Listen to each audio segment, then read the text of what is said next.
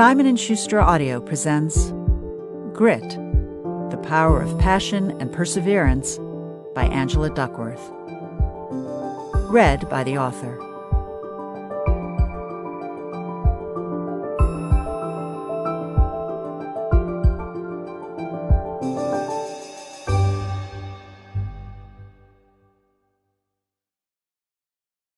Preface.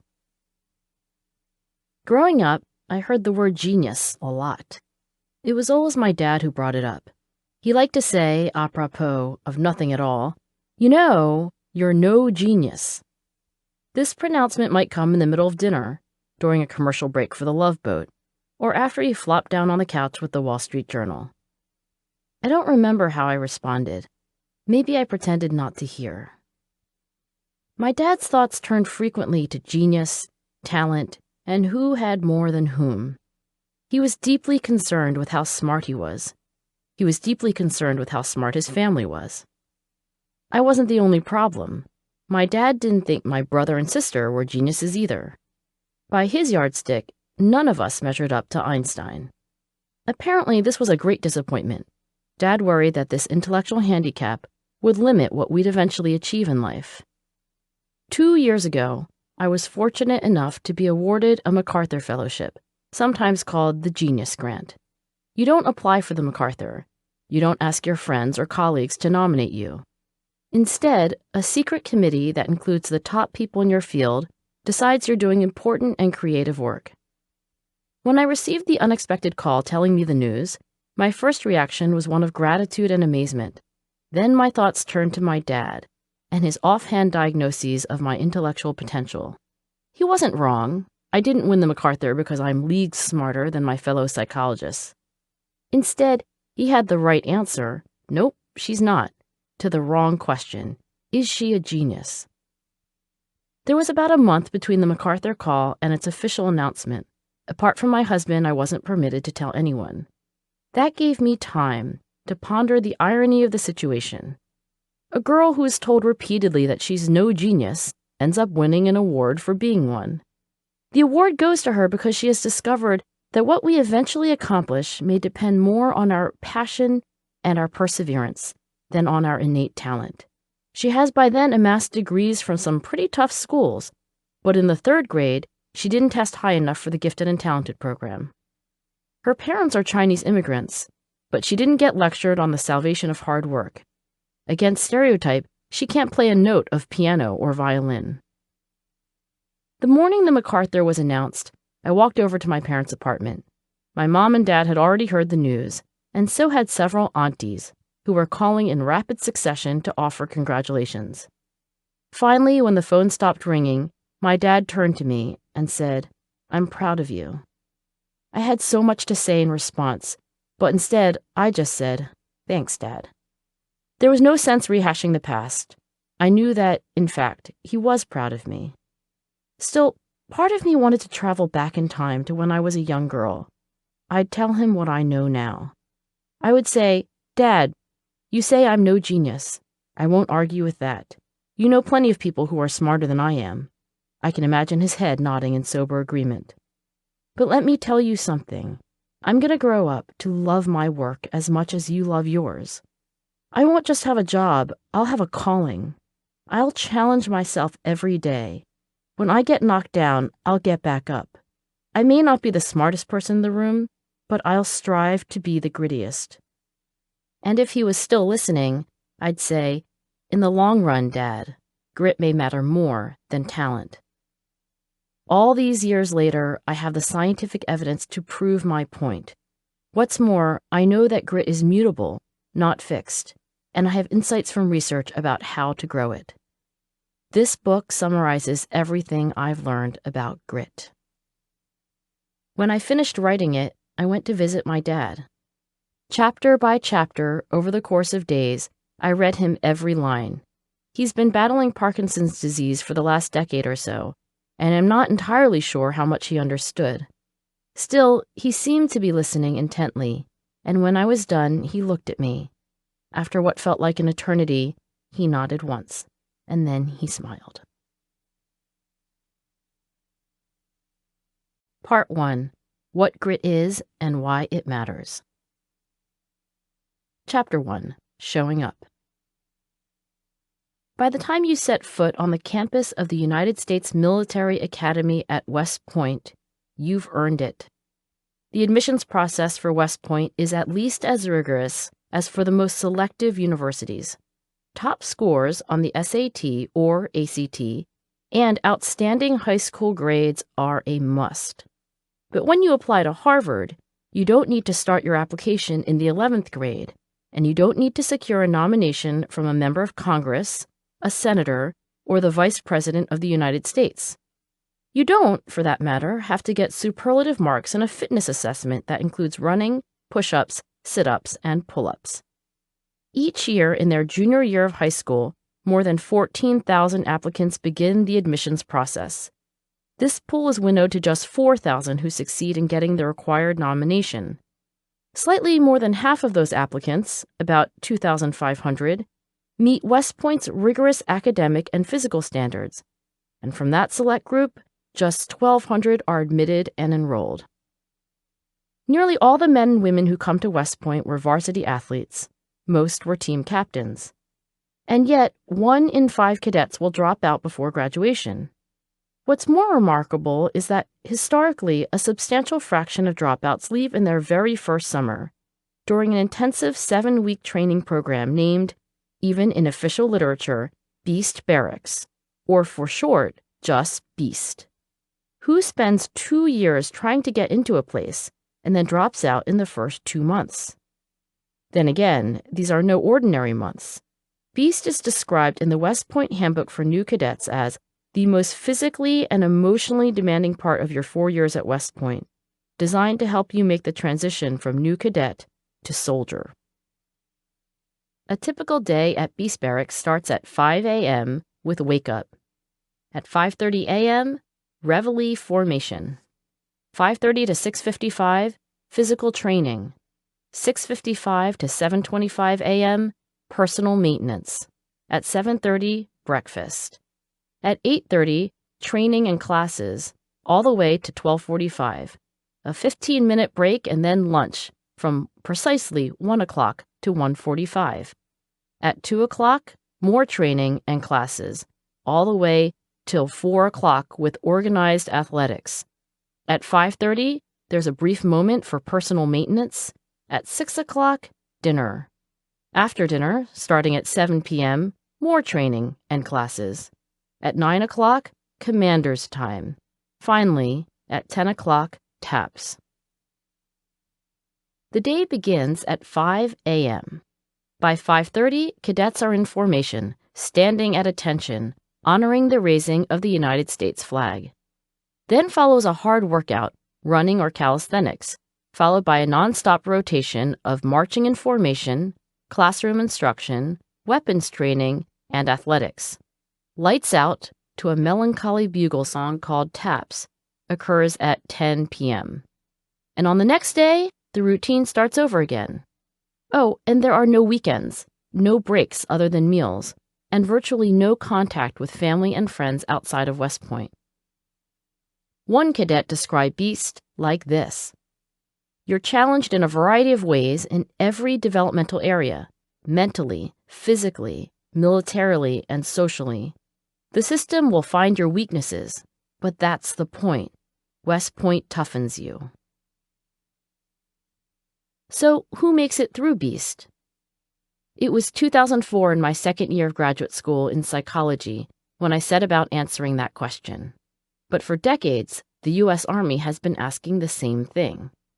In fact, it was in 1955, almost 50 years before I began working on this puzzle, that a young psychologist named Jerry Kagan was drafted into the Army, ordered to report to West Point, and assigned to test new cadets for the purpose of identifying who would stay and who would leave.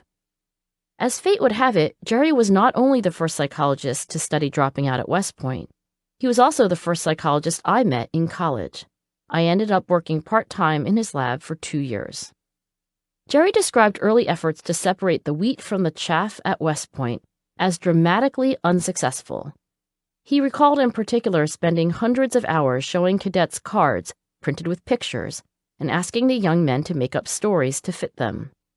This test was meant to unearth deep-seated unconscious motives, and the general idea was that cadets who visualized noble deeds and courageous accomplishments should be the ones who would graduate instead of dropping out. Like a lot of ideas that sound good in principle, this one didn't work so well in practice. The stories the cadets told were colorful and fun to listen to, but they had absolutely nothing to do with decisions the cadets made in their actual lives. Since then, several more generations of psychologists devoted themselves to the attrition issue, but not one researcher could say with much certainty why some of the most promising cadets routinely quit when their training had just begun. Soon after learning about BEAST, I found my way to the office of Mike Matthews, a military psychologist who's been a West Point faculty member for years. Mike explained that the West Point admissions process successfully identified men and women who had the potential to thrive there. In particular, admissions staff calculate for each applicant something called the whole candidate score, a weighted average of SAT or ACT exam scores, high school rank adjusted for the number of students in the applicant's graduating class, expert appraisals of leadership potential, and performance on objective measures of physical fitness. You can think of the whole candidate score as West Point's best guess at how much talent applicants have for the diverse rigors of its 4-year program. In other words, it's an estimate of how easily cadets will master the many skills required of a military leader. The whole candidate score is the single most important factor in West Point admissions, and yet it didn't reliably predict who would make it through BEAST. In fact, cadets with the highest whole candidate scores were just as likely to drop out as those with the lowest, and this is why Mike's door was open to me. From his own experience joining the Air Force as a young man, Mike had a clue to the riddle. While the rigors of his induction weren't quite as harrowing as those of West Point, there were notable similarities. The most important were challenges that exceeded current skills. For the first time in their lives, Mike and the other recruits were being asked, on an hourly basis, to do things they couldn't yet do. Within 2 weeks, Mike recalls, I was tired, lonely, frustrated, and ready to quit, as were all of my classmates. Some did quit, but Mike did not. What struck Mike was that rising to the occasion had almost nothing to do with talent. Those who dropped out of training rarely did so from lack of ability. Rather, what mattered, Mike said, was a never-give-up attitude. Around that time, it wasn't just Mike Matthews who was talking to me about this kind of hang-in-there posture toward challenge. As a graduate student just beginning to probe the psychology of success, I was interviewing leaders in business, art, athletics, journalism, academia, medicine, and law. Who are the people at the very top of your field? I asked these leaders. What are they like? What do you think makes them special? Some of the characteristics that emerged in these interviews were very field-specific. For instance, more than one business person mentioned an appetite for taking financial risks.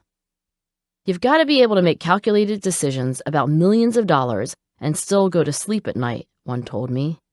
But this seemed entirely beside the point for artists, who instead mentioned a drive to create. One said, I like making stuff. I don't know why, but I do. In contrast, athletes mentioned a different kind of motivation, one driven by the thrill of victory. Winners, one told me, love to go head-to-head with other people. Winners hate losing. In addition to these particulars, there emerged certain commonalities, and they were what interested me most. No matter the field, the most successful people were lucky and talented. I'd heard that before, and I didn't doubt it. But the story of success didn't end there. Many of the people I talked to could also recount tales of rising stars who, to everyone's surprise, dropped out or lost interest before they could realize their potential. Apparently, it was critically important and not at all easy to keep going after failure. Quote, some people are great when things are going well, but they fall apart when things aren't, unquote. High achievers described in these interviews really stuck it out. Quote, this one guy, He wasn't actually the best writer at the beginning. I mean, we used to read his stories and have a laugh because the writing was so, clumsy and melodramatic. But he got better and better, and last year he won a Guggenheim, unquote. And they were constantly driven to improve. Quote, she's never satisfied. You'd think she would be by now, but she's her own harshest critic, unquote. The highly accomplished were paragons of perseverance. Why were the highly accomplished so dogged in their pursuits? For most, there was no realistic expectation of ever catching up to their ambitions. In their own eyes, they were never good enough. They were the opposite of complacent. And yet, in a very real sense, they were satisfied being unsatisfied. Each was chasing something of unparalleled interest and importance, and it was the chase, as much as the capture, that was gratifying. Even if some of the things they had to do were boring or frustrating or even painful, they wouldn't dream of giving up. Their passion was enduring. In sum, no matter the domain, the highly successful had a kind of ferocious determination that played out in two ways. First, these exemplars were unusually resilient and hardworking. Second, they knew in a very, very deep way what it was they wanted.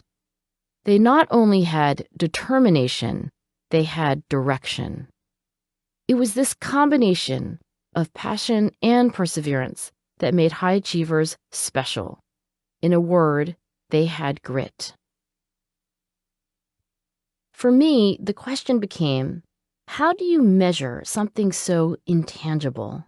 Something that decades of military psychologists hadn't been able to quantify. Something those very successful people I had interviewed said they could recognize on sight, but couldn't think of how to directly test for. I sat down and looked over my interview notes, and I started writing questions that captured, sometimes verbatim, descriptions of what it means to have grit. Half of the questions were about perseverance. They asked how much you agree with statements like, I have overcome setbacks to conquer an important challenge, and I finish whatever I begin. The other half of the questions were about passion. They asked whether your interests change from year to year, and the extent to which you have been obsessed with a certain idea or project for a short time, but later lost interest. What emerged was the grit scale, a test that, when taken honestly, measures the extent to which you approach life with grit. In July 2004, on the second day of Beast, 1,218 West Point cadets sat down to take the grit scale. The day before, cadets had said goodbye to their moms and dads, a farewell for which West Point allocates exactly 90 seconds. Gotten their heads shaved, just the men, changed out of civilian clothing and into the famous gray and white West Point uniform, and received their footlockers, helmets, and other gear. Though they may have mistakenly thought they already knew how, they were instructed by a fourth-year cadet in the proper way to stand in line. Step up to my line, not on my line, not over my line, not behind my line, step up to my line. Initially, I looked to see how grit scores lined up with aptitude. Guess what? Grit scores bore absolutely no relationship to the whole candidate scores that had been so painstakingly calculated during the admissions process. In other words, how talented a cadet was said nothing about their grit, and vice versa. The separation of grit from talent was consistent with Mike's observations of Air Force training, but when I first stumbled onto this finding, it came as a real surprise. After all, why shouldn't the talented endure? Logically, the talented should stick around and try hard, because when they do phenomenally well. At West Point, for example, among cadets who ultimately make it through Beast, the whole candidate score is a marvelous predictor of every metric West Point tracks. It not only predicts academic grades, but military and physical fitness marks as well. So it's surprising, really, that talent is no guarantee of grit. In this audiobook, we'll explore the reasons why. By the last day of Beast, 71 cadets had dropped out. Grit turned out to be an astoundingly reliable predictor of who made it through and who did not. The next year, I returned to West Point to run the same study. This time, 62 cadets dropped out of Beast, and again, Grit predicted who would stay.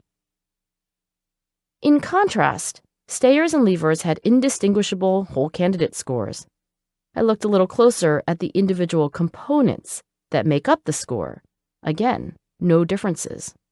So, what matters for making it through Beast? Not your SAT scores, not your high school rank, not your leadership experience, not your athletic ability, not your whole candidate score. What matters is grit. Does grit matter beyond West Point?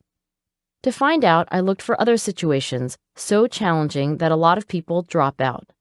I wanted to know whether it was just the rigors of Beast that demanded grit, or whether, in general, grit helped people stick to their commitments. The next arena where I tested grit's power was sales, a profession in which daily, if not hourly, rejection is par for the course. I asked hundreds of men and women employed at the same vacation timeshare company to answer a battery of personality questionnaires, including the grit scale. 6 months later, I revisited the company, by which time 55% of the salespeople were gone. Grit predicted who stayed and who left. Moreover, no other commonly measured personality trait, including extroversion, emotional stability, and conscientiousness, was as effective as grit in predicting job retention. Around the same time, I received a call from the Chicago Public Schools. Like the psychologists at West Point, researchers there were eager to learn more about the students who would successfully earn their high school diplomas. That spring, thousands of high school juniors completed an abbreviated grit scale, along with a battery of other questionnaires. More than a year later, 12% of those students failed to graduate. Students who graduated on schedule were grittier, and grit was a more powerful predictor of graduation than how much students cared about school, how conscientious they were about their studies, and even how safe they felt at school. Likewise, in 2 large American samples, I found that grittier adults were more likely to get further in their formal schooling. Adults who'd earned an MBA, PhD, MD, JD, or any other graduate degree were grittier than those who'd only graduated from 4-year colleges, who were in turn grittier than those who'd accumulated some college credits, but no degree. Interestingly, adults who successfully earned degrees from 2-year colleges scored slightly higher than graduates of 4-year colleges. This puzzled me at first, but I soon learned that the dropout rates at community colleges can be as high as 80%. Those who defy the odds are especially gritty. In parallel, I started a partnership with the Army Special Operations Forces, better known as the Green Berets. These are among the Army's best trained soldiers, assigned some of the toughest and most dangerous missions. Training for the Green Berets is a grueling, multi-stage affair. The stage I studied comes after 9 weeks of boot camp, 4 weeks of infantry training, 3 weeks of airborne school, and 4 weeks of a preparation course focused on land navigation. All these preliminary training experiences are very, very hard, and at every stage there are men who don't make it through. But the Special Forces selection course is even harder. In the words of its commanding general, James Parker, this is where we decide who will and who will not enter the final stages of Green Beret training. The selection course makes Beast Barracks look like summer vacation. Starting before dawn, trainees go full throttle until 9 in the evening. In addition to daytime and nighttime navigation exercises, there are 4 and 6 mile runs and marches, sometimes under a 65-pound load, and attempts at an obstacle course informally known as Nasty Nick, which includes crawling through water under barbed wire, walking on elevated logs, negotiating cargo nets, and swinging from horizontal ladders.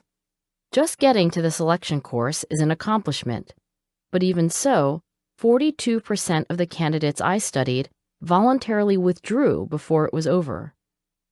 What distinguished the men who made it through was their grit. What else other than grit predicts success in the military, in education, and in business? In sales, I found that prior experience helps. Novices are less likely to keep their jobs than those with experience. In the Chicago public school system, a supportive teacher made it more likely that students would graduate. And for aspiring Green Berets, baseline physical fitness at the start of training is essential. But in each of these domains, when you compare people matched on these characteristics, grit still predicts success. Regardless of specific attributes and advantages that help someone succeed in each of these diverse domains of challenge, grit matters in all of them. The year I started graduate school, the documentary Spellbound was released.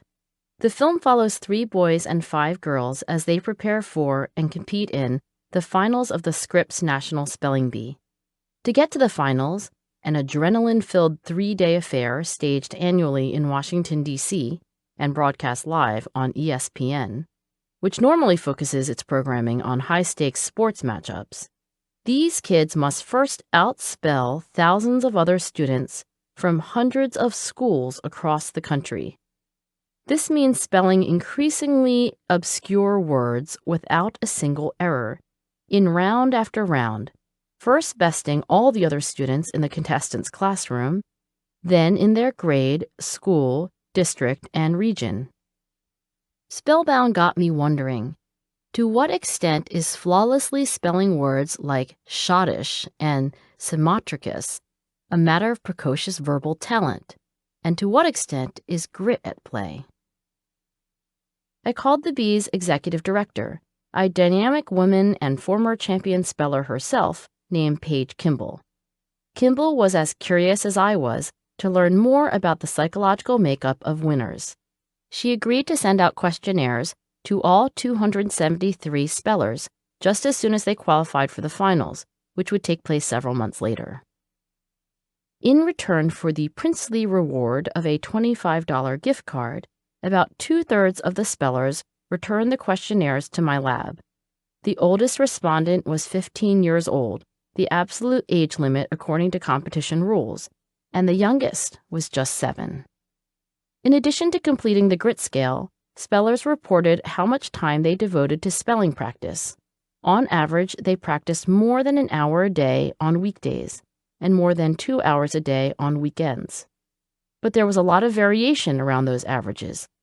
Some spellers were hardly studying at all, and some were studying as much as 9 hours on a given Saturday.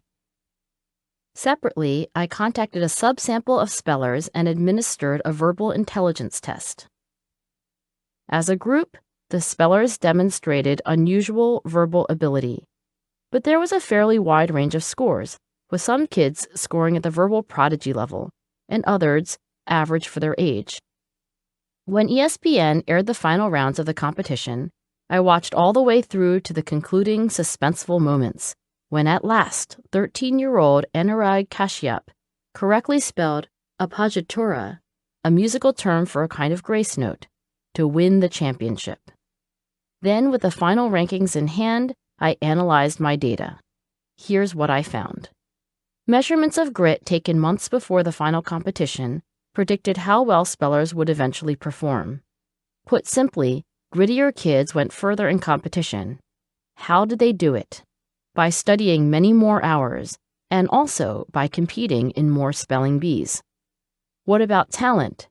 Verbal intelligence also predicted getting further in competition, but there was no relationship at all between verbal IQ and grit. What's more, verbally talented spellers did not study any more than less able spellers, nor did they have a longer track record of competition. The separation of grit and talent emerged again in a separate study I ran on Ivy League undergraduates. There, SAT scores and grit were, in fact, inversely correlated. Students in that select sample who had higher SAT scores were on average just slightly less gritty than their peers. Putting together this finding with the other data I'd collected, I came to a fundamental insight that would guide my future work. Our potential is one thing. What we do with it is quite another. Chapter 2: Distracted by Talent. Before I was a psychologist, I was a teacher. It was in the classroom, years before I'd even heard of BEAST, that I began to see that talent is not all there is to achievement. I was 27 when I started teaching full-time. The month before, I'd quit my job at McKinsey, a global management consulting firm whose New York City office occupied several floors of a blue glass skyscraper in Midtown. My colleagues were a bit bewildered by my decision. Why leave a company that most of my peers were dying to join, one regularly singled out as one of the world's smartest and most influential? Acquaintances assumed I was trading 80-hour work weeks for a more relaxed lifestyle. But of course, anyone who's been a teacher knows that there's no harder job in the world. So, why leave? In some ways, it was consulting, not teaching, that was the detour. Throughout college, I'd tutored and mentored kids from the local public schools. After graduation, I started a tuition-free academic enrichment program and ran it for 2 years. Then I went to Oxford and completed a degree in neuroscience, studying the neural mechanisms of dyslexia. So when I started teaching, I felt like I was back on track. Even so, the transition was abrupt. In a single week, my salary went from, "Seriously, I actually get paid this much?" to, "Wow, how the heck do teachers in this city make ends meet?" Dinner was now a sandwich eaten hurriedly while grading papers, not sushi ordered in at the client's expense. I commuted to work on the same subway line, but stayed on the train past Midtown, getting off 6 stops further south, the Lower East Side. Instead of pumps, pearls, and a tailored suit, I wore sensible shoes I could stand in all day, and dresses I wouldn't mind getting covered in chalk. My students were 12 and 13 years old. Most lived in the housing projects clustered between Avenues A and D. This was before the neighborhood sprouted hip cafes on every corner.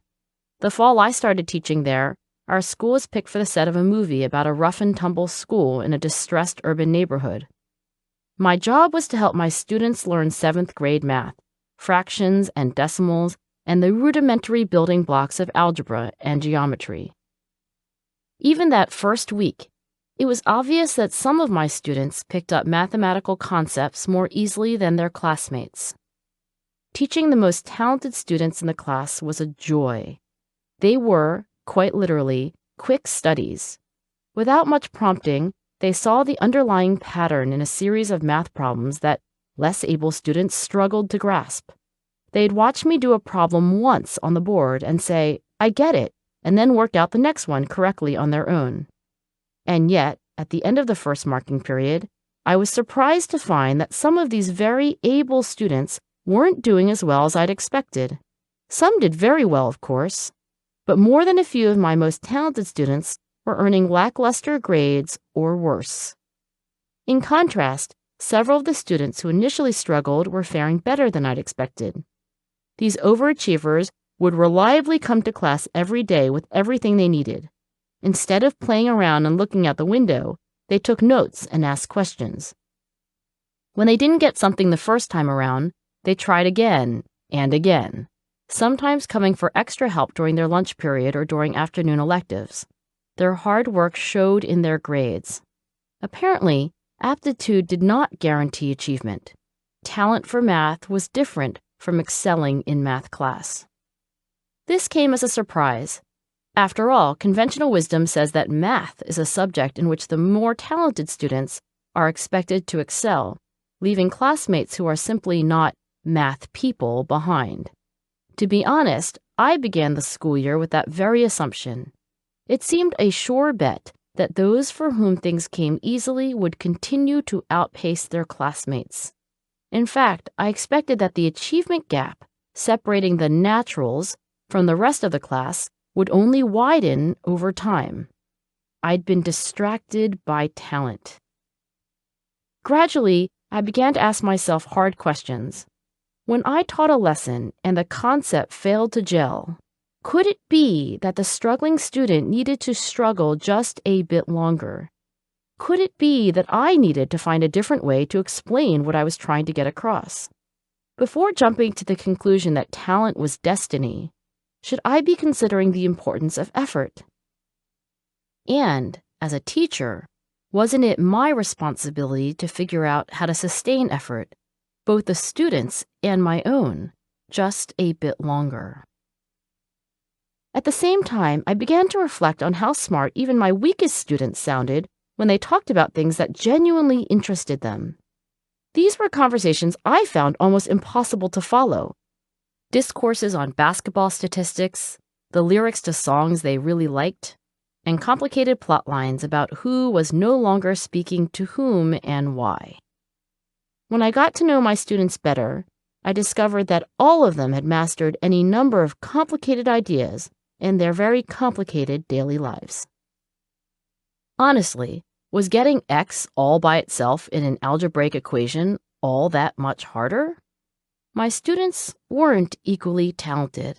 Still, when it came to learning 7th grade math, could it be that if they and I mustered sufficient effort over time, they'd get to where they needed? Surely, I thought, they were all talented enough. Toward the end of the school year, my fiancé became my husband. For the sake of his own post-McKinsey career, we packed up and moved from New York to San Francisco. I found a new job teaching math at Lowell High School. Compared to my Lower East Side classroom, Lowell was an alternate universe.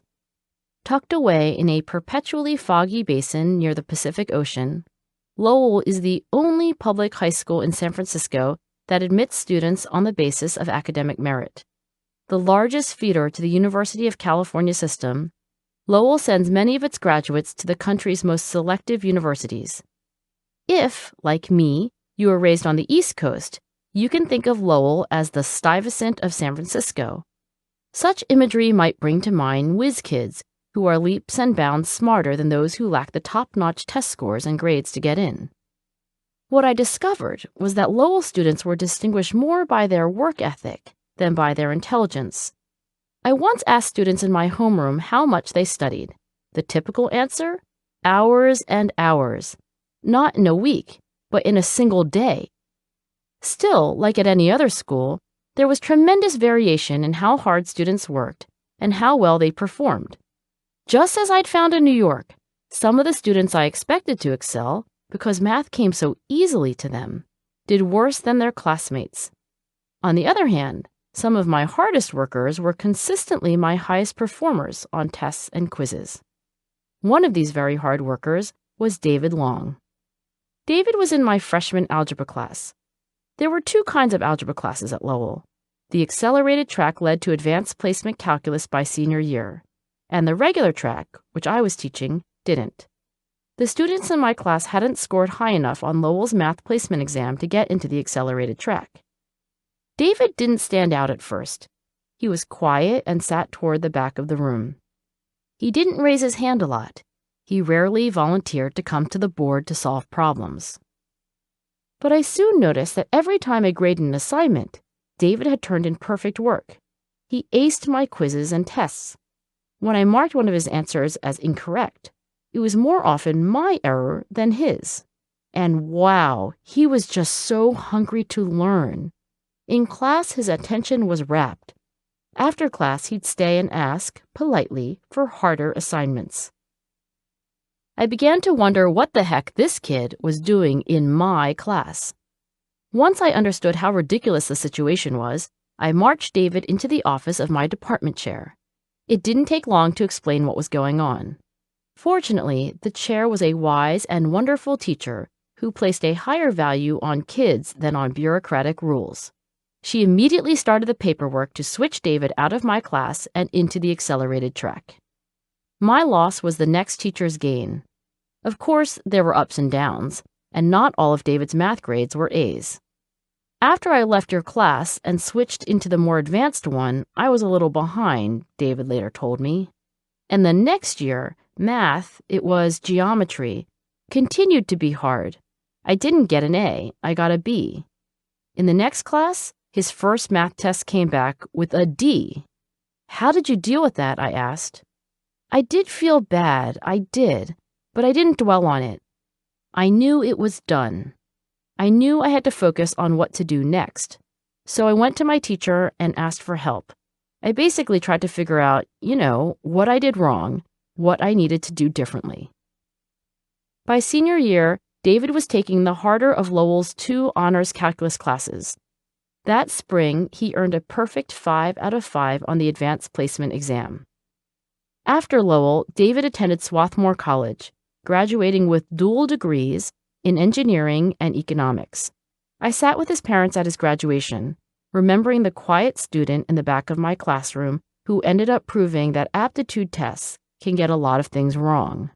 2 years ago, David earned a PhD in mechanical engineering from UCLA. His dissertation was on optimal performance algorithms for the thermodynamic processes in truck engines. In English, David used math to help make engines more efficient. Today, he is an engineer at the Aerospace Corporation. Quite literally, the boy who was deemed not ready for harder, faster math classes is now a rocket scientist. During the next several years of teaching, I grew less and less convinced that talent was destiny, and more intrigued by the returns generated by effort. Intent on plumbing the depths of that mystery, I eventually left teaching to become a psychologist. When I got to graduate school, I learned that psychologists have long wondered why some people succeed and others fail. Among the earliest was Francis Galton, who debated the topic with his half-cousin, Charles Darwin. By all accounts, Galton was a child prodigy. By 4, he could read and write. By 6, he knew Latin and long division and could recite passages from Shakespeare by heart. Learning came easy. In 1869, Galton published his first scientific study on the origins of high achievement. After assembling lists of well-known figures in science, athletics, music, poetry, and law, among other domains, he gathered whatever biographical information he could. Outliers, Galton concluded, are remarkable in 3 ways. They demonstrate unusual ability, in combination with exceptional zeal, and the capacity for hard labor. After reading the first 50 pages of Galton's book, Darwin wrote a letter to his cousin expressing surprise that talent made the shortlist of essential qualities. "You have made a convert of an opponent, in one sense," wrote Darwin, "for I have always maintained that excepting fools, men did not differ much in intellect, only in zeal and hard work, and I still think this is an eminently important difference." Of course, Darwin himself was a sort of high achiever Galton was trying to understand. Widely acknowledged as one of the most influential scientists in history, Darwin was the first to explain diversity in plant and animal species as a consequence of natural selection. Relatedly, Darwin was an astute observer, not only of flora and fauna, but also of people. In a sense, his vocation was to observe slight differences that lead ultimately to survival. So it's worth pausing to consider Darwin's opinion on the determinants of achievement. That is, his belief that zeal and hard work are ultimately more important than intellectual ability. On the whole, Darwin's biographers don't claim he possessed supernatural intelligence. He was certainly intelligent, but insights didn't come to him in lightning flashes. He was, in a sense, a plodder. Darwin's own autobiography corroborates this view. "I have no great quickness of apprehension that is so remarkable in some clever men," he admits. "My power to follow a long and purely abstract train of thought is very limited." He would not have made a very good mathematician, he thinks, nor a philosopher, and his memory was subpar too. Quote, "So poor in one sense is my memory that I have never been able to remember, for more than a few days, a single date or a line of poetry." Unquote. Perhaps Darwin was too humble, but he had no problem praising his power of observation and the assiduousness with which he applied it to understanding the laws of nature. Quote, "I think I am superior to the common run of men in noticing things which easily escape attention and in observing them carefully. My industry has been nearly as great as it could have been in the observation and collection of facts. What is far more important, my love of natural science has been steady and ardent. One biographer describes Darwin as someone who kept thinking about the same questions long after others would move on to different and no doubt easier problems. Quote, "The normal response to being puzzled about something is to say, 'I'll think about this later,' and then, in effect, forget about it. With Darwin, one feels that he deliberately did not engage in this kind of semi-willful forgetting.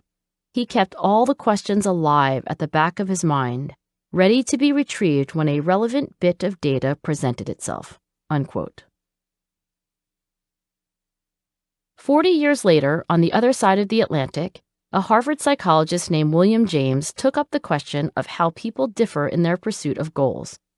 Toward the end of his long and distinguished career, James wrote an essay on the topic for Science, then and now the premier academic journal, not just for psychology, but for all of the natural and social sciences. It was entitled The Energies of Men. Reflecting on the achievements and failures of close friends and colleagues, and how the quality of his own efforts varied on his good and bad days, James observed, "Compared with what we ought to be, we are only half awake. Our fires are damped. Our drafts are checked. We are making use of only a small part of our possible mental and physical resources." There is a gap, James declared, between potential and its actualization. Without denying that our talents vary, one might be more musical than athletic, or more entrepreneurial than artistic, James asserted that, quote, "the human individual lives usually far within his limits. He possesses powers of various sorts, which he habitually fails to use.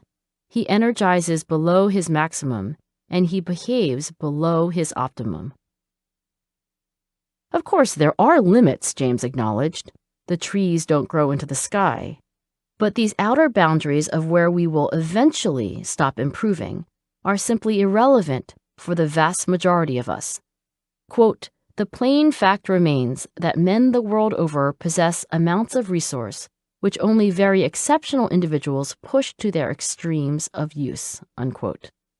These words, written in 1907, are as true today as ever. So, why do we place such emphasis on talent? And why fixate on the extreme limits of what we might do, when in fact, most of us are at the very beginning of our journey, so far, far away from those outer bounds? And why do we assume that it is our talent, rather than our effort, that will decide where we end up in the very long run?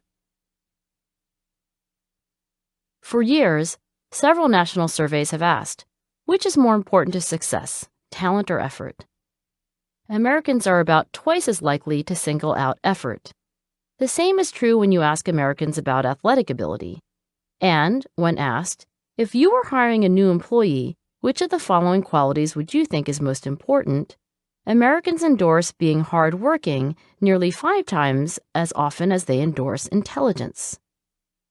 The results of these surveys are consistent with questionnaires that psychologist Chia Jung-se has given to musical experts, who, when asked, reliably endorse effortful training as more important than natural talent.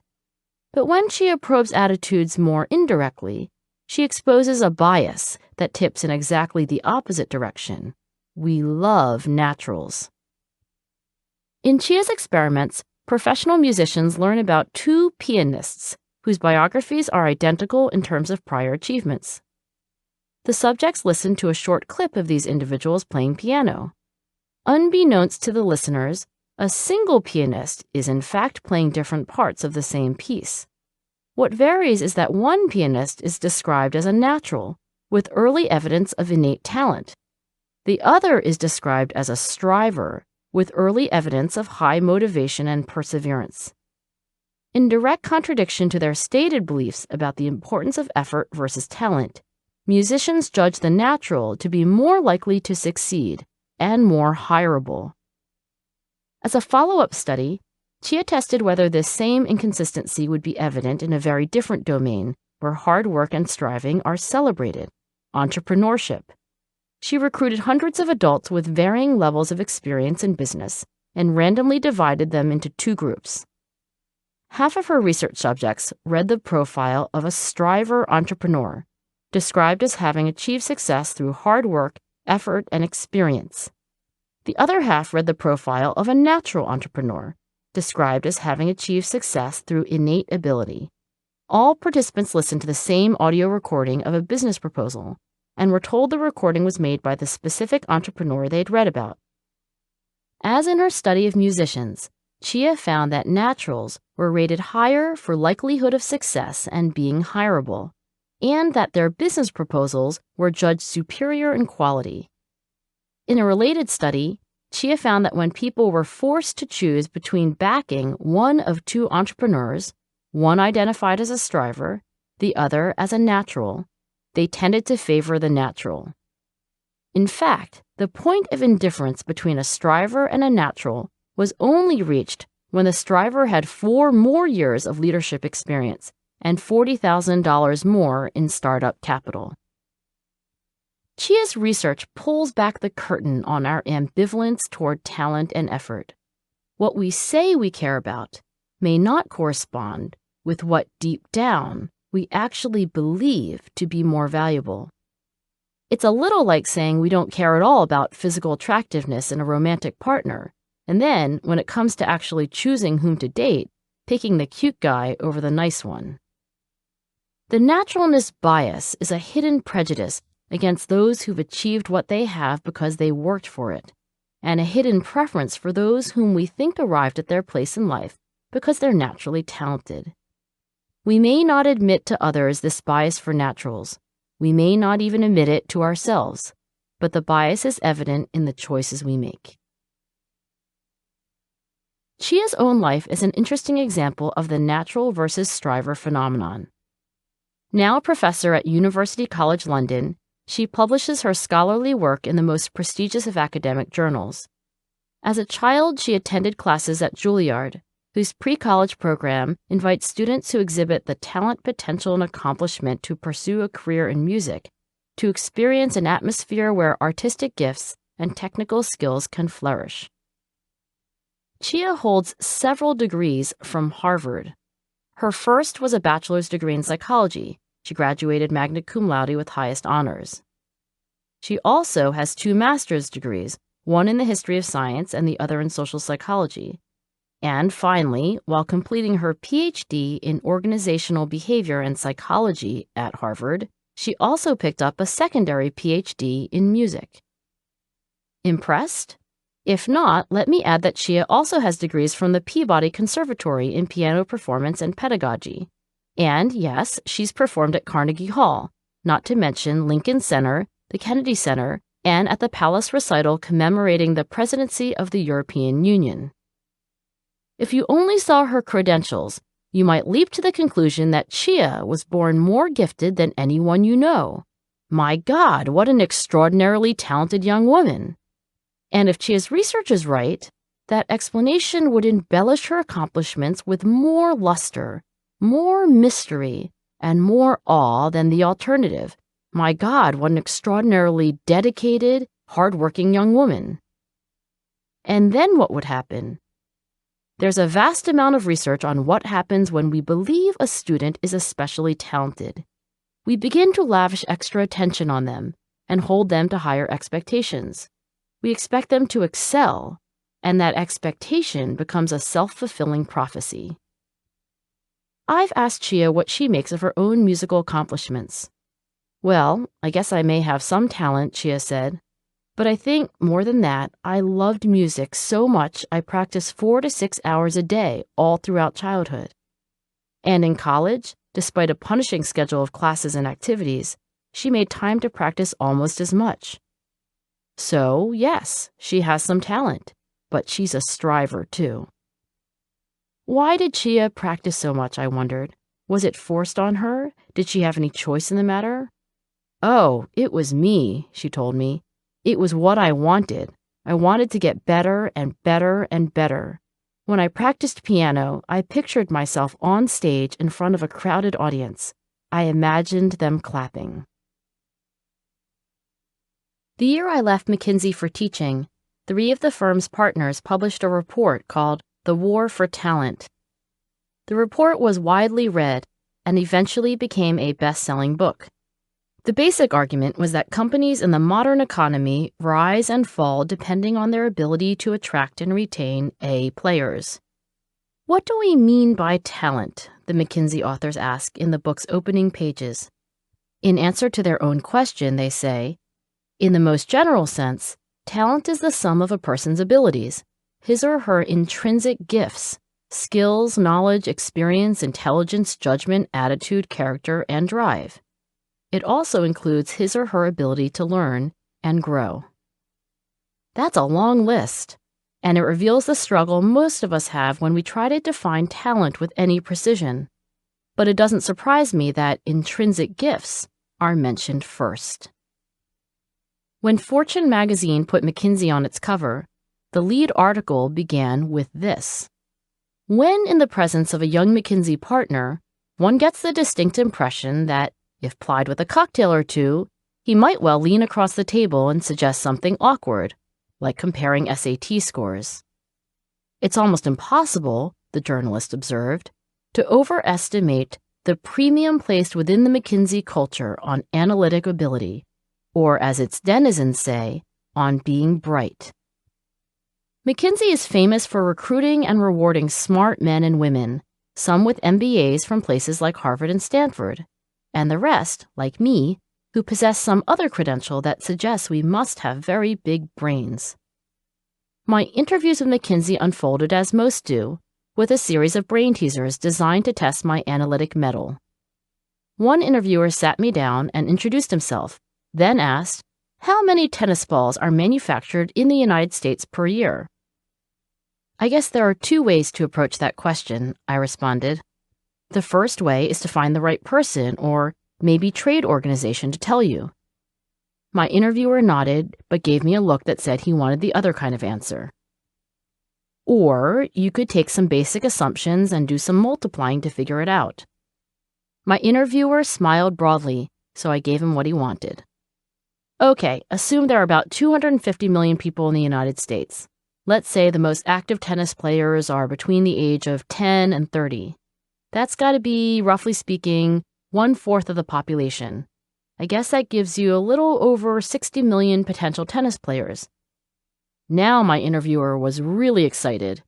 I continued the logic game, multiplying and dividing by numbers according to my completely uninformed estimates of how many people actually play tennis, and how often they play on average, and how many balls they would use in a game, and then how often they would need to replace dead or lost ones.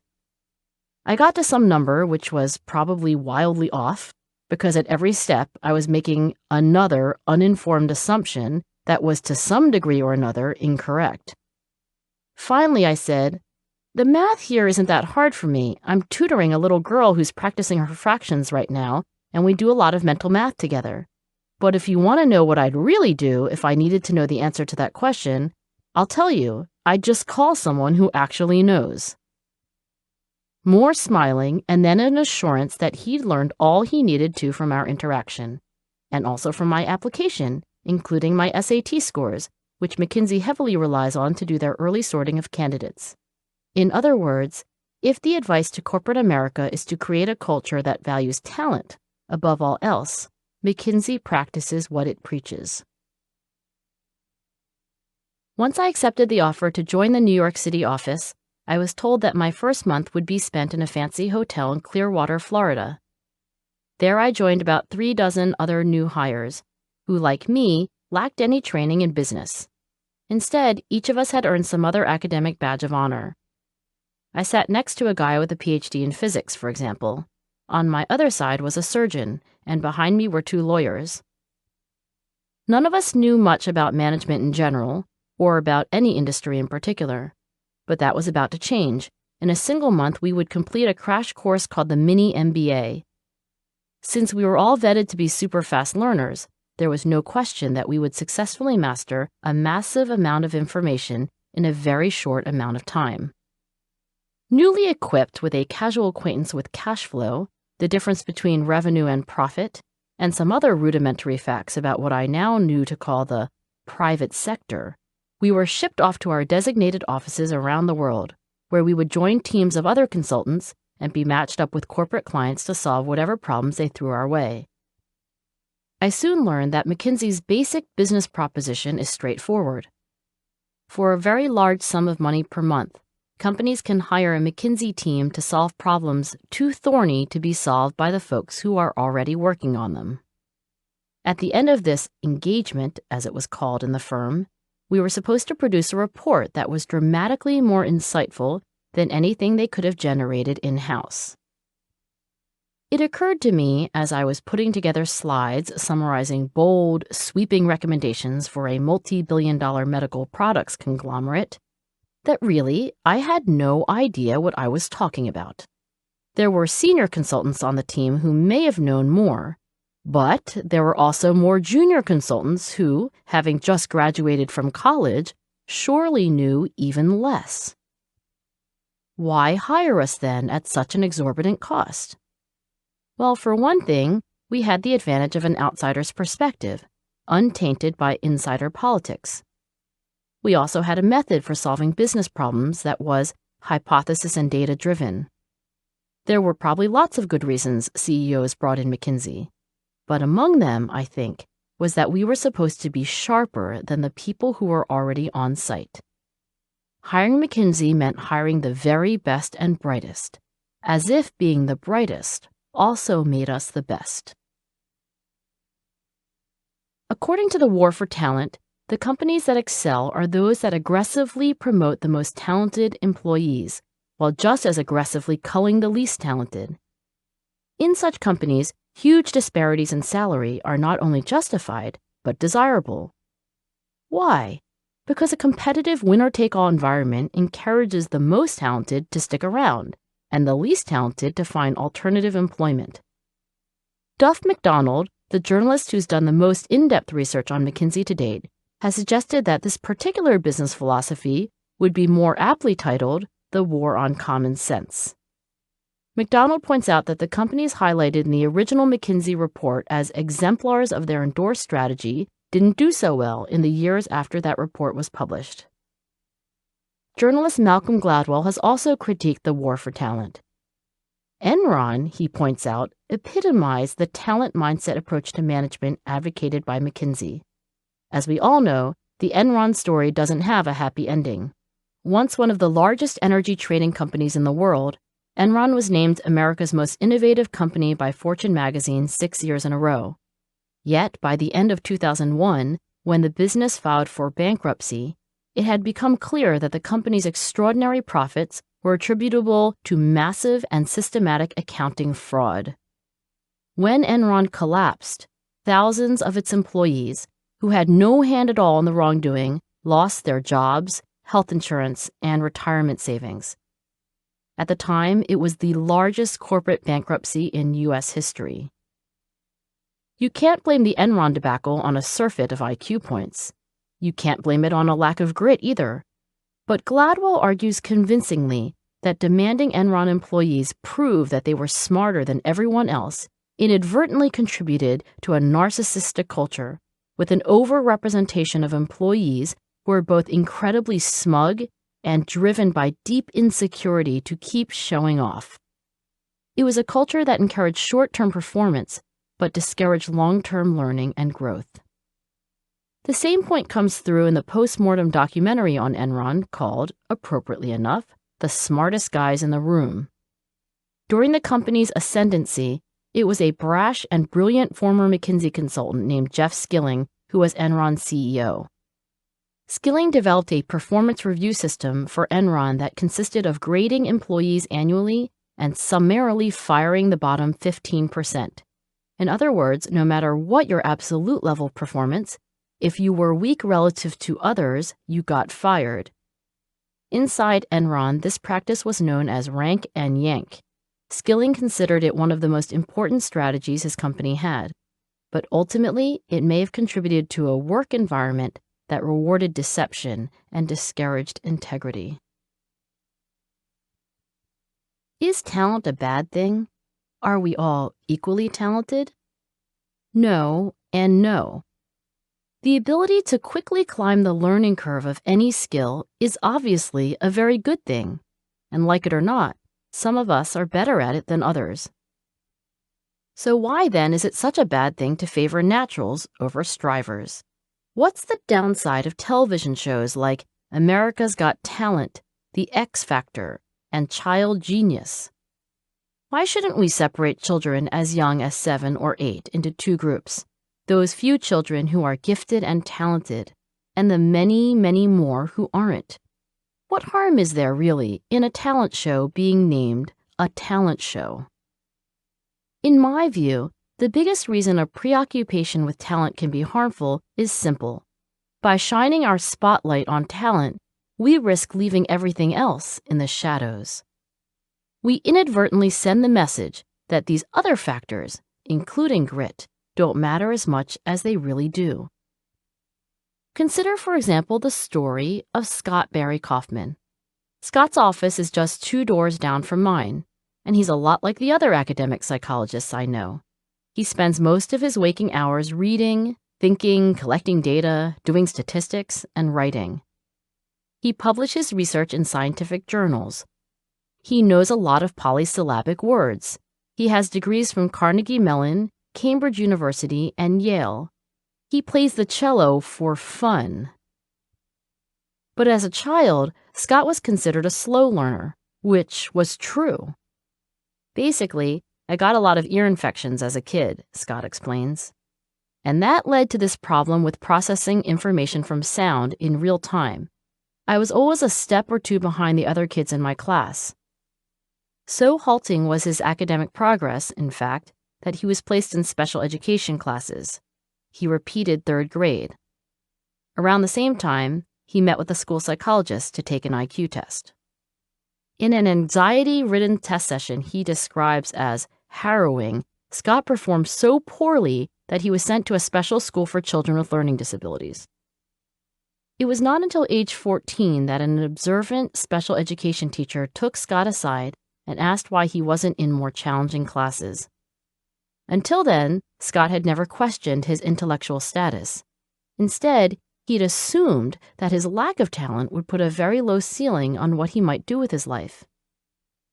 Meeting a teacher who believed in his potential was a critical turning point, a pivot from "this is all you can do" to "who knows what you can do." At that moment, Scott started wondering, for the very first time, who am I? Am I a learning disabled kid with no real future? Or maybe something else? And then, to find out, Scott signed up for just about every challenge his school had to offer. Latin class, the school musical, choir. He didn't necessarily excel in everything, but he learned in all. What Scott learned is that he wasn't hopeless. Something that Scott found he did learn fairly easily was the cello. His grandfather had been a cellist in the Philadelphia Orchestra for nearly 50 years, and Scott had the idea that his grandfather could give him lessons. He did, and the summer that Scott first picked up the cello, he began practicing 8 or 9 hours a day. He was fiercely determined to improve, and not only because he enjoyed the cello. I was so driven to just show someone, anyone, that I was intellectually capable of anything. At this point, I didn't even care what it was. Improve he did, and by the fall he earned a seat in his high school orchestra.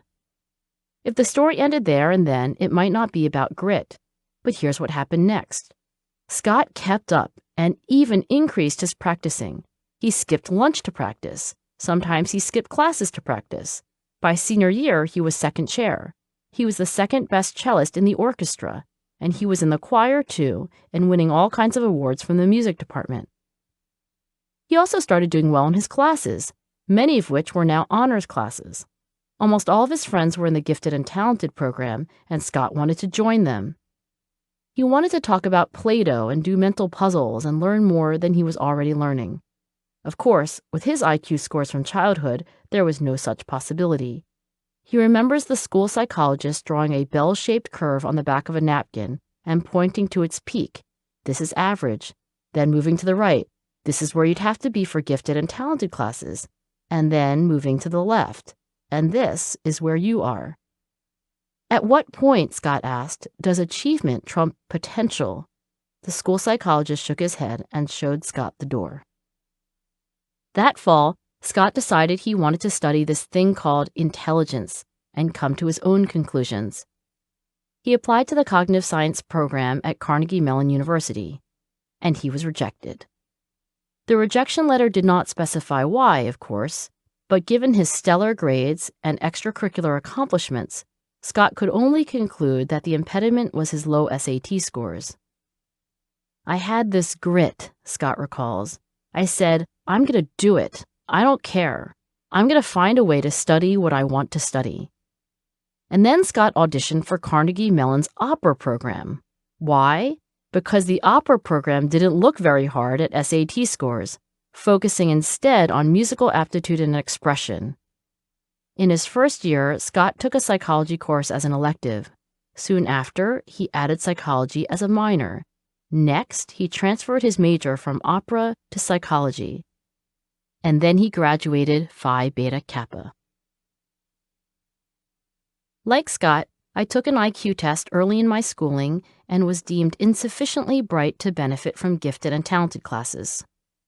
For whatever reason, maybe a teacher asked that I be retested, I was evaluated again the following year, and I made the cut. I guess you could say I was borderline gifted. One way to interpret these stories is that talent is great, but tests of talent stink. There's certainly an argument to be made that tests of talent, and tests of anything else psychologists study, including grit, are highly imperfect. But another conclusion is that the focus on talent distracts us from something that is at least as important, and that's effort. In the next chapter, I'll argue that as much as talent counts, effort counts twice. Chapter 3. Effort Counts Twice. Not a day goes by that I don't read or hear the word talent. In every section of the newspaper, from the sports page to the business section, from profiles of actors and musicians in the weekend supplement to front-page stories of rising stars in politics, allusions to talent abound. It seems that when anyone accomplishes a feat worth writing about, we rush to anoint that individual as extraordinarily talented. If we overemphasize talent, we underemphasize everything else. In the extreme, it's as if deep down we hold talent in a higher place in our thinking than achievement. For instance, I recently listened to a radio commentator draw a comparison between Hillary and Bill Clinton. He observed that both are unusually good communicators, but while her husband Bill is a gifted politician, Hillary has to contort herself into the role. Bill is a natural, Hillary merely a striver. The unsaid but obvious implication is that she'll never quite be his equal. I've caught myself doing it too. When someone really, really impresses me, I might reflexively say to myself, "What a genius! I should know better." I do. So what's going on? Why does an unconscious bias toward talent persist?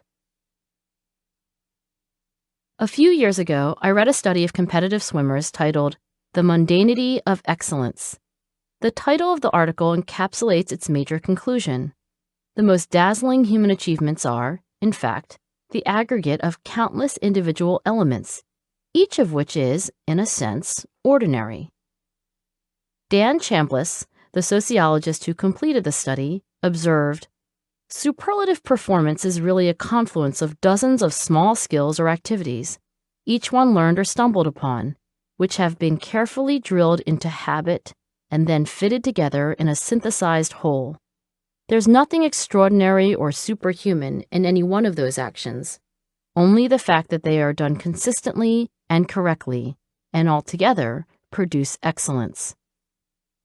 But mundanity is a hard sell. When finishing up his analyses, Dan shared a few chapters with a colleague. "You need to jazz it up," his friend said. "You need to make these people more interesting." When I called Dan to probe a few of his observations, I learned that he'd become fascinated with the idea of talent and what we really mean by it as a swimmer himself, and for several years afterward as a part-time coach. As a young assistant professor, Dan decided to do an in-depth qualitative study of swimmers.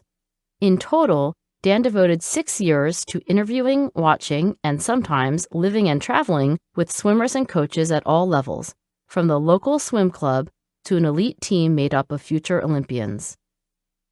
Talent, he observed, is perhaps the most pervasive lay explanation we have for athletic success. It is as if talent were some invisible substance behind the surface reality of performance, which finally distinguishes the best among our athletes. And these great athletes seem blessed with a special gift, almost a thing inside of them, denied to the rest of us, perhaps physical, genetic, psychological, or physiological. Some have it, and some don't. Some are natural athletes, and some aren't. I think Dan is exactly right. If we can't explain how an athlete, musician, or anyone else has done something jaw-droppingly amazing, we're inclined to throw up our hands and say, it's a gift. Nobody can teach you that. In other words, when we can't easily see how experience and training got someone to a level of excellence that is so clearly beyond the norm, we default to labeling that person unnatural. Dan points out that the biographies of great swimmers reveal many, many factors that contribute to their ultimate success. For instance, the most accomplished swimmers almost invariably had parents who were interested in the sport and earned enough money to pay for coaching, travel to swim meets, and not the least important, access to a pool. And crucially, there were the thousands of hours of practice in the pool over years and years, all spent refining the many individual elements whose sum create a single, flawless performance. Though it seems wrong to assume that talent is a complete explanation for dazzling performance, it's also understandable. It's easy to do, Dan explained, especially if one's only exposure to top athletes comes once every 4 years while watching the Olympics on television, or if one only sees them in performances rather than in day-to-day training. Another point he makes is that the minimal talent needed to succeed in swimming is lower than most of us think. I don't think you mean to say that any of us could be Michael Phelps, I said. Do you? No, of course not, Dan replied. To begin with, there are certain anatomical advantages that you really can't train for. And I continued, wouldn't you say that some swimmers improve more than others, even if they're trying equally hard and getting the same coaching? Yes, but the main thing is that greatness is doable. Greatness is many, many individual feats, and each of them is doable. Dan's point is that if you had a time-lapse film of the hours and days and weeks and years that produced excellence, you could see what he saw, that a high-level performance is, in fact, an accretion of mundane acts. But does the incremental mastery of mundane individual components explain everything, I wondered? Is that all there is? Well, we all love mystery and magic, he said. I do too. Then Dan told me about the day he got to watch Rowdy Gaines and Mark Spitz swim laps. Spitz won 7 gold medals in the '72 Olympics and was a big thing before Michael Phelps, he explained. In '84, 12 years after retirement, Spitz showed up. He's in his mid-30s, and he gets into the water with Rowdy Gaines, who at that time held the world record in the 100 free. They did some 50s, in other words, 2 lengths of the pool, just sprints like little races. Gaines won most of them, but by the time they were halfway through, the entire team was standing around the edge of the pool just to watch Spitz swim. Everyone on the team had been training with Gaines, and they knew how good he was. They knew he was favored to win Olympic gold, but because of the age gap, nobody had swum with Spitz. One swimmer turned to Dan and said, pointing to Spitz, "My God, he's a fish." I could hear the wonder in Dan's voice. Even a student of mundanity, it seems, is easily lulled into talent explanations. I pressed him a bit. Was that sort of majestic performance something divine? Dan told me to go read Nietzsche. Nietzsche? The philosopher? What would a 19th century German philosopher have to say that might explain Mark Spitz? As it turns out, Nietzsche too had thought long and hard about the same questions. With everything perfect, Nietzsche wrote, we do not ask how it came to be. Instead, we rejoice in the present fact as though it came out of the ground by magic. When I read that passage, I thought of the young swimmers watching their icon Spitz exhibit form that almost didn't seem human. No one can see in the work of the artist how it has become, Nietzsche said. That is its advantage, for wherever one can see the act of becoming, one grows somewhat cool. In other words, we want to believe that Mark Spitz was born to swim in a way that none of us were, and that none of us could. We don't want to sit on the pool deck and watch him progress from amateur to expert. We prefer our excellence fully formed. We prefer mystery to mundanity. But why? What's the reason for fooling ourselves into thinking Mark Spitz didn't earn his mastery? Our vanity, our self-love promotes the cult of the genius, Nietzsche said. For if we think of genius as something magical, we are not obliged to compare ourselves and find ourselves lacking. To call someone divine means, here there is no need to compete. In other words, mythologizing natural talent lets all of us off the hook. It lets us relax into the status quo. That's what undoubtedly occurred in my early days of teaching when I mistakenly equated talent and achievement, and by doing so, removed effort, both my students' and my own, from further consideration. So what is the reality of greatness? Nietzsche came to the same conclusion Dan Chambliss did. Great things are accomplished by those, quote, people whose thinking is active in one direction, who employ everything as material, who always zealously observe their own inner life and that of others, who perceive everywhere models and incentives, who never tire of combining together the means available to them, unquote. And what about talent?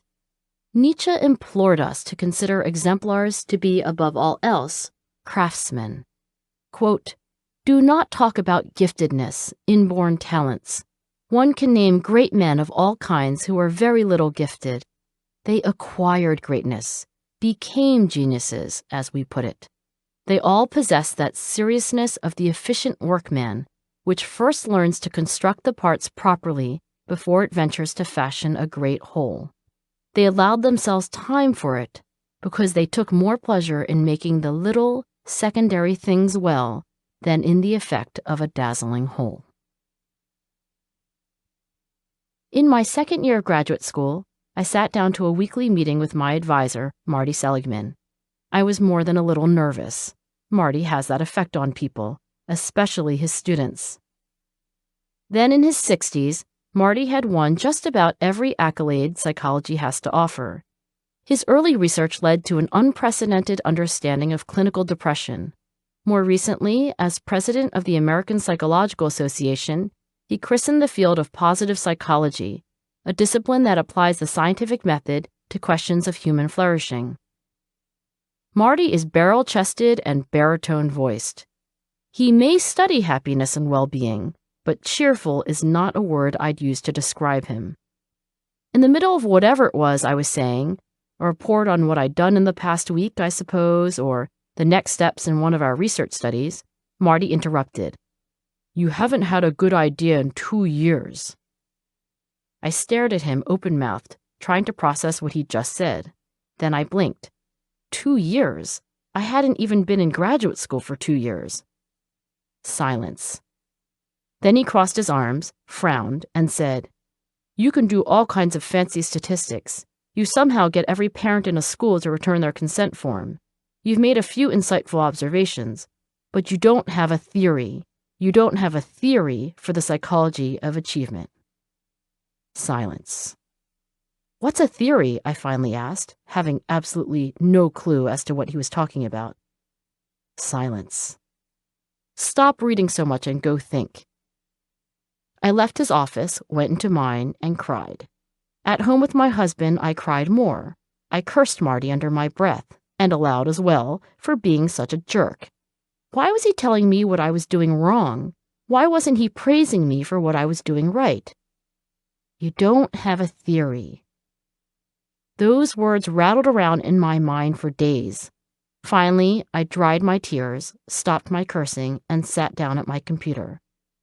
I opened the word processor and stared at the blinking cursor, realizing I hadn't gotten far beyond the basic observation that talent was not enough to succeed in life. I hadn't worked out how, exactly, talent and effort and skill and achievement all fit together. A theory is an explanation. A theory takes a blizzard of facts and observations and explains, in the most basic terms, what the heck is going on. By necessity, a theory is incomplete. It oversimplifies. But in doing so, it helps us understand. If talent falls short of explaining achievement, what's missing? I have been working on a theory of the psychology of achievement since Marty scolded me for not having one. I have pages and pages of diagrams, filling more than a dozen lab notebooks. After more than a decade of thinking about it, sometimes alone and sometimes in partnership with close colleagues, I finally published an article in which I lay down two simple equations that explain how you get from talent to achievement. Here they are. First, talent times effort equals skill. Second, skill times effort equals achievement. Talent is how quickly your skills improve when you invest effort. Achievement is what happens when you take your acquired skills and use them. Of course, your opportunities, for example, having a great coach or teacher, matter tremendously too, and maybe more than anything about the individual. My theory doesn't address these outside forces, nor does it include luck. It's about the psychology of achievement, but because psychology isn't all that matters, it's incomplete. Still, I think it's useful. What this theory says is that when you consider individuals in identical circumstances, what each achieves depends on just two things: talent and effort. Talent, how fast we improve in skill, absolutely matters. But effort factors into the calculations twice, not once. Effort builds skill. At the very same time, effort makes skill productive. Let me give you a few examples. There's a celebrated potter named Warren McKenzie who lives in Minnesota. Now 92 years old, he has been at his craft without interruption for nearly his entire adult life. Early on, he and his late wife, also an artist, tried a lot of different things. You know, when you're young, you think you can do anything, and we thought, oh, we'll be potters, we'll be painters, we'll be textile designers, we'll be jewelers, we'll be a little of this, a little of that. We were going to be the Renaissance people. It soon became clear that doing one thing better and better might be more satisfying than staying an amateur at many different things. Eventually, both of us gave up the drawing and painting, gave up the silk screening, gave up the textile design, and concentrated on ceramic work because that was where we felt our true interest lay. Mackenzie told me a good potter can make 40 or 50 pots in a day. Out of these, some of them are good and some of them are mediocre and some of them are bad. Only a few will be worth selling, and of those, even fewer will continue to engage the senses after daily use. Of course, it's not just the number of good pots Mackenzie makes that has brought the art world to his door. It's the beauty and form of the pots. I'm striving to make things which are the most exciting things I can make that will fit in people's homes. Still, as a simplification, you might say that the number of enduringly beautiful, exquisitely useful pots Mackenzie is able to produce, in total, will be what he accomplishes as an artist. It would not satisfy him to be among the most masterful potters, but only produce, say, 1 or 2 pieces in his lifetime. Mackenzie still throws clay on the wheel every day, and with effort, his skill has improved. I think back to some of the pots we made when we first started our pottery, and they were pretty awful pots. We thought at the time they were good. They were the best we could make. But our thinking was so elemental that the pots had that quality also, and so they don't have a richness about them which I look for in my work today. The first 10,000 pots are difficult, he has said, and then it gets a little bit easier. As things got easier, and as Mackenzie improved, he produced more good pots a day. Talent times effort equals skill. At the same time, the number of good pots he's brought into the world increased. Skill times effort equals achievement. With effort, Mackenzie has gotten better and better at making the most exciting things I can make that will fit in people's homes. At the same time, with the same invested effort, he has become more accomplished. Garp was a natural storyteller. This is a line from John Irving's fourth novel, The World According to Garp. Like that novel's fictional protagonist, Irving tells a great story. He has been lauded as the great storyteller of American literature today. To date, he's written more than a dozen novels, most of which have been bestsellers and half of which have been made into movies. The World According to Garp won the National Book Award, and Irving's screenplay for The Cider House Rules won an Academy Award. But unlike Garp, Irving was not a natural. While Garp, quote, could make things up, one right after the other, and they seemed to fit, unquote, Irving rewrites draft after draft of his novels. Of his early attempts at writing, Irving has said, "Most of all, I rewrote everything. I began to take my lack of talent seriously." Irving recalls earning a C- in high school English. His SAT verbal score was 475 out of 800, which means almost 2/3 of the students who took the SAT did better than him. He needed to stay in high school an extra year to have enough credits to graduate. Irving recalls that his teachers thought he was both lazy and stupid. Irving was neither lazy nor stupid, but he was severely dyslexic. I was an underdog. If my classmates could read our history assignment in an hour, I allowed myself 2 or 3. If I couldn't learn to spell, I would keep a list of my most frequently misspelled words. When his own son was diagnosed with dyslexia, Irving finally understood why he himself had been such a poor student. Irving's son read noticeably slower than his classmates, with his finger following the sentence. "As I read," Irving says, "as I still read. Unless I've written it, I read whatever it is very slowly, and with my finger." Since reading and writing didn't come easily, Irving learned that to do anything really well, you have to overextend yourself. In my case, he says, I learned that I just had to pay twice as much attention. I came to appreciate that in doing something over and over again, something that was never natural becomes almost second nature. You learn that you have the capacity for that, and that it doesn't come overnight. Do the precociously talented learn that lesson? Do they discover that the capacity to do something over and over again, to struggle, to have patience, can be mastered, but not overnight? Some might, but those who struggle early may learn it better. One reason I have confidence in writing the kind of novels I write, Irving said, is that I have confidence in my stamina to go over something again and again, no matter how difficult it is. After his 10th novel, Irving observed, "Rewriting is what I do best as a writer. I spend more time revising a novel or screenplay than I take to write the first draft." It's become an advantage, Irving has observed, of his inability to read and spell as fluently as others. In writing a novel, it doesn't hurt anybody to have to go slowly. It doesn't hurt anyone as a writer to have to go over something again and again. With daily effort, Irving became one of the most masterful and prolific writers in history. With effort, he became a master, and with effort, his mastery produced stories that have touched millions of people, including me. Grammy Award-winning musician and Oscar-nominated actor Will Smith has thought a lot about talent, effort, skill, and achievement. "I've never really viewed myself as particularly talented," he once observed. Where I excel is ridiculous, sickening work ethic. Accomplishment, in Will's eyes, is very much about going the distance.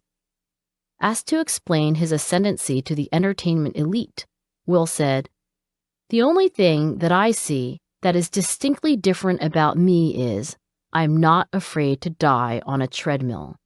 I will not be outworked, period. You might have more talent than me, you might be smarter than me, you might be sexier than me, you might be all of those things. You got it on me in 9 categories. But if we get on the treadmill together, there's 2 things. You're getting off first, or I'm gonna die. It's really that simple." In 1940, researchers at Harvard University had the same idea. In a study designed to understand the characteristics of healthy young men, in order to help people live happier, more successful lives, 130 sophomores were asked to run on a treadmill for up to 5 minutes. The treadmill was set at such a steep angle and cranked up to such a fast speed that the average man held on for only 4 minutes. Some lasted for only a minute and a half. By design, the treadmill test was exhausting, not just physically, but mentally. By measuring and then adjusting for baseline physical fitness, the researchers designed the treadmill test to gauge stamina and strength of will. In particular, Harvard researchers knew that running hard was not just a function of aerobic capacity and muscle strength, but also the extent to which, quote, a subject is willing to push himself or has a tendency to quit before the punishment becomes too severe, unquote.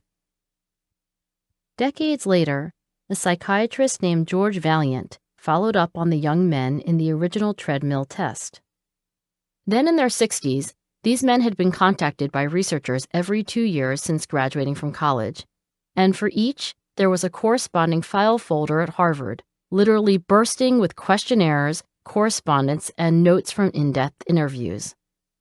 For instance, researchers noted for each man his income, career advancement, sick days, social activities, self-reported satisfaction with work and marriage, visits to psychiatrists, and use of mood-altering drugs like tranquilizers. All this information went into composite estimates of the men's overall psychological adjustment in adulthood. It turns out that run time in the treadmill test at age 20 was a surprisingly reliable predictor of psychological adjustment throughout adulthood. George and his team considered that staying on the treadmill was also a function of how physically fit these men were in their youth, and that this finding merely indicated that physical health predicted later psychological well-being. However, they found that adjusting for baseline physical fitness, quote, had little effect on the correlation of running time with mental health, unquote. In other words, Will Smith is onto something. When it comes to how we fare in the marathon of life, effort counts tremendously. "How long would you have stayed on the treadmill?" I asked George recently. I wanted to know because, in my eyes, George is himself a paragon of grit. Early in his career, not long after completing his residency in psychiatry, George discovered the treadmill data, along with all the other information on the men collected to that point. Like a baton, the study had been handed from one research team to another, with dwindling interest and energy, until it got to him. George revived the study. He reestablished contact with the men by mail and phone, and in addition, interviewed each in person, traveling to all corners of the world to do so. Now in his 80s, George has outlived most of the men in the original study.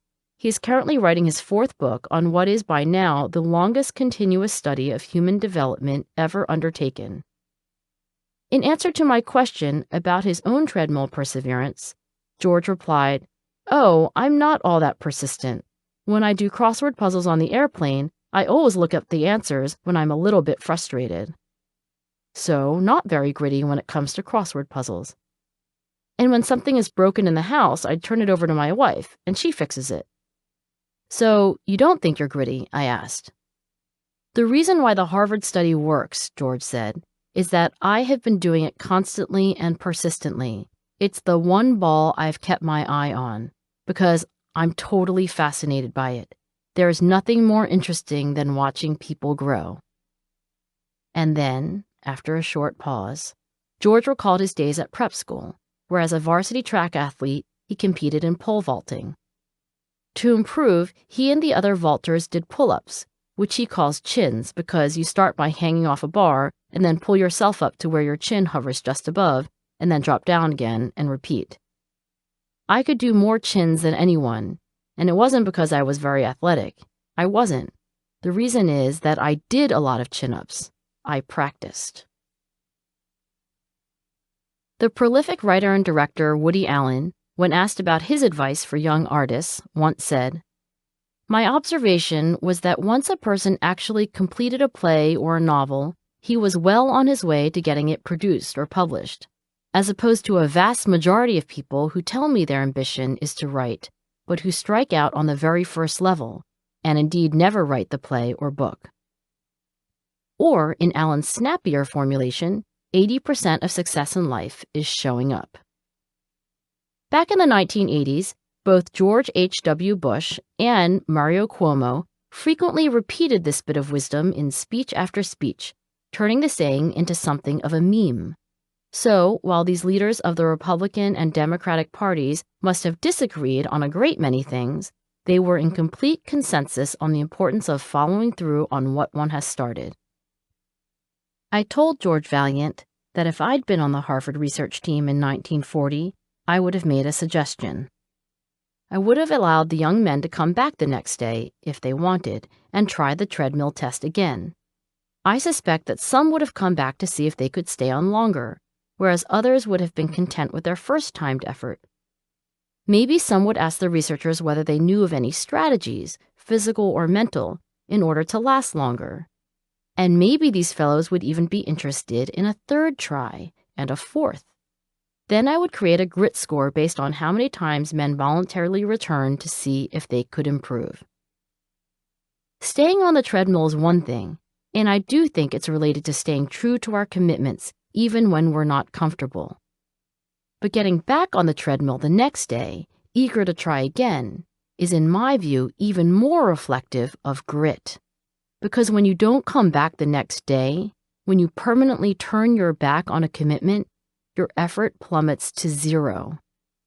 As a consequence, your skills stop improving, and at the same time, you stop producing anything with whatever skills you have. The treadmill is in fact an appropriate metaphor. By some estimates, about 40% of people who buy home exercise equipment later say they ended up using it less than they'd expected. How hard we push ourselves in a given workout matters, of course. But I think the bigger impediment to progress is that sometimes we stop working out altogether. As any coach or athlete will tell you, consistency of effort over the long run is everything. How often do people start down a path and then give up on it entirely? How many treadmills, exercise bikes, and weight sets are at this very moment gathering dust in basements across the country? How many kids go out for a sport and then quit even before the season is over? How many of us vowed to knit sweaters for all of our friends, but only manage half a sleeve before putting down the needles? Ditto for home vegetable gardens, compost bins, and diets. How many of us start something new, full of excitement and good intentions, and then give up permanently when we encounter the first real obstacle, the first long plateau in progress? Many of us, it seems, quit what we start far too early and far too often. Even more than the effort a gritty person puts in on a single day, what matters is that they wake up the next day and the next, ready to get on that treadmill and keep going. If I have the math approximately right, then someone twice as talented, but half as hardworking as another person, might reach the same level of skill, but still produce dramatically less over time. This is because as strivers are improving in skill, they are also employing that skill to make pots, write books, direct movies, give concerts. If the quality and quantity of those pots, books, movies, and concerts are what count, then the striver who equals the person who is a natural in skill by working harder will in the long run accomplish more. The separation of talent and skill, Will Smith has pointed out, is one of the greatest misunderstood concepts for people who are trying to excel, who have dreams, who want to do things. Talent you have naturally. Skills only develop by hours and hours and hours of beating on your craft. I would add that skill is not the same thing as achievement either. Without effort, your talent is nothing more than your unmet potential. Without effort, your skill is nothing more than what you could have done but didn't. With effort, talent becomes skill, and at the very same time, effort makes skill productive.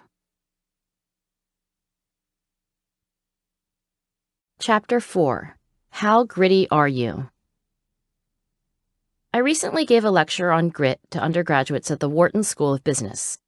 Even before I'd cleared my notes from the podium, an aspiring entrepreneur rushed to introduce himself. He was charming, full of the energy and enthusiasm that makes teaching young people so rewarding. Breathlessly, he told me a story meant to illustrate his own prodigious grit. Earlier that year, he'd raised thousands of dollars for his startup, going to heroic lengths to do so, and pulling several all-nighters in the process. I was impressed and said so, but I hastened to add that grit is more about stamina than intensity. So, if you're working on that project with the same energy in a year or two, email me, I said. I can say more about your grit then. He was puzzled. Well, I might not be working on the same thing in a few years. Good point. Lots of ventures that seem promising at the start turn out badly. Lots of optimistic business plans end up in the discard bin. Okay, I said, so maybe this particular startup won't be what you're working on. But if you're not working in the same industry, if you're onto some totally unrelated pursuit, then I'm not sure your story illustrates grit. You mean stay in one company? He asked. Not necessarily, but skipping around from one kind of pursuit to another, from one skill set to an entirely different one, that's not what gritty people do. But what if I move around a lot and, while I'm doing that, I'm working incredibly hard? Grit isn't just working incredibly hard. That's only part of it. Pause. Why? He asked. Well, for one thing, there are no shortcuts to excellence, I explained. Developing real expertise, figuring out really hard problems, it all takes time, longer than most people imagine. And then, you've got to apply those skills and produce goods or services that are valuable to people. Rome wasn't built in a day. He was listening, so I continued. And here's the really important thing. Grit is about working on something you care about so much that you're willing to stay loyal to it. It's doing what you love, he said. I get that. Right. It's doing what you love, but not just falling in love, staying in love. How gritty are you? Let's go through a version of the grit scale I developed from my study at West Point, and which I used in other studies described in this book. You can find the grit scale on the PDF included with this audiobook, or on my website at angeladuckworth.com. I'll read each of the items in order. Don't overthink these questions. Instead, just ask yourself how you compare, not just to your coworkers, friends, or family, but to most people. Here we go. Number 1. New ideas and projects sometimes distract me from previous ones. Number 2. Setbacks don't discourage me. I don't give up easily. Number 3. I often set a goal, but later choose to pursue a different one. 4. I am a hard worker. 5. I have difficulty maintaining my focus on projects that take more than a few months to complete. 6. I finish whatever I begin. 7. My interests change from year to year. 8. I am diligent. I never give up. 9. I have been obsessed with a certain idea or project for a short time, but later lost interest. 10.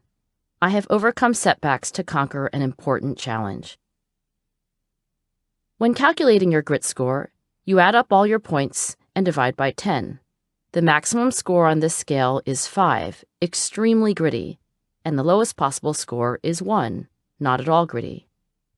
On the PDF included with this audiobook, you can view a chart to see how your scores compare to a large sample of American adults. 2.5 on the grit scale is about 10%. If you scored 2.5, you're gritty than only 10% of the adults in our sample. But if you scored 4.1, you're at the 70th percentile, grittier than about 70% of the adults in our sample. At 4.9, you're grittier than 99% of the American adults whom we surveyed. Keep in mind that your grit score is a reflection of how you see yourself right now. How gritty you are at this point in your life might be different from how gritty you were when you were younger. And if you take the grit scale again later, you might get a different score. As this book will continue to show, there is every reason to believe that grit can change. Grit has two components, passion and perseverance. If you want to dig a little deeper, you can calculate separate scores for each component. For your passion score, add up your points for the odd-numbered items and divide by 5. For your perseverance score, add up your points for the even-numbered items and divide by 5. If you scored high on passion, you probably scored high on perseverance too, and vice versa. Still, I'll take a guess that your perseverance score is a wee bit higher than your passion score. This isn't true for all people, but it's true for most people I've studied. For instance, I took the scale while writing this chapter, and I scored 4.6 overall. My perseverance score was 5.0, and my passion score was only 4.2. Strange as it sounds, staying focused on consistent goals over time is more of a struggle for me than working hard and bouncing back from setbacks. This consistent pattern, perseverance scores more often topping passion scores, is a clue that passion and perseverance aren't exactly the same thing. In the rest of this chapter, I'll explain how they differ and show how to understand them as two parts of a whole. While taking the grit scale, you might have noticed that none of the passion questions asked how intensely you're committed to your goals. This may seem odd, because the word passion is often used to describe intense emotions. For a lot of people, passion is synonymous with infatuation or obsession. But in interviews about what it takes to succeed, high achievers often talk about commitment of a different kind. Rather than intensity, what comes up again and again in their remarks is the idea of consistency over time. For instance, I've heard of chefs who grew up watching Julia Child on television and remained fascinated with cooking into adulthood. I've heard of investors whose curiosity about the financial markets is as keen in their 4th or 5th decade of investing as it was on their very first day of trading. I've heard of mathematicians who work on a problem, the same problem, day and night for years, without once deciding, oh, to heck with this theorem, I'm moving on to something else. And that's why the questions that generate your passion score ask you to reflect on how steadily you hold to goals over time. Is passion the right word to describe sustained, enduring devotion? Some might say I should find a better word. Maybe so. But the important thing is the idea itself. Enthusiasm is common. Endurance is rare. Consider, for example, Jeffrey Gettleman. For about a decade, Jeff has been the East Africa bureau chief for the New York Times. In 2012, he won the Pulitzer Prize for International Reporting for his coverage of conflict in East Africa. He's a bit of a celebrity in the world of international journalism, widely admired for his courage to pursue stories that put his life at risk, and also for his willingness to unflinchingly report events that are unthinkably horrific. I met Jeff when we were in our early 20s. At the time, both of us were pursuing master's degrees at Oxford University. For me, this was before McKinsey, before teaching, and before becoming a psychologist. For Jeff, this was before he'd written his first news story. I think it's fair to say that Back then, neither of us knew quite what we wanted to be when we grew up, and we were both trying desperately to figure it out. I caught up with Jeff on the phone recently. He was in Nairobi, his home base between trips to other parts of Africa. Every few minutes, we had to ask each other if we could still be heard. After reminiscing about our classmates and trading news about our children, I asked Jeff to reflect on the idea of passion and how it had played out in his life. For a very long time, I've had a very clear sense of where I wanted to be, Jeff told me, and that passion is to live and work in East Africa. Oh, I didn't know.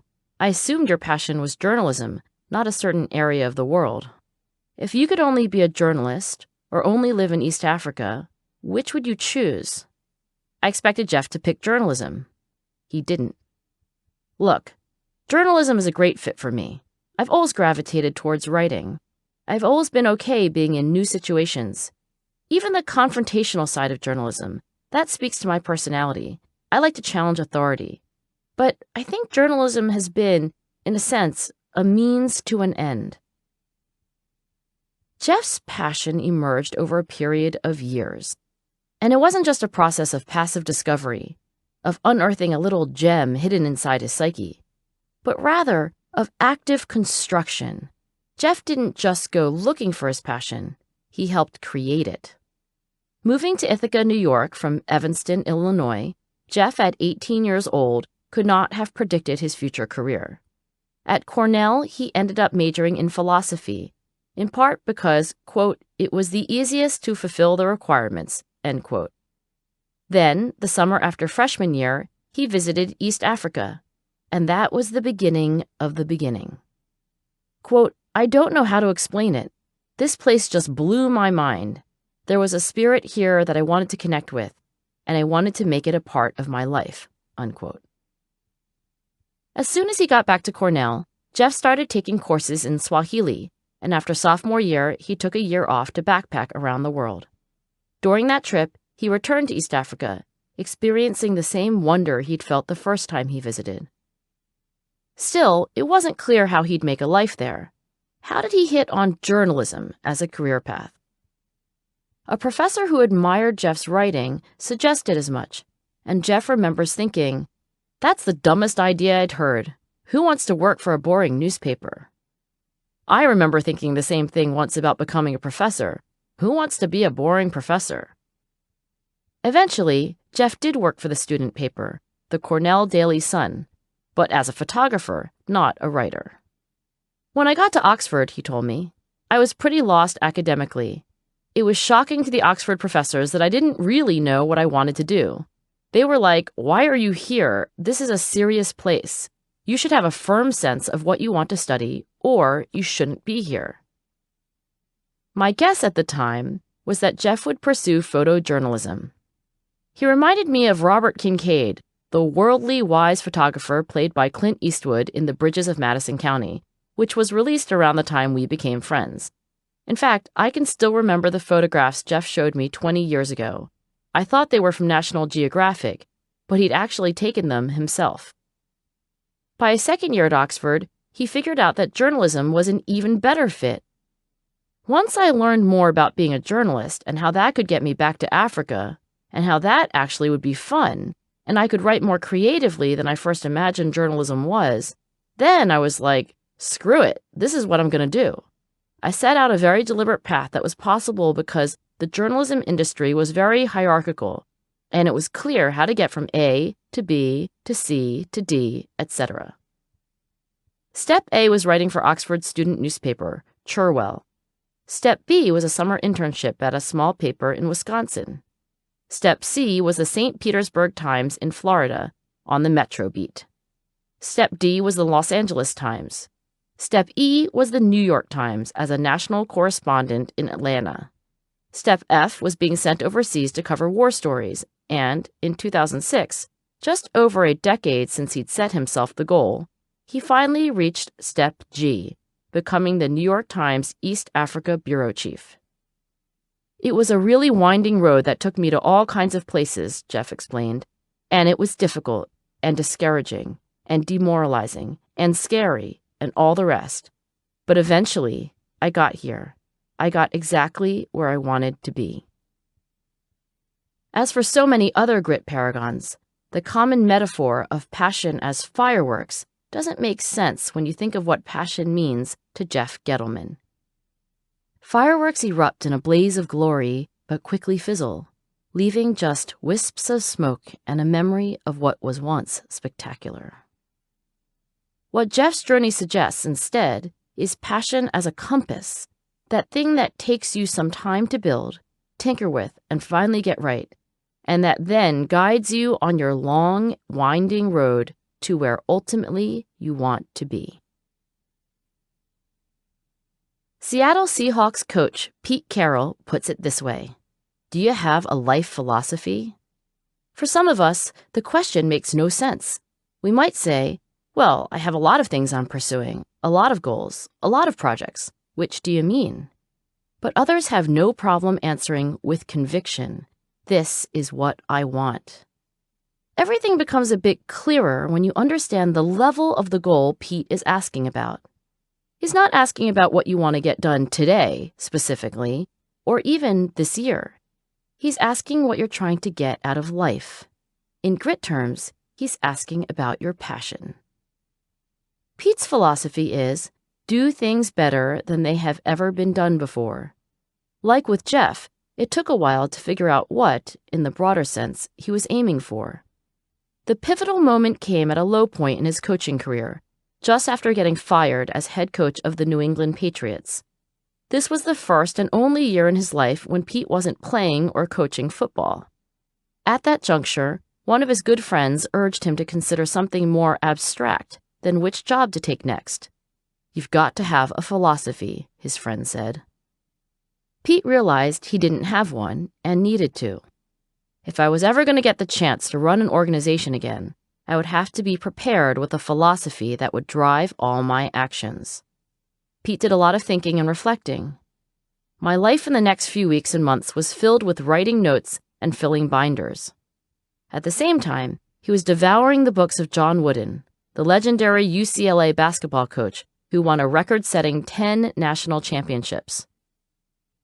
Like a lot of coaches, Pete had already read Wooden, but this time he was reading Wooden and understanding at a much deeper level what the coaching icon had to say. And the most important thing Wooden said was that though a team has to do a million things well, figuring out the overarching vision is of utmost importance. Pete realized in that moment that particular goals, winning a particular game, or even a seasonal championship, or figuring out this element of the offensive lineup, or the way to talk to players, needed coordination, needed purpose. A clear, well-defined philosophy, he said, gives you the guidelines and boundaries that keep you on track. One way to understand what Pete is talking about is to envision goals in a hierarchy. Imagine 10 circles organized into 3 rows in the shape of a pyramid. At the top of the pyramid is one big circle. That's our top-level goal. On the second row, there are 3 medium-sized circles. Those are our mid-level goals. On the bottom row of this hierarchy are 7 smaller circles. Those are our most concrete and specific goals, our low-level goals, the tasks we have on our short-term to-do list. I want to get out the door today by 8 a.m. I want to call my business partner back. I want to finish writing the email I started yesterday. These low-level goals exist merely as means to ends. We want to accomplish them only because they get us something else we want. In contrast, the higher the goal in this hierarchy, the more abstract, general, and important it is. The higher the goal, the more it's an end in itself, and the less it's merely a means to an end.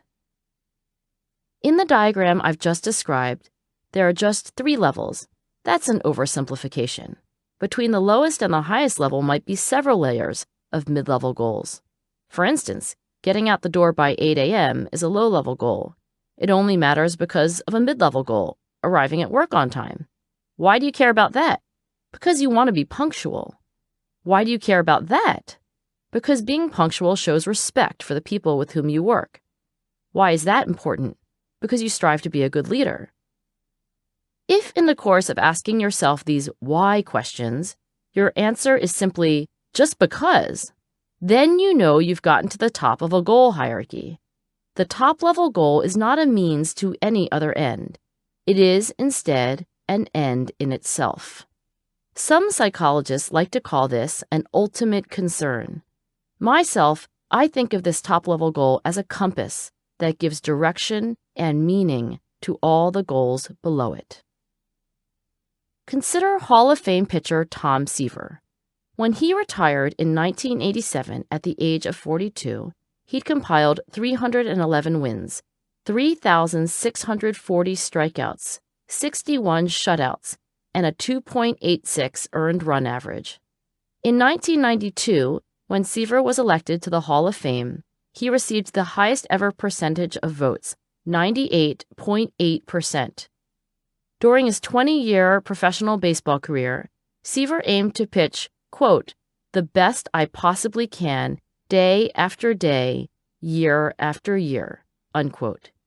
Here is how that intention gave meaning and structure to all his lower order goals. Pitching determines what I eat, when I go to bed, what I do when I'm awake. It determines how I spend my life when I'm not pitching. If it means I have to come to Florida and can't get tanned because I might get a burn that would keep me from throwing for a few days, then I never go shirtless in the sun. If it means I have to remind myself to pet dogs with my left hand or throw logs on the fire with my left hand, then I do that too. If it means in the winter I eat cottage cheese instead of chocolate chip cookies in order to keep my weight down, then I eat cottage cheese. The life Seaver described sounds grim, but that's not how Seaver saw things. Pitching is what makes me happy. I've devoted my life to it. I've made up my mind what I want to do. I'm happy when I pitch well, so I only do things that help make me happy. What I mean by passion is not just that you have something you care about. What I mean is that you care about that same ultimate goal in an abiding, loyal, steady way. You are not capricious. Each day, you wake up thinking of the questions you fell asleep thinking about. You are, in a sense, pointing in the same direction, ever eager to take even the smallest step forward than to take a step to the side towards some other destination. At the extreme, one might call your focus obsessive. Most of your actions derive their significance from their allegiance to your ultimate concern, your life philosophy. You have your priorities in order. Grit is about holding the same top-level goal for a very long time. Furthermore, this life philosophy, as Pete Carroll might put it, is so interesting and important that it organizes a great deal of your waking activity. In very gritty people, most mid-level and low-level goals are in some way or another related to that ultimate goal. In contrast, a lack of grit can come from having less coherent goal structures. Here are a few ways a lack of grit can show itself. I've met many young people who can articulate a dream, for example, to be a doctor or to play basketball in the NBA, and can vividly imagine how wonderful that would be, but they can't point to the mid-level and lower-level goals that will get them there.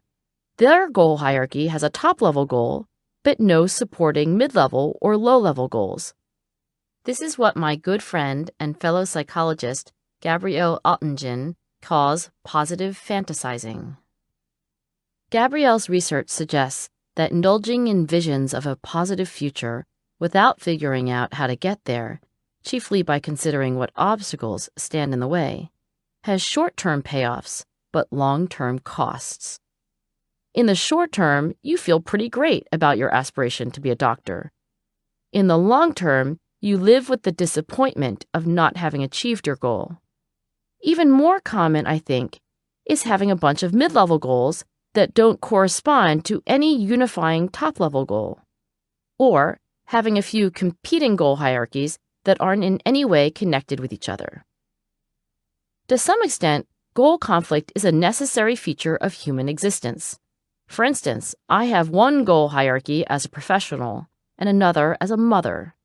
Even Tom Seaver admits that the travel and practice schedule of a professional baseball player made it hard to spend as much time with his wife and children as he would have liked. So, though pitching was his professional passion, there were other goal hierarchies that obviously mattered to him. Like Seaver, I have one goal hierarchy for work. Use psychological science to help kids thrive.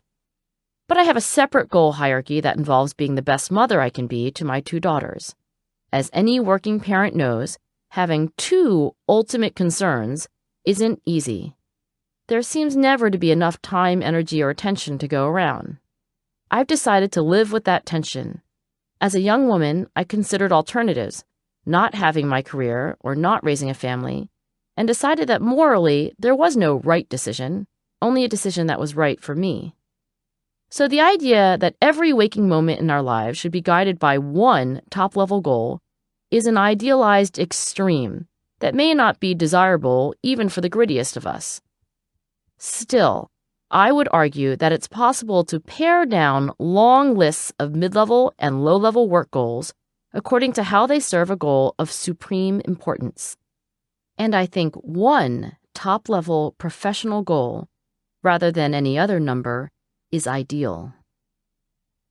In sum, the more unified, aligned, and coordinated our goal hierarchies, the better.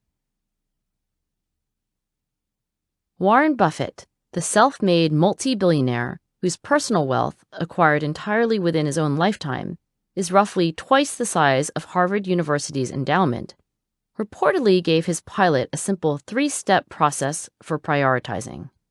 The story goes like this. Buffett turns to his faithful pilot and says that he must have dreams greater than flying Buffett around to where he needs to go. The pilot confesses that, yes, he does. And then Buffett takes him through 3 steps. First, you write down a list of 25 career goals. Second, you do some soul searching and circle the 5 highest priority goals, just 5. Third, you take a good hard look at the 20 goals you didn't circle. These you avoid at all costs. They're what distract you. They eat away time and energy, taking your eye from the goals that matter more.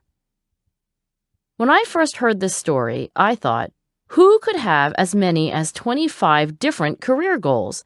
That's kind of ridiculous, isn't it? Then I started writing down on a piece of lined paper all the projects I'm currently working on. When I got to line 32, I realized that I could benefit from this exercise. Interestingly, most of the goals I spontaneously thought of were mid-level goals.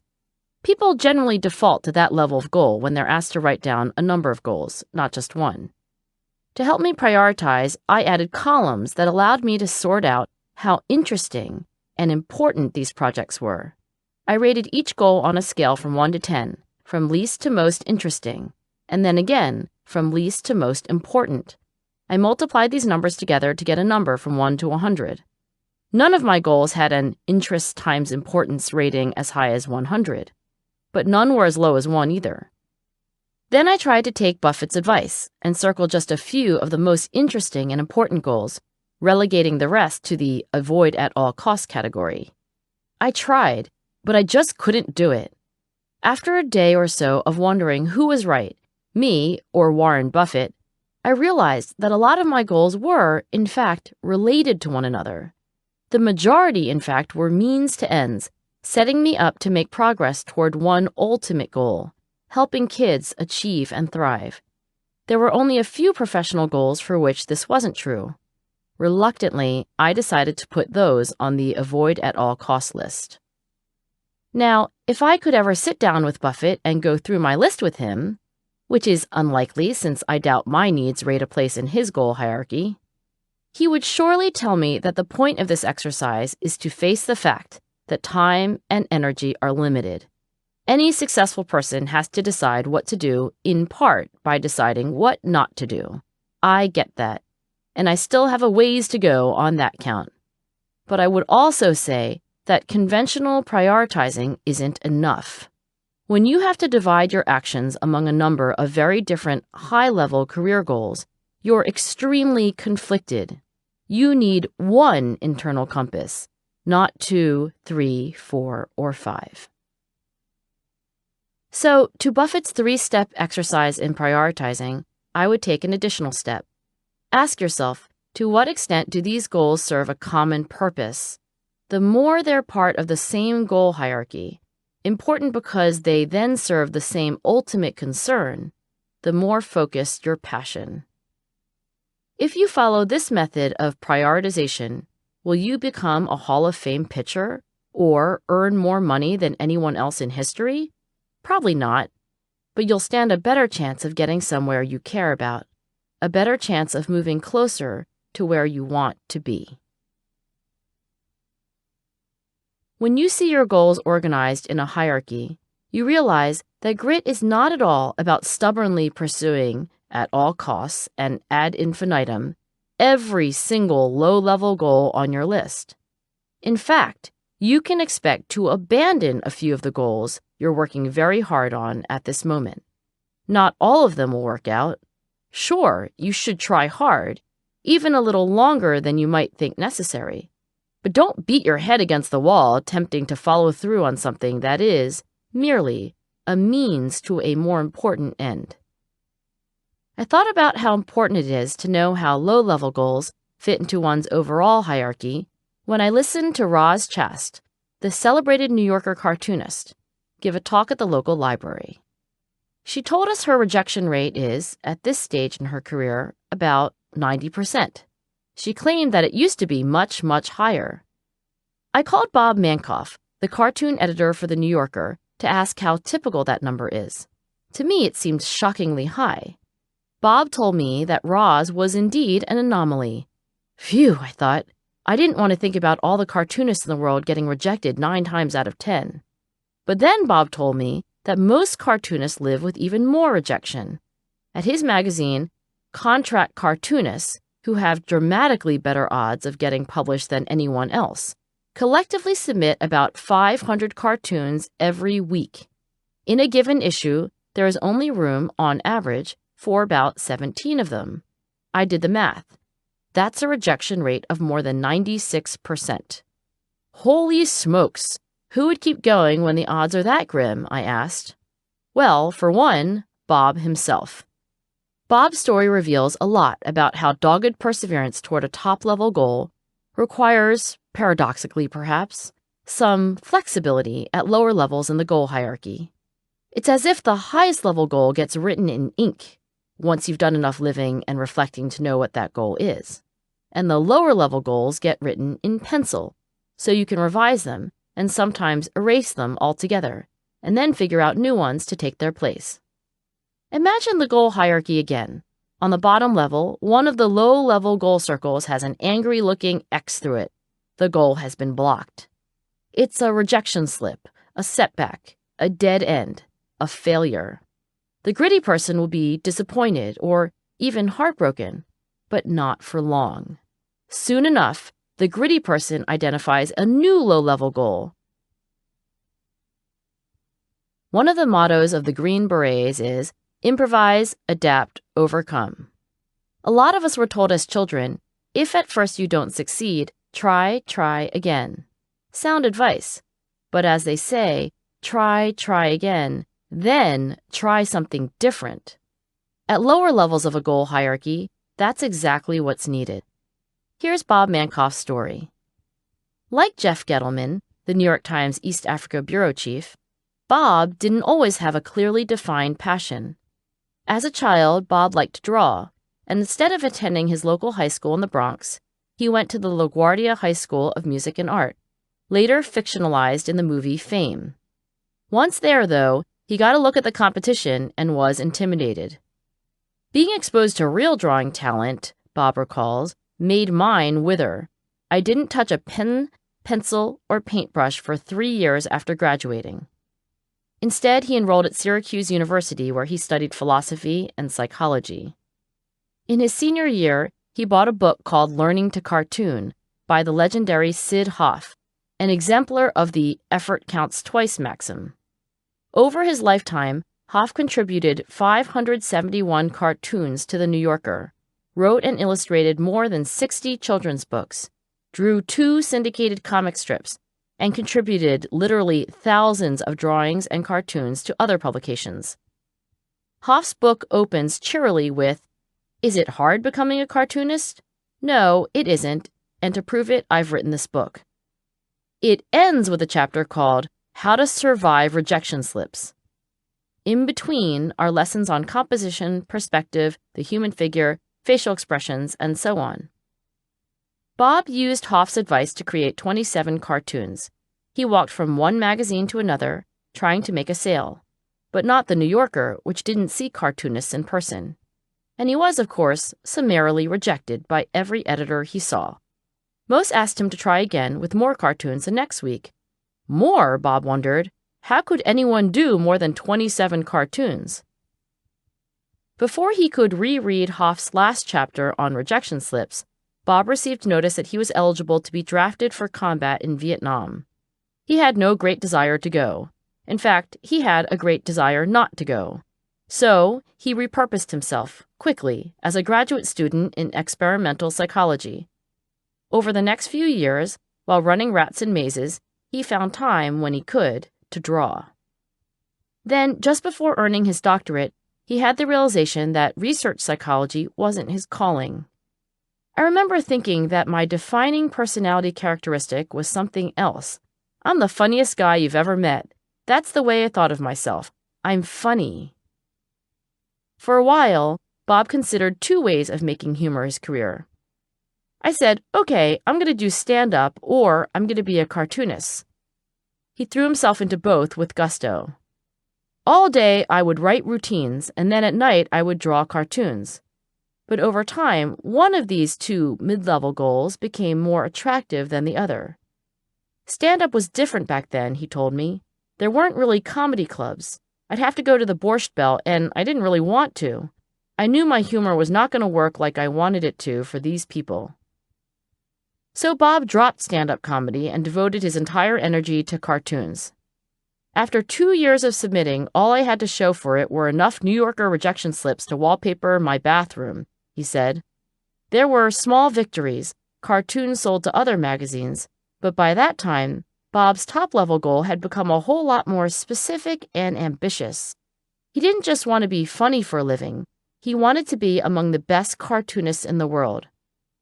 The New Yorker was to cartooning what the New York Yankees were to baseball. The best team, Bob explains.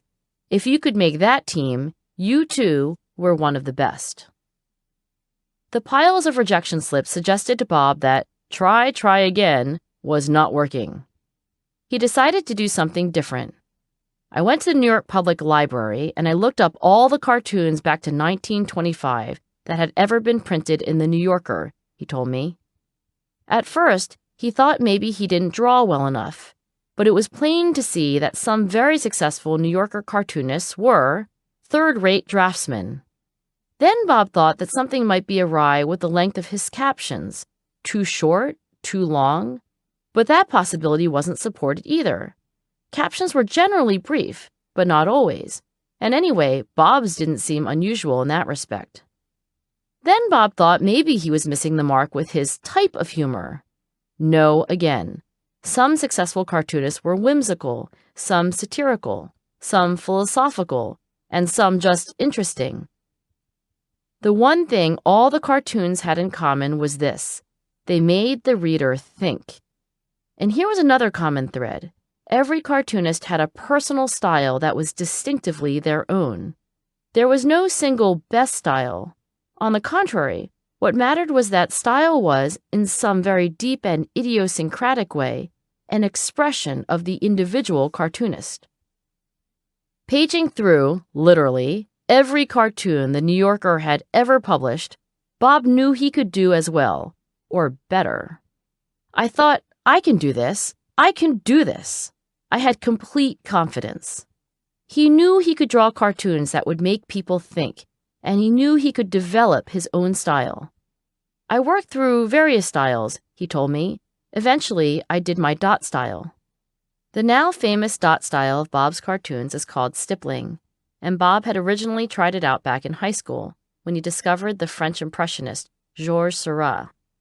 After getting rejected from the New Yorker about 2,000 times between 1974 and 1977, Bob sent in another cartoon. It was accepted. You can see that cartoon on the PDF included with this audiobook. The next year, he sold 13 cartoons to the New Yorker, then 25 the following year, then 27. In 1981, Bob received a letter from the magazine asking if he'd consider becoming a contract cartoonist. He said yes. In his role as editor and mentor, Bob advises aspiring cartoonists to submit their drawings in batches of 10. Quote, because in cartooning, as in life, 9 out of 10 things never work out, unquote. Indeed, giving up on lower-level goals is not only forgivable, it's sometimes absolutely necessary. You should give up when one lower-level goal can be swapped for another that is more feasible. It also makes sense to switch your path when a different lower-level goal, a different means to the same end, is just more efficient, or more fun, or for whatever reason, makes more sense than your original plan. On any long journey, detours are to be expected. However, the higher level the goal, the more it makes sense to be stubborn. Personally, I try not to get too hung up on a particular rejected grant application, academic paper, or failed experiment. The pain of those failures is real, but I don't dwell on them for long before moving on. In contrast, I don't give up as easily on mid-level goals, and frankly, I can't imagine anything that would change my ultimate aim, my life philosophy, as Pete might say. My compass, once I found all the parts and put it together, keeps pointing me in the same direction, week after month after year. Long before I conducted the first interviews that put me on the trail of grit, a Stanford psychologist named Catherine Cox was herself cataloging the characteristics of high achievers. In 1926, Cox published her findings based on the biographical details of 301 exceptionally accomplished historical figures. These eminent individuals included poets, political and religious leaders, scientists, soldiers, philosophers, artists, and musicians. All lived and died in the 4 centuries prior to Cox's investigation, and all left behind records of accomplishment worthy of documentation in 6 popular encyclopedias. Cox's initial goal was to estimate how smart each of these individuals were, both relative to one another and also compared to the rest of humanity. In pursuing these estimates, she combed through the available evidence, searching for signs of intellectual precocity, and from the age and superiority of these accomplishments, she reckoned each person's childhood IQ. The published summary of this study, if you can call a book of more than 800 pages a summary, includes a case history for each of Cox's 301, arranged in order from least to most intelligent. According to Cox, the very smartest in the bunch was the philosopher John Stuart Mill, who earned an estimated childhood IQ score of 190 by learning Greek at age 3, writing a history of Rome at age 6, and assisting his father in correcting the proofs of a history of India at age 12. The least intelligent in Cox's ranking, whose estimated childhood IQs of 100 to 110 are just a hair above average for humanity, included the founder of modern astronomy, Nicholas Copernicus, the chemist and physicist Michael Faraday, and the Spanish poet and novelist Miguel de Cervantes. Isaac Newton ranks squarely in the middle, with an IQ of 130, the bare minimum that a child needs in order to qualify for many of today's gifted and talented programs. From these IQ estimates, Cox concluded that as a group, accomplished historical figures are smarter than most of us. No surprise there. A more unexpected observation was how little IQ mattered in distinguishing the most from the least accomplished. The average childhood IQ of the most eminent geniuses, whom Cox dubbed the first 10, was 146. The average IQ of the least eminent, dubbed the last 10, was 143. The spread was trivial. In other words, the relationship between intelligence and eminence in Cox's sample was exceedingly slight. Cox's first 10 most eminent geniuses were Sir Francis Bacon, Napoleon Bonaparte, Edmund Burke, Johann Wolfgang von Goethe, Martin Luther, John Milton, Isaac Newton, William Pitt, Voltaire, and George Washington. Cox's last 10, the least eminent geniuses: Christian K.J. von Bunsen, Thomas Chalmers, Thomas Chatterton, Richard Cobden, Samuel Taylor Coleridge, Georges J. Danton, Joseph Haydn, Hugues Félicité Robert de Lamennais, Giuseppe Mazzini, Joachim Murat. If intellectual talent wasn't the determinant of whether a person ascended to the first 10 or was relegated to the last 10, then what was? While poring over thousands of pages of biographical data, Cox and her assistant also evaluated 67 different personality traits for a subset of 100 geniuses. Cox deliberately chose a rainbow of traits.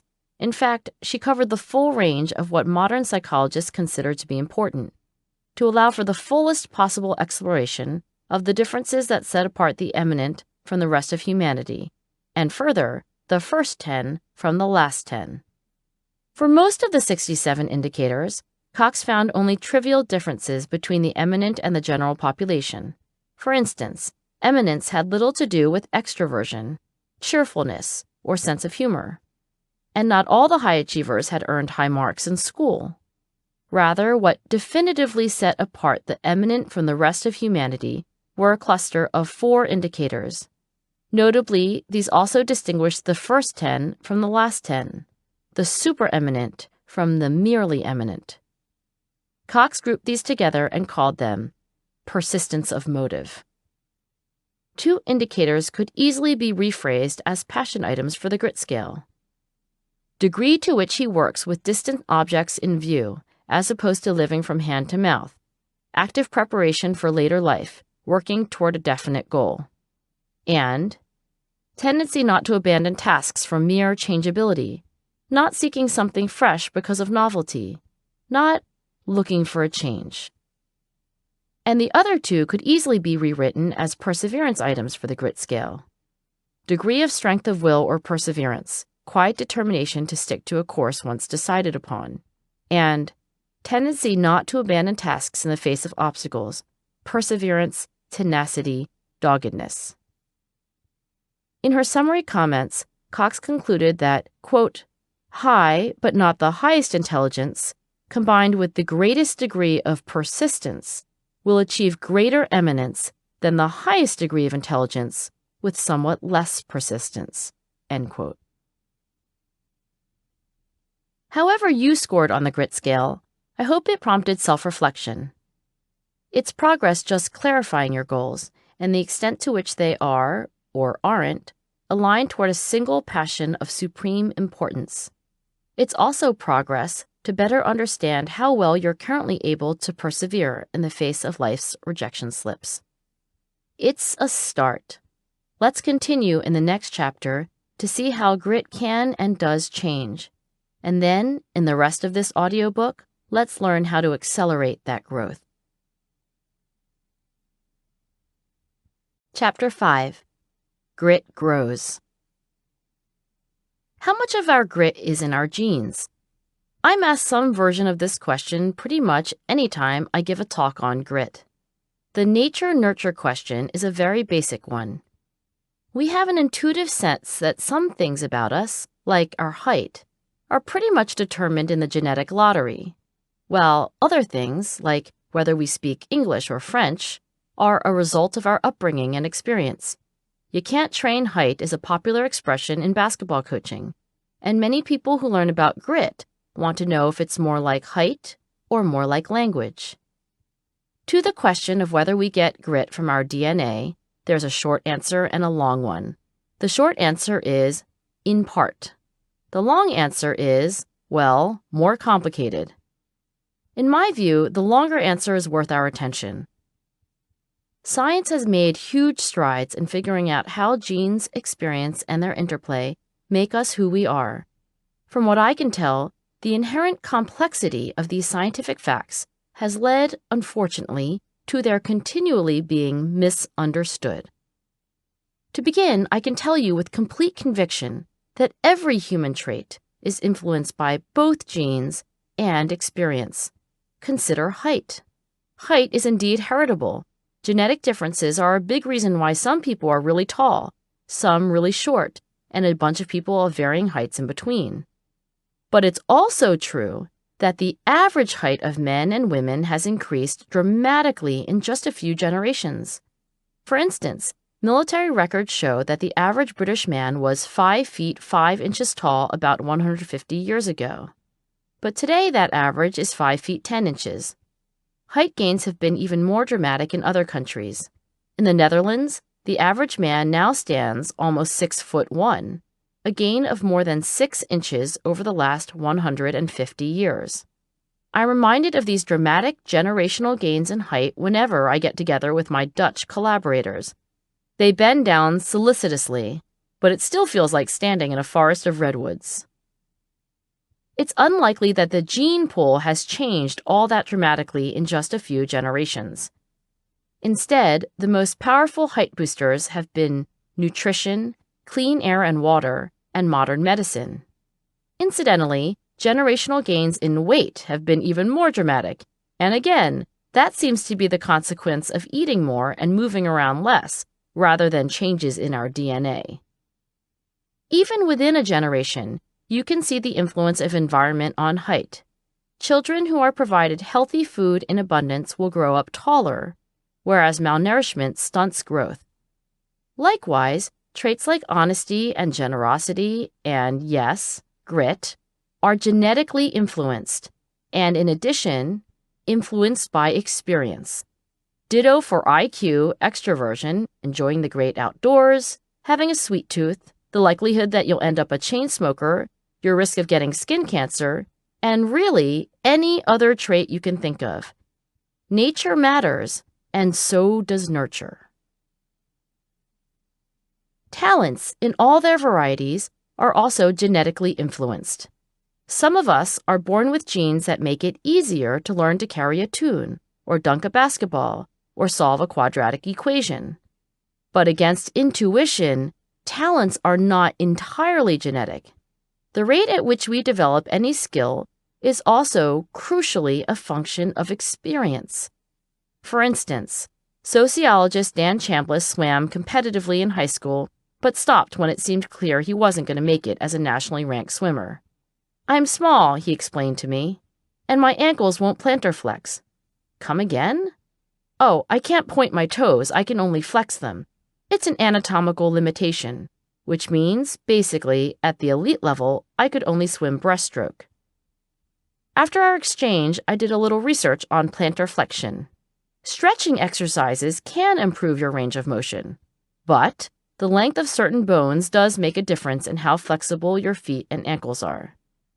Still, the biggest impediment to improving wasn't anatomy, it was how he was coached.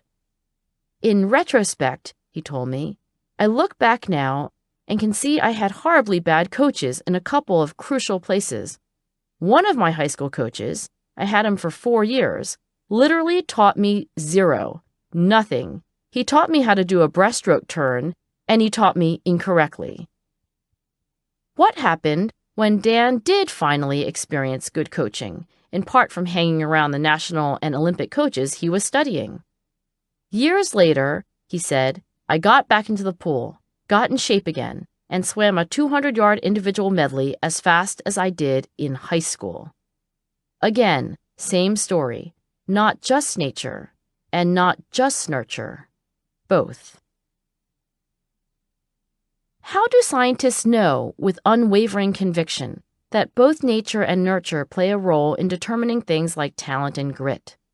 Over the past few decades, researchers have been studying identical and fraternal twins, raised in the same family or raised in different families. Identical twins have all the same DNA, while fraternal twins, on average, only share about half. That fact, and a whole lot of fancy statistics, well, not that fancy, more mundane really once a good teacher explains them to you, allows researchers to infer from how similar the twins grow up to be the heritability of a trait. Very recently, Researchers in London let me know they'd administered the grit scale to more than 2,000 pairs of teenage twins living in the United Kingdom. This study estimated the heritability of the perseverance subscale to be 37% and the passion subscale to be 20%. These estimates are on par for heritability estimates for other personality traits, and in the simplest terms, this means that some of the variation in grit in the population can be attributed to genetic factors, and the rest can be attributed to experience. I hasten to add that there isn't just one gene that explains the heritability of grit. On the contrary, dozens of research studies have shown that almost all human traits are polygenic, meaning that traits are influenced by more than one gene. Many more, in fact. Height, for example, is influenced by, at last count, at least 697 different genes. And some of the genes that influence height influence other traits as well.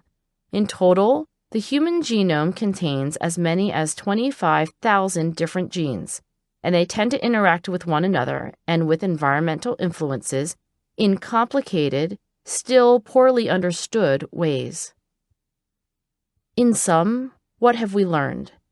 First, grit, talent, and all other psychological traits relevant to success in life are influenced by genes and also by experience. Second, there's no single gene for grit, or indeed any other psychological trait. I'd like to make a third important point. Heritability estimates explain why people differ from the average, but they say nothing about the average itself. While the heritability of height says something about variability, why in a given population some people are taller and some shorter, it says nothing about how average height has changed. This is important because it provides evidence that the environment we grow up in really does matter, and it matters a lot. Here's another striking example, and one more relevant to the science of success, the Flynn effect. Named after Jim Flynn, the New Zealand social scientist who discovered it, the Flynn effect refers to startling gains in IQ scores over the past century. How big are the gains? On the most widely used IQ tests today, the Wechsler Intelligence Scale for Children and the Wechsler Adult Intelligence Scale, gains have averaged more than 15 points in the last 50 years, in the more than 30 countries that have been studied. Put another way, if you scored people a century ago against modern norms, they would have an average IQ score of 70, borderline for mentally retarded. If you scored people today against the norms of a century ago, we would have an average IQ score of 130, the typical cut score for mentally gifted programs. When I first learned about the Flynn effect, I didn't believe it. How could it be that we're all getting that much smarter so quickly? I called Jim to share my incredulity and my desire to learn more. Globetrotter that he is, he actually flew all the way to Philadelphia to meet with me and give a talk on his work. At our first encounter, I remember thinking that Jim looked like a caricature of an academic, tall, a little bony, wire-rimmed glasses, and a rather unruly head of curly steel gray hair. Flynn began his talk with the basic facts on IQ change. Digging through the raw scores of IQ tests taken over the years, he found that the improvements on some tests were much bigger than others. He went to the chalkboard and sketched out a steep line indicating that scores had climbed most sharply for IQ tests assessing abstract reasoning. For instance, many young children today can answer the question, "Dogs and rabbits, how are they alike?" They might tell you that both dogs and rabbits are alive, or that they're both animals. In the scoring manual, these answers only earn half credit. Some children might go so far as to say that they're both mammals, and for that insight, they'd earn full credit. In contrast, young children a century ago might look at you quizzically and say, "Dogs chase rabbits, 0 points." As a species, we're getting better and better at abstract reasoning. By way of explaining massive gains in certain IQ subtests, but not in others, Flynn told a story about basketball and television. Basketball, at all levels of competition, has gotten more competitive over the last century. Flynn played a little ball himself as a student and remembers the game changing even within a few years. What happened? According to Flynn, what happened was television. Basketball was a great game to watch on the small screen, and the exposure fueled the game's popularity. Once television became a household fixture, more kids started playing the game, trying left-handed layups, crossover dribbles, graceful hook shots, and other skills that seemed routine among star players. And by getting better, each kid inadvertently enriched the learning environment for the kids he or she was playing against. Because one thing that makes you better at basketball is playing with kids who are just a little more skilled. Flynn called this virtuous cycle of skill improvement the social multiplier effect, and he used the same logic to explain generational changes in abstract reasoning.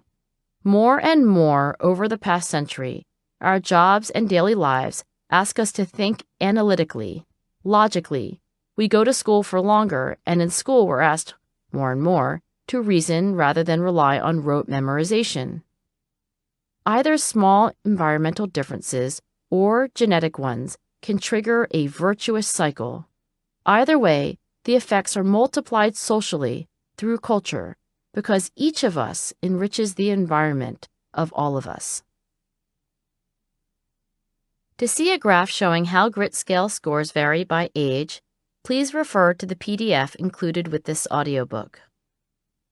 The data are from a large sample of American adults, and you can see from the horizontal axis that the grittiest adults in my sample were in their late 60s or older. The least gritty were in their 20s. One explanation for this data is that there's a sort of reverse Flynn effect for grit. For instance, it's possible that adults in their 7th decade of life are grittier because they grew up in a very different cultural era, perhaps one whose values and norms emphasized sustained passion and perseverance more than has been the case recently. In other words, it could be that the greatest generation is grittier than the millennials because cultural forces are different today than yesterday.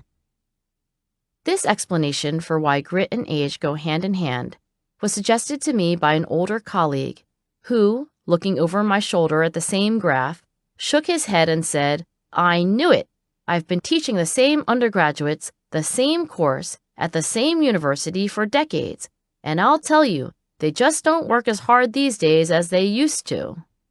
My dad, who gave his entire professional life as a chemist to DuPont, and quite literally retired with the gold watch, might say the same of the Wharton entrepreneur who approached me after my lecture. Even while pulling all-nighters for his present venture, the young man half expected to be onto something entirely new within a few years. Alternatively, it's possible these age trends have nothing to do with generational changes in grit. Instead, what the data may be showing is how people mature over time.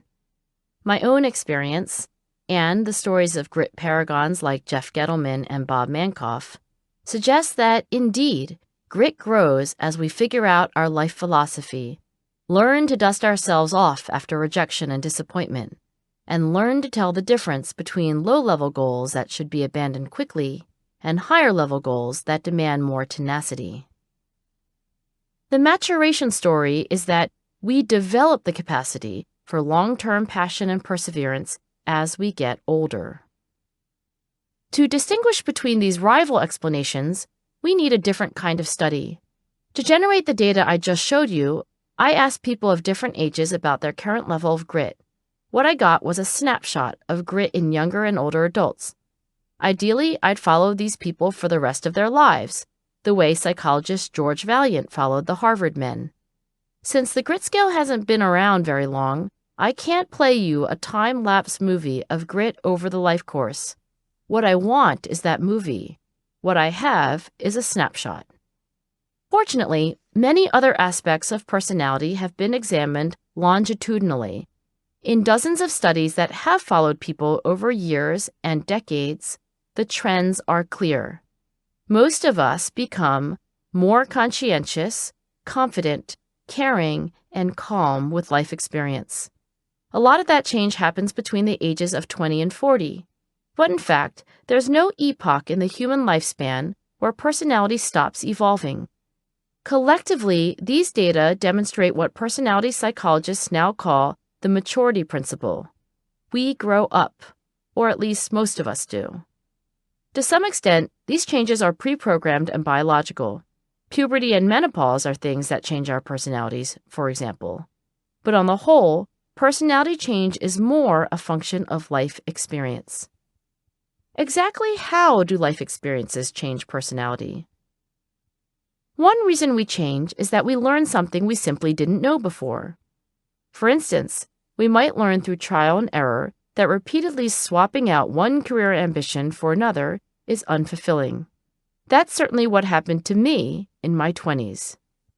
After running a nonprofit, then pursuing neuroscience research, then management consulting, then teaching, I learned that being a promising beginner is fun, but being an actual expert is infinitely more gratifying.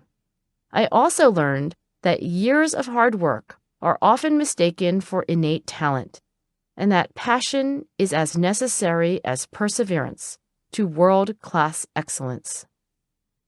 Likewise, we learn, as novelist John Irving did, that to do anything really well, you have to overextend yourself, to appreciate that in doing something over and over again, something that was never natural becomes almost second nature.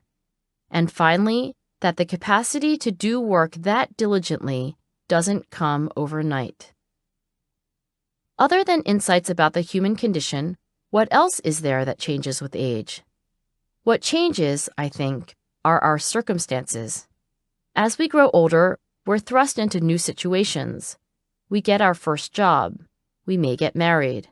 Our parents get older, and we find ourselves their caretakers. Often, these new situations call on us to act differently than we used to. And because there's no species on the planet more adaptable than ours, we change. We rise to the occasion. In other words, we change when we need to. Necessity is the mother of adaptation. Here's a trivial example. Somehow, my youngest daughter, Lucy, reached the age of 3 without learning to use the potty. My husband and I had done our best to bribe, cajole, and trick her into leaving diapers behind. We'd read all the books about all the right things to do, and we tried to do all those things. Or at least we tried as energetically as is possible for working parents with other things on their to-do lists. To no avail. Lucy's will proved stronger than ours. Soon after her 3rd birthday, Lucy changed preschool classrooms, from the toddler classroom, where almost all the children were still in diapers, to the big kid classroom, which didn't even have a changing table. The first day I dropped her off in the new room, her eyes widened to saucers, scanning this new environment, a little bit afraid, I think, and more likely than not wishing she could stay in her old room, where she'd grown comfortable. I'll never forget picking Lucy up that afternoon. She smiled at me proudly and announced she'd used the potty. And then, in so many words, she told me she was done with diapers. And she was. Potty training happened in a single moment in time. How? Because when a child lines up for the potty with all the other children and sees that she's expected to take her turn, she does exactly that. She learns to do what she needs to do. Bernie Noe, the headmaster of the Lakeside School in Seattle, recently shared this story about his own daughter. It illustrates the maturity principle to a T. Noe's family lives on campus, and as a teenager, his daughter was late to school almost every day. One summer, his daughter got a job folding clothes at the local American Eagle. On her first day, the store manager said, "Oh, by the way, the first time you're late, you're fired." She was stunned. No second chances? All her life, there'd been patience, understanding, and second chances. So then what happened? It was amazing, Noe remembered. Quite literally, it was the most immediate behavior change I've ever seen her make. Suddenly, his daughter was setting 2 alarms to make sure she was on time, or early, to a job where being late was simply not tolerated. As a headmaster tasked with shepherding young people toward maturity, Noe considers his power to do so somewhat limited. If you're a business, you don't care whether a kid thinks they're special, he told me. What you care about is, can you deliver? If you can't deliver, hey, we don't have any use for you. Lectures don't have half the effect of consequences. What the maturity principle comes down to, I think, is this. Over time, we learn life lessons we don't forget, and we adapt in response to the growing demands of our circumstances. Eventually, new ways of thinking and acting become habitual. There comes a day when we can hardly remember our immature former selves. We've adapted. Those adaptations have become durable. And finally, our identity, the sort of person we see ourselves to be, has evolved. We've matured. Taken together, the data I've collected on grit and age are consistent with two different stories. One story says that our grit changes as a function of the cultural era in which we grew up. The other story says that we get grittier as we get older. Both could be true, and I have a suspicion that both are, at least to an extent. Either way, this snapshot reveals that grit is not entirely fixed. Like every aspect of your psychological character, grit is more plastic than you might think. If grit can grow, how does that happen? I get emails and letters almost every day from people who wish they had more grit. They lament that they never stuck with anything in order to get really good at it. They feel they've squandered their talents. They desperately want a long-term goal, and they want to pursue that goal with passion and perseverance, but they don't know where to begin. A good place to start is to understand where you are today. If you're not as gritty as you want to be, ask yourself why. The most obvious answer people come up with goes something like this. I guess I'm just lazy. Here's another. I'm just a flake. Or, I'm congenitally incapable of sticking with things. All of these answers, I think, are wrong. In fact, when people drop out of things, they do so for a reason. Actually, they do so for different reasons. Any of these four thoughts might go through your head right before you quit what you're doing. I'm bored. The effort isn't worth it. This isn't important to me. I can't do this, so I may as well give up. There's nothing wrong, morally or otherwise, with thoughts like these. As I tried to show in this chapter, paragons of grit quit goals too. But the higher the level of the goal in question, the more stubborn they are about seeing it through. Most important, paragons of grit don't swap compasses. When it comes to the one singularly important aim that guides almost everything else they do, the very gritty tend not to utter these statements. A lot of what I've learned about how grit grows comes from interviewing men and women who epitomize the qualities of passion and perseverance.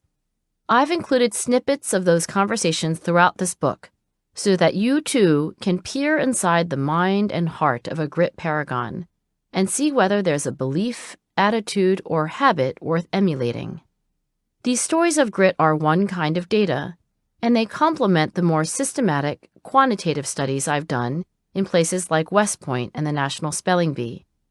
Together, the research reveals the psychological assets that mature paragons of grit have in common. There are 4. They counter each of the buzz killers I described a moment ago, and they tend to develop, over the years, in a particular order. First comes interest.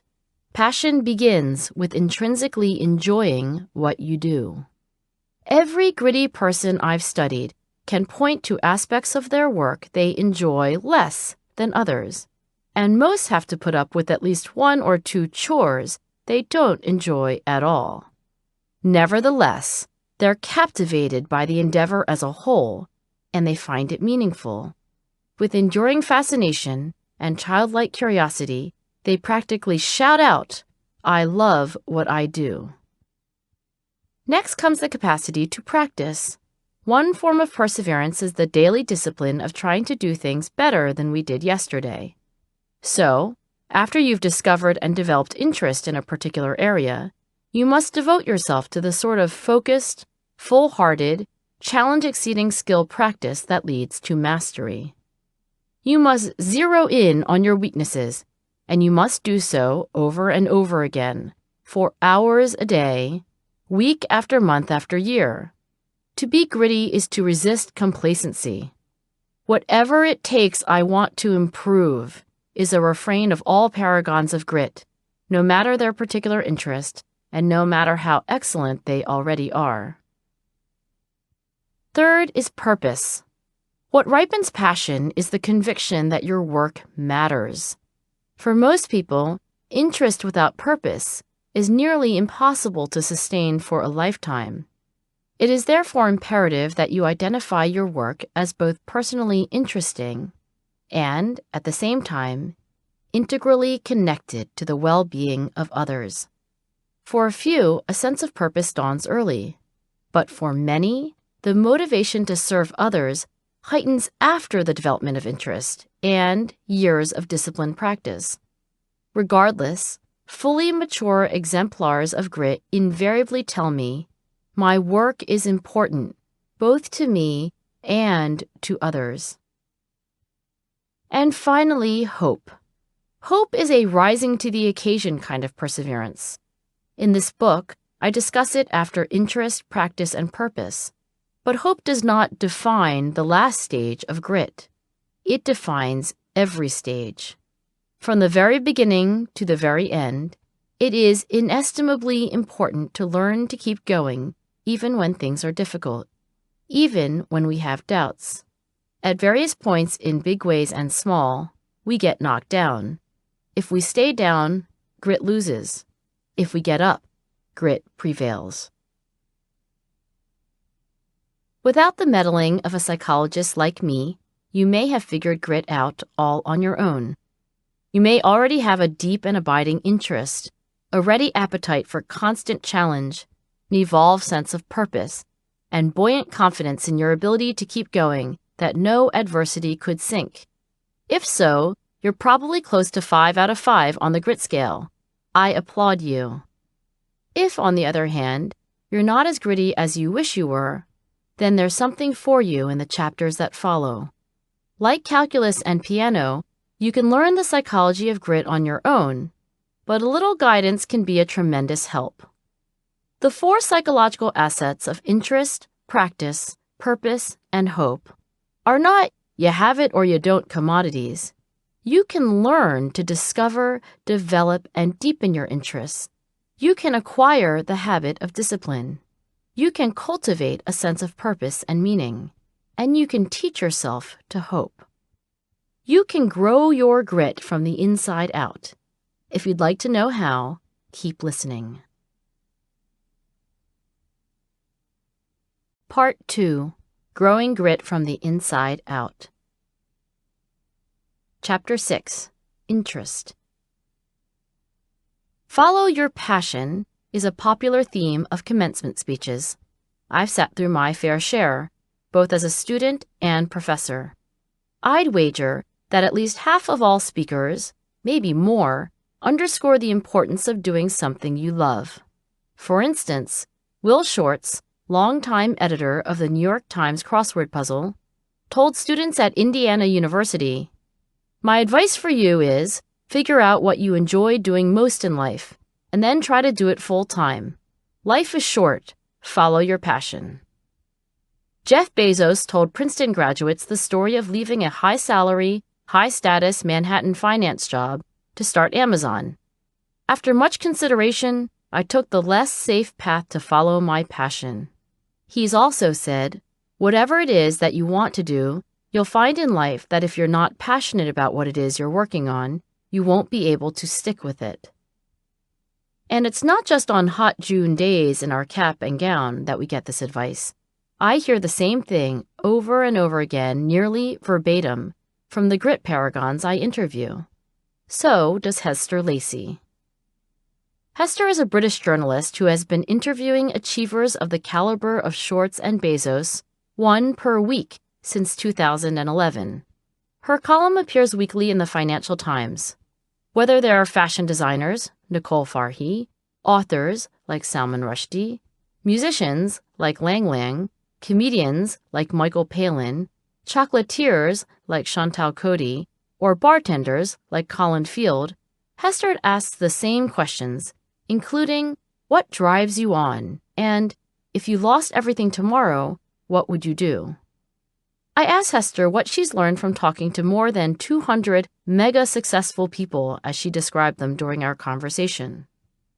One thing that comes up time and time again, she said, is I love what I do. People couch it differently. Quite often they say just that, I love what I do. But they also say things like, I'm so lucky I get up every morning looking forward to work. I can't wait to get into the studio. I can't wait to get on with the next project. These people are doing things not because they have to, or because it's financially lucrative. Follow your passion was not the message I heard growing up. Instead, I was told that the practical realities of surviving in the real world were far more important than any young person living a sheltered life, such as my own, could imagine. I was warned that overly idealistic dreams of finding something I loved could in fact be a breadcrumb trail into poverty and disappointment. I was reminded that certain jobs, like being a doctor, were both high income and high status, and that these things would matter more to me in the long run than I might appreciate in the moment. As you might have guessed, the individual proffering this advice was my dad. So, why'd you become a chemist? I once asked. Because my father told me to, he answered without a hint of resentment. When I was a boy, history was my favorite subject. He then explained that he'd enjoyed math and science too, but there was really no choice when it came to what he'd study in college. The family business was textiles, and my grandfather dispatched each of his sons to study trades relevant to one stage or another of textile production. Our business needed a chemist, my dad told me, not a historian. As it turned out, the Communist Revolution in China brought a premature end to the family textile business. Not long after he settled here in the United States, my dad went to work for DuPont. 35 years later, he retired as the highest-ranking scientist in the company. Given how absorbed my dad was in his work, often lost in reverie about some scientific or management problem, and how successful he was over the arc of his career, it seems worth considering the possibility that it's best to choose practicality over passion. Just how ridiculous is it to advise young people to go out and do what they love? Within the last decade or so, scientists who study interests have arrived at a definitive answer.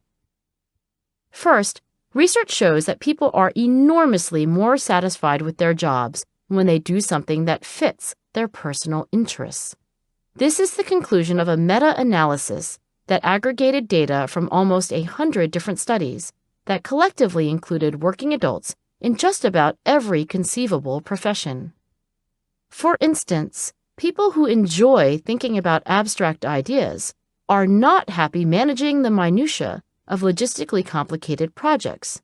They'd rather be solving math problems. And people who really enjoy interacting with people are not happy when their job is to work alone at a computer all day. They're much better off in jobs like sales or teaching. What's more, people whose jobs match their personal interests are in general happier with their lives as a whole. Second, people perform better at work when what they do interests them. This is the conclusion of another meta-analysis of 60 studies conducted over the past 60 years. Employees whose intrinsic personal interests fit with their occupations do their jobs better, are more helpful to their coworkers, and stay at their jobs longer. College students whose personal interests align with their major earn higher grades and are less likely to drop out. It's certainly true that you can't get a job just doing anything you enjoy. It's tough to make a living playing Minecraft, no matter how good you get at it. And there are a lot of people in the world whose circumstances preclude the luxury of choosing among a broad array of occupational options. Like it or not, there are very real constraints in the choices we can make about how we earn a living. Nevertheless, as William James foretold a century ago, these new scientific findings affirm commencement speech wisdom. The casting vote for how well we can expect to do in any endeavor is desire and passion, the strength of our interest. In a 2014 Gallup poll, more than 2/3 of adults said they were not engaged at work, a good portion of whom were actively disengaged. The picture is even bleaker abroad. In a survey of 141 nations, Gallup found that every country but Canada has even higher numbers of not engaged and actively disengaged workers than the United States. Worldwide, only 13% of adults call themselves engaged at work. So, it seems that very few people end up loving what they do for a living. It's difficult to reconcile the straightforward directives offered in inspirational speeches with epidemic levels of indifference toward work. When it comes to lining up our occupations with what we enjoy, how come so many of us miss the mark? And does my dad's success offer a counterexample to the passion argument? What should we make of the fact that, by the time I came along, my father's work really was his passion? Should we stop telling people to follow your passion and instead tell them to follow our orders? I don't think so. In fact, I see Will Shortz and Jeff Bezos as terrific inspirations for what work can be. While it's naive to think that any of us could love every minute of what we do, I believe the thousands of data points in those meta-analyses, which confirm the common-sense intuition that interest matters. Nobody's interested in everything, and everyone is interested in something. So, matching your job to what captures your attention and imagination is a good idea. It may not guarantee happiness and success, but it sure helps the odds. That said, I don't think most young people need encouragement to follow their passion. Most would do exactly that in a heartbeat, if only they had a passion in the first place. If I'm ever invited to give a commencement speech, I'll begin with the advice to foster a passion, and then I'll spend the rest of my time trying to change young minds about how that actually happens. When I first started interviewing grit paragons, I assumed they'd all have stories about the singular moment when suddenly they'd discovered their God-given passion. In my mind's eye, this was a filmable event with dramatic lighting and a soundtrack of rousing orchestral music commensurate with its monumental, life-changing import. In the opening scene of Julie and Julia, a younger Julia child than any of us watched on television is dining in a fancy French restaurant with her husband Paul. Julia takes one bite of her sole meunière, beautifully seared and perfectly deboned by the waiter moments before, and now napped in a sauce of Normandy butter, lemon, and parsley. She swoons. She's never experienced anything like this before. She's always liked to eat, but she never knew food could be this good. The whole experience was an opening up of the soul and spirit for me, Julia said many years later. I was hooked, and for life, as it turned out. Such cinematic moments were what I expected from my grit paragons. And I think this is also what young graduates, roasting in their caps and gowns, the hard edge of the folding chair biting into their thighs, imagine it must be like to discover your life's passion. One moment, you have no idea what to do with your time on Earth. And the next, it's all clear. You know exactly who you are meant to be. But in fact, most grit paragons I've interviewed told me they spent years exploring several different interests, and the one that eventually came to occupy all of their waking and some sleeping thoughts wasn't recognizably their life's destiny on first acquaintance. Olympic gold medalist swimmer Rowdy Gaines, for example, told me, "When I was a kid, I loved sports. When I got to high school, I went out for football, baseball, basketball, golf, and tennis, in that order, before I went for swimming. I kept plugging away. I figured I'd just keep going from one sport to the next until I found something that I could really fall in love with. Swimming stuck, but it wasn't exactly love at first sight. The day I tried out for the swim team, I went to the school library to check out track and field because I kind of had a feeling I was going to get cut. I figured I'd try out for track and field next."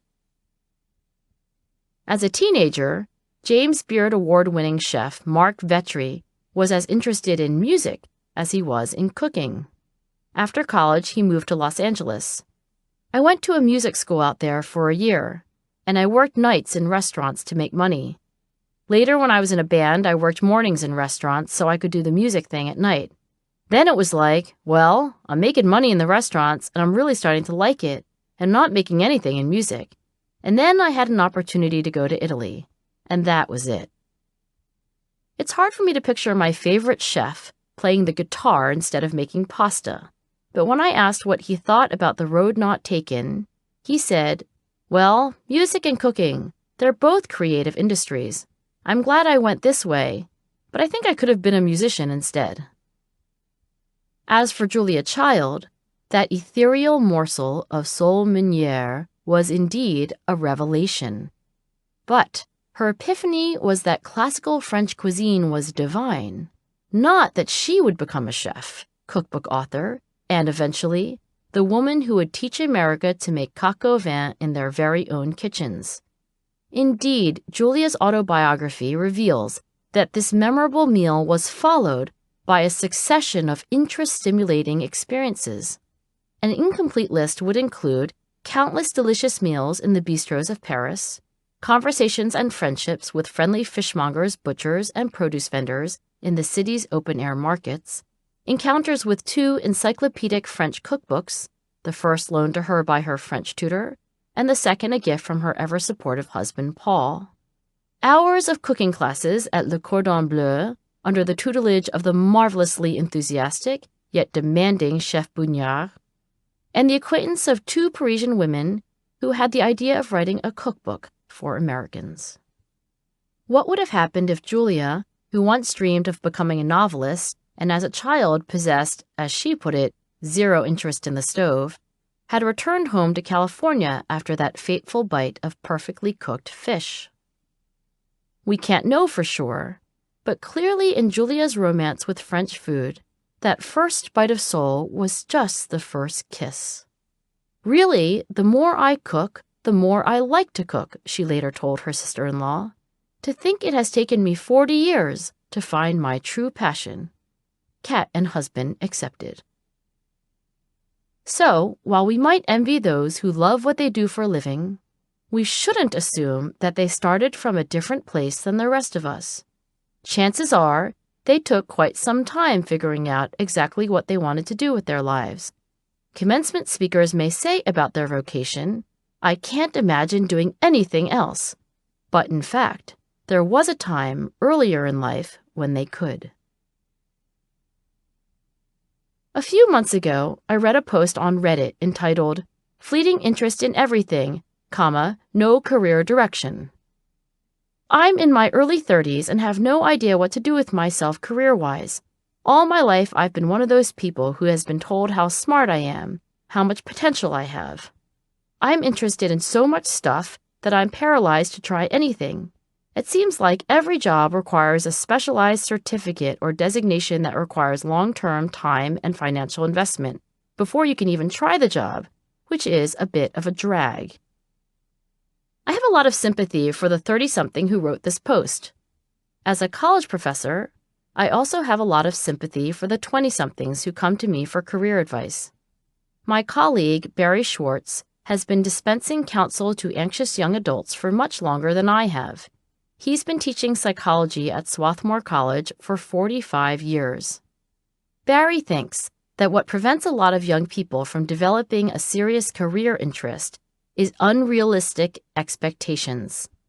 It's really the same problem a lot of young people have finding a romantic partner, he said. They want somebody who's really attractive and smart and kind and empathetic and thoughtful and funny. Try telling a 21-year-old that you can't find a person who is absolutely the best in every way. They don't listen. They're holding out for perfection. "What about your wonderful wife, Myrna?" I asked. "Oh, she is wonderful. More wonderful than I am, certainly. But is she perfect? Is she the only person I could have made a happy life with? Am I the only man in the world with whom she could have made a wonderful marriage? I don't think so." A related problem, Barry says, is the mythology that falling in love with a career should be sudden and swift. There are a lot of things where the subtleties and exhilarations come with sticking with it for a while, getting elbow deep into something. A lot of things seem uninteresting and superficial until you start doing them. And after a while, you realize that there are so many facets you didn't know at the start, and you never can fully solve the problem or fully understand it or what have you. "Well," Barry said, "that requires that you stick with it." After a pause, Barry said, "Actually, finding a mate is the perfect analogy. Meeting a potential match, not the one and only perfect match, but a promising one, is only the very beginning." There's a lot we don't know about the psychology of interest. I wish we knew, for example, why some of us, including me, find cooking a fascinating subject, while many others couldn't care less. Why is Mark Vetri attracted to creative endeavors, and why does Rowdy Gaines like sports? Aside from the rather vague explanation that interests are like everything else about us, partly heritable and partly a function of life experience, I can't tell you. But scientific research on the evolution of interests has yielded some important insights. My sense is that, unfortunately, these basic facts aren't commonly understood. What most of us think of when we think of passion is a sudden, all-at-once discovery. That first bite of sole meunière bringing with it the certainty of the years you'll spend in the kitchen.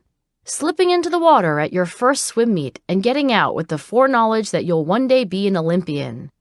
Getting to the end of The Catcher in the Rye and realizing you're destined to be a writer. But a first encounter with what might eventually lead to a lifelong passion is exactly that. Just the opening scene in a much longer, less dramatic narrative. To the 30-something on Reddit, with a fleeting interest in everything and no career direction, here's what science has to say. Passion for your work is a little bit of discovery, followed by a lot of development, and then a lifetime of deepening. Let me explain. First of all, childhood is generally far too early to know what we want to be when we grow up. Longitudinal studies following thousands of people across time have shown that most people only begin to gravitate towards certain vocational interests and away from others around middle school. This is certainly the pattern I've seen in my interview research, and it's also what journalist Hester Lacey has found in her interviews with the mega successful. Keep in mind, however, that a 7th grader, even a future paragon of grit, is unlikely to have a fully articulated passion at that age. A 7th grader is just beginning to figure out her general likes and dislikes. Second, interests are not discovered through introspection. Instead, interests are triggered by interactions with the outside world. The process of interest discovery can be messy, serendipitous, and inefficient. This is because you can't really predict with certainty what will capture your attention and what won't. You can't simply will yourself to like things either. As Jeff Bezos has observed, one of the huge mistakes people make is that they try to force an interest on themselves. Without experimenting, you can't figure out which interests will stick and which won't. Paradoxically, the initial discovery of an interest often goes unnoticed by the discoverer. In other words, when you just start to get interested in something, you may not even realize that's what's happening. The emotion of boredom is always self-conscious. You know it when you feel it. But when your attention is attracted to a new activity or experience, you may have very little reflective appreciation of what's happening to you. This means that at the start of a new endeavor, asking yourself nervously every few days whether you've found your passion is premature. Third, what follows the initial discovery of an interest is a much lengthier and increasingly proactive period of interest development. Crucially, the initial triggering of a new interest must be followed by subsequent encounters that re-trigger your attention, again and again and again. For instance, NASA astronaut Mike Hopkins told me that it was watching space shuttle launches on television in high school that initially inspired his lifelong interest in space travel.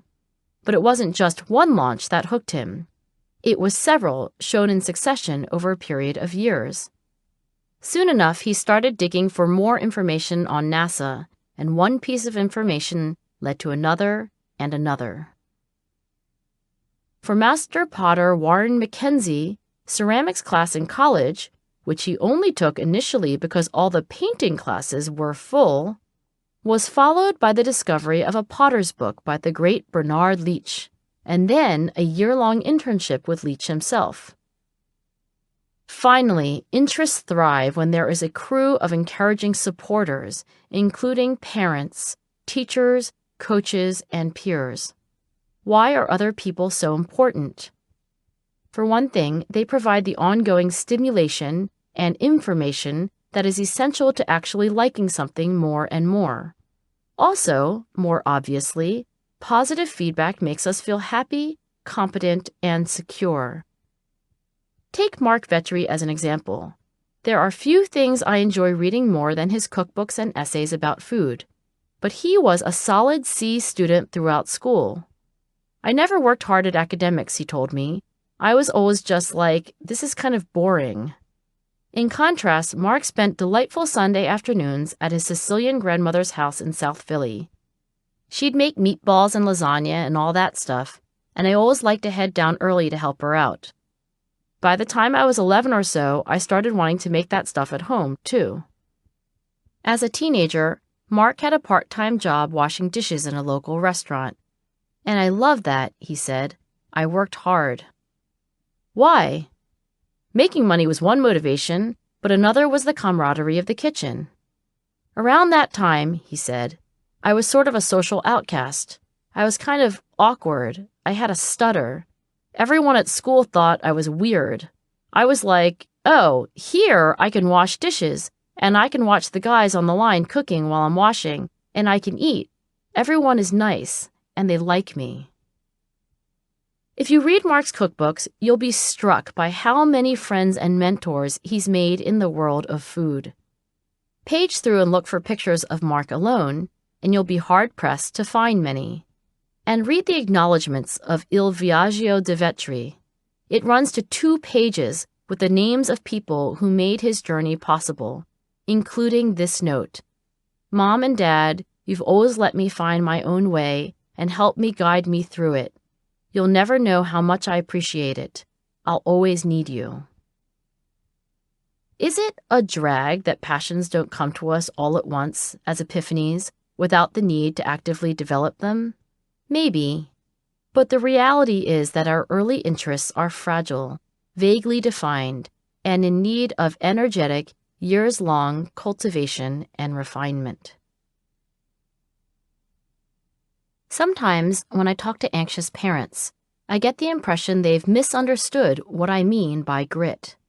I tell them that half of grit is perseverance. In response, I get appreciative head nods. But I also tell them that nobody works doggedly on something they don't find intrinsically interesting. Here, heads often stop nodding and instead cock to the side. Just because you love something doesn't mean you'll be great, says self-proclaimed tiger mom Amy Chua. Not if you don't work. Most people stink at the things they love. I couldn't agree more. Even in the development of your interests, there is work, practicing, studying, learning to be done. Still, my point is that most people stink even more at what they don't love. So, parents-to-be, and non-parents of all ages, I have a message for you. Before hard work comes play. Before those who've yet to fix on a passion are ready to spend hours a day diligently honing skills, they must goof around, triggering and re-triggering interest. Of course, developing an interest requires time and energy, and yes, some discipline and sacrifice. But at this earliest stage, novices aren't obsessed with getting better. They're not thinking years and years into the future. They don't know what their top-level, life-orienting goal will be. More than anything else, they're having fun. In other words, even the most accomplished of experts start out as unserious beginners. This is also the conclusion of psychologist Benjamin Bloom, who interviewed 120 people who achieved world-class skills in sports, arts, or science, plus their parents, coaches, and teachers. Among Bloom's important findings is that the development of skill progresses through 3 different stages, each lasting several years. Interests are discovered and developed in what Bloom called the early years. Encouragement during the early years is crucial because beginners are still figuring out whether they want to commit or cut bait. Accordingly, Bloom and his research team found that the best mentors at this stage were especially warm and supportive. Perhaps the major quality of these teachers was that they made the initial learning very pleasant and rewarding. Much of the introduction to the field was as playful activity, and the learning at the beginning of this stage was much like a game. A degree of autonomy during the early years is also important. Longitudinal studies tracking learners confirm that overbearing parents and teachers erode intrinsic motivation. Kids whose parents let them make their own choices about what they like are more likely to develop interests later identified as a passion. So, while my dad in Shanghai in 1950 didn't think twice about his father assigning him a career path, most young people today would find it difficult to fully own interests decided without their input. Sports psychologist Jean Coté finds that shortcutting this stage of relaxed, playful interest, discovery, and development has dire consequences. In his research, professional athletes like Rowdy Gaines, who as children sampled a variety of different sports before committing to one, generally fare much better in the long run. This early breadth of experience helps the young athlete figure out which sport fits better than others. Sampling also provides an opportunity to cross-train muscles and skills that will eventually complement more focused training. While athletes who skip this stage often enjoy an early advantage in competition against less specialized peers, Coté finds that they're more likely to become injured physically and to burn out. We'll discuss what Bloom calls the middle years in the next chapter on practice. Finally, we'll plumb the later years in Chapter 8 when we discuss purpose. For now, what I hope to convey is that experts and beginners have different motivational needs. At the start of an endeavor, we need encouragement and freedom to figure out what we enjoy. We need small wins. We need applause. Yes, we can handle a tincture of criticism and corrective feedback. Yes, we need to practice, but not too much and not too soon. Rush a beginner and you'll bludgeon their budding interest. It's very, very hard to get that back once you do. Let's return to our commencement speakers. They're case studies in passion, so there's something to be learned from how they spent their early years. New York Times puzzle editor Will Shortz told me that his mother was a writer and a lover of words, and that her mother, in turn, had been a crossword fan. An inclination toward language, Shortz speculated, could very well be in his genes. But the unique path he walked was not just a matter of genetic destiny. Not very long after he learned to read and write, Shortz came across a puzzle book. I was just entranced by it, he recalls. I just wanted to make my own. Predictably, that first puzzle book, the initial trigger for his curiosity, was followed by a slew of others. Word puzzles, math puzzles, you name it. Soon enough, Shortz knew all of the major puzzle makers by name, acquiring the complete Dover Books collection of his hero, Sam Lloyd, as well as the works of a half-dozen other puzzle makers whose names are as familiar to Shorts as they are foreign to me. Who bought all these books? His mother. What else did she do? Shorts told me, "I remember when I was very young, my mom had a bridge club over, and to keep me quiet for the afternoon, she took a piece of paper, rolled it into squares, and showed me how to enter long words across and up and down, and I was happy all afternoon making my little puzzles. When the bridge club left, my mother came in and numbered the grid for me and showed me how to write clues, so that was my first crossword." And then Shorts's mother did what few mothers, including me, would have the initiative or know how to do. My mom encouraged me to sell my puzzles once I started making them, because as a writer, she submitted articles for publication to magazines and newspapers. Once she saw this interest that I had, she showed me how to submit my work. I sold my first puzzle when I was 14, and I became a regular contributor to Dell Puzzle magazines when I was 16. Shorts's mother was clearly on the lookout for what might pique her son's interest.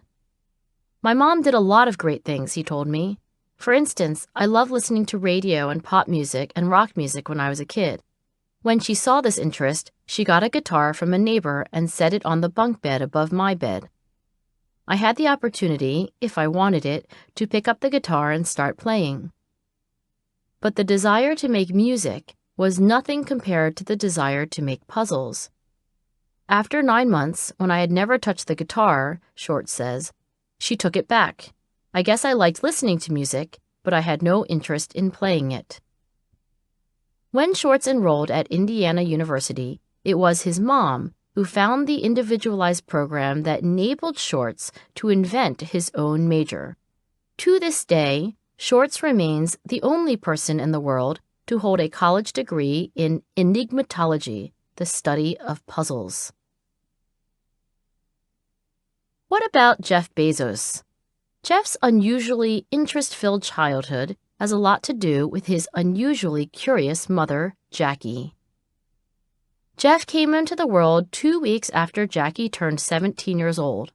So, she told me, I didn't have a lot of preconceived notions about what I was supposed to do. She remembers being deeply intrigued by Jeff and his younger brother and sister. I was just so curious about these little creatures and who they were and what they were going to do. I paid attention to what interested each one. They were all different, and followed their lead. I felt it was my responsibility to let them do deep dives into what they enjoyed. For instance, at 3, Jeff asked multiple times to sleep in a big bed. Jackie explained that eventually he would sleep in a big bed, but not yet. She walked into his room the next day and found him, screwdriver in hand, disassembling his crib. Jackie didn't scold him. Instead, she sat on the floor and helped. Jeff slept in a big bed that night. By middle school, he was inventing all sorts of mechanical contraptions, including an alarm on his bedroom door that made a loud buzzing sound whenever one of his siblings trespassed across the threshold. We made so many trips to Radio Shack, Jackie said, laughing. Sometimes we'd go back 4 times in a day because we needed another component. Once he took string and tied all the handles of the kitchen cupboards together, and then when you opened one, all of them would pop open. I tried to picture myself in these situations. I tried to picture not freaking out. I tried to imagine doing what Jackie did, which was to notice that her oldest son was blooming into a world-class problem solver, and then merrily nurture that interest. My moniker at the house was Captain of Chaos, Jackie told me, and that's because just about anything that you wanted to do would be acceptable in some fashion. Jackie remembers that when Jeff decided to build an infinity cube, essentially a motorized set of mirrors that reflect one another's images back and forth ad infinitum, she was sitting on the sidewalk with a friend. Jeff comes up to us and is telling us all the science behind it, and I listen and nod my head and ask a question every once in a while. After he walked away, my friend asked if I understood everything, and I said, "It's not important that I understand everything. It's important that I listen." By high school, Jeff had turned the family garage into a laboratory for inventing and experimentation. One day, Jackie got a call from Jeff's high school saying he was skipping classes after lunch. When he got home, she asked him where he'd been going in the afternoons. Jeff told her he'd found a local professor who was letting him experiment with airplane wings and friction and drag. And, "Okay," Jackie interrupted, "I got it. Now let's see if we can negotiate a legal way to do that." In college, Jeff majored in computer science and electrical engineering, and after graduating, applied his programming skills to the management of investment funds. Several years later, Jeff built an internet bookstore named after the longest river in the world, Amazon.com. He also registered the URL www.relentless.com. Type it into your browser and see where it takes you. "I'm always learning," Will Shortz told me. "I'm always stretching my brain in a new way, trying to find a new clue for a word, search out a new theme." I read once, a writer said that if you're bored with writing, that means you're bored with life. I think the same is true of puzzles. If you're bored with puzzles, you're bored with life, because they're so diverse. Pretty much every grit paragon I've talked to, including my own dad, says the same thing. And in examining one large-scale study after another, I find that the grittier an individual is, the fewer career changes they're likely to make. In contrast, we all know people who habitually throw themselves headlong into a new project, developing a fierce interest, only to move on after 3 or 4 or 5 years to something entirely different. There seems no harm in pursuing a variety of different hobbies, but endlessly dating new occupations and never settling down with just one is a more serious matter. "I call them short-termers," Jane Golden told me. Jane has been promoting public art in my home city of Philadelphia for more than 30 years as the director of the revered Mural Arts program. At last count, she's helped convert the walls of more than 3,600 buildings into murals. Hers is the single largest public art program in the country. Most people who know her would describe her commitment to mural arts as relentless, and Jane would agree. "Short-termers come work here for a little while," she told me, "and then they move on, and then they go somewhere else, and then somewhere else again, and so on. I'm always sort of looking at them like they're from another planet, because I'm like, how's that? How do you not lock into something?" Of course, it's Jane's unwavering focus that needs explaining, not the limited attention spans of the short-termers who come and go. Fundamentally, the emotion of boredom, after doing something for a while, is a very natural reaction. All human beings, even from infancy, tend to look away from things they've already seen, and instead turn their gaze to things that are new and surprising. In fact, the word interest comes from the Latin interessa, which means to differ. To be interesting is literally to be different. We are, by our nature, neophiles. Even though getting tired of things after a while is common, it's not inevitable. If you revisit the grit scale, you'll see that half the items ask about how consistent your interests are over long stretches of time. This links back to the fact that grit paragons don't just discover something they enjoy and develop that interest, they also learn to deepen it. As a young woman, Jane thought she'd become a painter. Now she battles bureaucratic red tape and raises money and deals with neighborhood politics. I wondered whether she'd sacrificed her life to a cause she felt was more meaningful, but less interesting. I wondered if she'd given up novelty. When I stopped painting, it was very difficult, Jane told me. But then I discovered that growing the Mural Arts program could be a creative endeavor, and that was great because I'm a very curious person. From the outside, you might see my life as mundane. Jane, you're just running the Mural Arts program and you've been doing that forever. I would say, no, listen. Today, I went to a maximum security prison. I was in North Philly. I went to a church. I was in a boardroom. I met with a deputy commissioner. I met with a city council person. I worked at an artist residency program. I saw kids graduating. Then Jane used a painter's analogy. I'm like an artist who looks at the sky every morning and sees a variety of really brilliant colors, where other people would just see blue or gray. I'm seeing, in the course of a single day, this tremendous complexity and nuance. I see something that is ever evolving and rich. For help understanding the ever-deepening interests of experts, I turn to the psychologist Paul Sylvia. Paul is a leading authority on the emotion of interest. He began our conversation by pointing out that babies know just about zilch when they're born. Unlike other animals, which have strong instincts to act in certain ways, babies need to learn almost everything from experience. If babies didn't have a strong drive for novelty, they wouldn't learn as much, and that would make it less likely they'd survive. So interest, Paul explained, the desire to learn new things, to explore the world, to seek novelty, to be on the lookout for change and variety, it's a basic drive. How, then, do we explain the enduring interests of grit paragons? Like me, Paul has found that experts often say things like, "The more I know, the less I understand." Sir John Templeton, for example, who pioneered the idea of diversified mutual funds, made the motto of his philanthropic foundation, "How little we know, how eager to learn." The key, Paul explained, is that novelty for the beginner comes in one form, and novelty for the expert in another. For the beginner, novelty is anything that hasn't been encountered before. For the expert, novelty is nuance. Take modern art, Paul said. A lot of pieces could seem very similar to a novice that seem very different to an expert. Novices don't have the necessary background knowledge. They just see colors and shapes. They're not sure what it's all about. But the art expert has comparatively enormous understanding.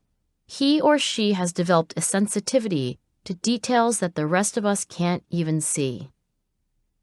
Here's another example. Ever watch the Olympics?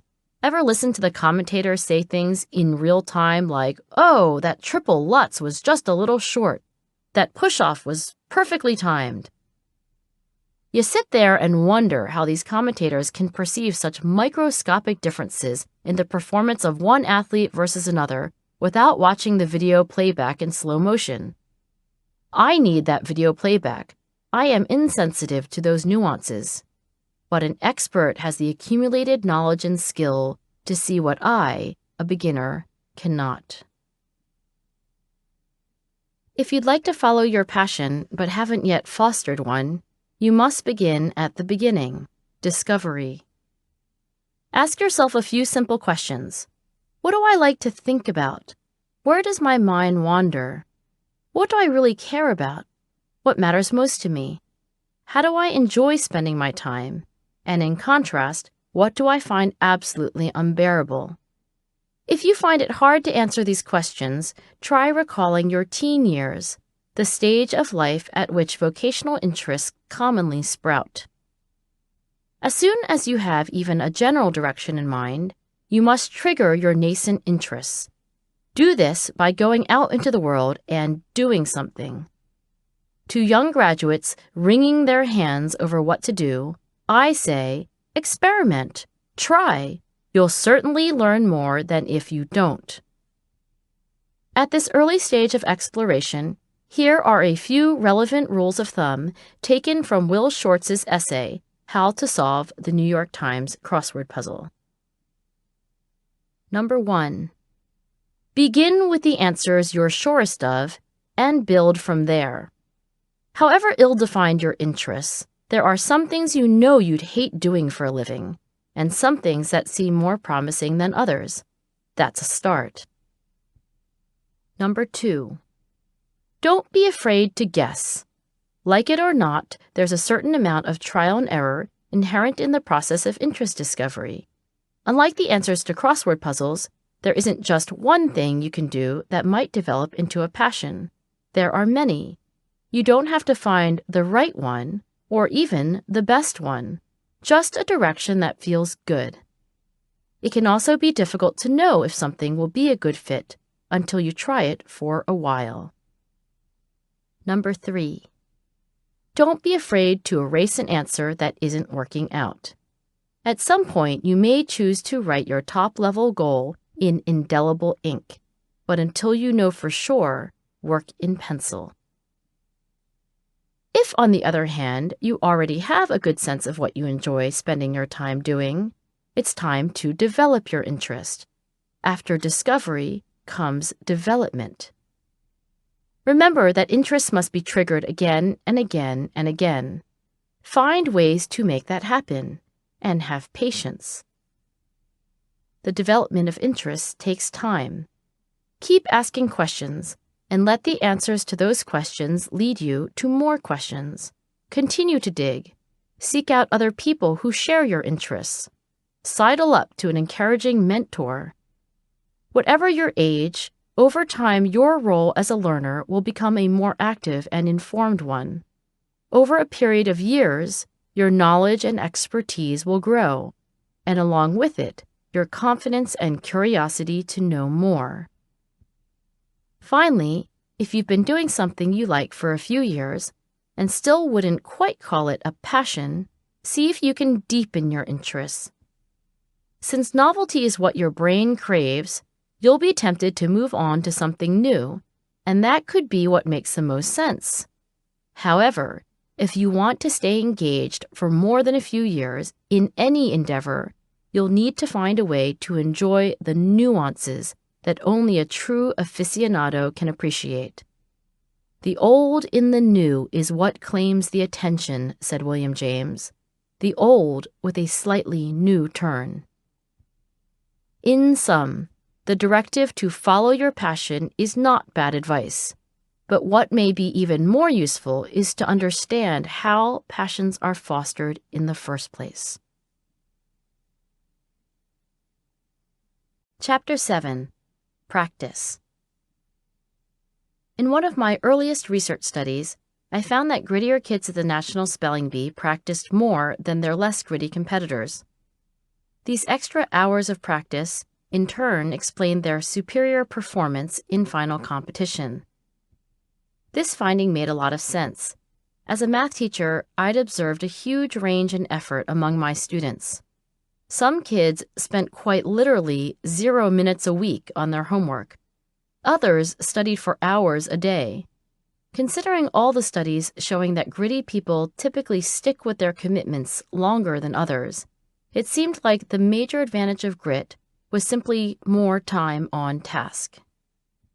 At the same time, I could think of a lot of people who'd racked up decades of experience in their jobs, but nevertheless seemed to stagnate at a middling level of competence.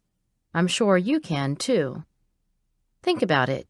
Do you know anyone who's been doing something for a long, long time, maybe their entire professional lives, and yet the best you can say of their skill is that they're pretty much okay and not bad enough to fire?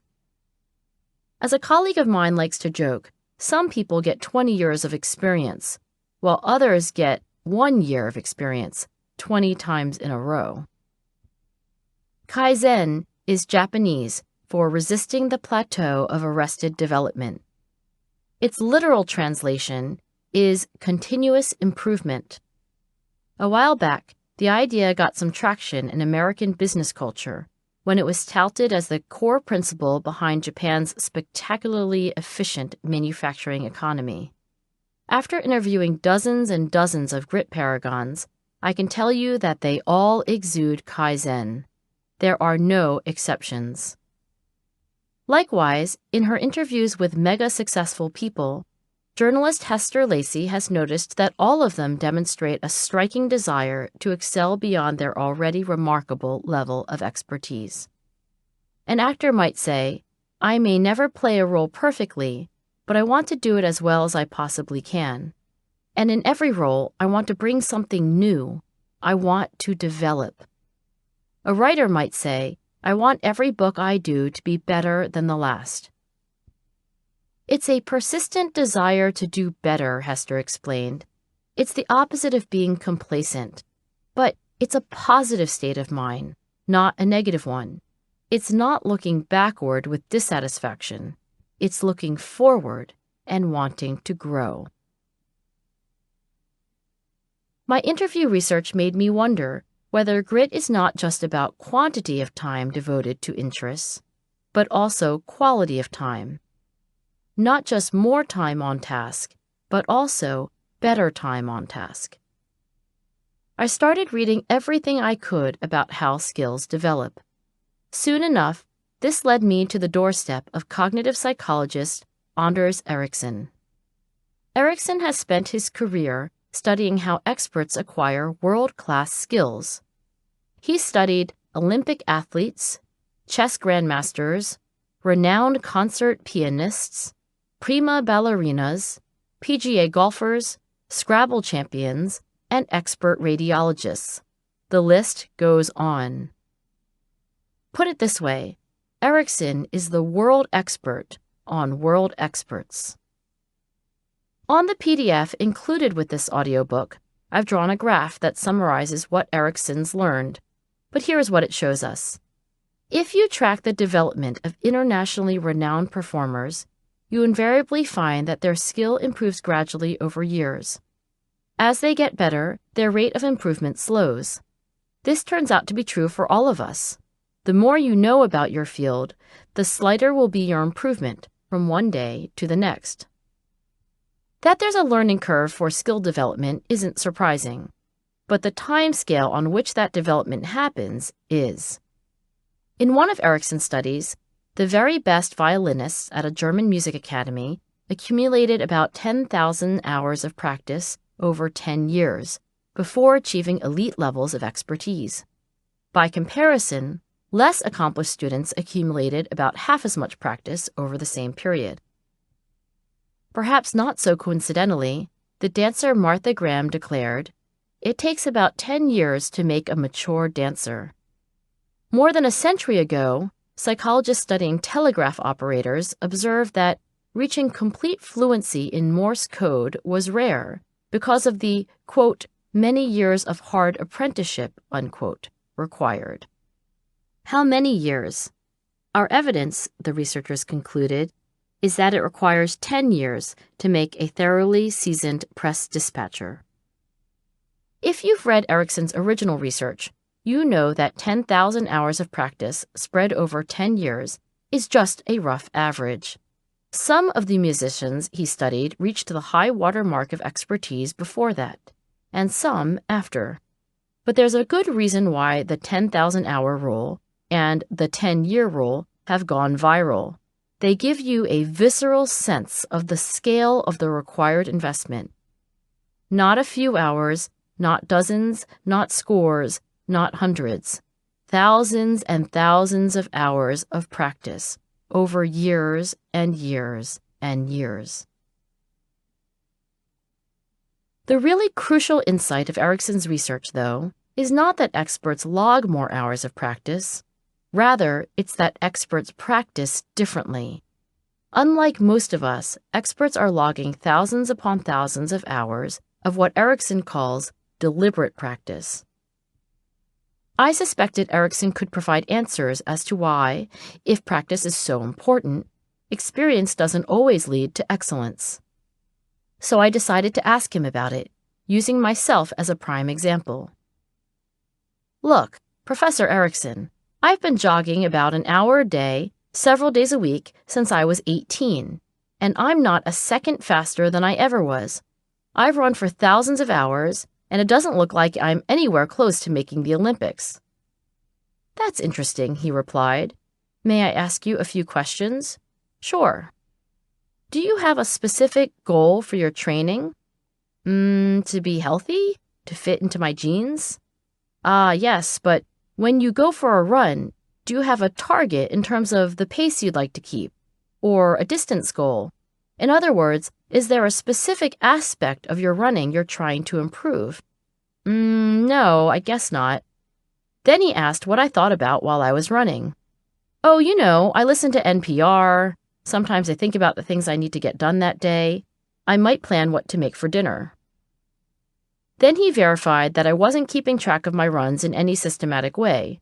No diary of my pace or my distance or the routes I took, my ending heart rate, how many intervals I'd sprinted instead of jogged. Why would I need to do that? There was no variety to my routine. Every run was like the last. I assume you don't have a coach? He asked. I laughed. Ah, he purred. I think I understand. You aren't improving because you're not doing deliberate practice. This is how experts practice. First, they set a stretch goal, zeroing in on just one narrow aspect of their overall performance. Rather than focus on what they already do well, experts strive to improve specific weaknesses. They intentionally seek out challenges they can't yet meet. Olympic gold medal swimmer Rowdy Gaines, for example, said, "At every practice, I would try to beat myself.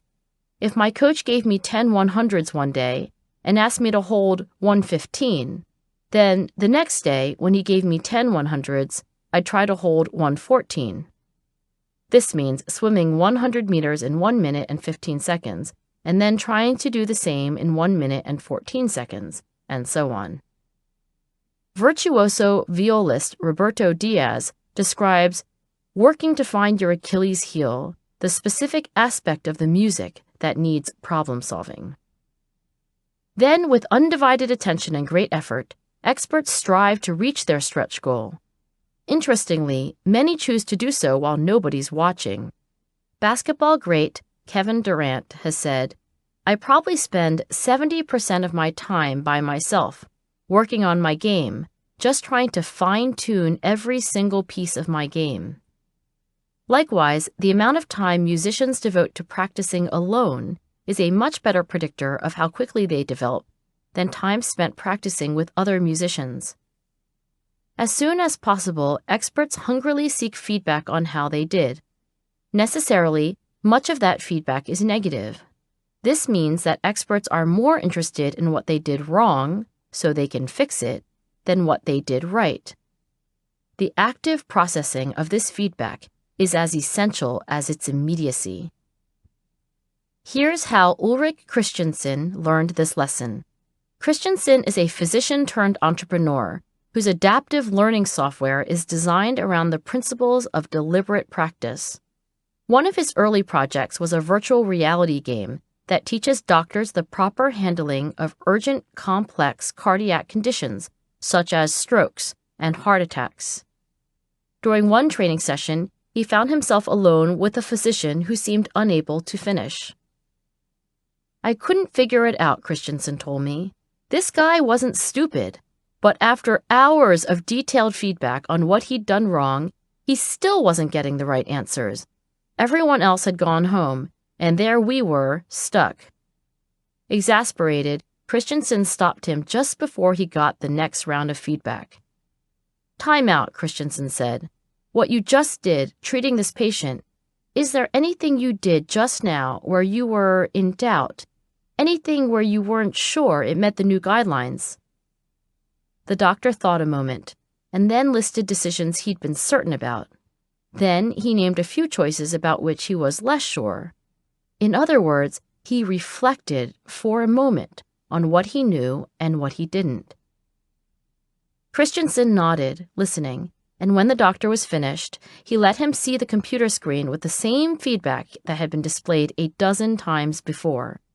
On the next trial, the doctor executed the procedure correctly. And after feedback, then what? Then experts do it all over again, and again, and again, until they have finally mastered what they set out to do, until what was a struggle before is now fluent and flawless, until conscious incompetence becomes unconscious competence. In the story of the doctor who finally took a moment to think about what he was doing, Christensen kept the practice going until the doctor was doing the procedure without any errors at all. After 4 consecutive, perfectly correct repetitions, Christensen said, "Good job, we're done with this for the day." And then what? What follows mastery of a stretch goal? Then, experts start all over again with a new stretch goal, One by one, these subtle refinements add up to dazzling mastery. Deliberate practice was first studied in chess players and then in musicians and athletes. If you're not a chess player, musician, or athlete, you might be wondering whether the general principles of deliberate practice apply to you. Without hesitation, I can tell you the answer: yes. Even the most complex and creative of human abilities can be broken down into component skills, each of which can be practiced. For example, deliberate practice is how Benjamin Franklin described improving his writing. In his autobiography, Franklin describes collecting the very best essays in his favorite magazine, The Spectator. He read and reread them, taking notes, and then he hid the originals in a drawer. Next, Franklin rewrote the essays. Then, he writes, I compared my Spectator with the original, discovered some of my faults, and corrected them. Like the modern-day experts Erikson studies, Franklin zeroed in on specific weaknesses and drilled them relentlessly. For instance, to improve his ability to make logical arguments, Franklin would jumble his notes on essays and then attempt to put them in a sensible order. This was to teach me method in the arrangement of the thoughts, he later observed. Likewise, to enhance his command of language, Franklin practiced, over and over again, the translation of prose into poetry and poetry into prose.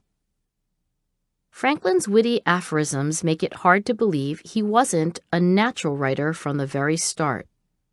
But perhaps we should let Franklin himself have the last word on the matter. There are no gains without pains. But what if you're not a writer either? If you're in business, listen to what management guru Peter Drucker said after a lifetime of advising CEOs. Effective management, quote, demands doing certain and fairly simple things. It consists of a small number of practices, unquote. If you're a surgeon, consider what Atul Gawande has said. People often assume that you have to have great hands to become a surgeon, but it's not true. What's most important, Gawande said, is practicing this one difficult thing, day and night, for years on end. If you want to break a world record, as magician David Blaine did when he held his breath underwater for 17 minutes, watch his TED Talk. At the very end, the man who can control every aspect of his physiology breaks down sobbing. As a magician, I try to show things to people that seem impossible. And I think magic, whether I'm holding my breath or shuffling a deck of cards, is pretty simple. It's practice. It's training. And it's, then he sobs, experimenting.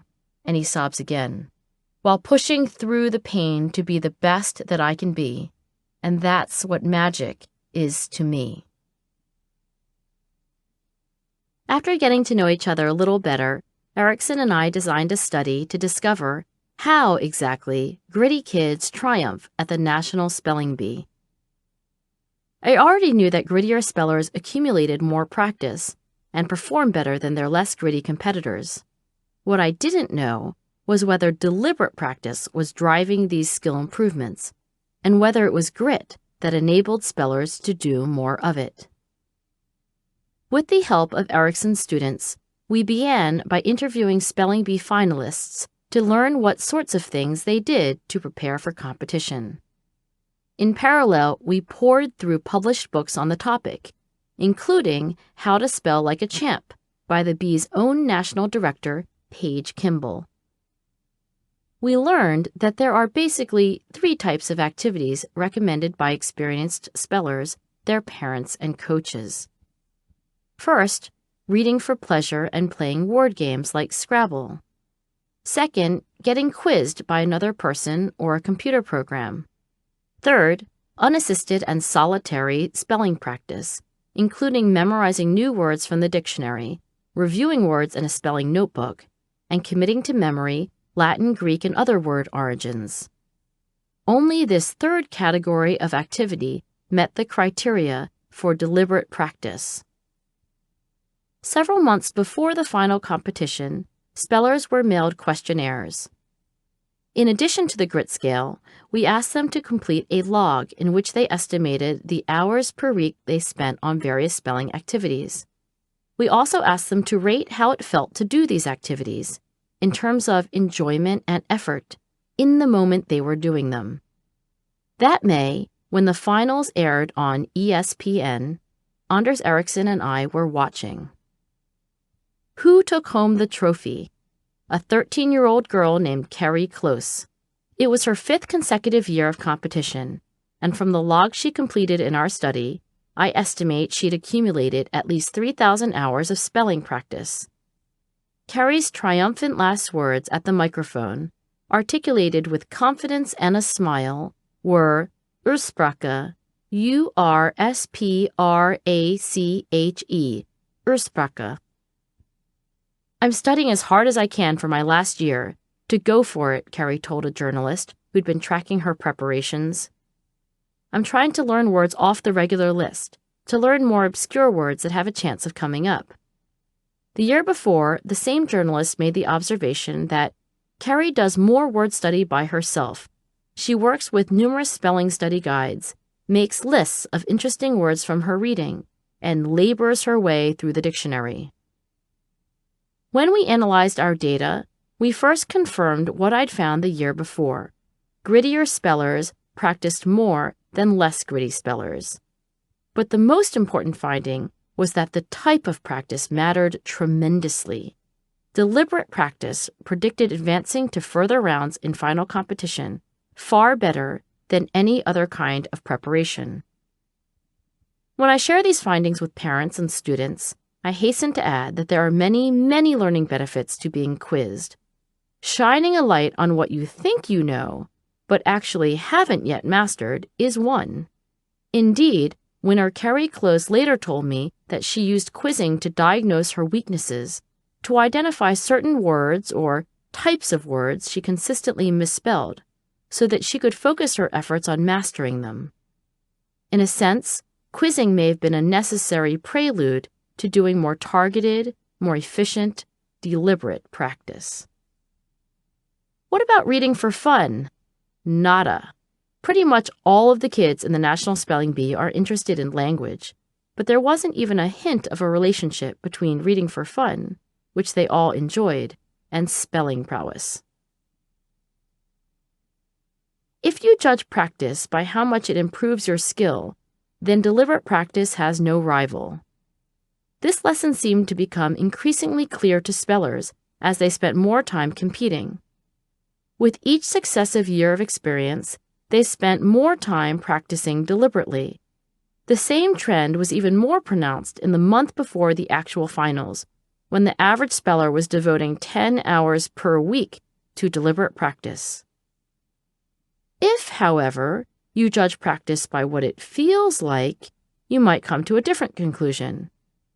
On average, spellers rated deliberate practice as significantly more effortful and significantly less enjoyable than anything else they did to prepare for competition. In contrast, spellers experienced reading books for pleasure and playing word games like Scrabble as effortless and as enjoyable as eating their favorite food. A vivid, if somewhat melodramatic, first-hand description of what deliberate practice can feel like comes from dancer Martha Graham. Dancing appears glamorous, easy, delightful, but the path to the paradise of that achievement is not easier than any other. There is fatigue so great that the body cries even in its sleep. There are times of complete frustration. There are daily small deaths. Not everyone would describe working outside their comfort zone in such extreme terms, but Ericsson generally finds that deliberate practice is experienced as supremely effortful. As evidence that working at the far edge of our skills with complete concentration is exhausting, he points out that even world-class performers, at the peak of their careers, can only handle a maximum of 1 hour of deliberate practice before needing a break, and in total can only do about 3 to 5 hours of deliberate practice per day. It's also relevant that many athletes and musicians take naps after their most intensive training sessions. Why?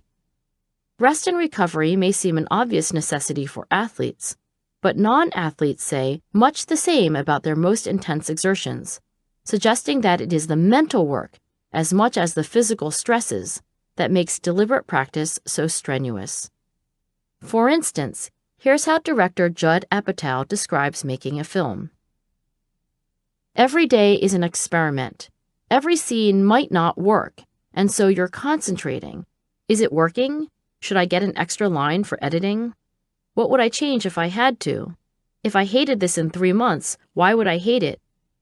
And you're concentrating, and you're exhausted. It's pretty intense. And finally, world-class performers who retire tend not to keep up nearly the same deliberate practice schedule. If practice was intrinsically pleasurable, enjoyable for its own sake, you'd expect them to keep doing it.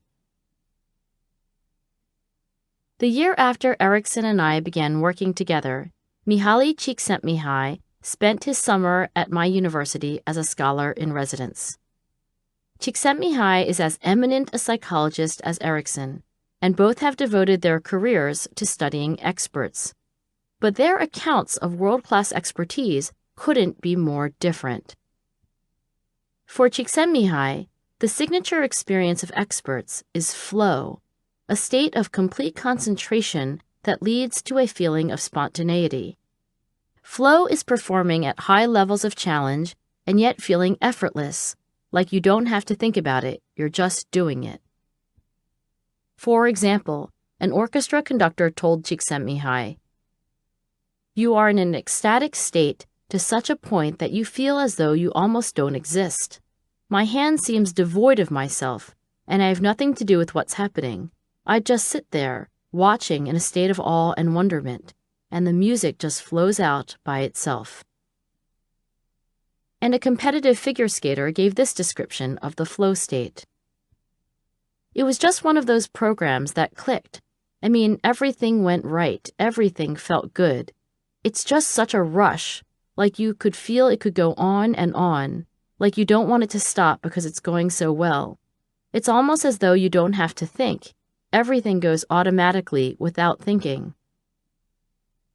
Csikszentmihalyi has gathered similar first-person reports from hundreds of experts. In every field studied, optimal experience is described in similar terms. Erickson is skeptical that deliberate practice could ever feel as enjoyable as flow. In his view, skilled people can sometimes experience highly enjoyable states, like flow, during their performance. These states are, however, incompatible with deliberate practice. Why? Because deliberate practice is carefully planned, and flow is spontaneous. Because deliberate practice requires working where challenges exceed skill, and flow is most commonly experienced when challenge and skill are in balance. And most important, because deliberate practice is exceptionally effortful, and flow is, by definition, effortless. Csikszentmihalyi has published a contrary opinion. Quote, "Researchers who study the development of talents have concluded that to learn any complex skill well takes about 10,000 hours of practice, and the practice can be very boring and unpleasant. While this state of affairs is all too often true, the consequences are by no means self-evident." Unquote. Csikszentmihalyi goes on to share a personal story that helps explain his perspective. In Hungary, where he grew up, on the tall wooden gate at the entrance to the local elementary school hung a sign that read, "The roots of knowledge are bitter, but its fruits are sweet." This always struck him as deeply untrue. Even when the learning is hard, he writes, it is not bitter when you feel that it is worth having, that you can master it, that practicing what you learned will express who you are and help you achieve what you desire. So, who's right? As fate would have it, the same summer Csikszentmihalyi was visiting, Erickson was also in town. I arranged for them to debate the topic of passion and world-class performance before an audience of about 80 educators. When they sat down at the table in the front of the lecture hall, I realized that the two men are near-perfect doppelgangers. Both are tall and solidly built. Both are European by birth, with slight accents that somehow make them seem even more eminent and scholarly. Both sport close-cropped beards, and though only Csikszentmihalyi's has gone all white, either man would be a good choice if you are looking for someone to play Santa Claus. On the day of the panel, I was a little anxious. I don't like conflict, even when it's not mine. It turns out I had nothing to worry about. The proponents of deliberate practice versus flow behaved as perfect gentlemen. No insults were exchanged. There wasn't even a hint of disrespect. Instead, Erickson and Csikszentmihalyi sat shoulder to shoulder, each taking the microphone when it was their turn, each methodically summarizing decades of research, summarizing starkly contrasting perspectives.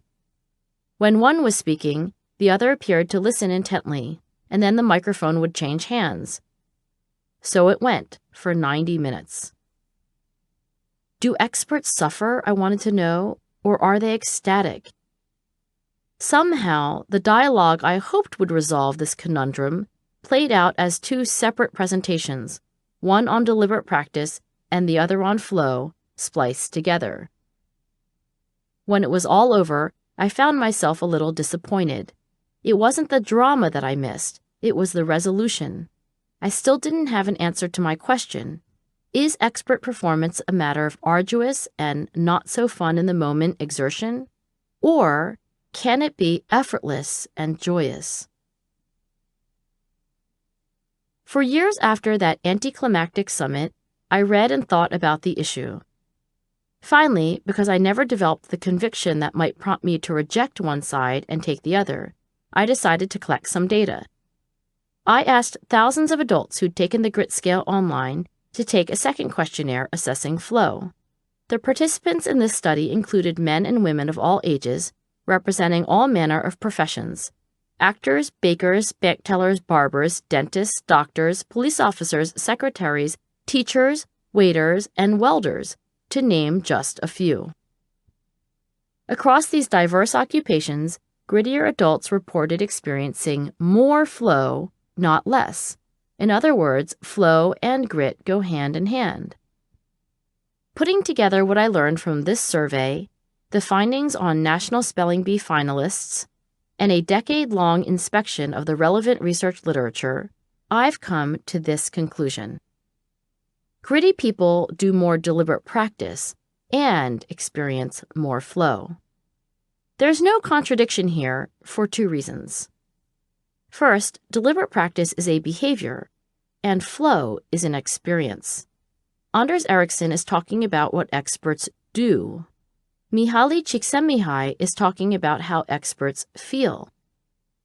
Second, you don't have to be doing deliberate practice and experiencing flow at the same time. And in fact, I think that for most experts, they rarely go together. More research is needed to settle the question, and in the next few years, I'm hoping that Ericsson, Csikszentmihalyi, and I can collaborate to do exactly that. Currently, my view is that the primary motivation for doing effortful deliberate practice is to improve your skill. You're concentrating 100%, and you've deliberately set the level of challenge to exceed your current level of skill. You're in problem-solving mode, analyzing everything you do to bring it closer to the ideal, the goal you set at the beginning of the practice session. You're getting feedback, and a lot of that feedback is about what you're doing wrong, and you're using that feedback to make adjustments and try again. The motivation that predominates during flow, in contrast, is entirely different. The flow state is intrinsically pleasurable. You don't care whether you're improving some narrow aspect of your skill set. And though you're concentrating 100%, you're not at all in problem-solving mode. You're not analyzing what you're doing. You're just doing.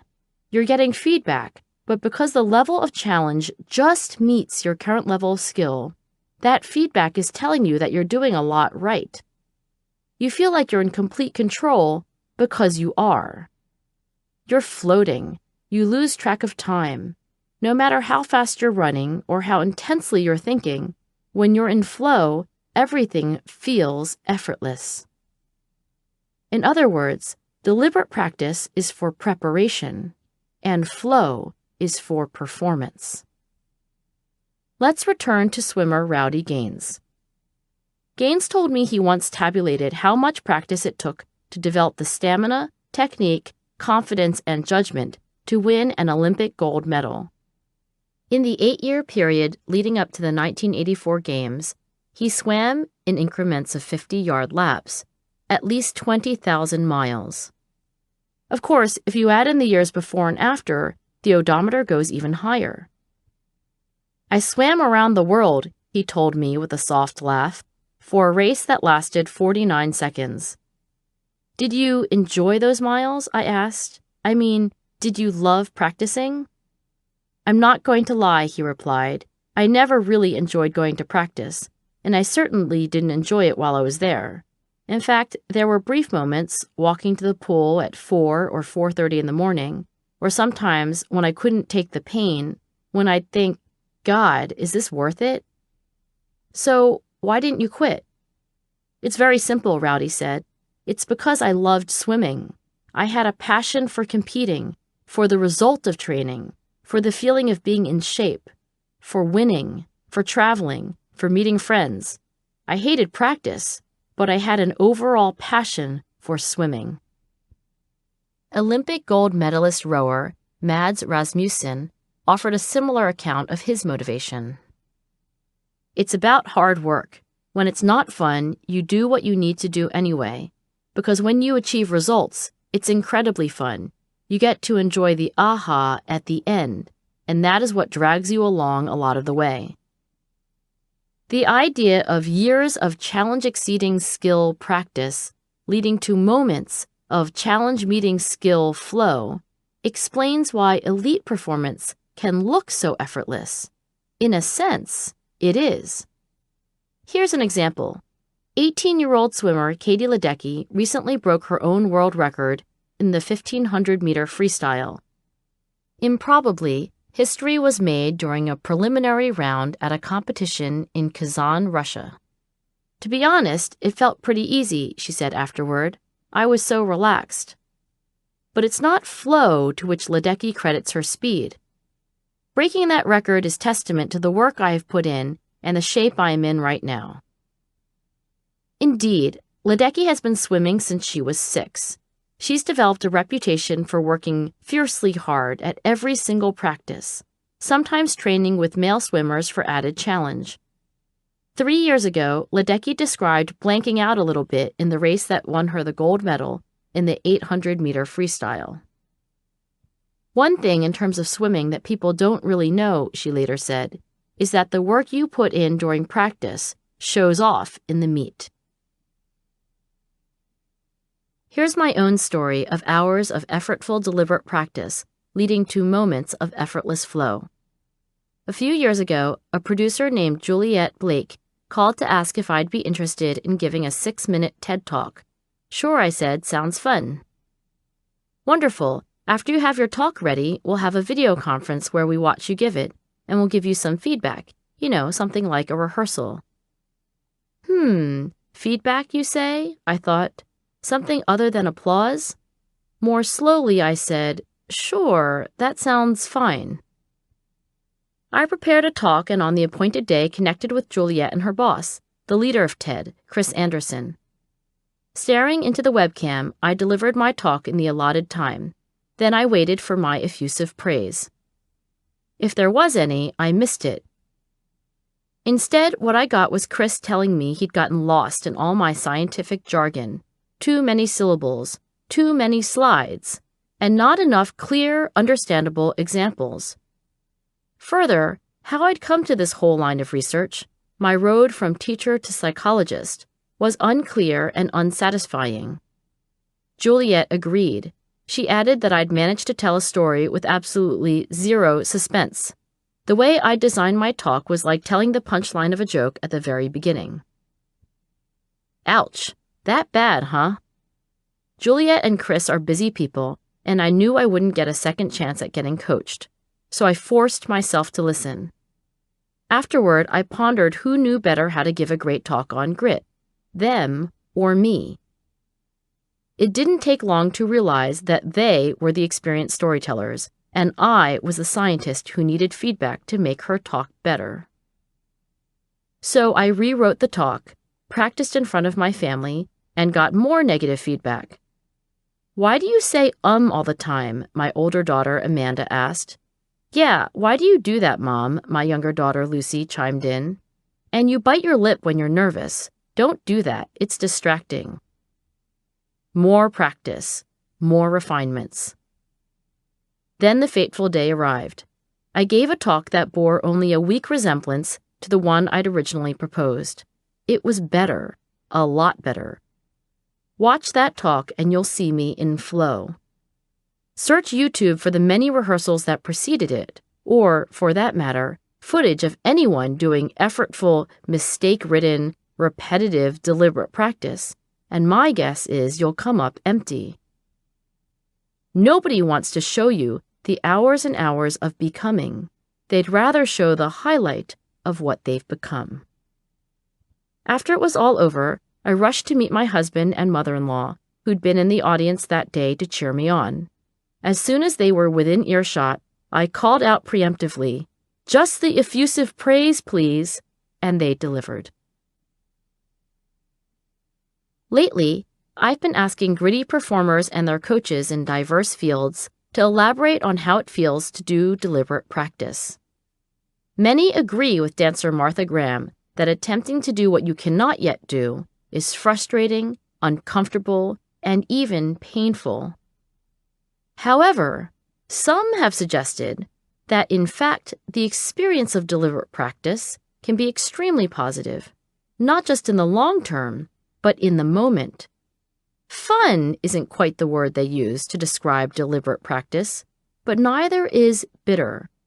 And, too, top performers point out that the alternative to deliberate practice, mindlessly going through the motions without improvement, can be its own form of suffering. I puzzled over these observations for a while, and then I decided to look back at the diary data that Erickson and I had collected from the National Spelling Bee finalists. While I knew that spellers rated deliberate practice as especially effortful and unenjoyable, I also recalled that there was quite a spread around these averages. In other words, not all spellers had the same exact experience. I looked to see how grittier competitors experienced deliberate practice.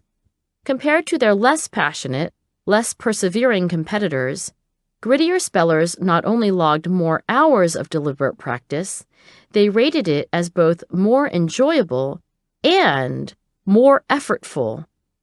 That's right, grittier kids reported working harder than other kids when doing deliberate practice, but at the same time said they enjoyed it more than other kids too. It's hard to know for sure what to make of this finding.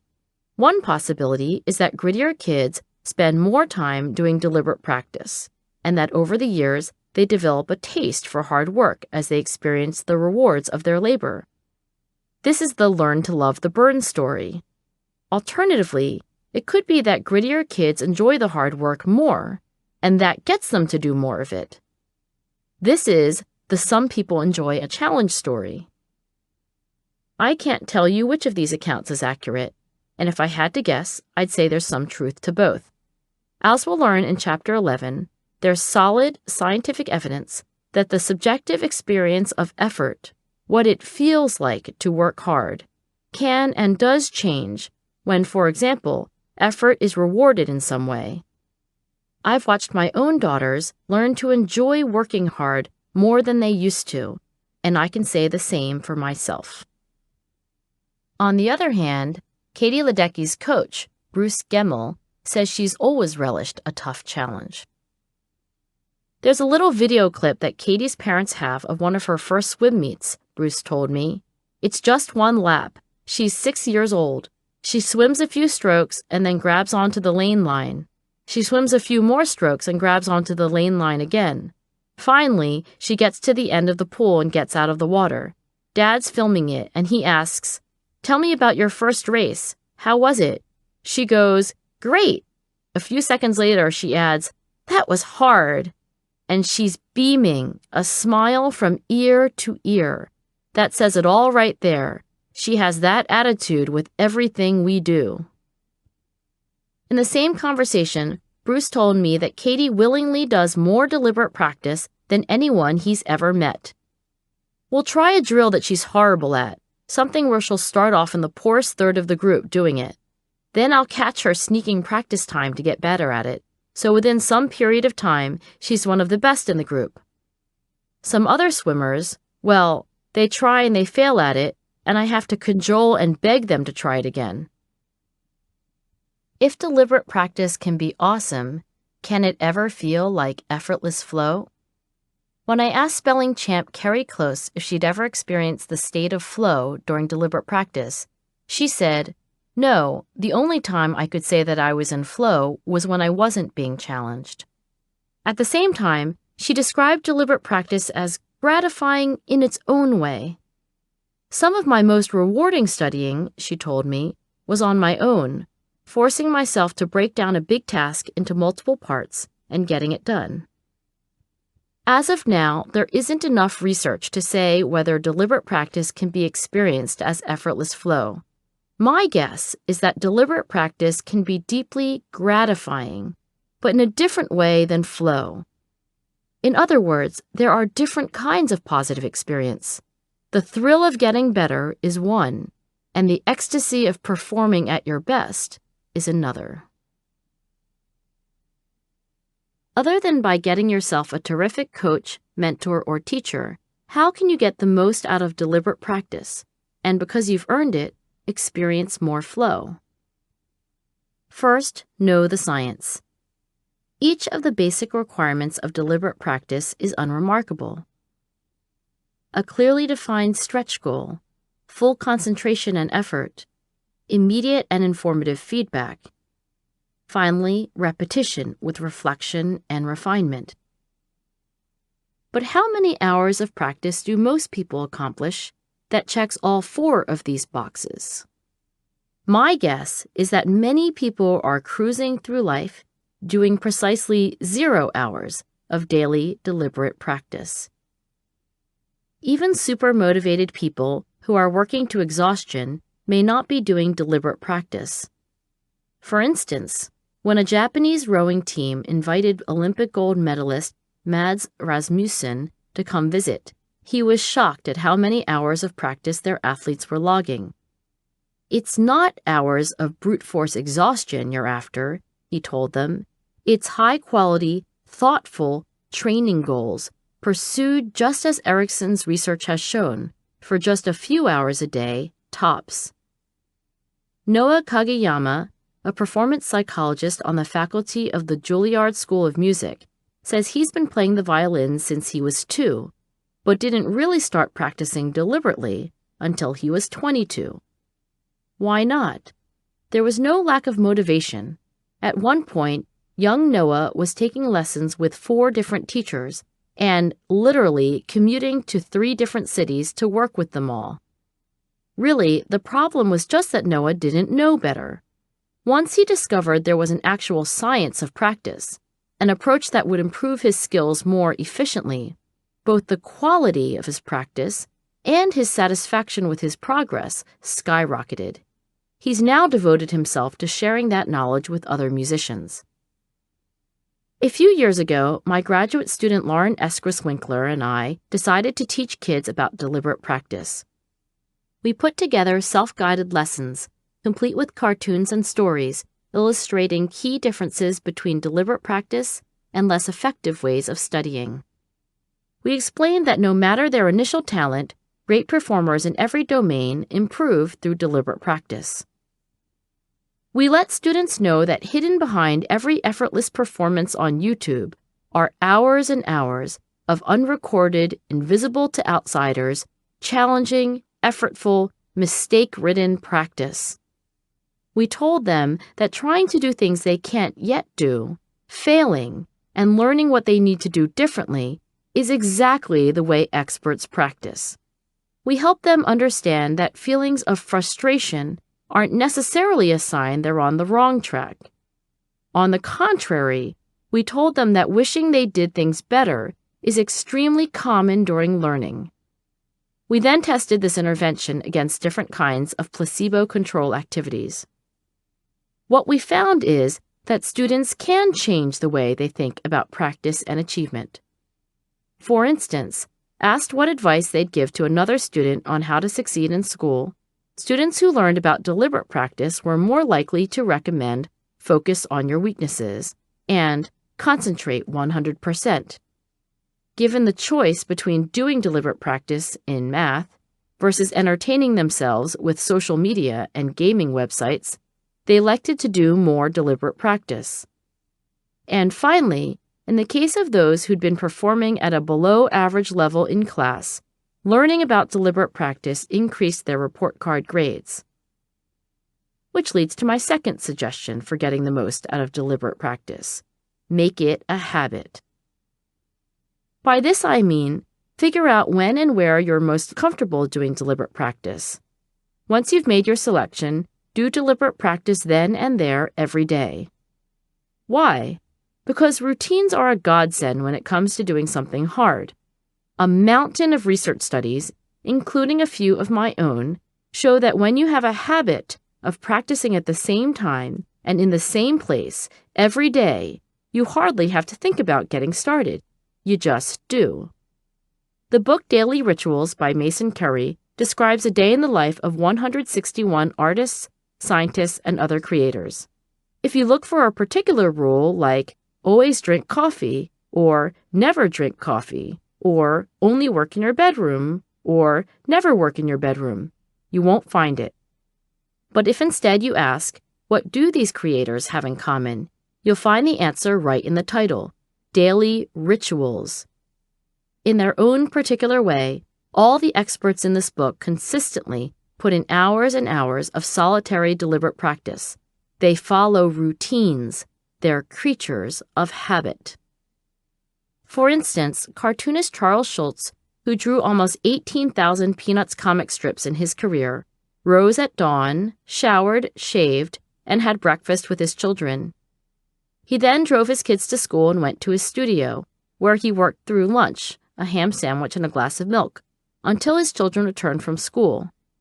Writer Maya Angelou's routine was to get up and have coffee with her husband, and then, by 7 a.m, deliver herself to a tiny, mean hotel room with no distractions until 2 p.m. Eventually, if you keep practicing at the same time and place, what once took conscious thought to initiate becomes automatic. There is no more miserable human being, observed William James, than the one for whom the beginning of every bit of work must be decided anew each day. I myself learned that lesson quickly. I now know what Joyce Carol Oates meant when she likened completing the first draft of a book to pushing a peanut across a very dirty kitchen floor with your nose. So, what did I do? Here's the simple daily plan that helped me get going. When it's 8 a.m. and I'm in my home office, I will reread yesterday's draft. This habit didn't make the writing easier, per se, but it sure made it easier to get started. My third suggestion for getting the most out of deliberate practice is to change the way you experience it. Around the time I was revisiting my National Spelling Bee data and discovering how much more enjoyable the experience of deliberate practice is for grittier competitors, I called up a swimming coach named Terry Lachlan. Terry has coached every level of swimmer, from complete newbie to Olympic champion, and broken records himself in open water master swimming. I was particularly interested in his perspective because he's long advocated what he calls a total immersion approach to swimming, essentially a relaxed, mindful approach to gliding through the water. Deliberate practice can feel wonderful, Terry told me. If you try, you can learn to embrace challenge rather than fear it. You can do all the things you're supposed to do during deliberate practice, a clear goal, feedback, all of it, and still feel great while you're doing it. It's all about in-the-moment self-awareness without judgment, he continued. It's about relieving yourself of the judgment that gets in the way of enjoying the challenge. After hanging up with Terry, I began to think about the fact that infants and toddlers spend most of their time trying to do things they can't, again and again, and yet they don't seem especially embarrassed or anxious. No pain, no gain is a rule that doesn't seem to apply to the preschool set. Elena Bodrova and Deborah Lung, psychologists who've devoted their careers to studying how children learn, agree that learning from mistakes is something babies and toddlers don't mind at all. Watch a baby struggle to sit up or a toddler learn to walk. You'll see one error after another, failure after failure, a lot of challenge exceeding skill, a lot of concentration, a lot of feedback, a lot of learning. Emotionally? Well, they're too young to ask, but very young children don't seem tortured while they're trying to do things they can't yet do. And then something changes. According to Elena and Deborah, around the time children enter kindergarten, they begin to notice that their mistakes inspire certain reactions in grown-ups. What do? We frown. Our cheeks flush a bit. We rush over to our little ones to point out that they've done something wrong. And what's the lesson we're teaching? Embarrassment, fear, shame. Coach Bruce Gemmell says that's exactly what happens to many of his swimmers. Between coaches and parents and friends and the media, he told me, they've learned that failing is bad, so they protect themselves and won't stick their neck out and give their best effort. Shame doesn't help you fix anything, Deborah told me. So, what's to be done? Elena and Deborah asked teachers to model emotion-free mistake-making. They actually instruct teachers to commit an error on purpose and then let students see them say, with a smile, "Oh gosh, I thought there were 5 blocks in this pile. Let me count again. 1, 2, 3, 4, 5, 6. There are 6 blocks. Great. I learned I need to touch each block as I count." Whether you can make deliberate practice as ecstatic as flow, I don't know. But I do think you can try saying to yourself and to others, "That was hard. It was great." Chapter 8. Purpose. Interest is one source of passion. Purpose, the intention to contribute to the well-being of others, is another. The mature passions of gritty people depend on both. For some, purpose comes first. This is the only way I can understand a paragon of grit like Alex Scott. Ever since Alex could remember, she'd been sick. Her neuroblastoma had been diagnosed when she was a year old. Shortly after her 4th birthday, Alex told her mother, "When I get out of the hospital, I want to have a lemonade stand." And she did. She operated her first lemonade stand before she turned 5, raising $2,000 for her doctors to help other kids like they helped her. When Alex passed away 4 years later, she'd inspired so many people to create their own lemonade stands that she'd raised more than $1 million. Alex's family has continued her legacy, and to date, Alex's Lemonade Stand Foundation has raised more than $100 million for cancer research. Alex was extraordinary. But most people first become attracted to things they enjoy, and only later appreciate how these personal interests might also benefit others. In other words, the more common sequence is to start out with a relatively self-oriented interest, then learn self-disciplined practice, and finally integrate that work with an other-centered purpose. The psychologist Benjamin Bloom was among the first to notice this 3-phase progression.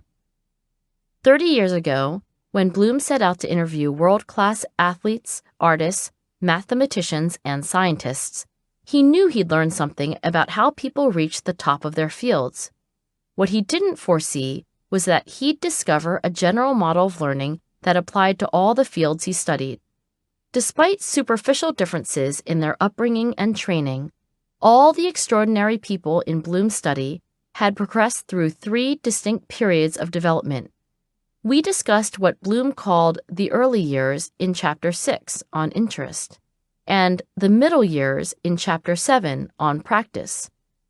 We've now come to the 3rd, final, and longest phase in Bloom's model, the later years, when, as he put it, the larger purpose and meaning of work finally becomes apparent.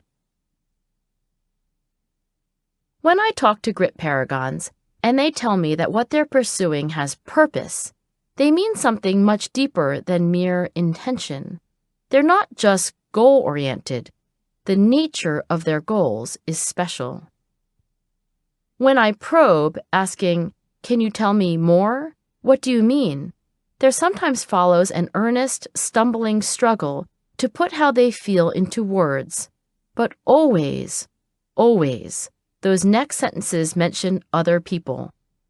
Sometimes it's very particular, my children, my clients, my students, and sometimes quite abstract, this country, the sport, science, society. However they say it, the message is the same. The long days and evenings of toil, the setbacks and disappointments and struggle, the sacrifice, all this is worth it because ultimately their efforts pay dividends to other people. At its core, the idea of purpose is the idea that what we do matters to people other than ourselves. A precocious altruist like Alex Scott is an easy-to-fathom example of other-centered purpose. So is art activist Jane Golden, the grit paragon we met in Chapter 6. Interest in art led Jane to become a muralist in Los Angeles after graduating from college. In her late 20s, Jane was diagnosed with lupus and told she didn't have long to live. The news came as such a shock, she told me. It gave me a new perspective on life. When Jane recovered from the disease's most acute symptoms, she realized she would outlive the doctor's initial predictions, but with chronic pain. Moving back to her hometown of Philadelphia, she took over a small anti-graffiti program in the mayor's office, and over the next 3 decades, grew it into one of the largest public art programs in the world. Now in her late 50s, Jane continues to work from early morning to late in the evening, 6 or 7 days a week.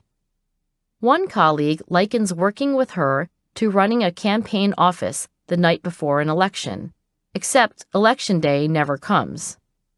For Jane, those hours translate into more murals and programs, and that means more opportunities for people in the community to create and experience art. When I asked Jane about her lupus, she admitted, matter-of-factly, that pain is a constant companion. She once told a journalist, "There are moments when I cry. I think I just can't do it anymore, push that boulder up the hill. But feeling sorry for myself is pointless, so I find ways to get energized." Why? Because her work is interesting? That's only the beginning of Jane's motivation. "Everything I do is in a spirit of service," she told me. "I feel driven by it. It's a moral imperative." Putting it more succinctly, she said, "Art saves lives." Other grit paragons have top-level goals that are purposeful in less obvious ways. Renowned wine critic Antonio Galloni, for instance, told me, "An appreciation for wine is something I'm passionate about sharing with other people. When I walk into a restaurant, I want to see a beautiful bottle of wine on every table." Antonio says his mission is to help people understand their own palates. When that happens, he says, it's like a light bulb goes off, and he wants to make 1,000,000 light bulbs go off. So while interest for Antonio came first, his parents owned a food and wine shop while he was growing up, and he was always fascinated by wine, even at a young age. His passion is very much enhanced by the idea of helping other people. "I'm not a brain surgeon," he told me. "I'm not curing cancer, but in this one small way, I think I'm going to make the world better. I wake up every morning with a sense of purpose." In my grit lexicon, therefore, purpose means the intention to contribute to the well-being of others. After hearing repeatedly from grit paragons how deeply connected they felt their work was to other people, I decided to analyze that connection more closely. Sure, purpose might matter, but how much does it matter relative to other priorities? It seemed possible that single-minded focus on a top-level goal is, in fact, typically more selfish than selfless. Aristotle was among the first to recognize that there are at least two ways to pursue happiness.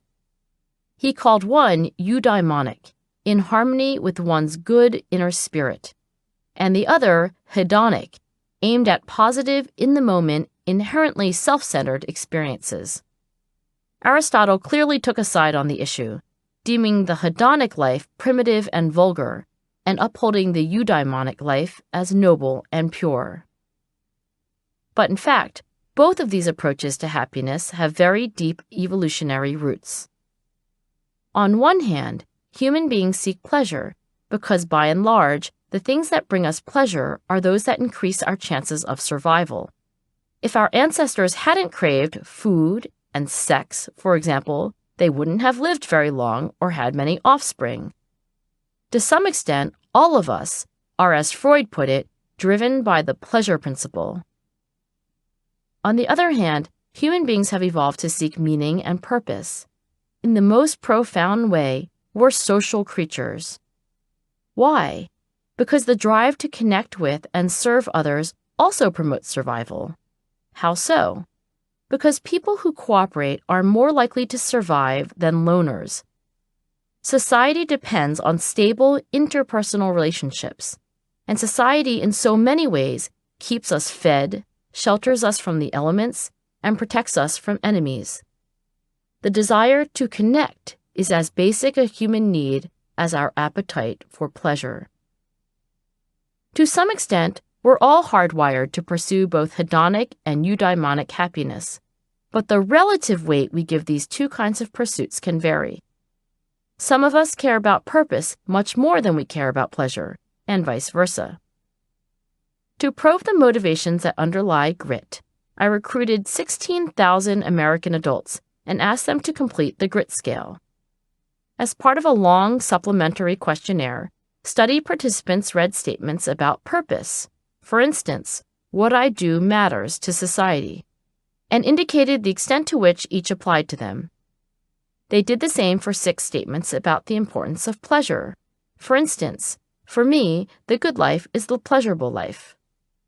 From these responses, we generated scores ranging from 1 to 5 for their orientations to purpose and pleasure, respectively. On the PDF included with this audiobook, I've plotted the data from this large-scale study, and we will go through it now. The data show that gritty people aren't monks, nor are they hedonists. In terms of pleasure seeking, they're just like anyone else. Pleasure is moderately important no matter how gritty you are. In sharp contrast, you can see that grittier people are dramatically more motivated than others to seek a meaningful, other-centered life. Higher scores on purpose correlate with higher scores on the grit scale. This is not to say that all grit paragons are saints, but rather that most gritty people see their ultimate aims as deeply connected to the world beyond themselves. My claim here is that for most people, purpose is a tremendously powerful source of motivation. There may be exceptions, but the rarity of these exceptions proves the rule. What am I missing? Well, it's unlikely that my sample included many terrorists or serial killers, and it's true that I haven't interviewed political despots or mafia bosses.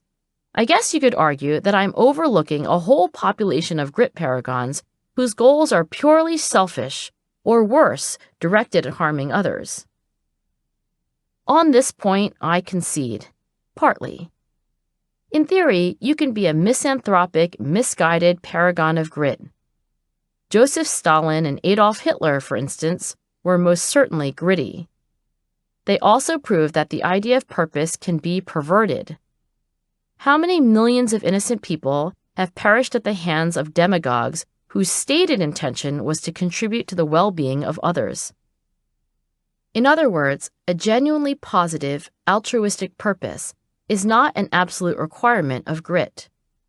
And I have to admit that yes, it is possible to be a gritty villain. But on the whole, I take the survey data I've gathered and what paragons of grit tell me in person at face value. So, while interest is crucial to sustaining passion over the long term, so too is the desire to connect with and help others. My guess is that if you take a moment to reflect on the times in your life when you've really been at your best, when you've risen to the challenges before you, finding strength to do what might have seemed impossible, you'll realize that the goals you achieved were connected in some way, shape, or form to the benefit of other people. In sum, there may be gritty villains in the world, but my research suggests there are many more gritty heroes. Fortunate indeed are those who have a top-level goal so consequential to the world that it imbues everything they do, no matter how small or tedious, with significance. Consider the parable of the bricklayers. 3 bricklayers are asked, "What are you doing?" The first says, "I am laying bricks." The second says, "I am building a church." And the third says, "I am building the house of God." The first bricklayer has a job. The second has a career. The third has a calling. Many of us would like to be like the third bricklayer, but instead identify with the first or second. Yale management professor Amy Wrzesniewski has found that people have no trouble at all telling her which of the 3 bricklayers they identify with. In about equal numbers, workers identify themselves as having a job. I view my job as just a necessity of life, much like breathing or sleeping. A career. I view my job primarily as a stepping stone to other jobs. Or a calling. My work is one of the most important things in my life. Using Amy's measures, I too have found that only a minority of workers consider their occupations a calling. Not surprisingly, those who do are significantly grittier than those who feel that job or career more aptly describes their work. Those fortunate people who do see their work as a calling, as opposed to a job or a career, reliably say, "My work makes the world a better place." And it's these people who seem most satisfied with their jobs and their lives overall. In one study, adults who felt their work was a calling missed at least a third fewer days of work than those with a job or a career.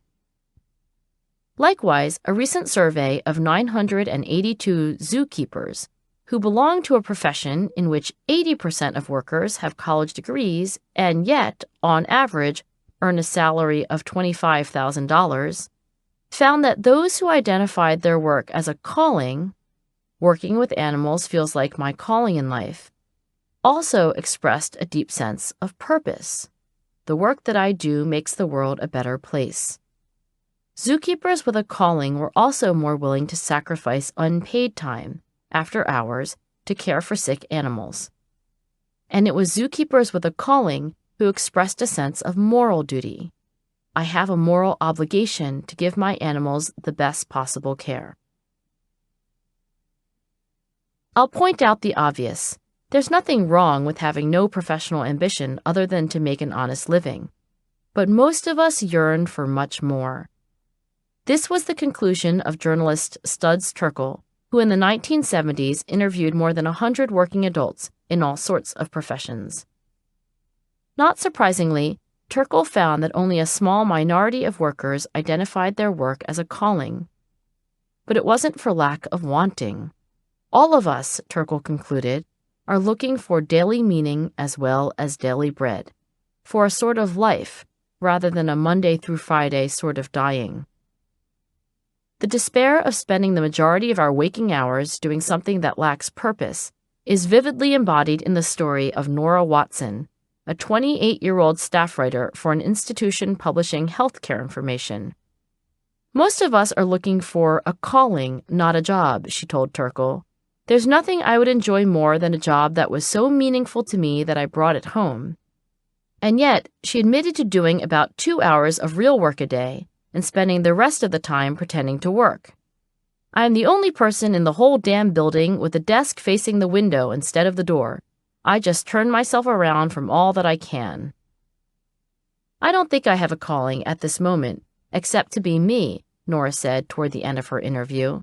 But nobody pays you for being you, so I'm at the institution for the moment. In the course of his research, Turkle did meet a happy few who find a savor in their daily job. From an outsider's point of view, those with a calling didn't always labor in professions more conducive to purpose than Nora. One was a stonemason, another a bookbinder. A 58-year-old garbage collector named Roy Schmidt told Turkle that his job was exhausting, dirty, and dangerous. He knew most other occupations, including his previous office job, would be considered more attractive to most people. And yet, he said, I don't look down on my job in any way. It's meaningful to society. Contrast Nora's closing words with the ending of Roy's interview. I was told a story one time by a doctor. Years ago in France, if you didn't stand in favor with the king, they'd give you the lowest job, cleaning the streets of Paris, which must have been a mess in those days. One lord goofed up somewhere along the line, so they put him in charge of it. And he did such a wonderful job that he was commended for it. The worst job in the French kingdom, and he was patted on the back for what he did. That was the first time I ever heard about garbage where it really meant something. In the parable of the bricklayers, everyone has the same occupation, but their subjective experience, how they themselves viewed their work, couldn't be more different. Likewise, Amy's research suggests that callings have little to do with formal job descriptions. In fact, she believes that just about any occupation can be a job, career, or calling. For instance, when she studied secretaries, she initially expected very few to identify their work as a calling. When her data came back, she found that secretaries identified themselves as having a job, career, or calling in equal numbers, just about the same proportion she'd identified in other samples. Amy's conclusion is that it's not that some kinds of occupations are necessarily jobs, and others are careers, and still others are callings. Instead, what matters is whether the person doing the work believes that laying down the next brick is just something that has to be done, or instead, something that will lead to further personal success, or, finally, work that connects the individual to something far greater than the self. I agree. How you see your work is more important than your job title. And this means that you can go from job to career to calling, all without changing your occupation. What do you tell people, I recently asked Amy, when they ask you for advice? A lot of people assume that what they need to do is find their calling, she said. I think a lot of anxiety comes from the assumption that your calling is like a magical entity that exists in the world, waiting to be discovered. That's also how people mistakenly think about interests, I pointed out. They don't realize they need to play an active role in developing and deepening their interests. A calling is not some fully formed thing that you find, Amy tells advice seekers. It's much more dynamic. Whatever you do, whether you're a janitor or the CEO, you can continually look at what you do and ask how it connects to other people, how it connects to the bigger picture, how it can be an expression of your deepest values. In other words, a bricklayer who one day says, I am laying bricks, might at some point become the bricklayer who recognizes, I am building the house of God. Amy's observation that the same individual in the same occupation can at different times think of it as a job, career, or calling brought to mind Joe Leader. Joe is a senior vice president at New York City Transit. Basically, he's the New York City subway's lead engineer. It's a task of almost unimaginable proportions. Annually, more than 1.7 billion trips are taken on the city's subways, making it the busiest subway system in the United States. There are 469 stations. Laid end to end, the tracks for the subway system would reach all the way to Chicago. As a young man, Leader wasn't looking for a calling. He was looking to pay back student loans. When I was coming out of college, he told me, my biggest concern was just getting a job. Any job. Transit came to our campus to recruit engineers, and I got hired. As an intern, Leader was assigned to work on the tracks. I threw in rails, I was pulling ties, I was doing cable work for the third rail. Not everyone would find that work interesting, but Joe did.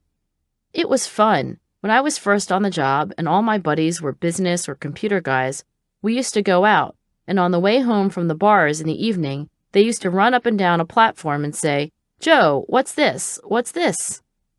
I used to tell them, "That's a third rail insulator. That's an insulated joint." To me, it was fun. So, interest was the seed of his passion. Joe soon ended up doing a lot of planning work, which he also enjoyed. As his interests and expertise deepened, he started to distinguish himself, and he began to see transit engineering as a long-term career. On my days off, I went down to the laundromat to do the laundry. You know, those big tables for folding your clothes? Well, all the women used to laugh because I'd bring my engineering drawings and lay them out and work on them. I really fell in love with that part of the job. Within a year, Joe said he began to look at his work differently. Sometimes he'd look at a bolt or rivet and realize that some fellow had put that in decades ago, and here it was, still in the same place, still making the trains run, still helping people to get where they needed to be. I began to feel like I was making a contribution to society, he told me. I understood I was responsible for moving people every single day. And when I became a project manager, I would walk away from these big installation jobs, 100 panels or a whole interlocking of signals. And I knew that what we'd done was going to last for 30 years. That was when I felt I had a vocation, or I would say, a calling. To hear Joe Leader talk about his work might make you wonder if after a year of not finding your work to be a calling, you should give up hope. Among her MBA students, Amy Rosneski finds that many give their job only a couple of years before concluding that it couldn't possibly be their life's passion. It may comfort you to know that it took Michael Boehm much longer. Michael is a professor of internal medicine at the University of Pennsylvania. You might think his calling is to heal and to teach. That's only partly right. Michael's passion is well-being through mindfulness. It took him years to integrate his personal interest in mindfulness with the other-centered purpose of helping people lead healthier, happier lives. Only when interest and purpose melded did he feel like he was doing what he'd been put on this planet to do.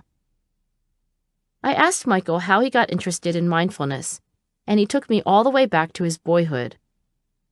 I was looking up at the sky, he told me, and the strangest thing happened. I felt like I was actually getting lost in the sky. I felt it as a sort of opening, like I was becoming much larger. It was the most wonderful experience I've ever had. Later, Michael found that he could make the same thing happen just by paying attention to his own thoughts. I became obsessed, he told me. I didn't know what to call it, but I would do it all the time. Several years later, Michael was browsing in a bookstore with his mother when he came upon a book that described his experience exactly. The book was by Alan Watts, a British philosopher who wrote about meditation for Western audiences long before it became fashionable. With his parents' encouragement, Michael took classes in meditation throughout high school and college. As graduation approached, he had to decide what to do next.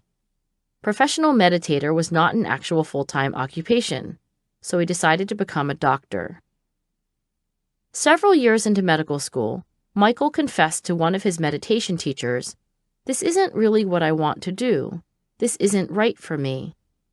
Medicine was important, but it didn't match up with his deepest personal interests. "Stay," said the teacher. "You'll help more people if you become a doctor." Michael stayed. After finishing his coursework, Michael says, "I didn't really know what I wanted to do. To kind of tread water, I just signed up for the first year of internship." To his surprise, he enjoyed practicing medicine.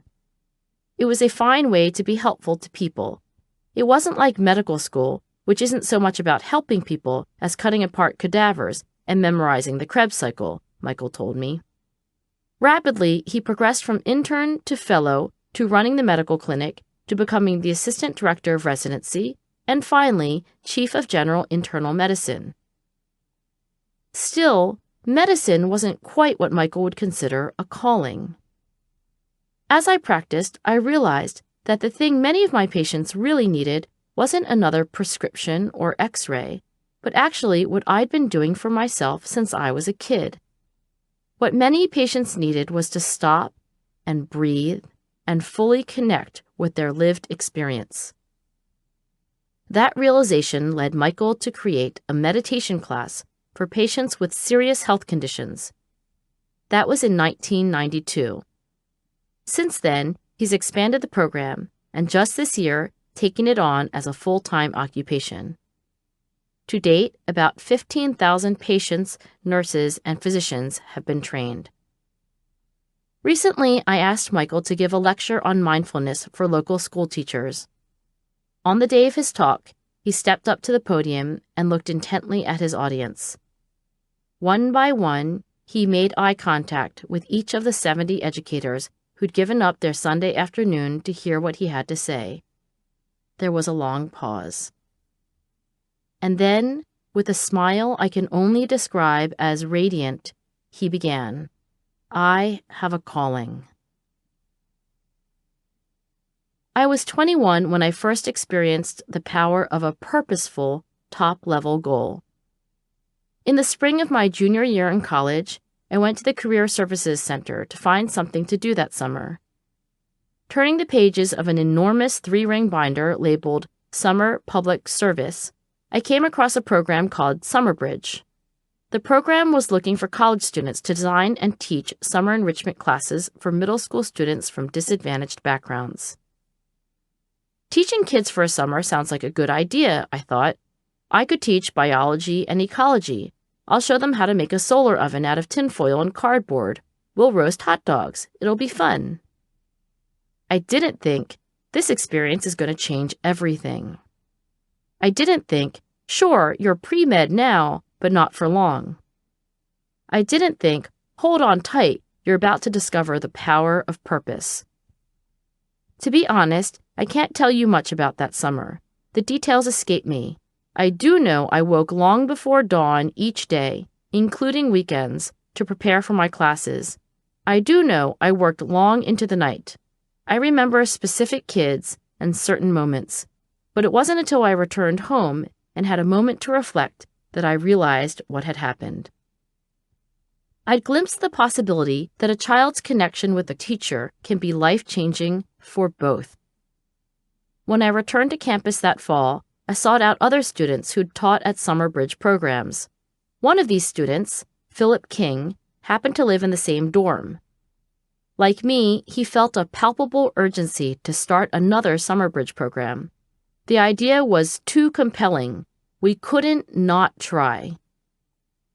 We had no money, no idea how to start a nonprofit, no connections, and in my case, nothing but skepticism and worry from parents convinced this was a catastrophically stupid way to use a Harvard education. Philip and I had nothing, and yet we had exactly what we needed. We had purpose. As anyone who has started an organization from scratch can tell you, there are a million tasks, big and small, and no instruction manual for any of them. If Philip and I were doing something that was merely interesting, we couldn't have done it at all. But because creating this program was in our minds and in our hearts so overwhelmingly important for kids, it gave us a courage and energy neither of us had ever known before. Because we weren't asking for ourselves, Philip and I found the gumption to knock on the doors of just about every small business and restaurant in Cambridge, asking for donations. We found the patience to sit in countless waiting rooms of powers that be. We waited and waited, sometimes hours on end, until these authority figures had time to see us. Then we found the stubbornness to keep asking and asking until we secured what we needed. And so it went, for everything we had to do, because we weren't doing it for ourselves. We were doing it for a greater cause. 2 weeks after Philip and I graduated, we opened the doors to the program. That summer, 7 high school and college students discovered what it was like to be a teacher. 30 fifth-grade boys and girls discovered what it was like to spend their summer vacation learning, studying, working hard, and though it may have seemed impossible before they actually did it, having fun at the same time. That was more than 20 years ago. Now called Breakthrough Greater Boston, the program has grown far beyond what Philip and I could have imagined, providing tuition-free, year-round academic enrichment for hundreds of students every year. To date, more than 1,000 young men and women have taught in the program, many of whom have gone on to pursue full-time careers in education. Summerbridge led me to pursue teaching. Teaching led me to an enduring interest in helping children do so much more with their lives than they might ever dream possible. And yet, for me, teaching wasn't enough. Still unfulfilled was the little girl in me who loved science, who was fascinated by human nature, who when she was 16 and had a chance to take a summer enrichment class, picked of all the courses in the catalog, psychology. Writing this book made me realize that I'm someone who had an inkling about my interests in adolescence, then some clarity about purpose in my 20s, and finally in my 30s, the experience and expertise to say that my top-level, life-organizing goal is and will be, until my last breath, use psychological science to help kids thrive. One reason my dad was so upset about Summerbridge is that he loves me. He thought I would sacrifice my welfare for the well-being of other people who, frankly, he didn't love as much as his own daughter. Indeed, the concepts of grit and purpose might in principle seem to conflict. How is it possible to stay narrowly focused on your own top-level goal while also having the peripheral vision to worry about anyone else? If grit is about having a pyramid of goals that all serve a single personal objective, how do other people fit into the picture? Most people think self-oriented and other-oriented motivations are opposite ends of a continuum, says my colleague and Wharton professor Adam Grant. Yet I've consistently found that they're completely independent. You can have neither, and you can have both. In other words, you can want to be a top dog and at the same time be driven to help others. Adam's research demonstrates that leaders and employees who keep both personal and pro-social interests in mind do better in the long run than those who are 100% selfishly motivated. For instance, Adam once asked municipal firefighters, "Why are you motivated to do your work?" He then tracked their overtime hours over the next 2 months, expecting firefighters who were more motivated to help others to demonstrate the greatest grit. But many of those who were driven to help others worked fewer overtime hours. Why? A second motivation was missing: interest in the work itself. Only when they enjoyed the work did the desire to help others result in more effort. In fact, firefighters who expressed pro-social motives, for example, because I want to help others through my work, and intrinsic interest in their work, for example, because I enjoy it, averaged more than 50% more overtime per week than others. When Adam asked the same question, why are you motivated to do your work? Of 140 fundraisers at a call center for a public university, he found nearly identical results. Only the fundraisers who expressed stronger pro-social motives and who found the work intrinsically engaging made more calls and, in turn, raised more money for the university. Developmental psychologists David Yeager and Matt Bundick find the same pattern of results in adolescents. For example, in one study, David interviewed about 100 adolescents, asking them to tell him, in their own words, what they wanted to be when they grew up and why. Some talked about their future in purely self-oriented terms. I want to be a fashion designer because it's a fun thing to do. What's important is that you really enjoy your career. Others only mentioned other-oriented motives. I want to be a doctor. I want to help people out. And finally, some adolescents mentioned both self and other-oriented motives. If I was a marine biologist, I would push to keep everything clean. I would pick a certain place and go help that place out, like the fish and everything. I've always loved having fish tanks and fish because they get to swim, and it's like free. It's like flying underwater or something. 2 years later, young people who'd mentioned both self and other-oriented motives rated their schoolwork as more personally meaningful than classmates who'd named either motive alone. For many of the grit paragons I've interviewed, the road to a purposeful, interesting passion was unpredictable. Aurora and Franco Fonte are Australian entrepreneurs whose facilities services company has 2,500 employees and generates more than $130 million in annual revenue.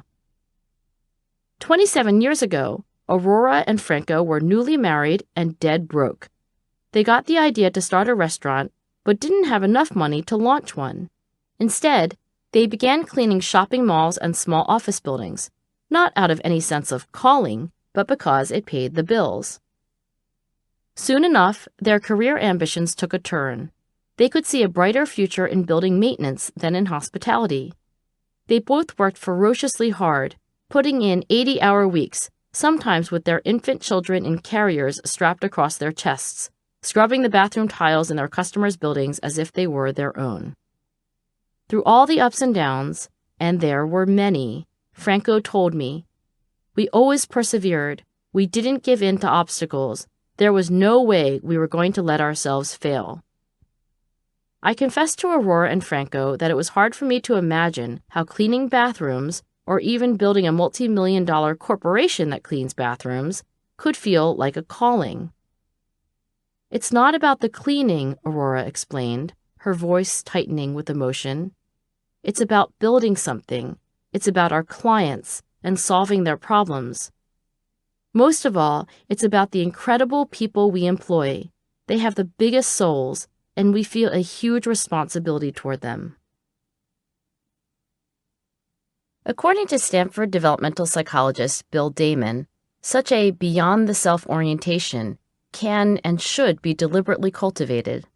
Now in the 5th decade of his distinguished career, Bill studies how adolescents learn to lead lives that are personally gratifying and at the same time beneficial to the larger community.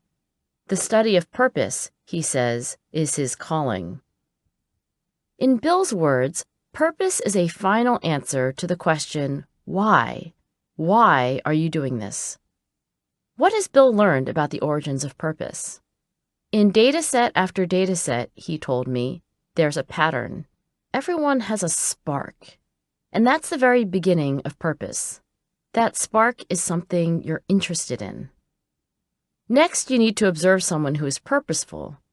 The purposeful role model could be a family member, a historical figure, a political figure.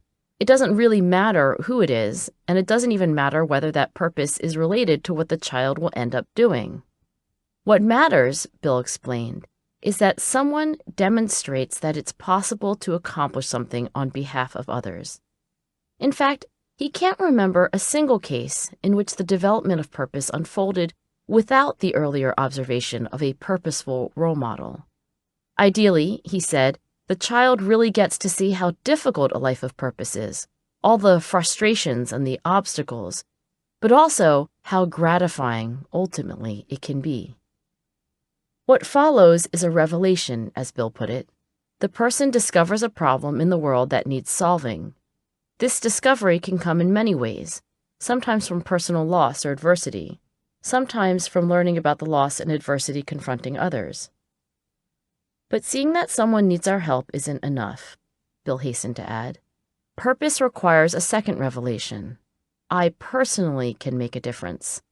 This conviction, this intention to take action, he says, is why it's so important to have observed a role model enact purpose in their own life. You have to believe that your efforts will not be in vain. Kat Cole is someone who had a role model for purpose-driven grit. I met Kat when she was the 35-year-old president of the Cinnabon bakery chain. If you listen to her story without reflecting much on it, you might dub it rags to riches. But if you lean in and pay attention, you'll hear a different theme, from poverty to purpose. Kat grew up in Jacksonville, Florida. Her mother, Jo, worked up the courage to leave Kat's alcoholic father when Kat was 9. Jo worked 3 jobs to make enough money to support Kat and her 2 sisters, and yet still found time to be a giver. She'd be baking for someone, Kat told me, running an errand for someone. She intuitively saw every small opportunity to do something for others. Everyone she got to know, whether they were co-workers or just people in the community, became family to her. Kat emulated both her mother's work ethic and her profound desire to be helpful. Before we get to Kat's motivation, though, let's consider her unlikely ascent up the corporate ladder. Kat's resume begins with a stint at age 15 selling clothes at the local mall. At 18, she was old enough to waitress. She got a job as a Hooters girl, and 1 year later was asked to help open the first Hooters restaurant in Australia. Ditto for Mexico City, the Bahamas, and then Argentina.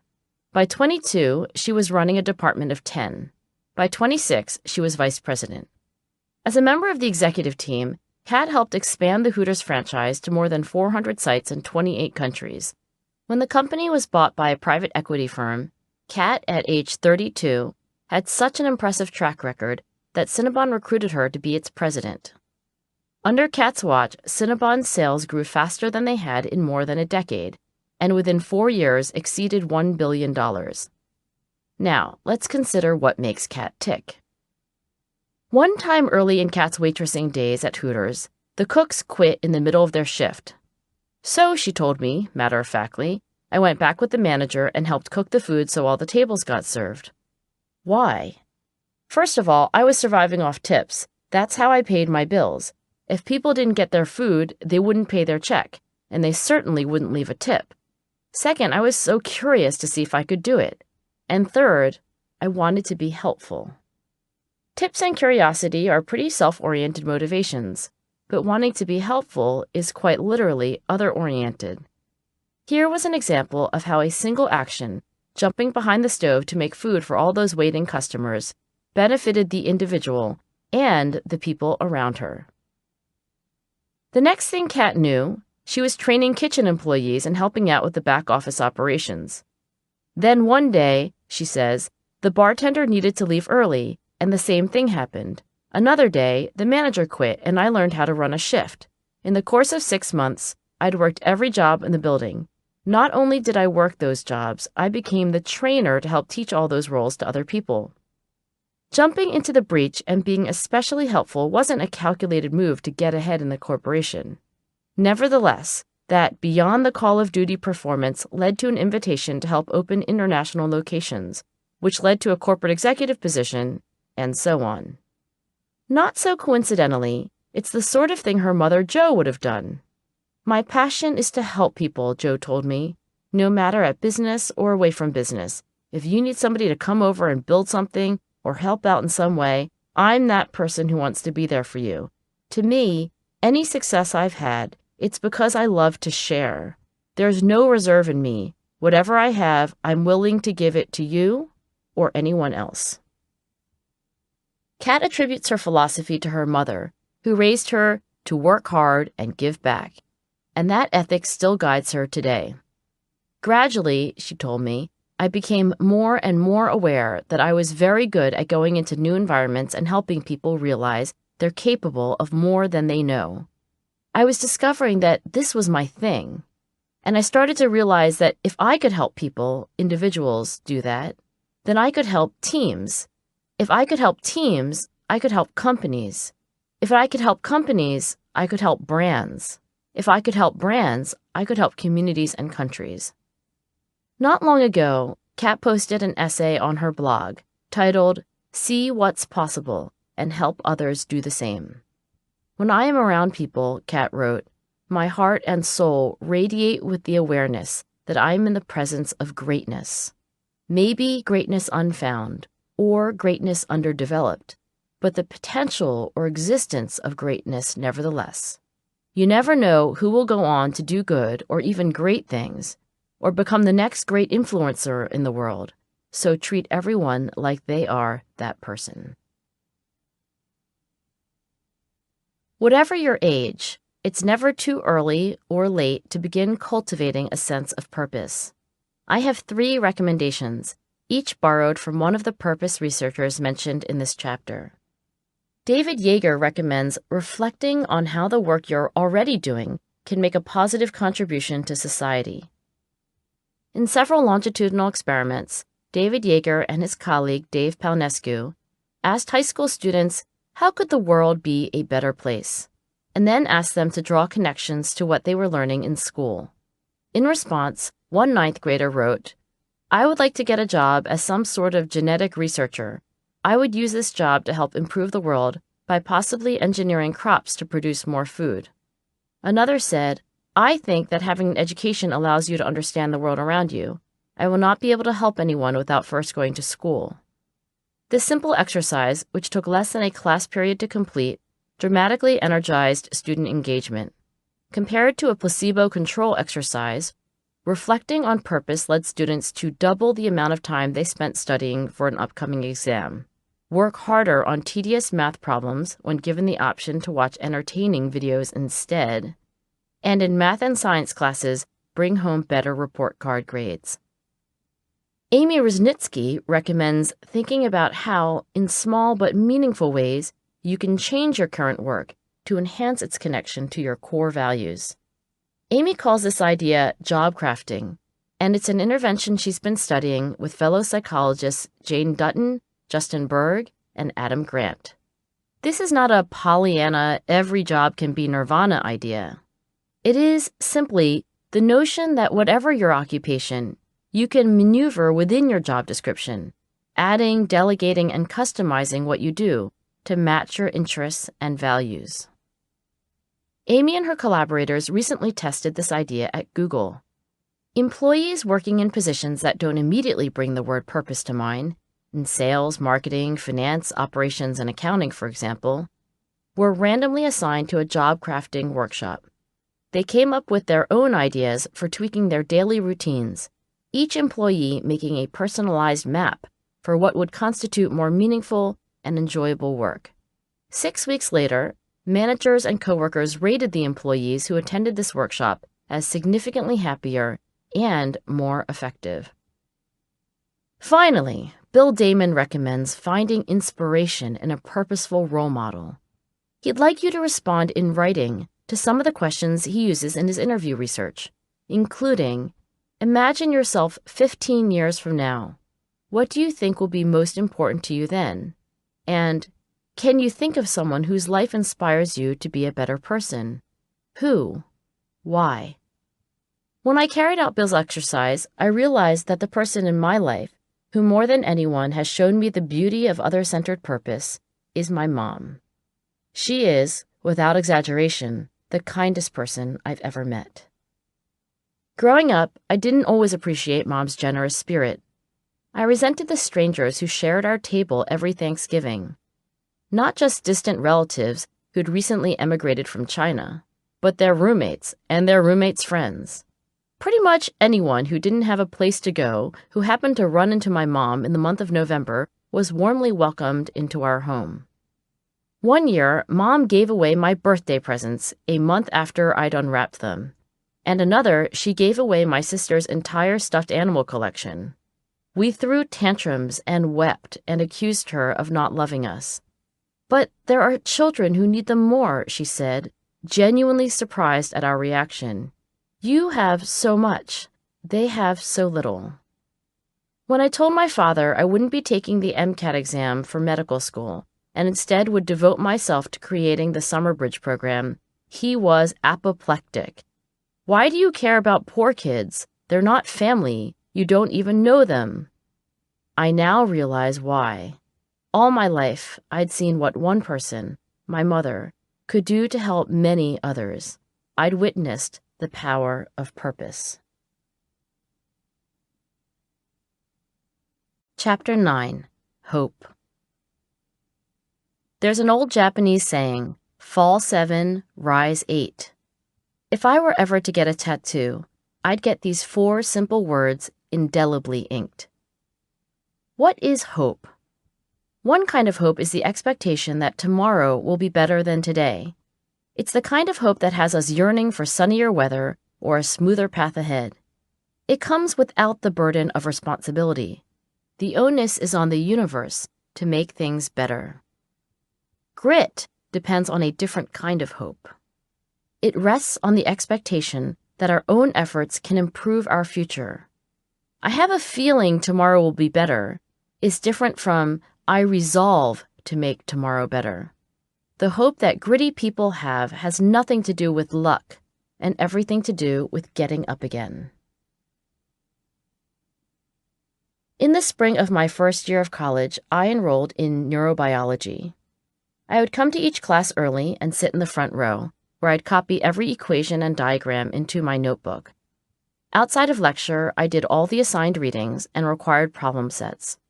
Going into the first quiz, I was a little shaky in a few areas. It was a tough course, and my high school biology coursework left a lot to be desired. But on the whole, I felt pretty confident. The quiz started out fine, but quickly became more difficult. I began to panic, thinking over and over again, I'm not going to finish. I have no idea what I'm doing. I'm going to fail. This, of course, was a self-fulfilling prophecy. The more my mind was crowded by those heart-palpitating thoughts, the less I could concentrate. Time ran out before I'd even read the last problem. A few days later, the professor handed back the quiz. I looked down disconsolately at my miserable grade, and shortly thereafter shuffled into the office of my assigned teaching assistant. You should really consider dropping this course, he advised. You're just a freshman. You have 3 more years. You can always take the class later. I took AP Bio in high school, I countered. How did you do? I got an A, but my teacher didn't teach us much, which is probably why I didn't take the actual AP exam. This confirmed his intuition that I should drop the course. Virtually the same scenario repeated itself with the midterm, for which I'd studied madly, and after which I found myself in the teaching assistant's office once again. This time his tone was more urgent. You do not want a failing grade on your transcript. It's not too late to withdraw from the course. If you do, nothing will get factored into your GPA. I thanked him for his time and closed the door behind me. In the hallway, I surprised myself by not crying. Instead, I reviewed the facts of the situation. 2 failures and only 1 more exam, the final, before the end of the semester. I realized I should have started out in a lower-level course, and now more than halfway through the semester, it was obvious my energetic studying wasn't proving sufficient. If I stayed, there was a good chance I'd choke on the final and end up with an F on my transcript. If I dropped the course, I'd cut my losses. I curled my hands into fists, clenched my jaw, and marched directly to the registrar's office.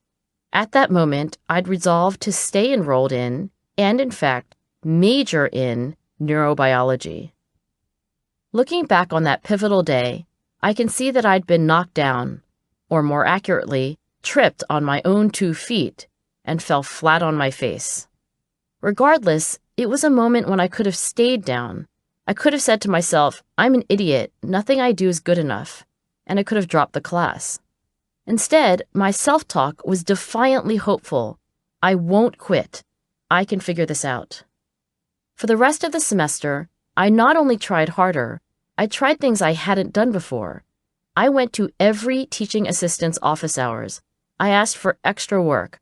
I practiced doing the most difficult problems under time pressure, mimicking the conditions under which I needed to produce a flawless performance. I knew my nerves were going to be a problem at exam time, so I resolved to attain a level of mastery where nothing could surprise me. By the time the final exam came around, I felt like I could have written it myself. I aced the final.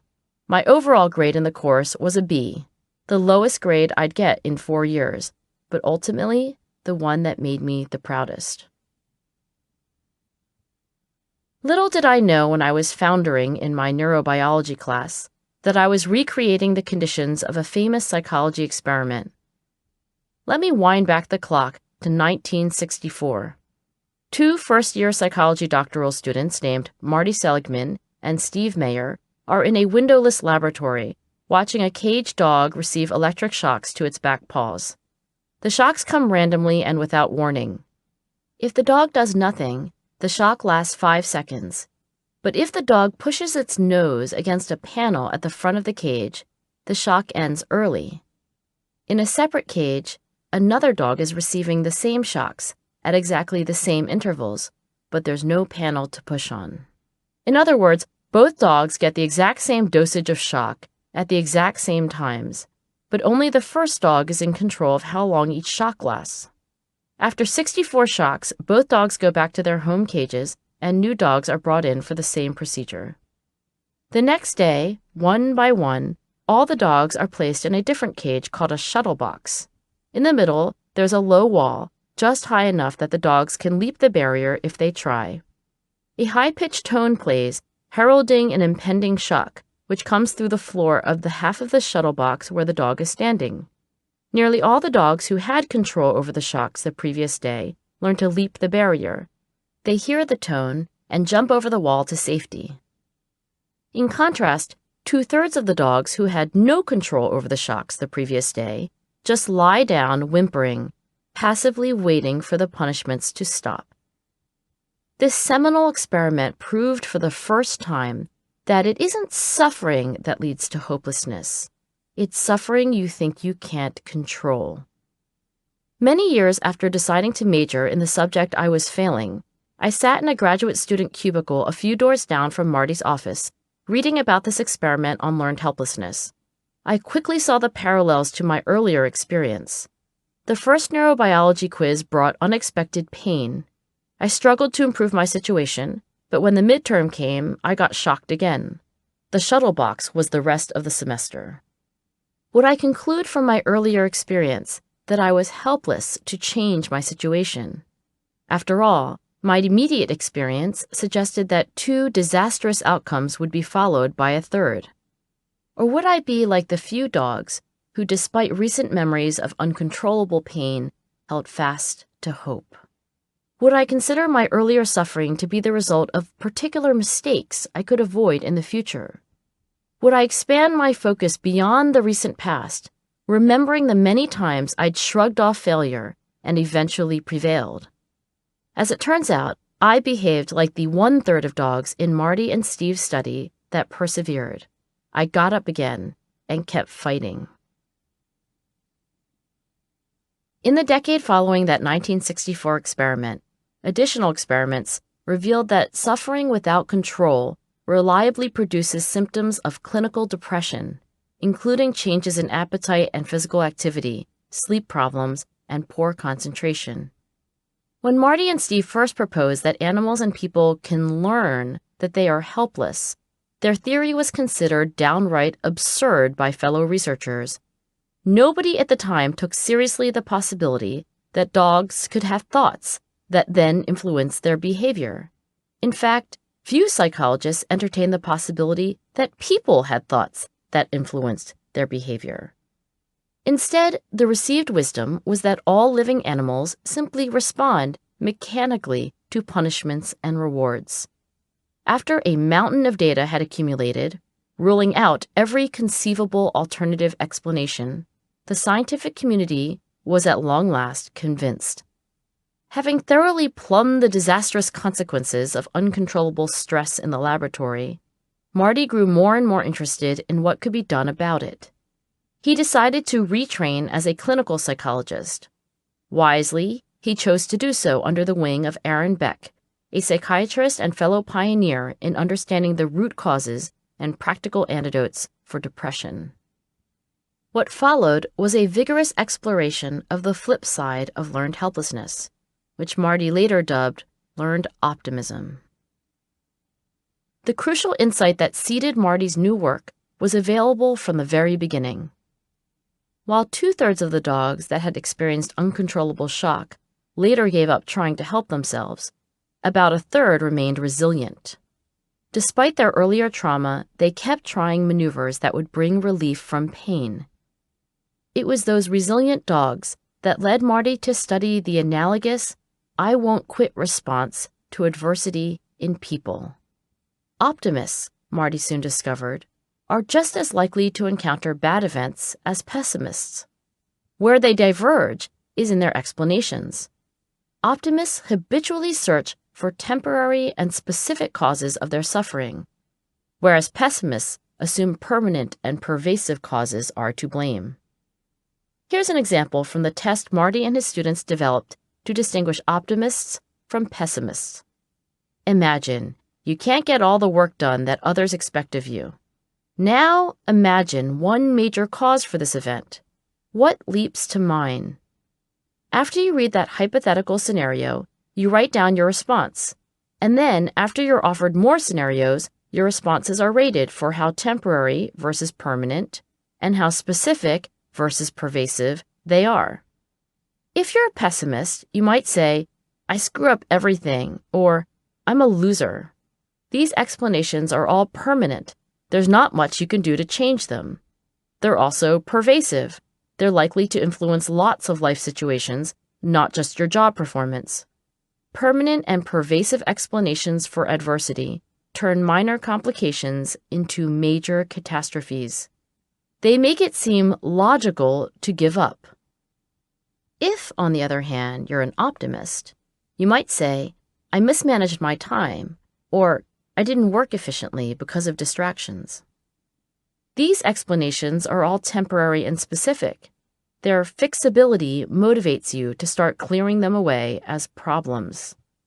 Using this test, Marty confirmed that, compared to optimists, pessimists are more likely to suffer from depression and anxiety. What's more, optimists fare better in domains not directly related to mental health. For instance, optimistic undergraduates tend to earn higher grades and are less likely to drop out of school. Optimistic young adults stay healthier throughout middle age and ultimately live longer than pessimists. Optimists are more satisfied with their marriages. A 1-year field study of MetLife insurance agents found that optimists are twice as likely to stay in their jobs, and they sell about 25% more insurance than their pessimistic colleagues. Likewise, studies of salespeople in telecommunications, real estate, office products, car sales, banking, and other industries have shown that optimists outsell pessimists by 20 to 40%. In one study, elite swimmers, many of whom were training for the U.S. Olympic trials, took Marty's optimism test. Next, coaches asked each swimmer to swim in his or her best event and then deliberately told each swimmer they'd swum just a little slower than was actually the case.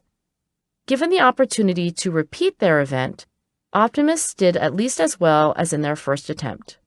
But pessimists performed substantially worse. How do grit paragons think about setbacks? Overwhelmingly, I found that they explain events optimistically. Journalist Hester Lacey finds the same striking pattern in her interviews with remarkably creative people. "What has been your greatest disappointment?" she asks each of them. Whether they're artists or entrepreneurs or community activists, their response is nearly identical. "Well, I don't really think in terms of disappointment. I tend to think that everything that happens is something I can learn from. I tend to think, well, okay, that didn't go so well, but I guess I will just carry on." Around the time Marty Seligman took his 2-year hiatus from laboratory research, his new mentor, Aaron Beck, was questioning his own training in Freudian psychoanalysis. Like most psychiatrists at the time, Beck had been taught that all forms of mental illness were rooted in unconscious childhood conflicts. Beck disagreed. He had the audacity to suggest that a psychiatrist could actually talk directly to patients about what was bothering them, and that the patient's thoughts, their self-talk, could be the target of therapy. The foundational insight of Beck's new approach was that the same objective event, losing a job, getting into an argument with a coworker, forgetting to call a friend, can lead to very different subjective interpretations. And it is those interpretations, rather than the objective events themselves, that can give rise to our feelings and our behavior. Cognitive behavioral therapy, which aims to treat depression and other psychological maladies by helping patients think more objectively and behave in healthier ways, has shown that whatever our childhood sufferings, we can generally learn to observe our negative self-talk and change our maladaptive behaviors. As with any other skill, we can practice interpreting what happens to us and responding as an optimist would. Cognitive behavioral therapy is now a widely practiced psychotherapeutic treatment for depression and has proven longer lasting in its effects than antidepressant medication. A few years after I'd gotten a toehold in grit research, Wendy Kopp, the founder and then CEO of Teach for America, came to visit Marty. Then still his graduate student, I was eager to join their meeting for 2 reasons. First, Teach for America was sending hundreds of recent college graduates into disadvantaged school districts across the country. From personal experience, I knew teaching to be a grit-demanding profession, nowhere more so than in the urban and rural classrooms where TFA teachers are assigned. Second, Wendy was herself a paragon of grit. Famously, she'd conceived of TFA during her senior year at Princeton, and unlike so many idealists who eventually give up on their dream, she'd stuck with it, starting from nothing and creating one of the largest and most influential educational nonprofits in the country. Relentless pursuit was both a core value of TFA and the phrase often used by friends and coworkers to describe Wendy's leadership style. At that meeting, the 3 of us developed a hypothesis. Teachers who have an optimistic way of interpreting adversity have more grit than their more pessimistic counterparts, and grit, in turn, predicts better teaching. For instance, an optimistic teacher might keep looking for ways to help an uncooperative student, whereas a pessimist might assume there was nothing more to be done. To test whether that was true, we decided to measure optimism and grit before teachers set foot in the classroom, and a year later, see how effectively teachers had advanced the academic progress of their students. That August, 400 TFA teachers completed the grit scale, and in addition, Marty's questionnaire assessing their optimism. To the extent they thought of temporary and specific causes for bad events, and permanent and pervasive causes of good events, we coded their responses as optimistic. To the extent they did the reverse, we coded their responses as pessimistic. In the same survey, we measured one more thing: happiness. Why? For one thing, there was a small but growing body of scientific evidence that happiness wasn't just the consequence of performing well at work, it might also be an important cause. Also, we were curious about how happy the grittiest teachers were. Did single-minded passion and perseverance come at a cost? Or could you be gritty and happy at the same time? 1 year later, when Teach for America had tabulated effectiveness ratings for each teacher based on the academic gains of their students, we analyzed our data. Just as we'd expected, optimistic teachers were grittier and happier, and grit and happiness in turn explained why optimistic teachers got their students to achieve more during the school year. After staring at these results for a while, I began reminiscing about my own experience of classroom teaching. I remembered the many afternoons I'd gone home exasperated and exhausted. I remembered battling catastrophic self-talk about my own capabilities. Oh God, I really am an idiot. And those of my young charges. She got it wrong again? She'll never learn this. And I remembered the mornings I'd gotten up and decided, after all, that there was one more tactic worth trying. Maybe if I bring in a Hershey bar and cut it into pieces, they'll get the idea of fractions. Maybe if I have everyone clean out their lockers on Mondays, they'll get in the habit of keeping their lockers clean. The data from this study of young teachers, along with Wendy Kopp's intuitions, interviews with grit paragons, and a half-century of psychological research, all point to the same common-sense conclusion. When you keep searching for ways to change your situation for the better, you stand a chance of finding them. When you stop searching, assuming they can't be found, you guarantee they won't. Or, as Henry Ford is often quoted as saying, whether you think you can or think you can't, you're right.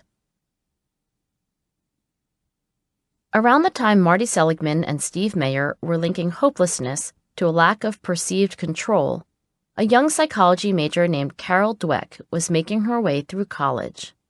Carol had always been intrigued that some people persevere while others in identical circumstances give up. Right after graduation, she enrolled in a doctoral program in psychology and pursued this question. Marty and Steve's work had a profound influence on young Carol. She believed their findings, but was unsatisfied. Sure, attributing your misery to causes beyond your control was debilitating, but where did these attributions come from in the first place? Why, she asked, did one person grow up to be an optimist and another a pessimist? In one of Carol's first studies, she worked with middle schools to identify boys and girls who, by consensus of their teachers, the school principal, and the school psychologist, were especially helpless when confronted by failure. Her hunch was that these children believed that a lack of intellectual ability led to mistakes, rather than a lack of effort. In other words, she suspected it wasn't just a long string of failures that made these children pessimistic, but rather their core beliefs about success and learning. To test her idea, Carol divided the children into two groups. Half the children were assigned to a success-only program. For several weeks, they solved math problems, and at the end of each session, no matter how many they'd completed, they received praise for doing well. The other half of the children in Carol's study were assigned to an attribution retraining program.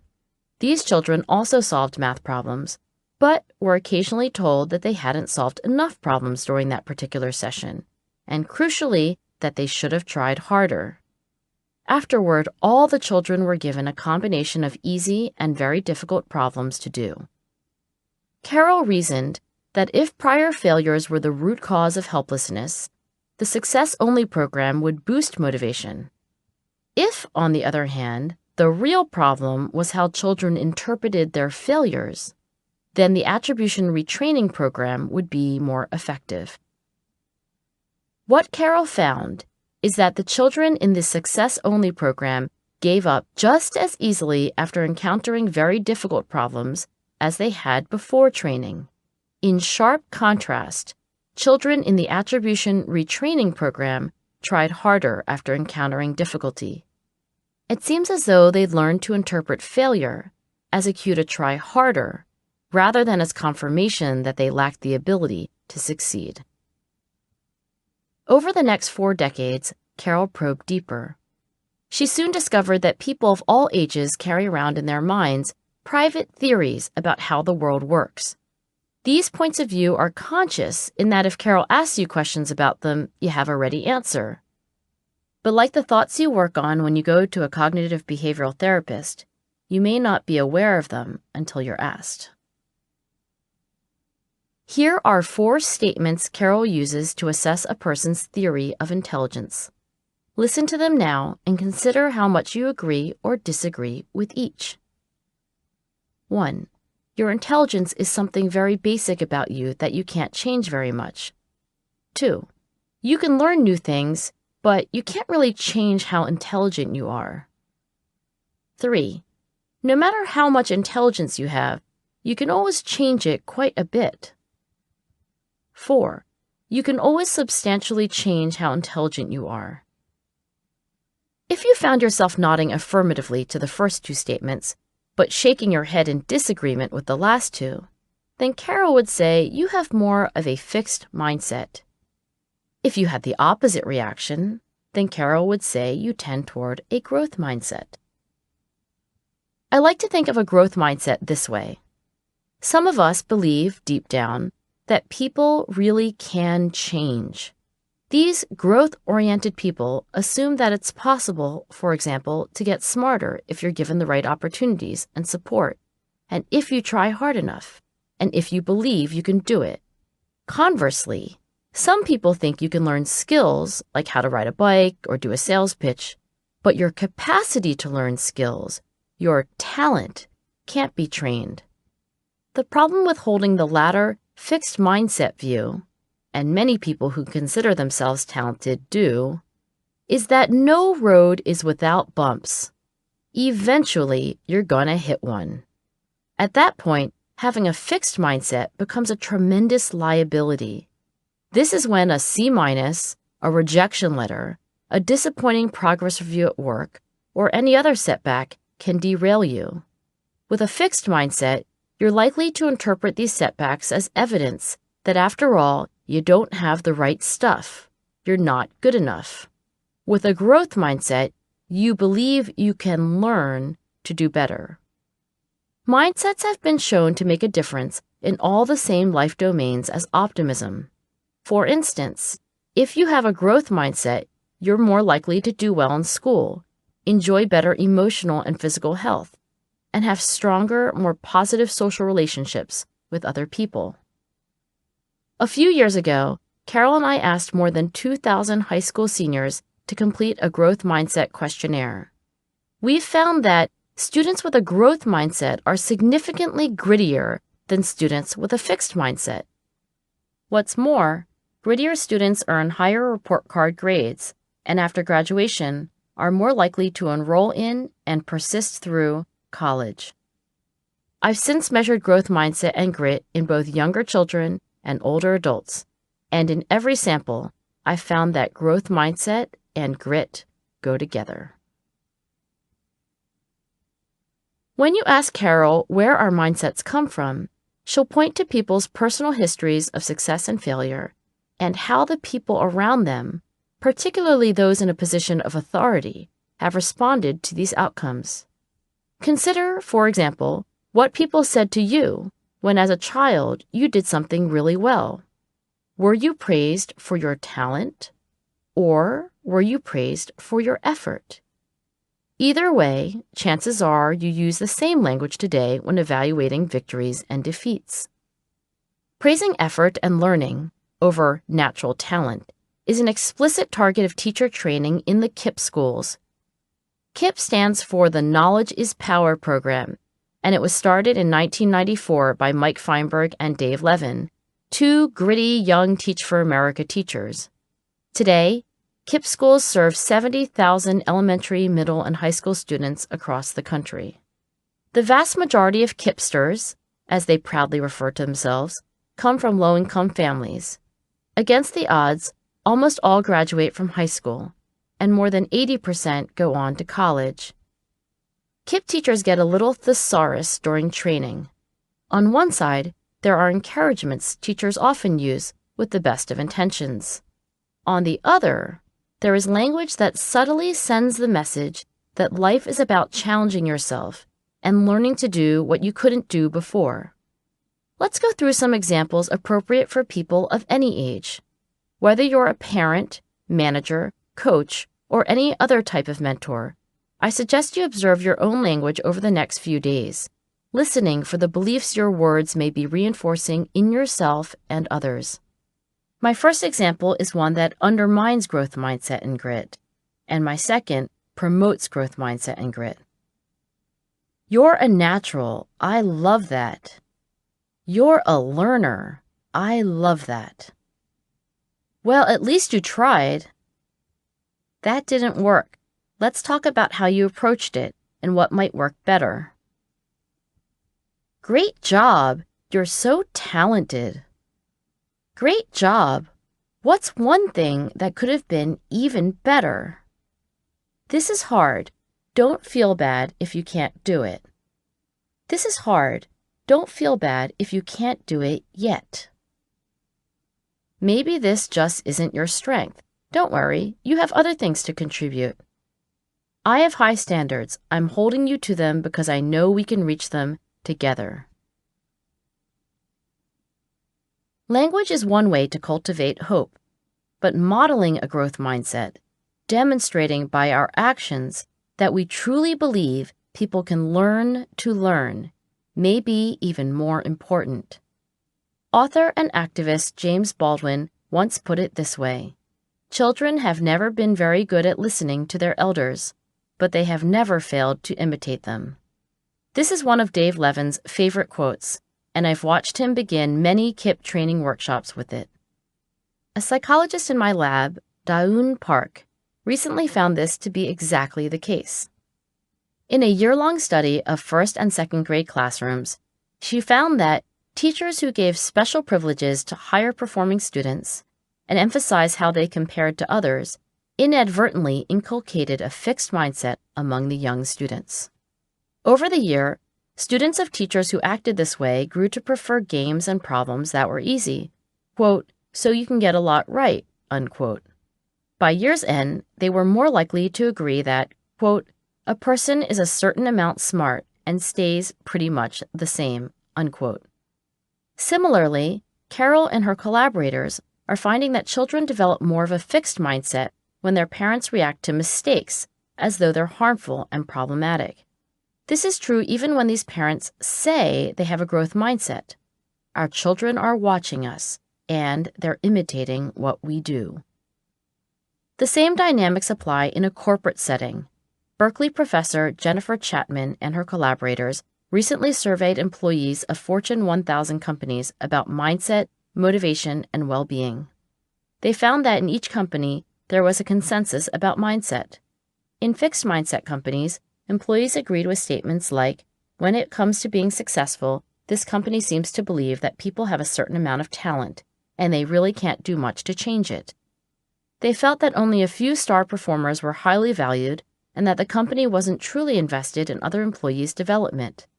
These respondents also admitted to keeping secrets, cutting corners, and cheating to get ahead. By contrast, in growth mindset cultures, employees were 47% more likely to say their colleagues were trustworthy, 49% more likely to say their company fosters innovation, and 65% more likely to say their company supports risk-taking. How do you treat high achievers? How do you react when others disappoint you? My guess is that no matter how much you embrace the idea of growth mindset, you often default to a fixed mindset. At least, this is the case for Carol, Marty, and me. All of us know how we'd like to react when, say, someone we're supervising brings us work that falls short of expectations. We'd like our knee-jerk reflex to be calm and encouraging. We aspire to have an, "okay, what is there to learn here" attitude toward mistakes. But we're human. So more often than we'd like, we get frustrated. We show our impatience. In judging the person's abilities, we allow a flicker of doubt to distract us momentarily from the more important task of what they could do next to improve. The reality is that most people have an inner fixed mindset pessimist in them, right alongside their inner growth mindset optimist.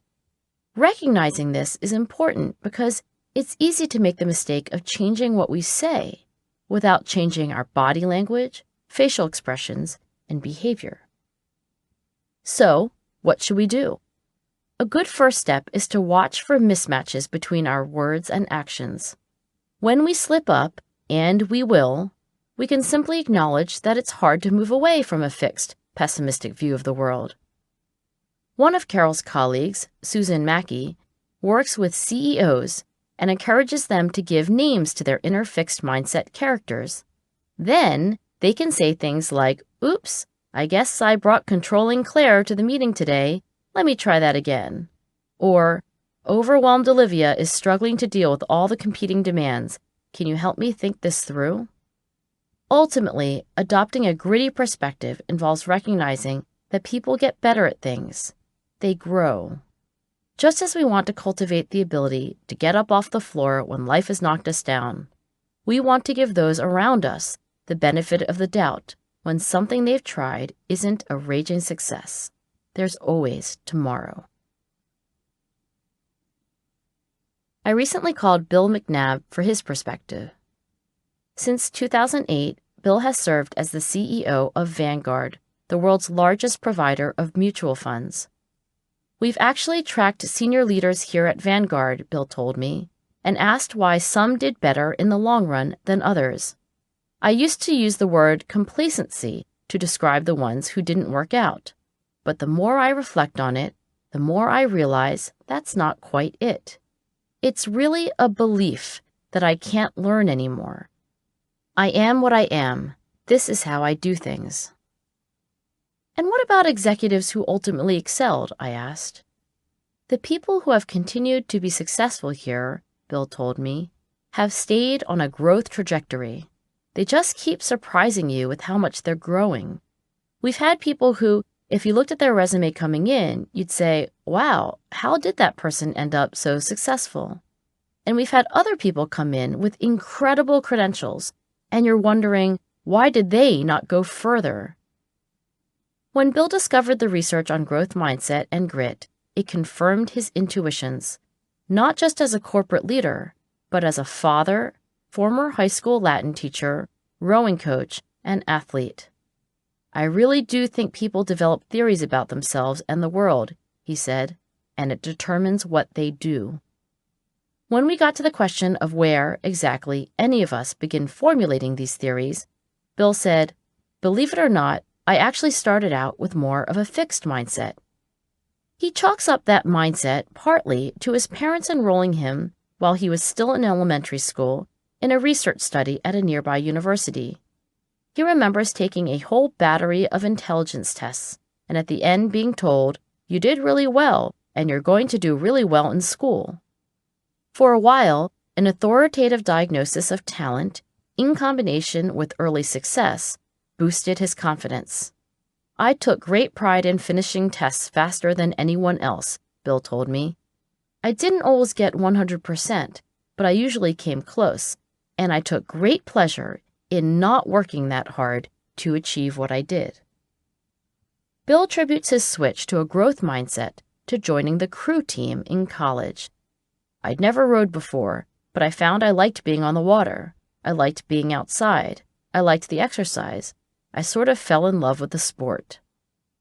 Rowing was the first thing Bill wanted to do well that didn't come easily.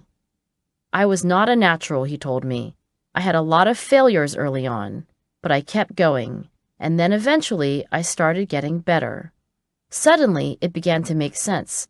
Put your head down and go hard. Hard work really, really matters. By the end of his freshman season, Bill was in the junior varsity boat. That didn't sound so bad to me, but Bill explained that statistically, this placement suggested there was no chance of ever making varsity. That summer, he stayed on campus and rowed all summer. All that practice paid off. Bill was promoted to the stroke seat of the junior varsity boat, making him the one who sets the pace for the other 7 rowers. During the season, one of the varsity rowers was injured, and Bill had the opportunity to show what he could do. By his account, and also the team captain's, he did terrifically well. Still, when the injured rower recovered, the coach demoted Bill again. That coach had a fixed mindset. He just couldn't believe that I'd improved as much as I did.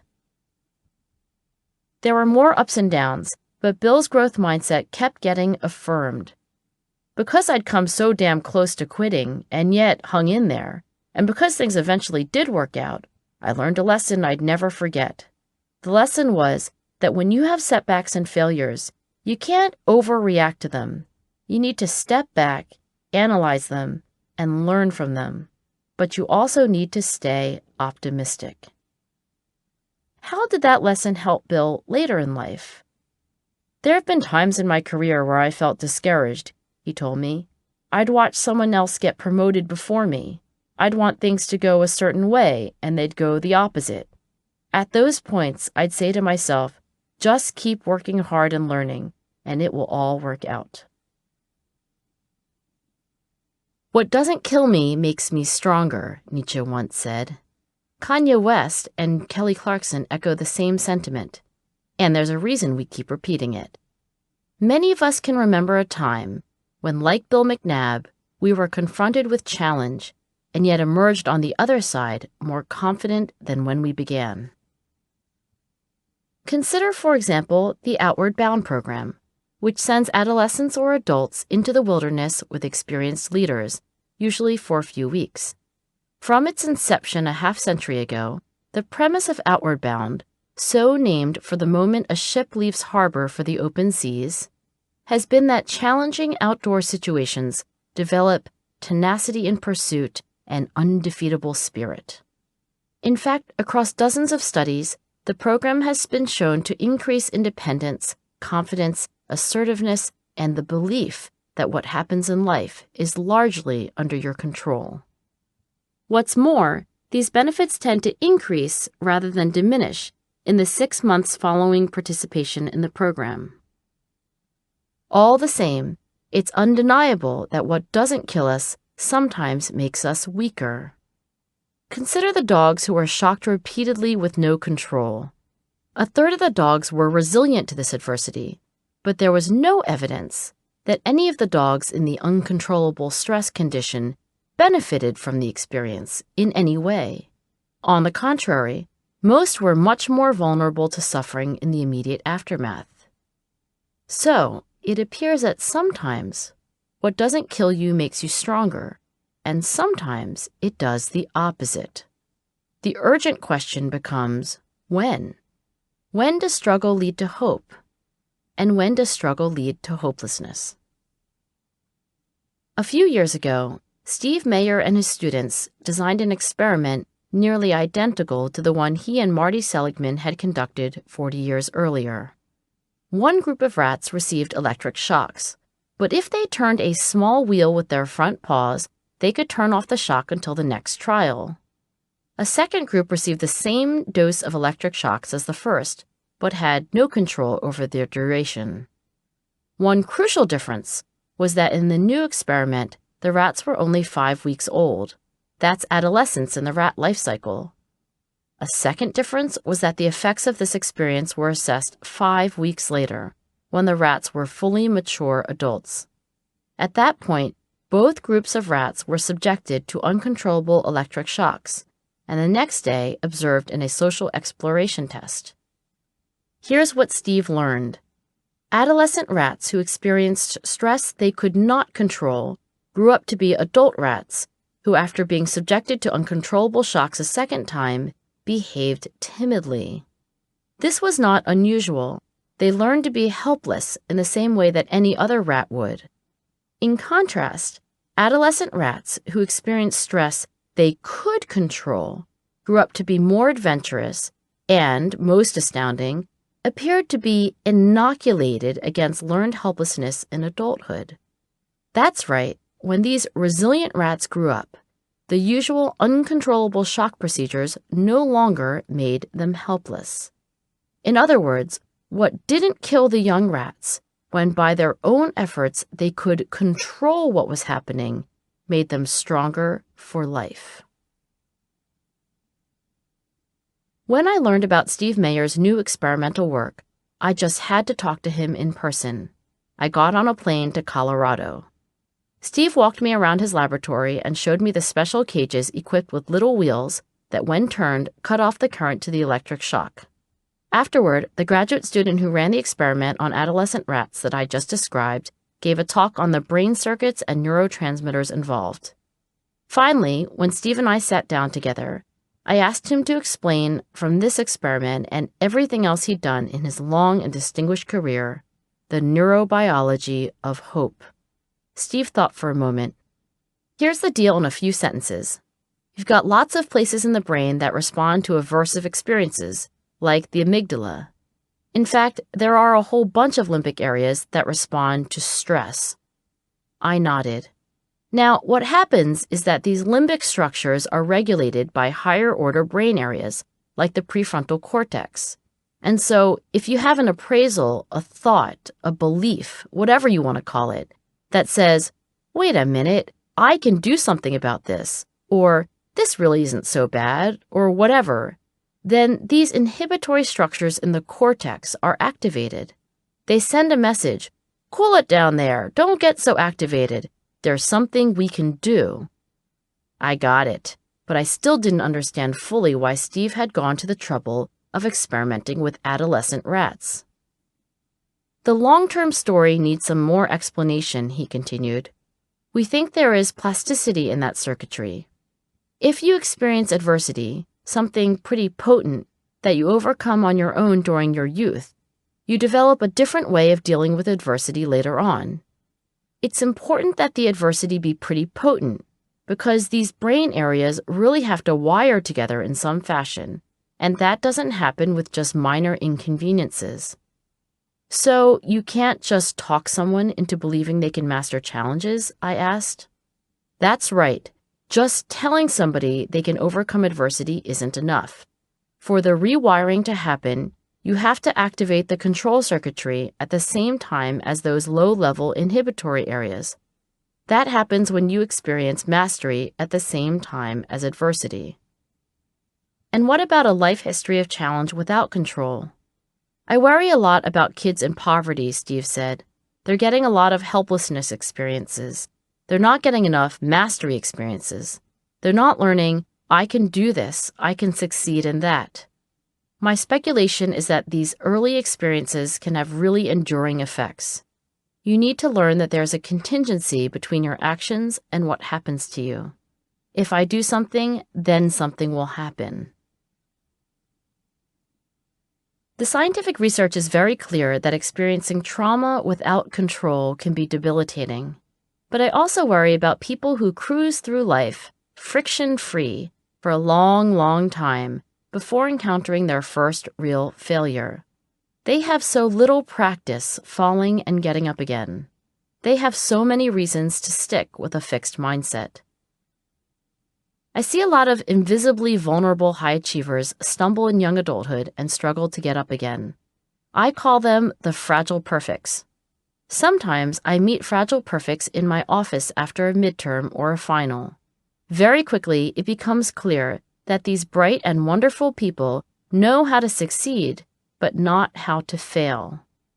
Last year, I kept in touch with a freshman at Penn named Kayvon Asamani. Kayvon has the sort of resume that might make you worry he's a fragile perfect. Valedictorian of his high school class, student body president, star athlete, the list goes on. But I assure you that Kayvon is the very embodiment of growth mindset and optimism. We met when he was a senior at the Milton Hershey School, a tuition-free boarding school originally established by chocolatier Milton Hershey for orphan boys, and to this day, a haven for children from severely disadvantaged backgrounds. Kayvon and his siblings ended up at Hershey just before Kayvon entered the 5th grade, 1 year after his father nearly strangled his mother to death, leaving her in a permanent coma. At Hershey, Kayvon thrived. He discovered a passion for music, playing the trombone in 2 school bands, and he discovered leadership, giving speeches to state politicians, creating a student-run school news website, chairing committees that raised tens of thousands of dollars for charity, and, in his senior year, serving as student body president. In January, Kayvon emailed to let me know how his first semester had gone. I finished the first semester with a 3.5, he wrote, 3 A's and 1 C. I'm not completely satisfied with it. I know what I did right to get the A's, and I know what I did wrong to get the C. As for his poorest grade, that C in economics caught up to me because I was in a hole from my conflicted thoughts about this place and whether I fit in. I can definitely do better than a 3.5, and a 4.0 is not out of the question. My first semester mentality was that I have a lot to learn from these kids. My new mentality is that I have a lot to teach them. The spring semester wasn't exactly smooth sailing either. Kayvon earned a bunch of A's, but didn't do nearly as well as he'd hoped in his 2 quantitative courses. We talked briefly about the option of transferring out of Wharton, Penn's highly competitive business school, and I pointed out that there was no shame in switching into a different major. Kayvon was having none of it. Here's an excerpt from his email to me in June. Numbers and executing quantitative concepts have always been difficult for me, but I embrace the challenge, and I'm going to apply all the grit I have to improving myself and making myself better, even if it means graduating with a GPA less than what I would have earned if I just majored in something that didn't require me to manipulate numbers. I have no doubt that Kayvon will keep getting up, time and again, always learning and growing. Collectively, the evidence I've presented tells this story. A fixed mindset about ability leads to pessimistic explanations of adversity, and that, in turn, leads to both giving up on challenges and avoiding them in the first place. In contrast, a growth mindset leads to optimistic ways of explaining adversity, and that, in turn, leads to perseverance and seeking out new challenges that will ultimately make you even stronger. My recommendation for teaching yourself hope is to take each step in this sequence of 3 phrases. Growth mindset leads to optimistic self-talk, leads to perseverance over adversity. And ask yourself, what can I do to boost this one? My first suggestion in that regard is to update your beliefs about intelligence and talent. When Carol and her collaborators try to convince people that intelligence or any other talent can improve with effort, she starts by explaining the brain. For instance, she recounts a study published in the top scientific journal, Nature, that tracked adolescent brain development. Many of the adolescents in this study increased their IQ scores from age 14, when the study started, to age 18, when it concluded. This fact, that IQ scores are not entirely fixed over a person's lifespan, usually comes as a surprise. What's more, Carol continues, these same adolescents showed sizable changes in brain structure. Those who got better at math skills strengthened the areas of the brain related to math, and the same was true for English skills. Carol also explains that the brain is remarkably adaptive. Like a muscle that gets stronger with use, the brain changes itself when you struggle to master a new challenge. In fact, there's never a time in life when the brain is completely fixed. Instead, all of our lives, our neurons retain the potential to grow new connections with one another and to strengthen the ones we already have. What's more, throughout adulthood, we maintain the ability to grow myelin, a sort of insulating sheath that protects neurons and speeds signals traveling between them. My next suggestion is to practice optimistic self-talk. The link between cognitive behavioral therapy and learned helplessness led to the development of resilience training. In essence, this interactive curriculum is a preventative dose of cognitive behavioral therapy. In one study, children who completed this training showed lower levels of pessimism and developed fewer symptoms of depression over the next 2 years. In a similar study, pessimistic college students demonstrated less anxiety over the subsequent 2 years and less depression over 3 years. If, listening to this chapter, you recognize yourself as an extreme pessimist, my advice is to find a cognitive behavioral therapist. I know how unsatisfying this recommendation might sound. Many years ago, as a teenager, I wrote to Dear Abby about a problem I was having. "Go see a therapist," she wrote back. I recall tearing up her letter, angry she didn't propose a neater, faster, more straightforward solution. Nevertheless, suggesting that reading 20 pages about the signs of hope is enough to remove an ingrained pessimistic bias would be naive. There's much more to say about cognitive behavioral therapy and resilience training than I can summarize here.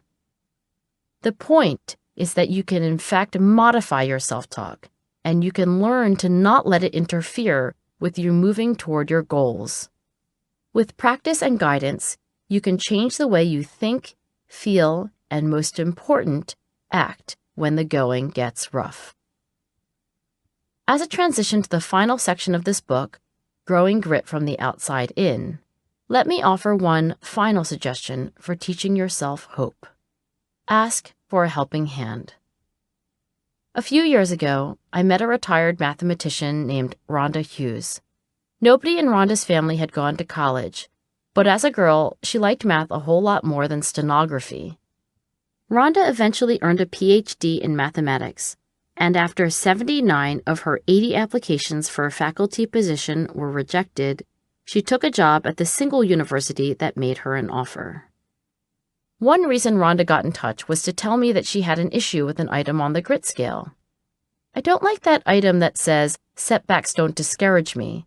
That makes no sense. I mean, who doesn't get discouraged by setbacks? I certainly do. I think it should say, "Setbacks don't discourage me for long. I get back on my feet." Of course, Rhonda was right, and in so many words, I changed the item accordingly.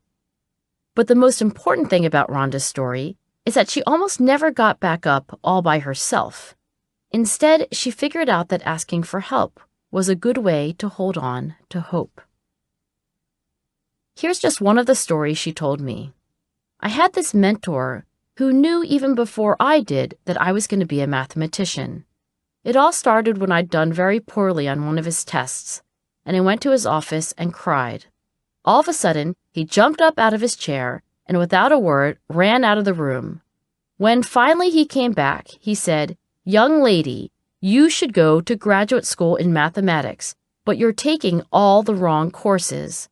And he had all the courses I should have been taking mapped out, and the personal promises of other faculty that they'd help.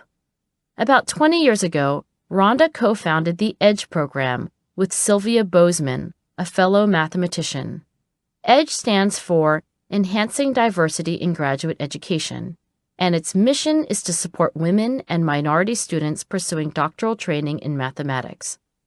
People assume you have to have some special talent to do mathematics, Sylvia has said. They think you're either born with it or you're not. But Rhonda and I keep saying, you actually develop the ability to do mathematics. Don't give up. There have been so many times in my career when I wanted to pack it in, when I wanted to give up and do something easier, Rhonda told me. But there was always someone who, in one way or another, told me to keep going. I think everyone needs somebody like that, don't you? Part 3. Growing Grit from the Outside In. Chapter 10. Parenting for Grit. What can I do to encourage grit in the people I care for? I'm asked this question at least once a day. Sometimes it's a coach who asks. Sometimes it's an entrepreneur or a CEO. Last week it was a 4th grade teacher, and the week before a math professor at a community college. I've had Army generals and Navy admirals toss me this question too. But most often, it's a mother or father who worries that their child isn't close to realizing their potential. All the people quizzing me are thinking as parents would, of course, even if they're not parents. The word parenting derives from Latin and means to bring forth. You're acting in a parent-like way if you're asking for guidance on how to best bring forth interest, practice, purpose, and hope in the people you care for. When I turn the tables and ask people for their own intuitions about how to parent for grit, I get different answers. Some believe grit is forged in the crucible of adversity. Others are quick to paraphrase Nietzsche, "What doesn't kill you makes you stronger." When I hear that, I sometimes interrupt with a précis of Steve Mayer's research, showing that in fact, finding a way out of the suffering is what does the strengthening. Such invocations conjure an image of scowling mothers and fathers dispensing endless criticism on the sidelines of games that had better be victories, or chaining their children to the piano bench or violin stand, or grounding them for the sin of an A-. This perspective assumes that offering loving support and demanding high standards are two ends of a continuum, with the authoritarian parents of the gritty far to the right of center. Had I been around to seek opinions a century ago, such would have been the perspective of John Watson, then chair of psychology at Johns Hopkins University, In his best-selling 1928 parenting guide, Psychological Care of Infant and Child, Watson holds forth on how to raise a child, quote, who loses himself in work and play, who quickly learns to overcome the small difficulties in his environment, and who finally enters manhood so bulwarked with stable work and emotional habits that no adversity can quite overwhelm him, unquote. Here's Watson's advice. Never hug and kiss them. Never let them sit in your lap. If you must, kiss them once on the forehead when they say goodnight.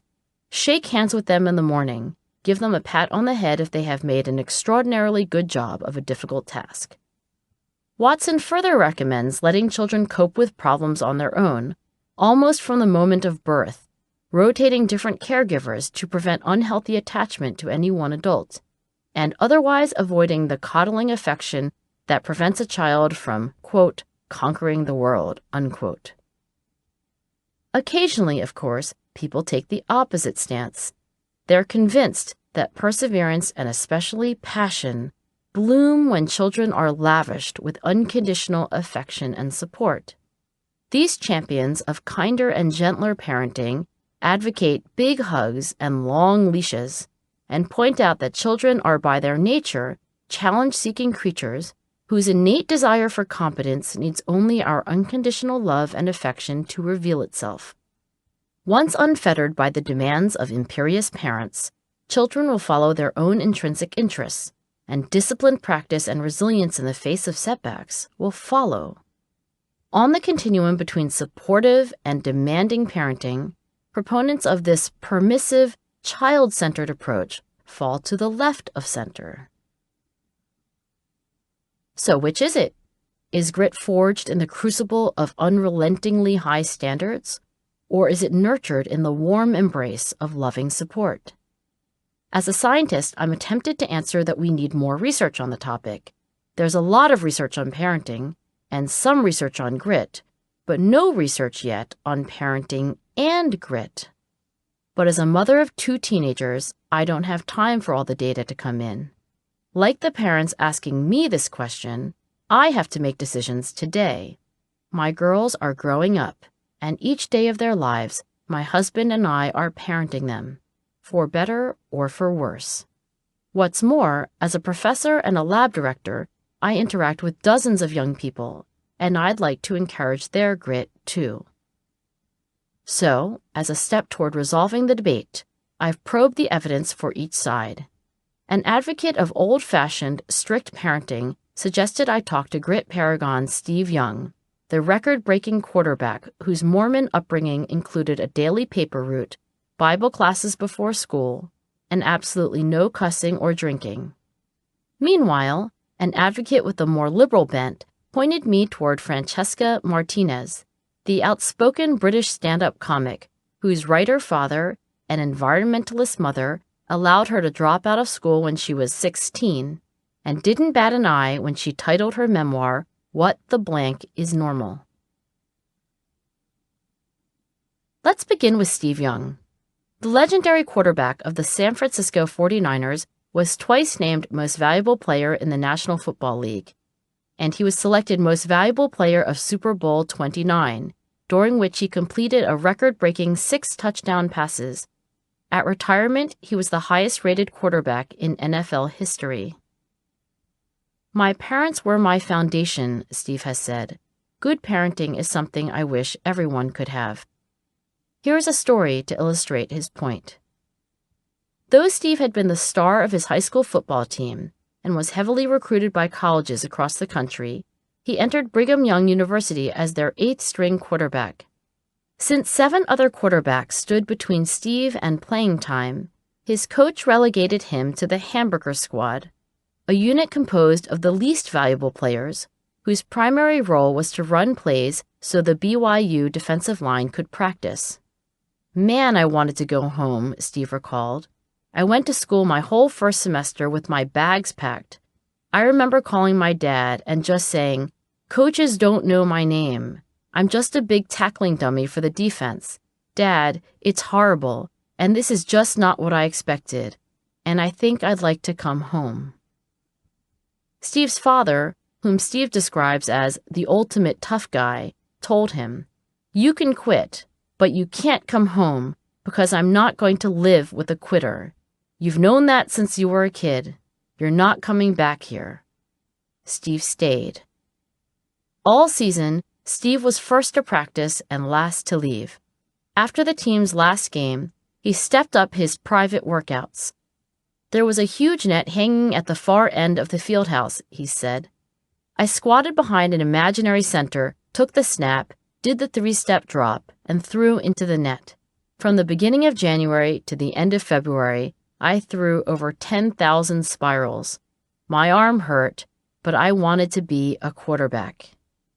By sophomore year, Steve moved up from number 8 quarterback to number 2. By his junior year, he was BYU's starting quarterback. In his senior year, Steve received the Davey O'Brien Award for the most outstanding quarterback in the country. There were several other times in his athletic career when his confidence faltered. Each time, he wanted desperately to quit. Each time, he appealed to his father, who wouldn't let him. One early challenge came while playing baseball in middle school. "I was 13, Steve recalled. "I didn't get a hit the whole year, and it just got more and more embarrassing. Game after game, I couldn't get a hit." When the season ended, Steve informed his dad that he'd had it. "My dad looked me straight in the eye and said, 'You cannot quit.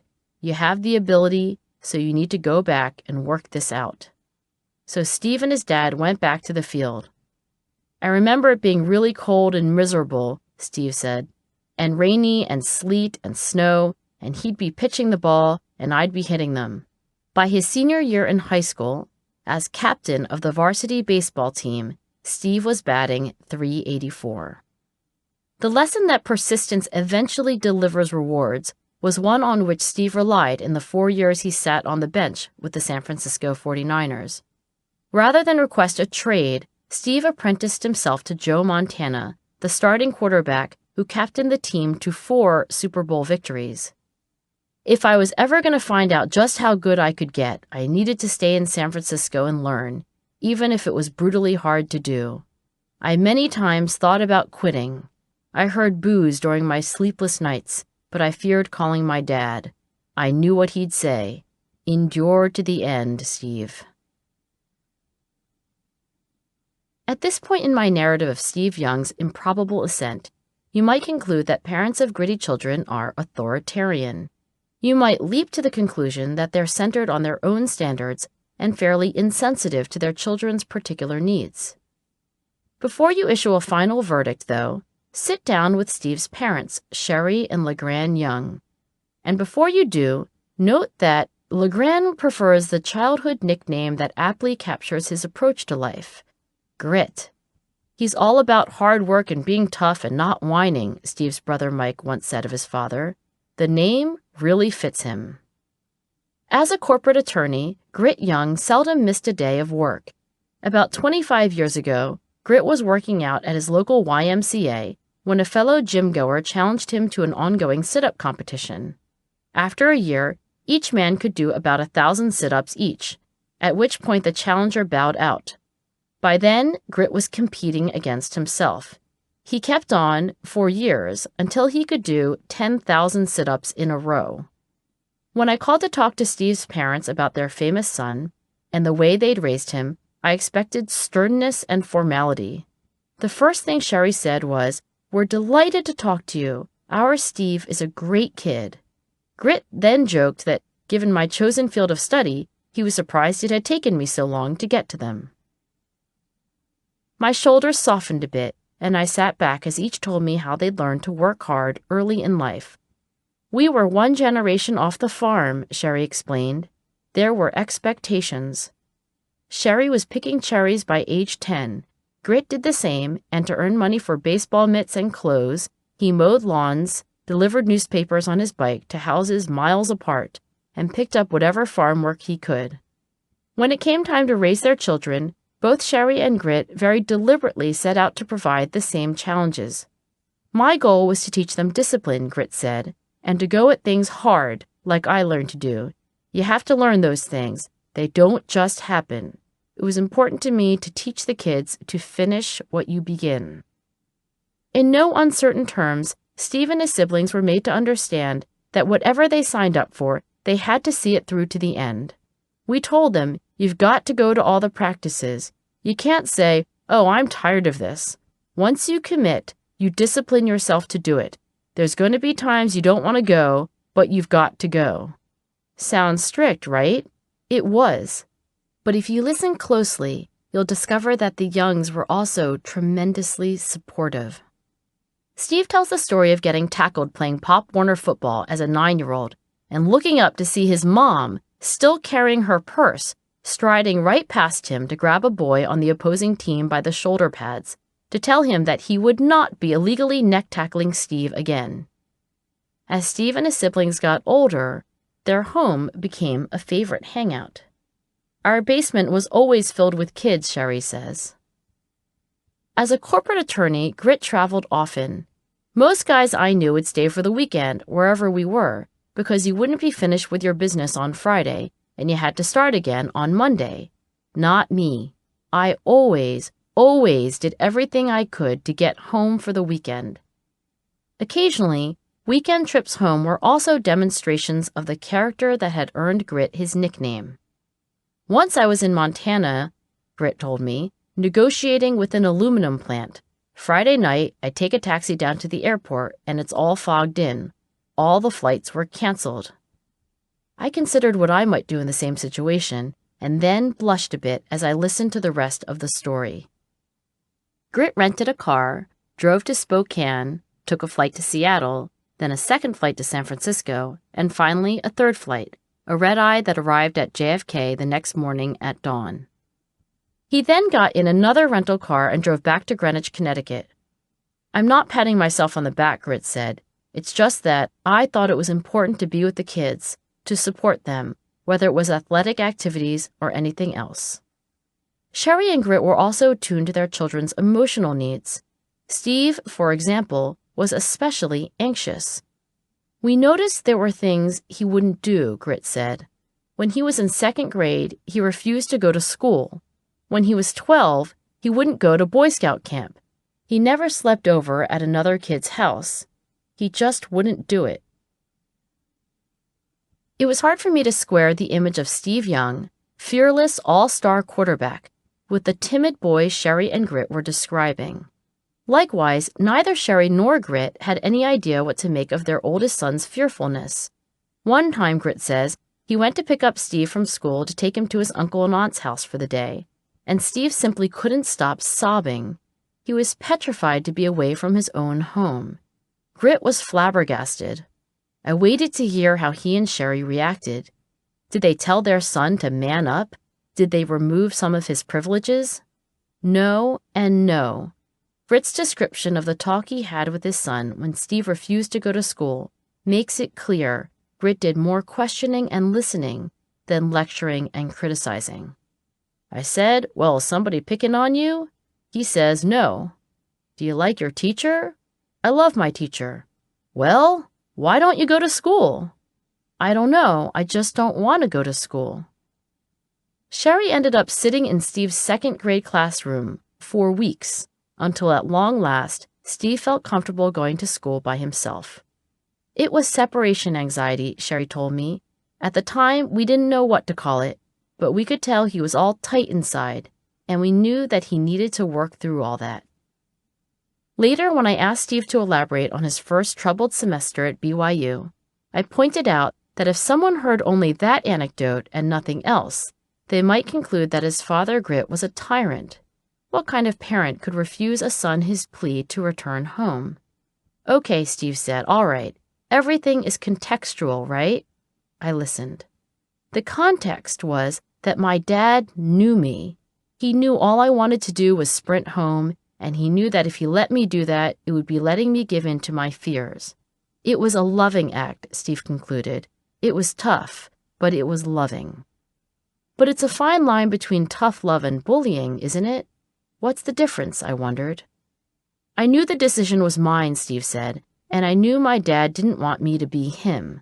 Number one, a parent needs to set a stage that proves to the child, I'm not trying to just have you do what I say, control you, make you be like me, make you do what I did, ask you to make up for what I didn't do. My dad showed me early that it wasn't about him and what he needed. It truly was, I'm giving you all I got.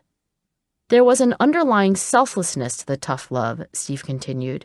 I think that's vital. If any of the tough love is about the parent just trying to control you, well, kids smell it out. In every way possible, I knew my parents were saying, we're looking to see your success. We've left ourselves behind. If getting to know the Youngs helps you understand that tough love isn't necessarily a contradiction in terms, hold that thought and meet Francesca Martinez and her parents, Tina and Alex. Named by the Observer newspaper as one of the funniest comics in Britain, Francesca performs to sold-out audiences around the world. In a typical routine, she breaks the no-cussing rule of the Young family, and after the show, she's sure to violate the drinking prohibition. Like her parents, Francesca is a lifelong vegetarian, not religious, and politically somewhere to the left of progressive. Francesca was diagnosed with cerebral palsy at age 2. She prefers the term wobbly. Told that their brain-damaged daughter would never lead a normal life, Tina and Alex quickly decided that no doctor could foretell who their daughter might become. Achieving comedic stardom takes grit, no matter who you are, but perhaps more so when it's a challenge merely to enunciate your consonants or walk to the stage. So, like other aspiring comics, Francesca has endured 4-hour drives each way to perform for 10 minutes for no pay, and made countless cold calls to impassive and busy television producers. But unlike most of her peers, she needs to do breathing and voice exercises before each show. I don't take credit for my hard work and passion, she told me. I think these qualities came from my family, which was very loving and very stable. Their overwhelming support and positivity are why there is no limit to my ambition. Not surprisingly, counselors at Francesca's school were doubtful of entertainment as a career path for a girl who struggled to walk and talk at a normal cadence. They were even more wary of her dropping out of high school to do so. Oh, Francesca, they'd say with a sigh, think about something more sensible, like computers. The thought of an office job was about as horrible a fate as Francesca could imagine. She asked her parents what she should do. Go and follow your dreams, Alex told his daughter, and if they don't work out, then you can reassess. My mom was just as encouraging, Francesca said. Then, with a smile, basically, they were happy for me to leave formal education at 16 to act on television. They let me spend my weekends clubbing with friends, surrounded by leery men and cocktails with sexually explicit names. I asked Alex about his follow your dream advice. Before explaining, he reminded me that Francesca's brother Raoul was also allowed to drop out of high school to apprentice himself to a renowned portrait painter. We never put pressure on either of them to become doctors or lawyers or anything like that, Alex told me. I truly believe that when you do something you really want to do, it becomes a vocation. Francesca and her brother are incredibly hard workers, but they feel passionately about their subjects, so to them it's not at all oppressive. Tina agreed entirely. I've always had an instinctive sense that life and nature and evolution have planted in children their own capabilities, their own destiny, she said. Like a plant, if they're fed and watered in the right way, they will grow up beautiful and strong. It's just a question of creating the right environment, a soil that is nurturing, that is listening and responsive to their needs. Children carry within them the seeds of their own future. Their own interests will emerge if we trust them. Francesca connects the unconditional support that her absurdly cool parents, as she put it, lavished on her, to the hope she maintained even when hope seemed lost. So much of sticking with things is believing you can do it, she told me. That belief comes from self-worth, and that comes from how others have made us feel in our lives.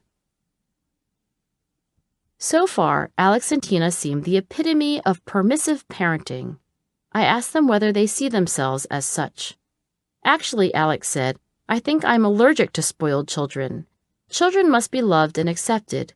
But then, without complications, they need to be taught, no, you cannot hit your sister on the head with that stick. Yes, you must share. No, you don't get to have everything you want when you want it. It's no-nonsense parenting. As an example, Alex pushed Francesca to do the physical therapy exercises prescribed by her doctors. She hated them.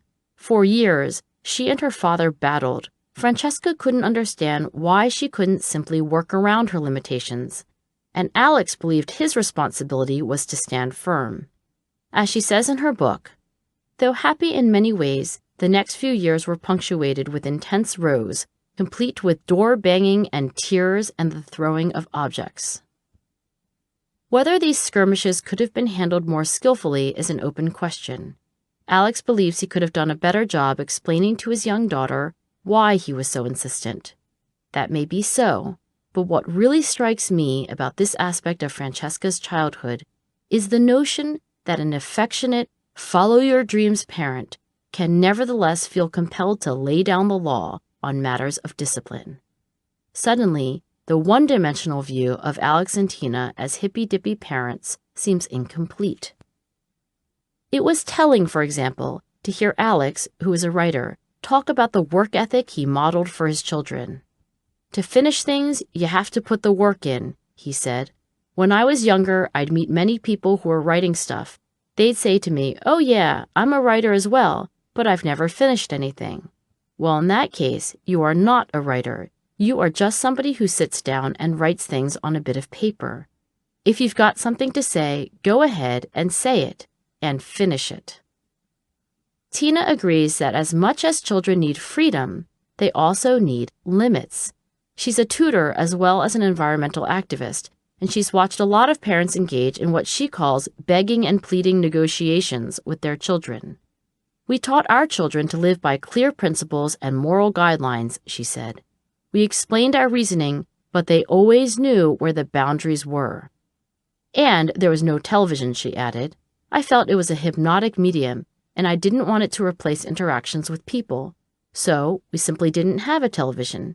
If the children wanted to watch something special, they could walk over to their grandparents. What can we learn from the stories of Steve Young and Francesca Martinez? And what can we glean from how other grit paragons describe their parents? In fact, I've noticed a pattern. For those of us who want to parent for grit, the pattern is a helpful blueprint, a guide for making the many decisions we must grapple with while raising our children. Before I say more, let me repeat the caveat that as a scientist, I'd like to collect many more data points before coming to firm conclusions. In a decade, I should know a lot more about parenting for grit than I do now. But because there's no pause button for parenting the people we care about, I'll go ahead and tell you my hunches.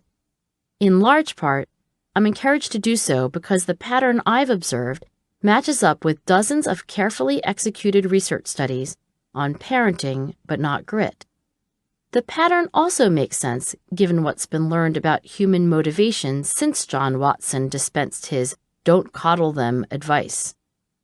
And finally, the pattern I see matches up with the interviews of world-class athletes, artists, and scholars completed by psychologist Benjamin Bloom and his team 30 years ago.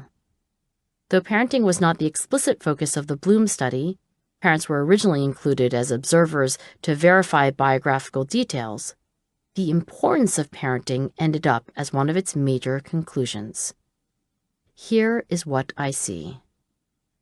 First and foremost, there's no either-or trade-off between supportive parenting and demanding parenting.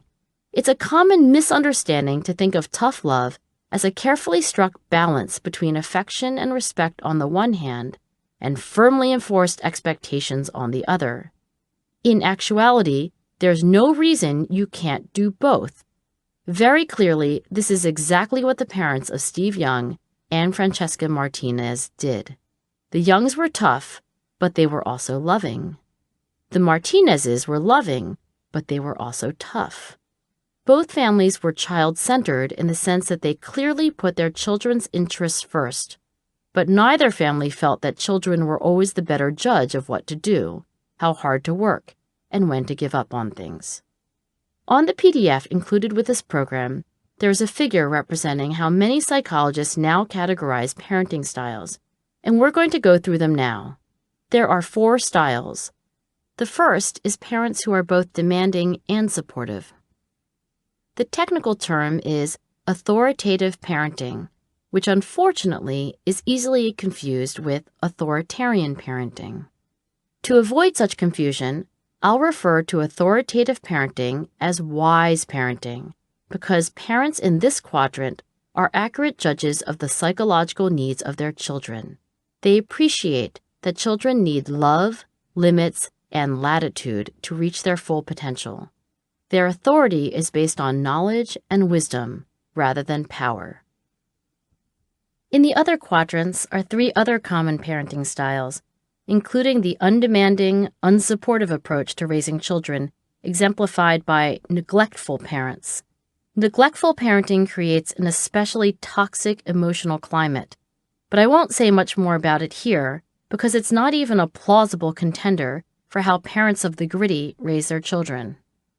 Authoritarian parents are demanding and unsupportive, exactly the approach John Watson advocated for strengthening character in children. Permissive parents, by contrast, are supportive and undemanding. When psychologist Larry Steinberg delivered his 2001 presidential address to the Society for Research on Adolescence, he proposed a moratorium on further research on parenting styles, because, as he saw it, there was so much evidence for the benefits of supportive and demanding parenting that scientists could profitably move on to thornier research questions. Indeed, over the past 40 years, study after carefully designed study has found that the children of psychologically wise parents fare better than children raised in any other kind of household. In one of Larry's studies, for example, about 10,000 American teenagers completed questionnaires about their parents' behavior. Regardless of gender, ethnicity, social class, or parents' marital status, teens with warm, respectful, and demanding parents earned higher grades in school, were more self-reliant, suffered from less anxiety and depression, and were less likely to engage in delinquent behavior. The same pattern replicates in nearly every nation that's been studied and at every stage of child development. Longitudinal research indicates that the benefits are measurable across a decade or more. One of the major discoveries of parenting research is that what matters more than the messages parents aim to deliver are the messages their children receive. What may appear to be textbook authoritarian parenting, a no television policy, for example, or a prohibition against swearing, may or may not be coercive. Alternatively, what may seem permissive, say letting a child drop out of high school, may simply reflect differences in the rules parents value as important. In other words, don't pass judgment on that parent lecturing their child in the supermarket cereal aisle. In most cases, you don't have enough context to understand how the child interprets the exchange, and at the end of the day, it's the child's experience that really matters. Are you a psychologically wise parent? There is a parenting assessment on the PDF included with this audiobook, developed by psychologist and parenting expert Nancy Darling. Let's go through it now as a checklist to find out how psychologically wise you are. How many of these statements would your child affirm without hesitation? You'll notice that some of the items are reverse-coded, meaning that they go in the opposite direction as the others. Supportive and warm parenting. I can count on my parents to help me out if I have a problem. My parents spend time just talking to me. My parents and I do things that are fun together. Here are 2 reverse-coded items. My parents don't really like me to tell them my troubles. My parents hardly ever praise me for doing well. Supportive and respectful parenting. My parents believe I have a right to my own point of view. My parents respect my privacy. My parents give me a lot of freedom. Here are 2 reverse-coded items. My parents tell me that their ideas are correct and that I shouldn't question them. My parents make most of the decisions about what I can do. Finally, demanding parenting. My parents really expect me to follow family rules. My parents point out ways I could do better. My parents expect me to do my best, even when it's hard. And 2 reverse-coded items. My parents really let me get away with things. When I do something wrong, my parents don't punish me. Growing up with support, respect, and high standards confers a lot of benefits, one of which is especially relevant to grit. In other words, wise parenting encourages children to emulate their parents. To a certain extent, of course, young children imitate their mothers and fathers. When we have nothing else to go by, what other choice do we have, really, than to mimic the accents, habits, and attitudes of the people around us? We talk like they talk. We eat what they eat. We adopt their likes and dislikes. A young child's instinct to copy adults is very strong. In a classic psychology experiment conducted more than 50 years ago at Stanford University, for example, preschoolers watched adults play with a variety of toys and then were given the opportunity to play with the toys themselves. Half of the boys and girls watched an adult quietly play with Tinker Toys while ignoring a child-sized inflatable doll in the same room. The other half of the children watched the adult begin assembling the Tinker Toys and, after a minute, turned to viciously attack the doll. The adult pummeled the doll with his fists and then a mallet, tossed the doll up in the air, and finally, while screaming and yelling, aggressively kicked the doll about the room. When given an opportunity to play with the same toys, children who'd seen adults play quietly followed suit.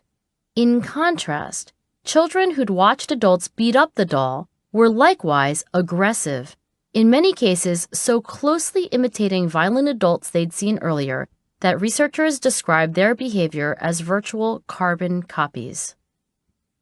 And yet there's a world of difference between imitation and emulation. As we grow older, we develop the capacity to reflect on our actions and pass judgment on what we admire and disdain in others. When our parents are loving, respectful, and demanding, we not only follow their example, we revere it. We not only comply with their requests, we understand why they're making them.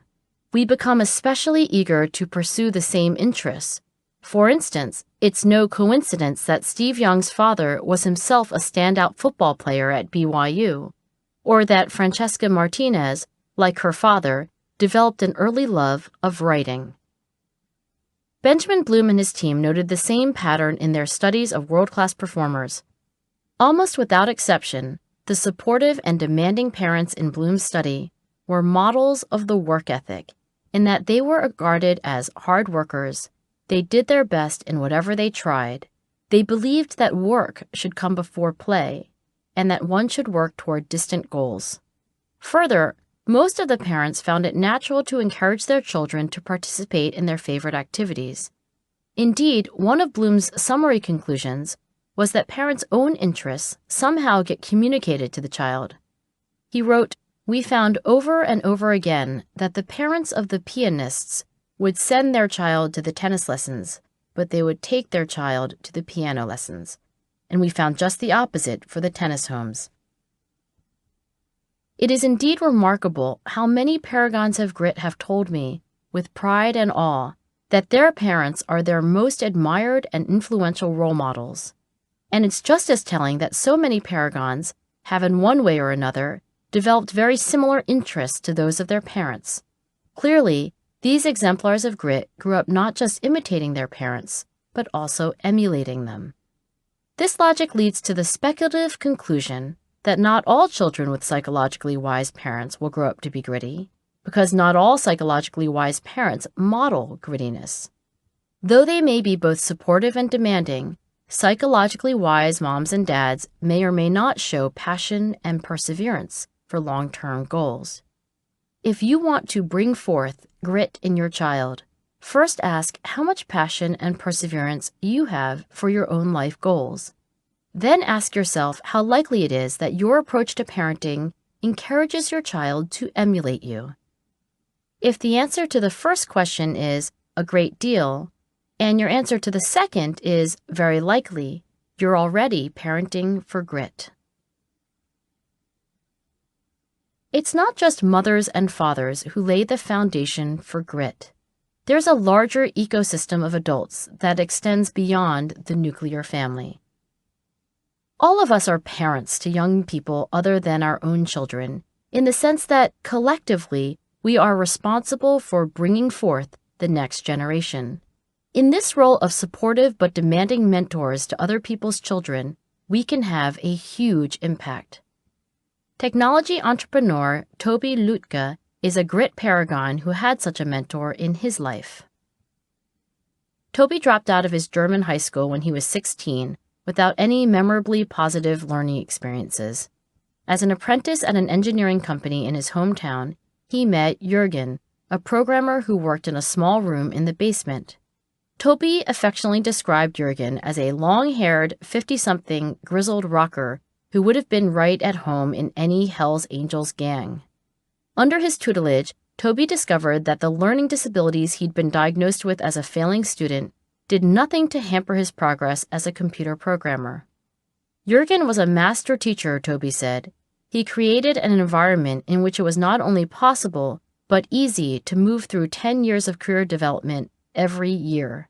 Each morning, Toby would arrive at work to find a printout of the code he'd written the day before, covered in red marker with comments, suggestions, and corrections. Jürgen was unsparing in pointing out specific ways Toby's work could be better. This taught me not to tangle my ego up in the code I write, Toby said. There are always ways to improve it, and getting this feedback is a gift. One day, Jürgen asked Toby to lead a software assignment for General Motors. The company gave Toby extra money to buy his first suit for the presentation and installation. Toby expected Jürgen to do all the talking, but the day before the installation, Jürgen casually turned to Toby and told him he had somewhere else to be. Toby would be visiting General Motors alone. Full of trepidation, Toby went. The installation was a success. This pattern kept on repeating itself, Toby said. Jürgen somehow knew the extent of my comfort zone and manufactured situations which were slightly outside it. I overcame them through trial and error. Through doing, I succeeded. Toby went on to found Shopify, a software company that powers tens of thousands of online stores and recently exceeded $100 million in revenue. In fact, emerging research on teaching suggests uncanny parallels to parenting. It seems that psychologically wise teachers can make a huge difference in the lives of their students. Ron Ferguson is a Harvard economist who has collected more data comparing effective and ineffective teachers than anyone I know. In one recent study, Ron partnered with the Gates Foundation to study students and teachers in 1,892 different classrooms.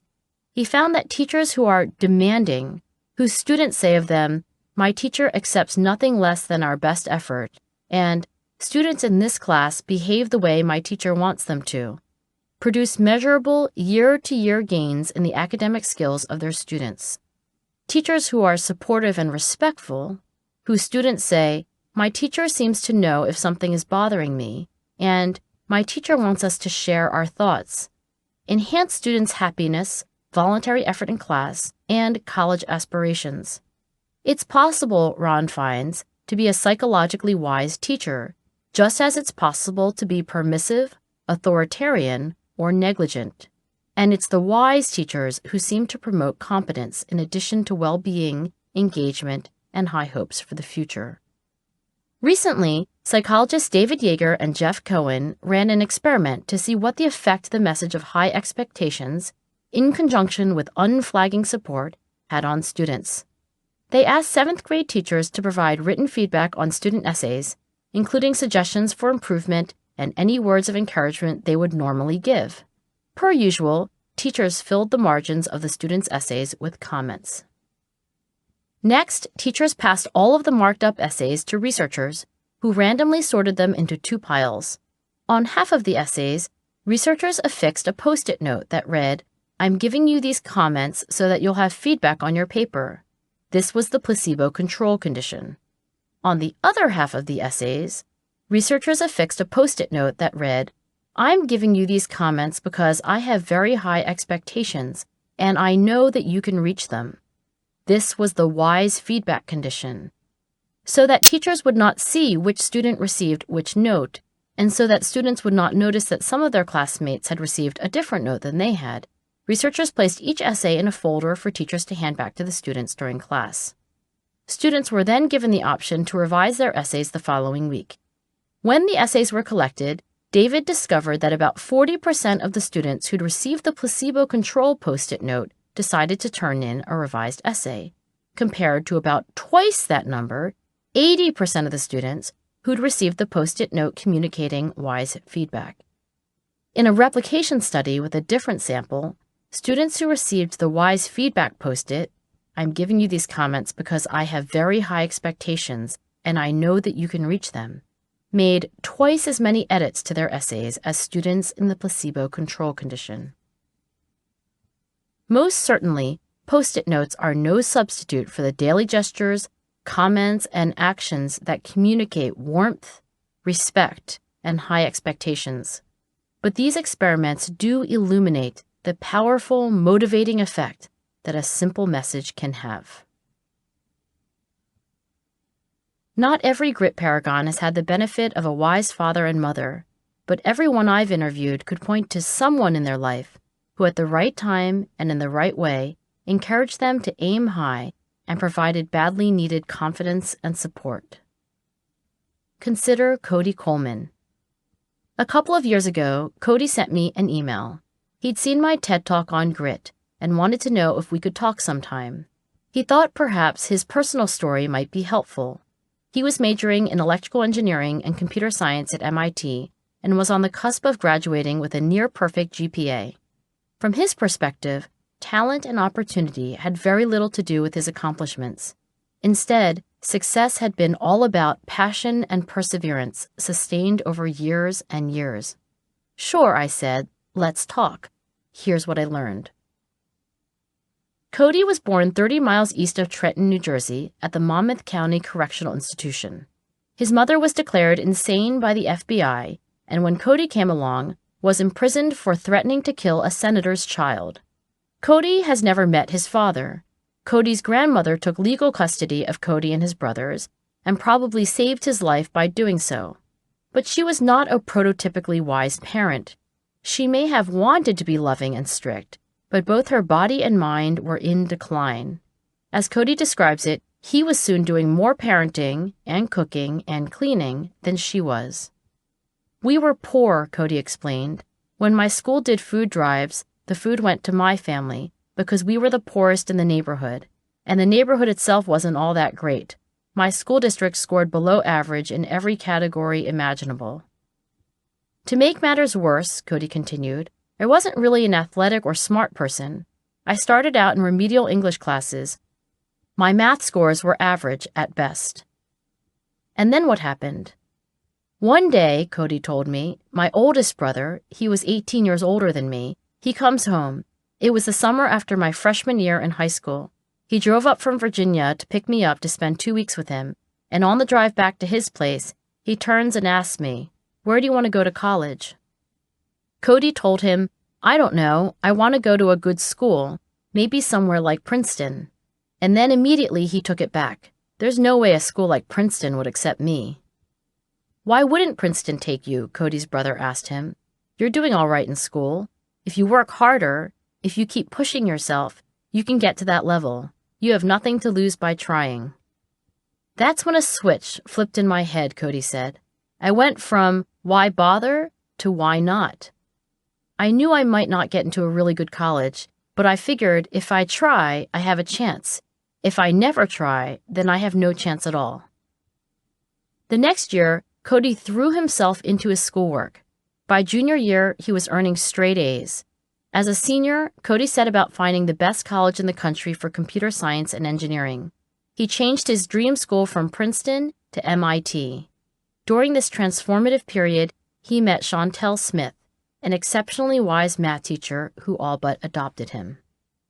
It was Chantel who paid for Cody's driving lessons. It was Chantel who collected a college dorm fund to pay for the supplies he'd need once he moved.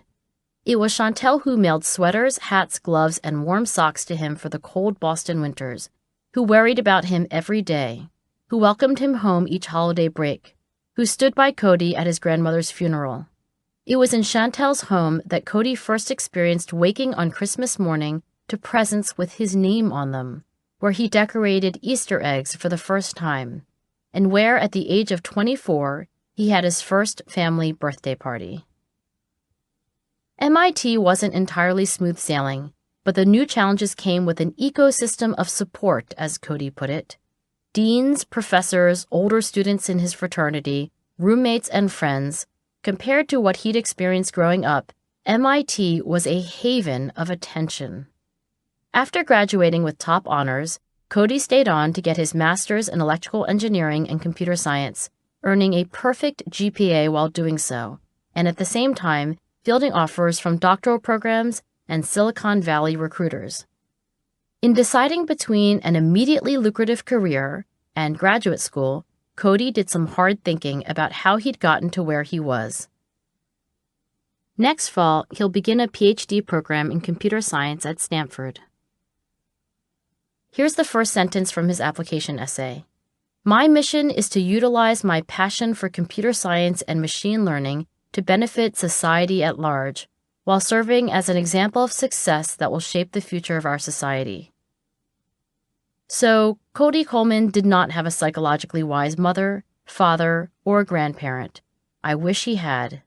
What he did have was a brother who said the right thing at the right time, an extraordinarily wise and wonderful high school math teacher, and an ecosystem of other teachers, mentors, and fellow students who collectively showed him what's possible and helped him to get there. Chantel refuses to take credit for Cody's success. The truth is, she told me, is that Cody has touched my life more than I've touched his. He's taught me that nothing is impossible and no goal is beyond reach. He's one of the kindest human beings I've ever met, and I couldn't be prouder when he calls me Mom. A local radio station recently interviewed Cody. Toward the end of the conversation, Cody was asked what he had to say to listeners struggling to overcome similar life circumstances. Stay positive, Cody said. Go past those negative beliefs in what's possible and impossible, and just give it a try. Cody had these final words. You don't need to be a parent to make a difference in someone's life. If you just care about them and get to know what's going on, you can make an impact. Try to understand what's going on in their life and help them through that. That's something I experienced firsthand. It made the difference. Chapter 11. The Playing Fields of Grit. One day, when she was about 4 years old, my daughter Lucy sat at the kitchen table, struggling to open a little box of raisins. She was hungry. She wanted those raisins, but the top of that box stubbornly resisted her efforts.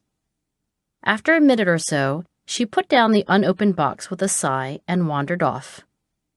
I was watching from another room, and I nearly gasped. Oh God, my daughter has been defeated by a box of raisins. What are the odds she'll grow up to have any grit? I rushed over and encouraged Lucy to try again. I did my best to be both supportive and demanding. Nevertheless, she refused. Not long after, I found a ballet studio around the corner and signed her up. Like a lot of parents, I had a strong intuition that grit is enhanced by doing activities like ballet, or piano, or football, or really any structured extracurricular activity. These activities possess two important features that are hard to replicate in any other setting. First, there's an adult in charge, ideally a supportive and demanding one, who is not the parent. Second, these pursuits are designed to cultivate interest, practice, purpose, and hope. The ballet studio, the recital hall, the dojo, the basketball court, the gridiron, these are the playing fields of grit. The evidence on extracurricular activities is incomplete. I cannot point to a single study in which kids have been randomly assigned to play a sport or musical instrument, compete on the debate team, hold an after-school job, or work on the school newspaper. If you think about it for a moment, you'll realize why. No parent wants to volunteer their kids to do things or not by the flip of a coin. And for ethical reasons, no scientist can really force kids to stay in or out of activities. Nevertheless, as a parent and as a social scientist, I would recommend that as soon as your child is old enough, you find something they might enjoy doing outside of class and sign them up. In fact, if I could wave a magic wand, I'd have all the children in the world engage in at least one extracurricular activity of their choice. And as for those in high school, I'd require that they stick with at least one activity for more than a year. Do I think every moment of a child's day should be scripted? Not at all. But I do think kids thrive when they spend at least some part of their week doing hard things that interest them. Like I said, the evidence for such a bold recommendation is incomplete. But the research that has been done is, in my view, highly suggestive. Put it all together, and you have a compelling case for kids learning grit at the elbow of a wise ballet instructor, football coach, or violin teacher. For starters, a few researchers have equipped kids with beepers so that throughout the day they can be prompted to report on what they're doing and how they feel at that very moment. When kids are in class, they report feeling challenged, but especially unmotivated. Hanging out with friends, in contrast, is not very challenging, but super fun. And what about extracurricular activities? When kids are playing sports or music or rehearsing for the school play, they're both challenged and having fun. There's no other experience in the lives of young people that reliably provides this combination of challenge and intrinsic motivation. The bottom line of this research is this: school's hard, but for many kids, it's not intrinsically interesting. Texting your friends is interesting, but it's not hard. But ballet? Ballet can be both. In-the-moment experience is one thing, but what about long-term benefits? Do extracurriculars pay off in any measurable way?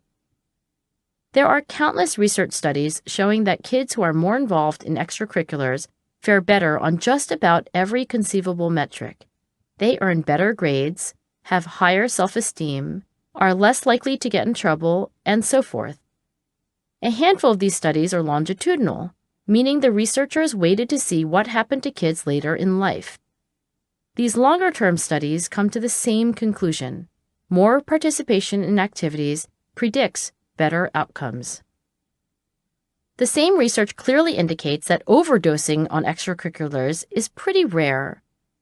These days, the average American teenager reports spending more than 3 hours a day watching television and playing video games. Additional time is drained away checking social media feeds, texting friends links to cat videos, and tracking the Kardashians as they figure out which outfit to wear, which makes it hard to argue that time can't be spared for the chess club or the school play, or just about any other structured, skill-focused, adult-guided activity. But what about grit? What about accomplishing something that takes years as opposed to months of work? If grit is about sticking with a goal for the long term, and if extracurricular activities are a way of practicing grit, it stands to reason that they're especially beneficial when we do them for more than a year. In fact, lessons learned while working to improve from one season to the next come up repeatedly in my interviews with paragons of grit. Here's an example. After a lackluster passing season his junior year of high school football, future NFL Hall of Famer Steve Young went down to the high school woodshop and fashioned a wooden football with tape for laces. In one end, he screwed an eye hook and used that to latch the football to a weight machine in the high school gym. Then, gripping the ball, he'd move it back and forth in a passing motion, the added resistance developing his forearms and shoulders. His passing yardage doubled the next year. Even more convincing evidence for the benefits of long-term extracurricular activities comes from a study conducted by psychologist Margot Gardner. Margot and her collaborators at Columbia University followed 11,000 American teenagers until they were 26 years old to see what effect, if any, participating in high school extracurriculars for 2 years, as opposed to just 1, might have on success in adulthood. Here's what Margot found.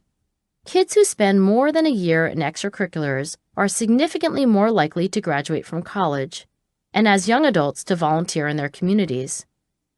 The hours per week kids devote to extracurriculars also predict having a job as opposed to being unemployed as a young adult, and earning more money, but only for kids who participate in activities for 2 years rather than 1. One of the first scientists to study the importance of following through with extracurricular activities, as opposed to just dabbling, was Warren Willingham. In 1978, Willingham was the director of the Personal Qualities Project. Even today, this study remains the most ambitious attempt ever to identify the determinants of success in young adulthood. The project was funded by the Educational Testing Service. ETS, as it's more commonly called, occupies a sprawling campus in Princeton, New Jersey, and employs more than 1,000 statisticians, psychologists, and other scientists, all devoted to the development of tests that predict achievement in school and the workplace. If you've taken the SAT, you've taken an ETS test. Ditto for the GRE, the TOEFL, the Praxis, and any one of 36 advanced placement exams. Basically, ETS is to standardized testing what Kleenex is to tissues. Sure, there are other organizations that make standardized tests, but most of us are hard-pressed to think of their names. So what motivated ETS to look beyond standardized tests? Better than anyone, Willingham and other scientists at ETS knew that together, high school grades and test scores did only a half-decent job of predicting success later in life. It's very often the case that 2 kids with identical grades and test scores will end up faring very differently later in life. The simple question Willingham set out to answer was, what other personal qualities matter? To find out, Willingham's team followed several thousand students for 5 years, beginning in their senior year of high school. At the start of the study, college application materials, questionnaires, writing samples, interviews, and school records were collected for each student. This information was used to produce numerical ratings for more than 100 different personal characteristics. These included family background variables like parent occupation and socioeconomic status, as well as self-declared career interests, motivation for a college degree, educational goals, and many more. Then, as the students progressed through college, objective measures of success were collected across 3 broad categories. First, did the student distinguish him or herself academically? Next, as a young adult, did this individual demonstrate leadership? And finally, to what extent could these young men and women point to a significant accomplishment in science and technology, the arts, sports, writing and speaking, entrepreneurism, or community service? In a sense, the Personal Qualities Project was a horse race. Each of the 100-plus measures at the start of the study could have ended up as the strongest predictor of later success. It's clear from reading the first report, completed several years before the final data were collected, that Willingham was entirely dispassionate on the issue. He methodically described each variable, its rationale for being included, how it was measured, and so on. But when all the data were finally in, Willingham was unequivocal and emphatic about what he'd learned. One horse did win, and by a long stretch: follow through. This is how Willingham and his team put a number on it. The follow-through rating involved evidence of purposeful, continuous commitment to certain types of activities in high school versus sporadic efforts in diverse areas. Students who earned a top follow-through rating participated in 2 different high school extracurricular activities for several years each, and in both of those activities advanced significantly in some way. For example, becoming editor of the newspaper, winning MVP for the volleyball team, winning a prize for artwork. As an example, Willingham described a student who was on his school newspaper staff for 3 years and became managing editor, and was on the track team for 3 years and ended up winning an important meet. In contrast, students who hadn't participated in a single multi-year activity earned the lowest possible follow-through rating. Some students in this category didn't participate in any activities at all in high school, but many, many others were simply itinerant, joining a club or team one year, but then the following year moving on to something entirely different. The predictive power of follow-through was striking. After controlling for high school grades and SAT scores, follow-through in high school extracurriculars predicted graduating from college with academic honors better than any variable. Likewise, follow-through was the single best predictor of holding an appointed or elected leadership position in young adulthood. And finally, better than any of the more than 100 personal characteristics Willingham had measured, follow-through predicted notable accomplishments for a young adult in all domains, from the arts and writing to entrepreneurism and community service. Notably, the particular pursuits to which students had devoted themselves in high school didn't matter, whether it was tennis, student government, or debate team. The key was that students had signed up for something, signed up again the following year, and during that time had made some kind of progress. I learned about the Personal Qualities Project a few years after I started studying grit. When I got my hands on the original study report, I read it cover to cover, put it down for a moment, and then started again on page 1. That night, I couldn't sleep. Instead, I lay awake thinking, holy smokes, what Willingham calls follow-through sounds a lot like grit.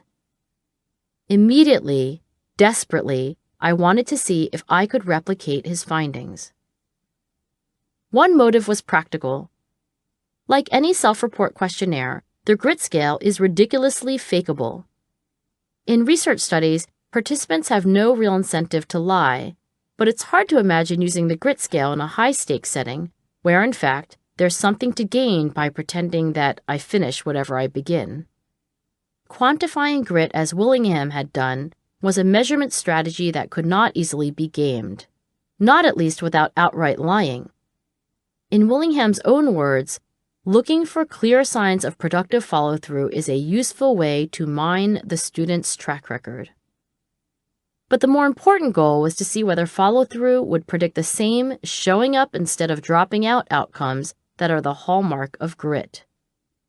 For the support of a new longitudinal study, I turned to the largest philanthropic funder in education, the Bill and Melinda Gates Foundation. I soon learned that the foundation is especially interested in why college students drop out in such large numbers. At present, the dropout rate for 2- and 4-year colleges in the United States is among the highest in the world. Escalating tuitions and the Byzantine labyrinth of financial aid in this country are two contributing factors. Woefully inadequate academic preparation is another. Still, students with similar financial circumstances and identical SAT scores drop out at very different rates. Predicting who will persist through college and earn their degree, and who won't, is among the most stubborn problems in all of social science. Nobody has a very satisfying answer. In a meeting with Bill and Melinda Gates, I had an opportunity to explain my perspective in person. Learning to follow through on something hard in high school, I said, seemed the best possible preparation for doing the same thing later in life. In that conversation, I learned that Bill himself has long appreciated the importance of competencies other than talent. Back in the days when he had a more direct role in hiring software programmers at Microsoft, for example, he said he'd give applicants a programming task he knew would require hours and hours of tedious troubleshooting. This wasn't an IQ test or a test of programming skills. Rather, it was a test of a person's ability to muscle through, press on, get to the finish line. Bill only hired programmers who finished what they began. With generous support from the Gates Foundation, I recruited 1,200 high school seniors, and just as Willingham had done, asked them to name their extracurricular activities if they had any, when they'd participated in them, and how they'd distinguished themselves doing them, if at all. Around the lab, while we were doing the study, we began calling this measure the grit grid. In the study, students were asked to list activities in which they spent a significant amount of time outside of class. It could be any kind of pursuit, including sports, volunteer work, research, paid work, or hobbies. They were asked to list in which grades they had participated in the activity, and they were asked to list what achievements, awards, or leadership positions they may have held. Following Willingham's lead, my research team calculated grit grid scores by quantifying multi-year commitment and advancement in up to 2 activities. Specifically, each activity students did for 2 years or more earned a grit point. Activities students did for only 1 year earned no points and weren't scored further. Activities that students pursued for multiple years and in which they could point to some kind of advancement, for example, member of the student government 1 year and treasurer the next, each earned a second point. Finally, when advancement could reasonably be deemed high versus just moderate, president of the student body, MVP of the basketball team, employee of the month, for example, we awarded a third grit point. In sum, students could score anywhere from 0 on the grit grid if they'd participated in no multi-year commitments at all, to 6 points if they pursued 2 different multi-year commitments and in both demonstrated high achievement. As expected, we found that students with higher grit grid scores rated themselves higher in grit, and so did their teachers. Then we waited. After graduating from high school, students in our sample ended up at dozens of colleges throughout the country. After 2 years, only 34% of the 1,200 students in our study were enrolled in a 2- or 4-year college. Just as we expected, the odds of staying in school depended heavily on grit grid scores. 69% of students who scored 6 out of 6 on the grit grid were still in college. In contrast, just 16% of students who scored 0 out of 6 were still on track to get their college degrees. In a separate study, we applied the same grit grid scoring system to the college extracurriculars of novice teachers. The results were strikingly similar. Teachers who in college had demonstrated productive follow-through in a few extracurricular commitments were more likely to stay in teaching and furthermore were more effective in producing academic gains in their students. In contrast, persistence and effectiveness in teaching had absolutely no measurable relationship with teachers' SAT scores, their college GPAs, or interviewer ratings of their leadership potential. Considered together, the evidence I've presented so far could be interpreted in 2 different ways. I've been arguing that extracurricular activities are a way for young people to practice, and therefore develop, passion and perseverance for long-term goals. But it's also possible that following through with extracurriculars is something only gritty people do. These explanations aren't mutually exclusive. It's entirely possible that both factors, cultivation and selection, are at play. My best guess is that following through on our commitments while we grow up both requires grit and at the same time builds it. One reason I think so is that, in general, the situations to which people gravitate tend to enhance the very characteristics that brought us there in the first place. This theory of personality development has been dubbed the corresponsive principle by Brent Roberts, the foremost authority on what leads to enduring changes in how people think, feel, and act in different situations. When Brent was a psychology graduate student at Berkeley, the prevailing view was that after childhood, personalities are more or less set like plaster. Brent and other personality researchers have since collected enough longitudinal data, following literally thousands of people across years and decades, to show that personalities do, in fact, change after childhood. Brent and other personality researchers have found that a key process in personality development involves situations and personality traits reciprocally calling each other. The corresponsive principle suggests that the very traits that steer us towards certain life situations are the very same traits that those situations encourage, reinforce, and amplify. In this relationship, there is the possibility of virtuous and vicious cycles. For instance, in one study, Brent and his collaborators followed 1,000 adolescents in New Zealand as they entered adulthood and found jobs.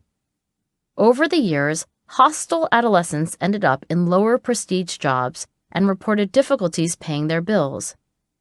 These conditions, in turn, led to increases in levels of hostility, which further eroded their employment prospects. By contrast, more agreeable adolescents entered a virtuous cycle of psychological development. These, quote, nice kids, unquote, secured higher status jobs offering greater financial security, outcomes that enhanced their tendency toward sociability. So far, there hasn't been a corresponsive principle study of grit. Let me speculate, though. Left to her own devices, a little girl who, after failing to open a box of raisins and saying to herself, "This is too hard, I quit," might enter a vicious cycle that reinforces giving up. She might learn to give up one thing after another, each time missing the opportunity to enter the virtuous cycle of struggle, followed by progress, followed by confidence to try something even harder. But what about a little girl whose mother takes her to ballet, even though it's hard? Even though the little girl doesn't really feel like putting on her leotard at that moment because she's a little tired. Even though at the last practice, her ballet teacher scolded her for holding her arms the wrong way, which clearly stung a bit. What if that little girl was nudged to try and try again, and at one practice experienced the satisfaction of a breakthrough? Might that victory encourage the little girl to practice other difficult things? Might she learn to welcome challenge? The year after Warren Willingham published the Personal Qualities Project, Bill Fitzsimmons became the Dean of Admissions at Harvard. 2 years later, when I applied to Harvard, it was Bill who reviewed my application. I know because at some point as an undergraduate, I found myself in a community service project with Bill. "Oh, Miss School Spirit," he exclaimed when we were introduced, and then he ticked off, with remarkable accuracy, the various activities I'd pursued in high school. I recently called Bill to ask what he thought about extracurricular follow-through. Not surprisingly, he was intimately familiar with Willingham's research. "I have it here somewhere," he said, seemingly scanning his bookshelf. "It's never far from reach." Okay, so did he agree with Willingham's conclusions? Did Harvard admissions really care about anything other than SAT scores and high school grades? I wanted to know because Willingham's opinion at the time he published his findings was that college admissions offices weren't weighing follow-through in extracurriculars as heavily as his research suggested they ought to be. Each year, Bill Fitzsimmons explained, several hundred students are admitted to Harvard on the merits of truly outstanding academic credentials. Their early scholarly accomplishments suggest they will at some point become world-class academics.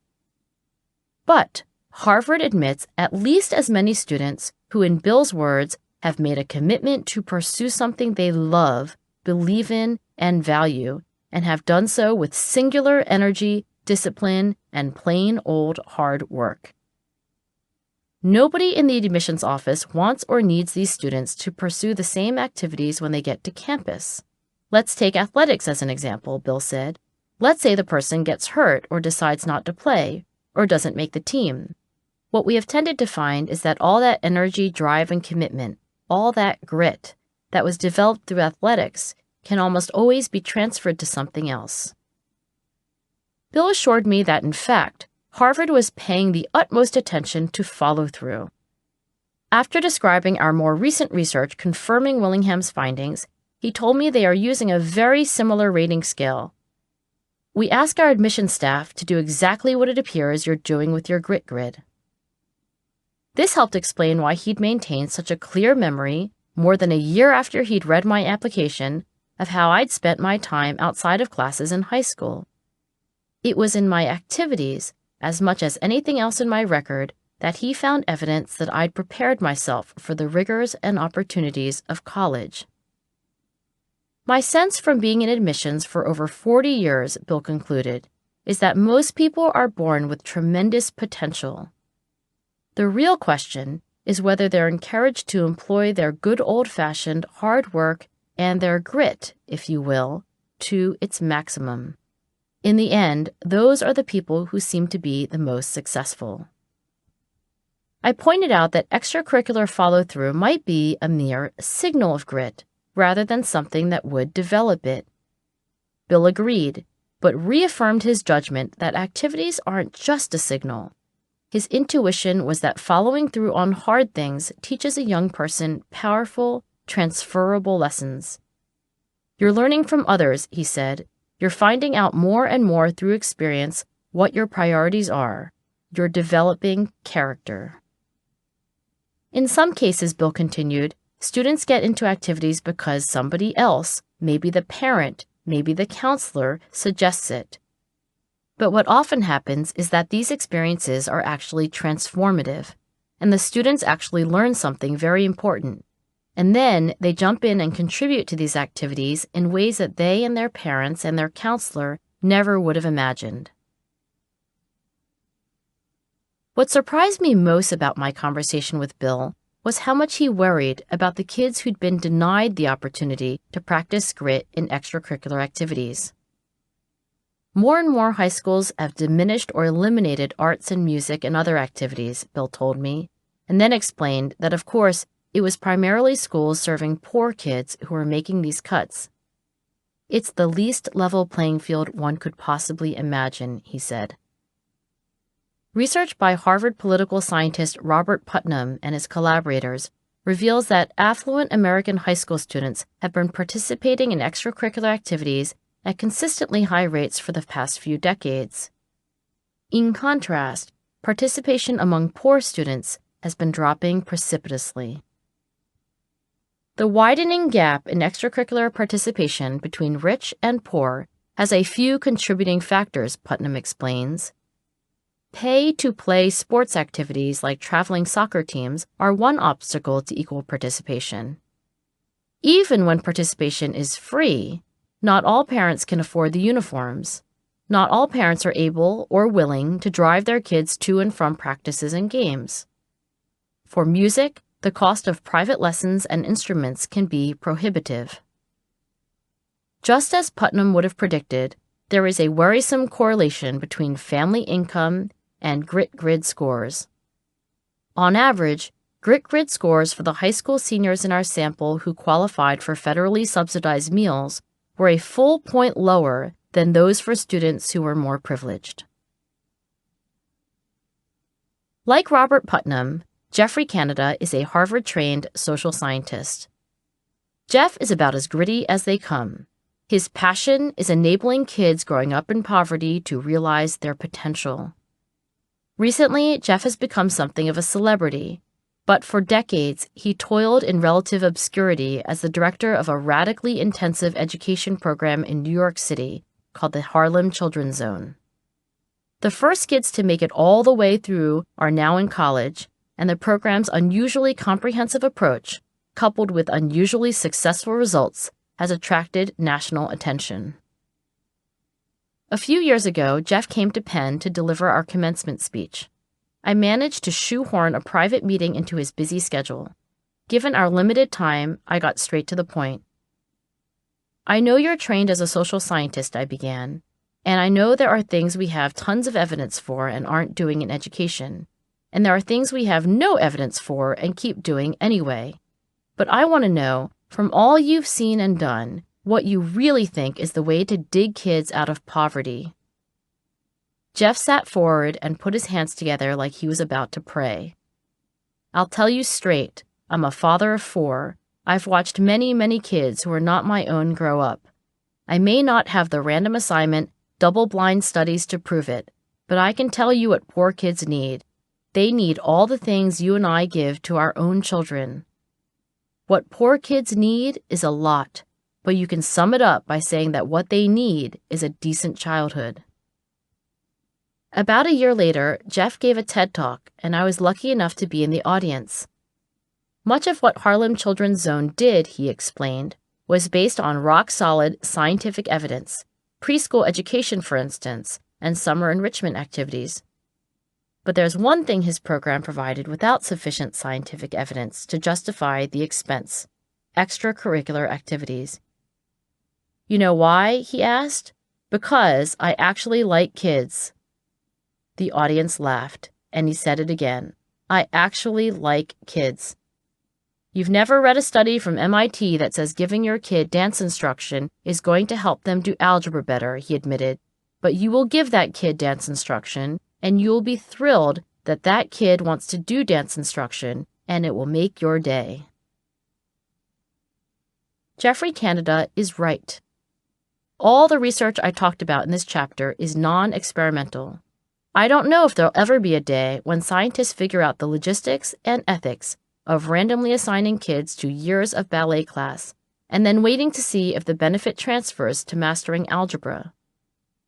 But in fact, scientists have done short-term experiments testing whether doing hard things teaches a person to do other hard things. Psychologist Robert Eisenberger at the University of Houston is the leading authority on this topic. He's run dozens of studies in which rats are randomly assigned to do something hard, like press a lever 20 times to get a single pellet of rat chow, or something easy, like press that lever 2 times to get the same reward.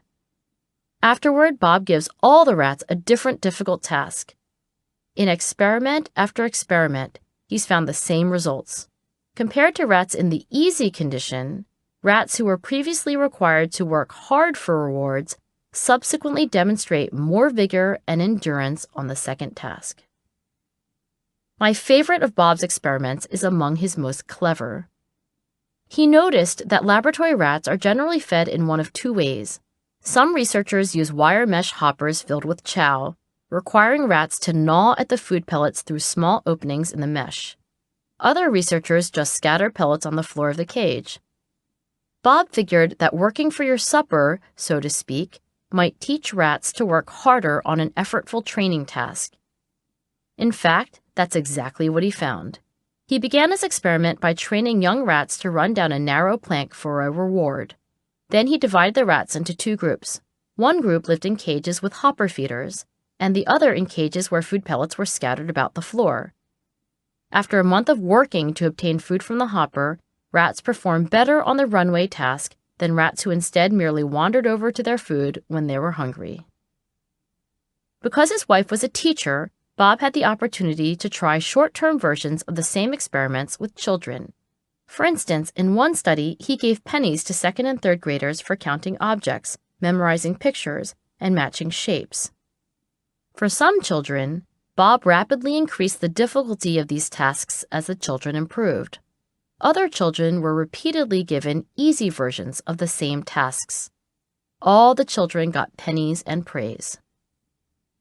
Afterward, the children in both conditions were asked to do a tedious job that was entirely different from the previous tasks, copying a list of words onto a sheet of paper.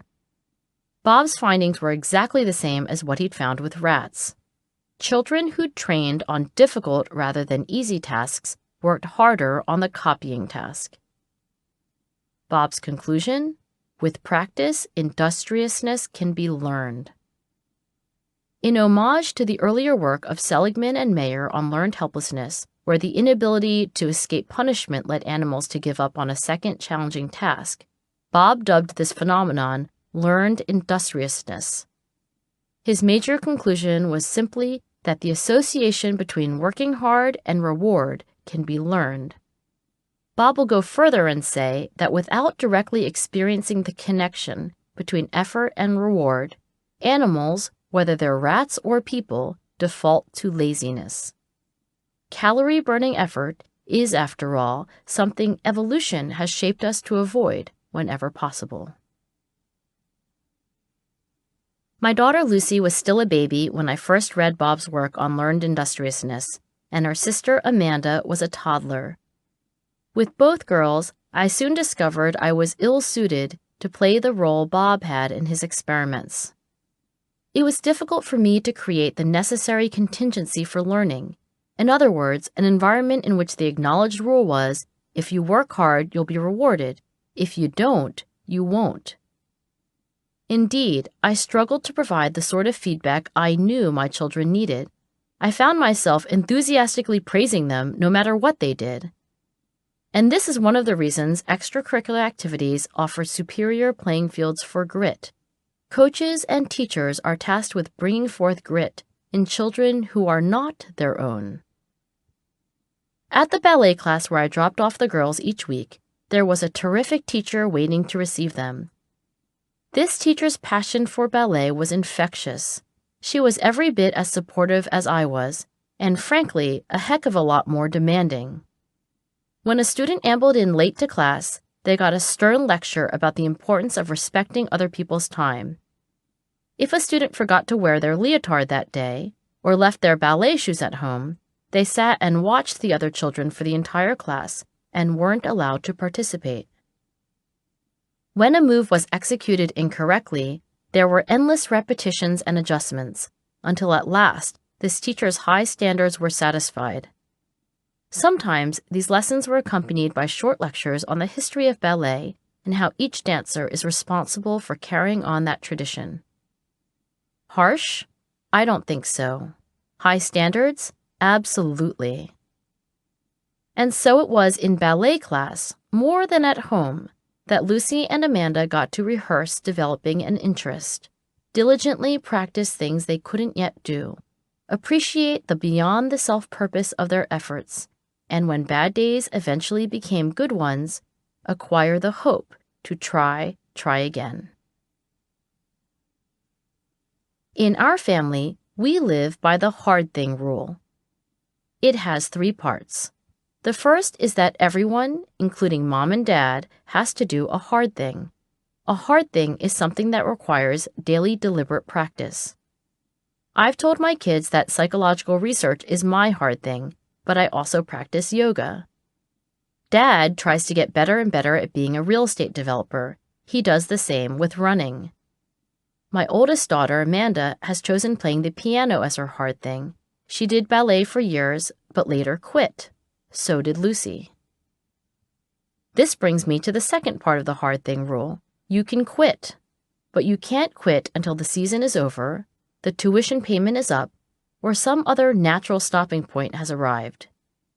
You must, at least for the interval to which you've committed yourself, finish whatever you begin. In other words, you can't quit on a day when your teacher yells at you, or you lose a race, or you have to miss a sleepover because of a recital the next morning. You can't quit on a bad day. And finally, the hard thing rule states that you get to pick your hard thing. Nobody picks it for you, because after all, it would make no sense to do a hard thing you're not even vaguely interested in. Even the decision to try ballet came after discussion of various other classes my daughters could have chosen instead. Lucy, in fact, cycled through a half-dozen hard things. She started each with enthusiasm, but eventually discovered that she didn't want to keep going with ballet, gymnastics, track, handicrafts, or piano. In the end, she landed on viola. She's been at it for 3 years, during which time her interest has waxed rather than waned. Last year, she joined the school and all-city orchestras, and when I asked her recently if she wanted to switch her hard thing to something else, she looked at me like I was crazy. Next year, Amanda will be in high school. Her sister will follow the year after. At that point, the hard thing rule will change. A 4th requirement will be added. Each girl must commit to at least one activity, either something new or the piano and viola they've already started, for at least 2 years. Tyrannical? I don't believe it is. And if Lucy's and Amanda's recent comments on the topic aren't disguised apple polishing, neither do my daughters. They'd like to grow grittier as they get older, and like any skill, they know grit takes practice. They know they're fortunate to have the opportunity to do so. For parents who would like to encourage grit without obliterating their children's capacity to choose their own path, I recommend the hard thing rule. Chapter 12. A Culture of Grit. The first football game I ever watched from beginning to end was Super Bowl 48. The game took place on February 2, 2014, and pitted the Seattle Seahawks against the Denver Broncos. The Seahawks won 43-8. The day after their victory, Seahawks head coach Pete Carroll was interviewed by a former member of the San Francisco 49ers. "I know when I was with the 49ers," the interviewer began, "you were there. It meant something to be a Niner, not a football player.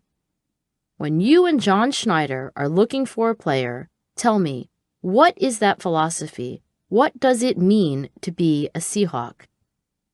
Pete chuckled softly. "I'm not going to give it all to you, but come on, man, give it to me, Pete. I will tell you that we're looking for great competitors. That's really where it starts. And that's the guys that really have grit, the mindset that they're always going to succeed, that they've got something to prove. They're resilient. They're not going to let setbacks hold them back. They're not going to be deterred, by challenges and hurdles and things. It's that attitude. We really refer to it as grit." I can't say I was surprised, either by Pete's comments or by his team's triumphant performance the day before. Why not? Because 9 months earlier, I'd received a call from Pete. Apparently, he'd just watched my TED Talk on grit. What prompted his call were two urgent emotions. First, he was curious, eager to learn more about grit than I'd been able to convey in the 6 minutes Ted had allotted me. Second, he was annoyed, not by most of what I had to say. It was just the part at the end that irked him. Science, I'd confessed in that talk, had at that point disappointingly little to say about building grit. Pete later told me that he just about jumped out of his chair, practically yelling at my on-screen image that building grit is exactly what the Seahawks culture is all about. We ended up talking for roughly an hour, me on one end of the line, sitting at my desk in Philadelphia, and Pete and his staff on the other, huddled around a speakerphone in Seattle. I told him what I was learning in my research, and Pete reciprocated by telling me about what he was trying to accomplish with the Seahawks. "Come and watch us. All we do is help people be great competitors," he said. "We teach them how to persevere. We unleash their passion. That's all we do." Whether we realize it or not, the culture in which we live and with which we identify powerfully shapes just about every aspect of our being. By culture, I don't mean the geographic or political boundaries that divide one people from another, as much as the invisible psychological boundaries separating us from them. At its core, a culture is defined by the shared norms and values of a group of people. In other words, a distinct culture exists anytime a group of people are in consensus about how we do things around here and why. As for how the rest of the world operates, the sharper the contrast, the stronger the bonds among those in what psychologists call the in-group. So it is that the Seattle Seahawks and the KIPP charter schools, as much as any nation, are bona fide cultures. If you're a Seahawk, you're not just a football player. If you're a KIPPster, you're not just a student. Seahawks and KIPPsters do things in a certain way, and they do so for certain reasons. Likewise, West Point has a distinct culture, one that is more than 2 centuries old, and yet, as we'll soon discover, continues to evolve. For many of us, the companies we work for are an important cultural force in our lives. For instance, growing up, my dad liked to refer to himself as a DuPonter. All the pencils in our house were company issued, embossed with phrases like "safety first," and my dad would light up every time a DuPont commercial came on television, sometimes even chiming in with the voiceover, "Better things for better living." I think my dad only met the CEO of DuPont a handful of times, but he'd tell stories of his good judgment the way you might speak of a family war hero. How do you know you're part of a culture that in a very real sense has become part of you? When you adopt a culture, you make a categorical allegiance to that group. You're not sort of a Seahawk or sort of a West Pointer. You either are or you aren't. You're in the group or out of it. You can use a noun, not just an adjective or a verb to describe your commitment. So much depends, as it turns out, on which in-group you commit to. The bottom line on culture and grit is this. If you want to be grittier, find a gritty culture and join it. If you're a leader and you want the people in your organization to be grittier, create a gritty culture. I recently called Dan Chambliss, the sociologist we met in Chapter 3, who spent the first 6 years of his professional life studying swimmers. My question for Dan was whether, in the 3 decades since his landmark study of expertise, he'd changed his mind about any of its provocative conclusions. Did he, for example, still believe that talent was largely a red herring when it came to understanding the origins of world-class excellence? Did he stand by the observation that going from your local club team to being competitive at the state and national levels, and finally to world-class Olympic-level expertise, necessitated qualitative improvements in skill, not just more hours in the pool? And was mystifying excellence, at the end of the day, really the confluence of countless, perfectly executed, yet mundane, doable acts? Yes, yes, and yes. But I left out the most important thing, Dan said. The real way to become a great swimmer is to join a great team. That logic might strike you as strange. You might assume that first a person becomes a great swimmer, and then he or she joins a great team. And it's true, of course, that great teams don't take just anyone. There are tryouts. There are a limited number of spots. There are standards. And the more elite the team, the fiercer the desire of those already on the team to keep those standards high. What Dan was getting at is the reciprocal effect of a team's particular culture on the person who joins it. In his many years in and out of the pool, he'd seen the arrow of causality between a great team and a great individual performer go both ways. In effect, he'd witnessed the corresponsive principle of personality development. He'd seen that the very characteristics that are selected for by certain situations are in turn enhanced by them. Look, when I started studying Olympians, I thought, what kind of oddball gets up every day at 4 a.m. to go to swimming practice? He said. I thought, these must be extraordinary people to do that sort of thing. But the thing is, when you go to a place where basically everybody you know is getting up at 4 a.m. to go to practice, that's just what you do. It's no big deal. It becomes a habit. Over and over, Dan had observed new swimmers join a team that did things a notch or two better than what they'd been used to. Very quickly, the newcomer conformed to the team's norms and standards. Speaking for myself, Dan added, I don't have that much self-discipline, but if I'm surrounded by people who are writing articles and giving lectures and working hard, I tend to fall in line. If I'm in a crowd of people doing things a certain way, I follow along. The drive to fit in, to conform to the group, is powerful indeed. Some of the most important psychology experiments in history have demonstrated how quickly, and usually without conscious awareness, the individual falls in line with a group that is acting or thinking a different way. So it seems to me, Dan concluded, that there's a hard way to get grit and an easy way. The hard way is to do it by yourself. The easy way is to use conformity, the basic human drive to fit in, because if you're around a lot of people who are gritty, you're going to act grittier. Short-term conformity effects are not what excite me about the power of culture to influence grit. Not exactly. What excites me most is the idea that in the long run, culture has the power to shape our identity. Over time and under the right circumstances, the norms and values of the group to which we belong become our own. We internalize them. We carry them with us. The way we do things around here and why eventually becomes the way I do things and why. Identity influences every aspect of our character, but it has special relevance to grit. Often, the critical, gritty or not decisions we make, to get up one more time, to stick it out through this miserable, exhausting summer, to run 5 miles with our teammates when on our own we might only run 3. are a matter of identity more than anything else. Often, our passion and perseverance do not spring from a cold, calculating analysis of the costs and benefits of alternatives. Rather, the source of our strength is the person we know ourselves to be.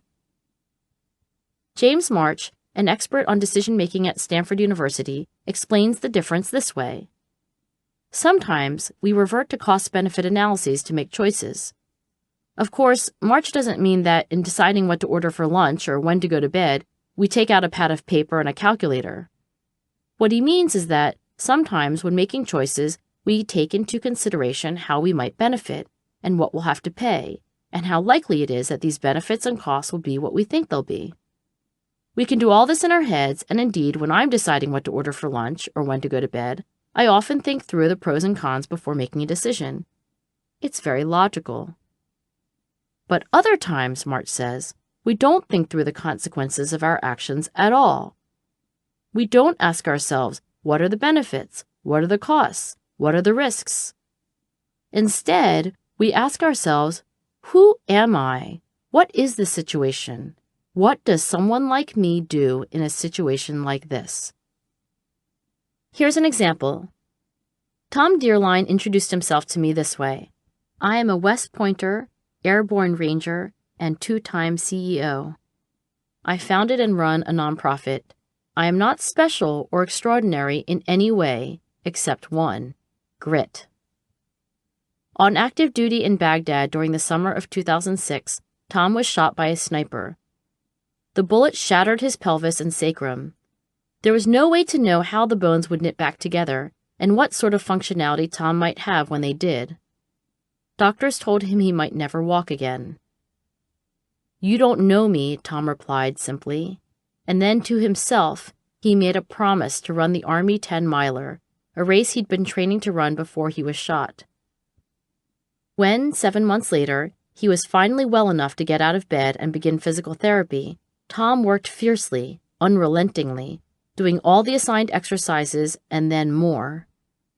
Sometimes he'd grunt in pain or shout out encouragements to himself. The other patients were a little startled at first, Tom says, but they got used to it, and then, all in good fun, they'd mock me with fake grunts of their own. After a particularly tough workout, Tom got zingers, sharp bolts of pain that shot down his legs. They'd only last a second or two, Tom says, but they'd come back at random times throughout the day, literally making me jump from the shock.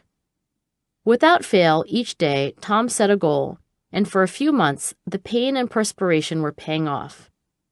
Finally, he could just barely walk with a walker, then with just a cane, then on his own. He walked faster and farther, then was able to run on the treadmill for a few seconds while holding onto the railings, and then for a full minute, and on until after 4 months of improving, he hit a plateau. My physical therapist said, "You're done, good job," and I said, "I'm still coming." And she said, "You did what you needed to do, you're good," and I said, No, I'm still coming." And then, Tom kept going for a full 8 months beyond the point where there were any noticeable improvements. Technically, his physical therapist wasn't allowed to treat him anymore, but Tom came back on his own to use the equipment anyway. Was there any benefit to those extra months? Maybe, maybe not. Tom can't say for sure that the extra exercises did any good. He does know that he was able to start training for the Army 10-miler the next summer. Before getting shot, he'd aimed to run 7-minute miles, completing the race in 70 minutes or less. After getting shot, he revised his goal. He hoped to run 12-minute miles and to finish in 2 hours. His finish time, 1 hour and 56 minutes. Tom can't say that running the Army 10-miler, and after that, 2 triathlons, were decisions rooted in costs and benefits either. I simply wasn't going to fail because I didn't care or didn't try. That's not who I am, he told me. Indeed, the calculated costs and benefits of passion and perseverance don't always add up, at least in the short run. It's often more sensible to give up and move on. It can be years or more before grit's dividends pay off. and that's exactly why culture and identity are so critical to understanding how gritty people live their lives. The logic of anticipated costs and benefits doesn't explain their choices very well. The logic of identity does. The population of Finland is just over 5 million. There are fewer Finns in the world than New Yorkers. This tiny, cold Nordic country, so far north that in the depth of winter they get barely 6 hours of daylight, has been invaded numerous times by larger, more powerful neighbors. Whether those meteorological and historical challenges contribute to how Finns see themselves is a good question. Regardless, it is undeniable that the Finns see themselves as among the world's grittiest people. The closest word to grit in Finnish is sisu. The translation isn't perfect.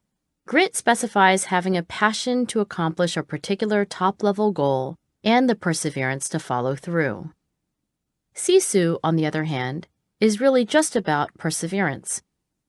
In particular, sisu refers to a source of inner strength, a sort of psychological capital that Finns believe they're born with by dint of their Finnish heritage. Quite literally, sisu refers to the insides of a person, their guts. In 1939, Finland was the underdog in the Winter War, battling a Soviet army that boasted 3 times as many soldiers, 30 times as many aircraft, and 100 times as many tanks. Finnish troops held their ground for several months, dramatically longer than the Soviets or anyone else might have expected. In 1940, Time magazine ran a feature on sisu. Quote, "The Finns have something they call sisu. It is a compound of bravado and bravery, of ferocity and tenacity, of the ability to keep fighting after most would have quit, and to fight with the will to win. The Finns translate sisu as the Finnish spirit, but it is a much more gutful word than that." Unquote. In the same year, the New York Times ran a feature called Sisu, a Word That Explains Finland. A Finn explained his countrymen to the journalist this way. "A typical Finn is an obstinate sort of fellow who believes in getting the better of bad fortune by proving that he can stand worse." When I lecture on grit to my undergraduate classes, I like to include a brief digression on sisu. I ask my students the rhetorical question, can we forge a culture, as Seahawks coach Pete Carroll clearly thinks we can, that celebrates and supports such qualities as sisu and grit? A few years ago, by complete coincidence, a young Finnish woman named Emilia Lahti was in the audience when I mentioned sisu. After the lecture, she rushed to greet me and confirmed that my outsider view of sisu was correct. We agreed there was a pressing need for a systematic investigation of sisu, how Finns think about it, and how it's propagated. Emilia became my graduate student the next year, completing her master's thesis on exactly those questions. She asked 1,000 Finns how they thought about sisu and discovered that most have a growth mindset about its development. When asked, "Do you think sisu can be learned or developed through conscious effort?" 83% said yes. One respondent then offered, "For example, participation in Finnish Scouting Association jaunts, where 13-year-olds may be in charge of 10-year-olds alone in the woods, seems to have some correlation with sisu." As a scientist, I don't take seriously the notion that Finns, or members of any other nationality, have actual reserves of energy hidden in their intestines, awaiting release at the critical moment. Still, there are 2 powerful lessons we can take from sisu. First, thinking of yourself as someone who is able to overcome tremendous adversity often leads to behavior that confirms that self-conception. If you're a Finn with that sisu spirit, you get up again no matter what. Likewise, if you're a Seattle Seahawk, you're a competitor. You have what it takes to succeed. You don't let setbacks hold you back. Grit is who you are. Second, even if the idea of an actual inner energy source is preposterous, the metaphor couldn't be more apt. It sometimes feels like we have nothing left to give, and yet in those dark and desperate moments, we find that if we just keep putting one foot in front of the other, there is a way to accomplish what all reason seems to argue against. The idea of sisu has been integral to Finnish culture for centuries, but cultures can be created in much shorter time frames. In my quest to understand what gives rise to grit, I've encountered a few organizations with especially gritty leaders at the helm, who, in my view, have successfully forged a culture of grit. Consider, for example, Jamie Dimon, the CEO of JP Morgan Chase. Jamie isn't the only one of the bank's 250,000 plus employees who says, "I wear this jersey and I bleed this blood." Other employees, much lower in the ranks, say things like, quote, "What I do every day for our clients actually matters. No one here is insignificant, and every detail, every employee matters. I am proud to be part of this great company," unquote. Jamie has been the CEO of JP Morgan Chase, the largest bank in the United States, for more than a decade. In the 2008 financial crisis, Jamie steered his bank to safety, and while other banks collapsed entirely, JP Morgan Chase somehow turned a $5 billion profit. Coincidentally, the motto of Jamie's prep school alma mater, the Browning School, is grit, spelled G-R-Y-T-T-E, an Old English version of grit defined in an 1897 yearbook as firmness, courage, determination, which alone win the crown of genuine success in all undertakings. In Jamie's senior year at Browning, his calculus teacher had a heart attack, and the substitute teacher didn't know calculus. Half the boys quit, the other half, including Jamie, decided to stick with it and spent the entire year in a separate classroom alone, teaching themselves. "You have to learn to get over bumps in the road and mistakes and setbacks," he told me when I called to talk about the culture he's built at JP Morgan Chase. "Failures are going to happen, and how you deal with them may be the most important thing in whether you succeed. You need fierce resolve. You need to take responsibility. You call it grit. I call it fortitude." Fortitude is to Jamie Dimon what sisu is to Finland. Jamie recalls that getting fired from Citibank at age 33 and then taking a full year to ponder what lessons to take from the episode made him a better leader. And he believes in fortitude enough to make it a core value for the entire JP Morgan Chase Bank. The ultimate thing, he says, is that we need to grow over time. Is it really possible, I asked, for a leader to influence the culture of such an enormous corporation? True, the culture of JP Morgan Chase has with some affection been described as the cult of Jamie. But there are literally thousands and thousands of JP Morgan Chase employees Jamie has never met in person. Absolutely, Jamie says. It takes relentless, absolutely relentless communication. It's what you say and how you say it. It may also be how often you say it. By all accounts, Jamie is a tireless evangelist, crossing the country to appear at what he calls town hall meetings with his employees. At one meeting, he was asked, "What do you look for in your leadership team?" His answer, capability, character, and how they treat people. Later, he told me that he asked himself two questions about senior management. First, would I let them run the business without me? Second, would I let my kids work for them? Jamie has a favorite Teddy Roosevelt quote he likes to repeat.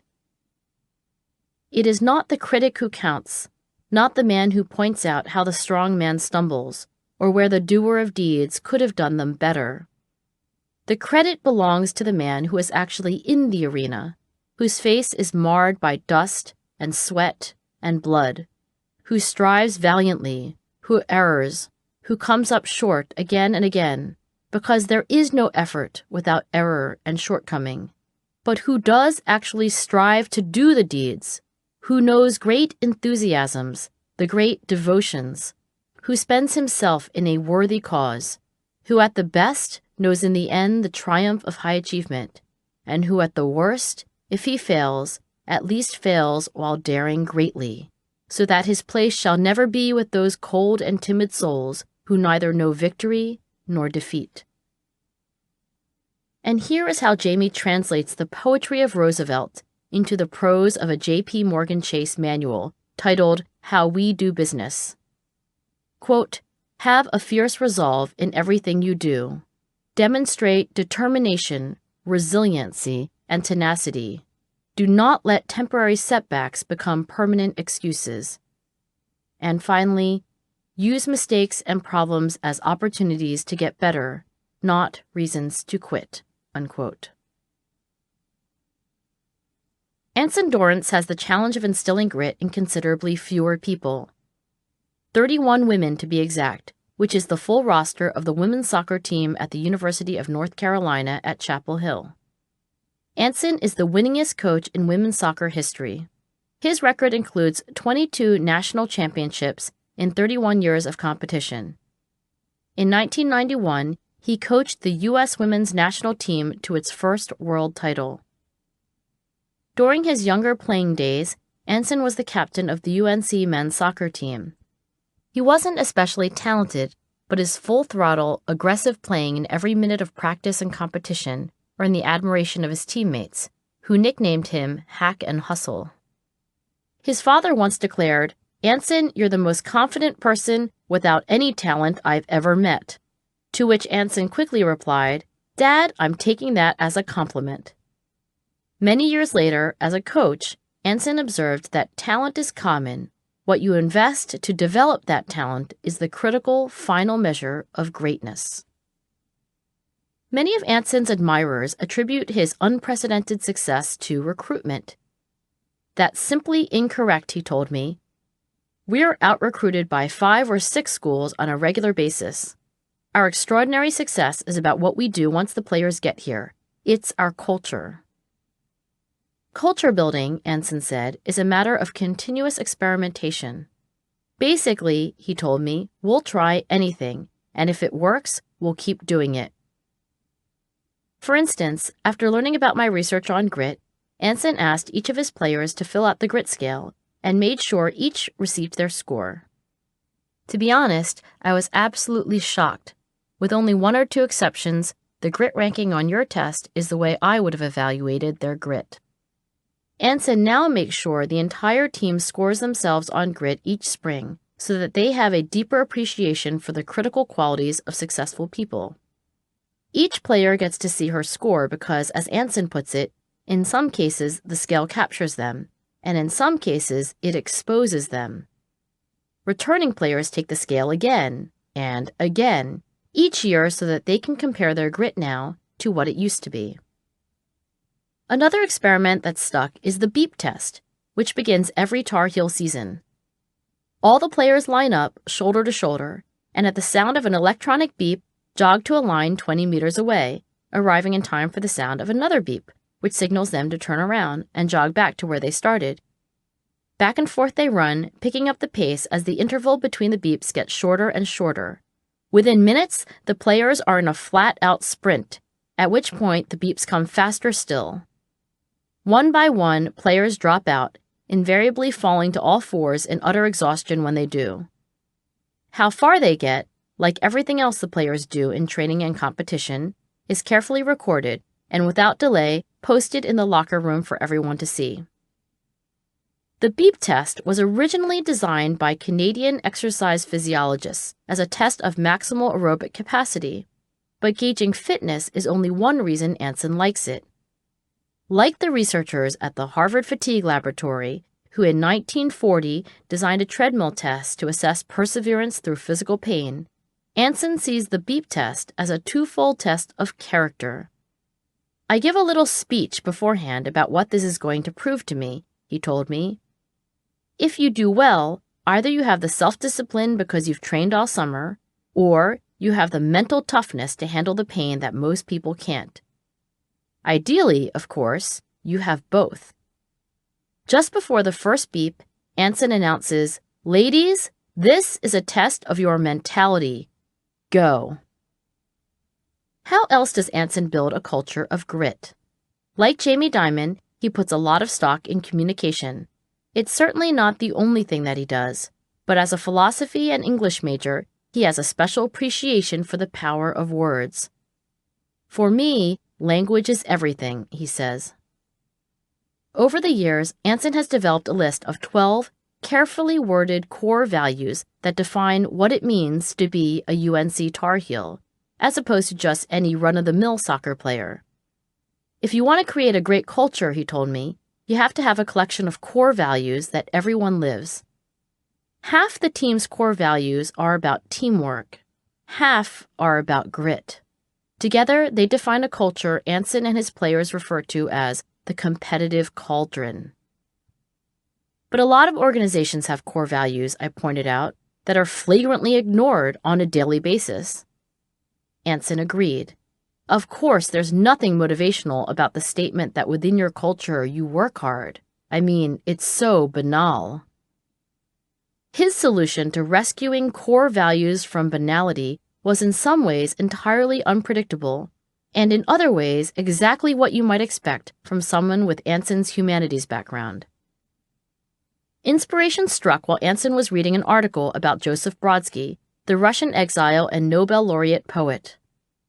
Brodsky, Anson learned, required his graduate students at Columbia University to memorize scores of Russian poems each semester.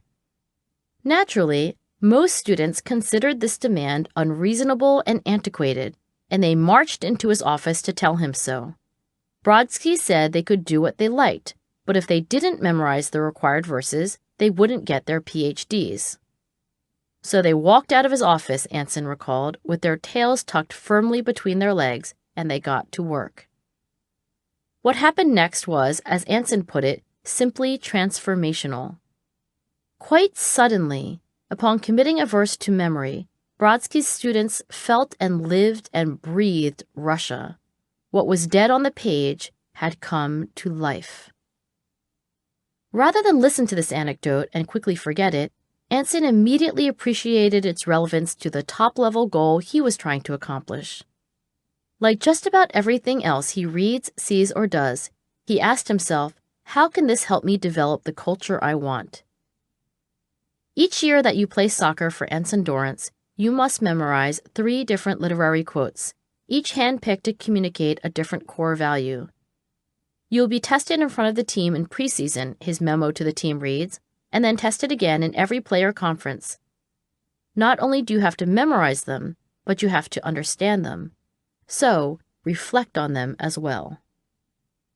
By senior year, Anson's athletes know all 12 by heart, beginning with the first core value, we don't whine, and its corresponding quote, courtesy of playwright George Bernard Shaw.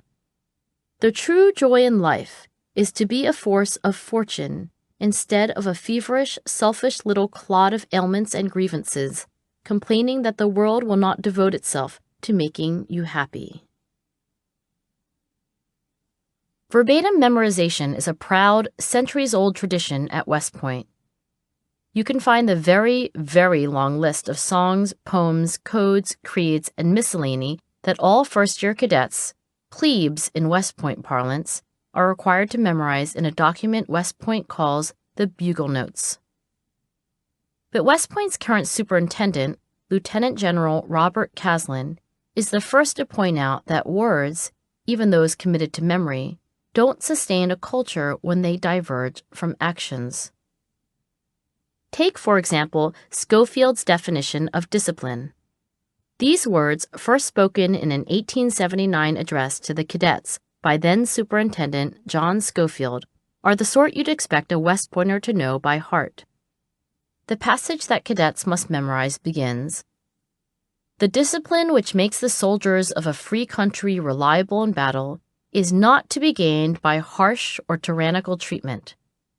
On the contrary, such treatment is far more likely to destroy than to make an army." Schofield goes on to say, and the cadets must memorize this too, that the very same commands can be issued in a way that inspires allegiance or seeds resentment. And the difference comes down to one essential thing: respect. Respect of subordinates for the commander? No, Schofield says. The origin of great leadership begins with the respect of the commander for his subordinates. The irony of reciting Schofield's uplifting words, even as you're being yelled and screamed at by upperclassmen, was not lost on Caslin when he committed them to memory as an 18-year-old plebe in 1971. In that era, hazing was not only tolerated, but encouraged. It was the survivalists who succeeded, Caslin recalled. It wasn't so much the physical challenges as the mental toughness required to cope with all the yelling and screaming. Indeed, 40 years ago, 170 of the cadets who started Beast Barracks quit before it was over. That's 12%, double the proportion who dropped out of Beast by the time I came to West Point to study grit a decade ago. Last year, attrition was down to less than 2%. One explanation for this downward trend is hazing, or rather, the lack thereof. The practice of inflicting physical and psychological stress on first-year cadets was long considered a necessary part of toughening up future officers. A second benefit, so the logic went, was to cull the weak, effectively eliminating weakness in the Corps by pushing out those who couldn't handle it. Over the decades, the list of approved hazing rituals was progressively curtailed, and in 1990, hazing was officially banned altogether. So, eliminating hazing might explain declining beast attrition in the late 20th century. But what explains the last decade's precipitous drop? Is West Point admissions doing a better job of selecting for grit? From the year-to-year data on grit I've seen, absolutely not. The average grit scores of incoming cadets haven't changed since West Point began collecting them. According to General Caslin, what's happened at the Academy is a deliberate change in culture. When only the survivalists succeed, that's an attrition model, he explained. There's another kind of leadership. I call it a developmental model. The standards are exactly the same, high, but in one case, you use fear to get your subordinates to achieve those standards, and in the other case, you lead from the front. On the battleground, leading from the front means, quite literally, getting out in front with your soldiers, doing the same hard work, and facing the same mortal risks. At West Point, it means treating cadets with unconditional respect, and when they fall short of meeting the Academy's extraordinarily high standards, figuring out the support they need to develop. For example, Caslin explained, on the physical fitness test, if there are cadets that struggle with a 2-mile run and I'm their leader, what I'm going to do is sit down with them and put together a training program. I'm going to make sure the plan is sensible. Some afternoons, I'm going to say, okay, let's go run, or let's go work out, let's do intervals. I will lead from the front to get the cadet to the standard. Very often, the cadet who was unable to do it on their own all of a sudden is now motivated, and once they start to improve, their motivation increases, and when they meet those objectives, they gain even more confidence. At some point, they figure out how to do things on their own. Caslin's example brought to mind a story West Pointer Tom Dearline told me of the even tougher-than-beast training he endured to become an airborne ranger. At one point in the training, he was hanging off a rock face, a climb he'd already failed once, with every muscle in his body shaking in rebellion. "I can't," Tom shouted to the ranger instructor on the plateau above. I expected him to shout back, "That's right, quit, you're a loser." This guy, for whatever reason, instead says, "Yes, you can, get up here." And I did. I climbed up, and I swore to myself I'd never say "I can't" again. As for critics of West Point's new developmental culture, Caslin points out that the academic, physical, and military standards for graduating from West Point have, if anything, grown more stringent over time. He's convinced that the Academy is producing finer, stronger, and more capable leaders than ever before. If you want to measure West Point by how much yelling and screaming goes on around here, then I'm just going to let you complain, he said. Young men and women today just don't respond to yelling and screaming. Other than objective standards of performance, what else hasn't changed at West Point in the last 10 years? Norms of politeness and decorum remain so strong that during my visit, I found myself checking my watch to make sure I was a few minutes early for each appointment, and without thinking, addressed every man and woman I met by sir and ma'am. Also, the gray, full-dress uniforms worn by cadets on formal occasions remain the same, making today's cadets part of the long gray line of West Pointers stretching back 2 centuries before them.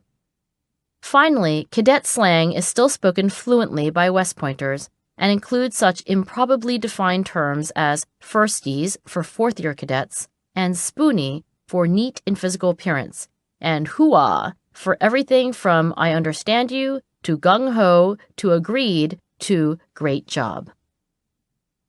Caslin isn't so naive as to think that 4 years of developmental culture at West Point will reliably turn 2s and 3s on the grit scale into 5s.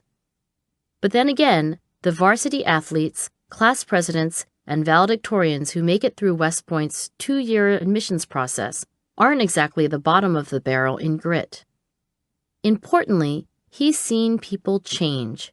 He's watched cadets develop. He has a growth mindset.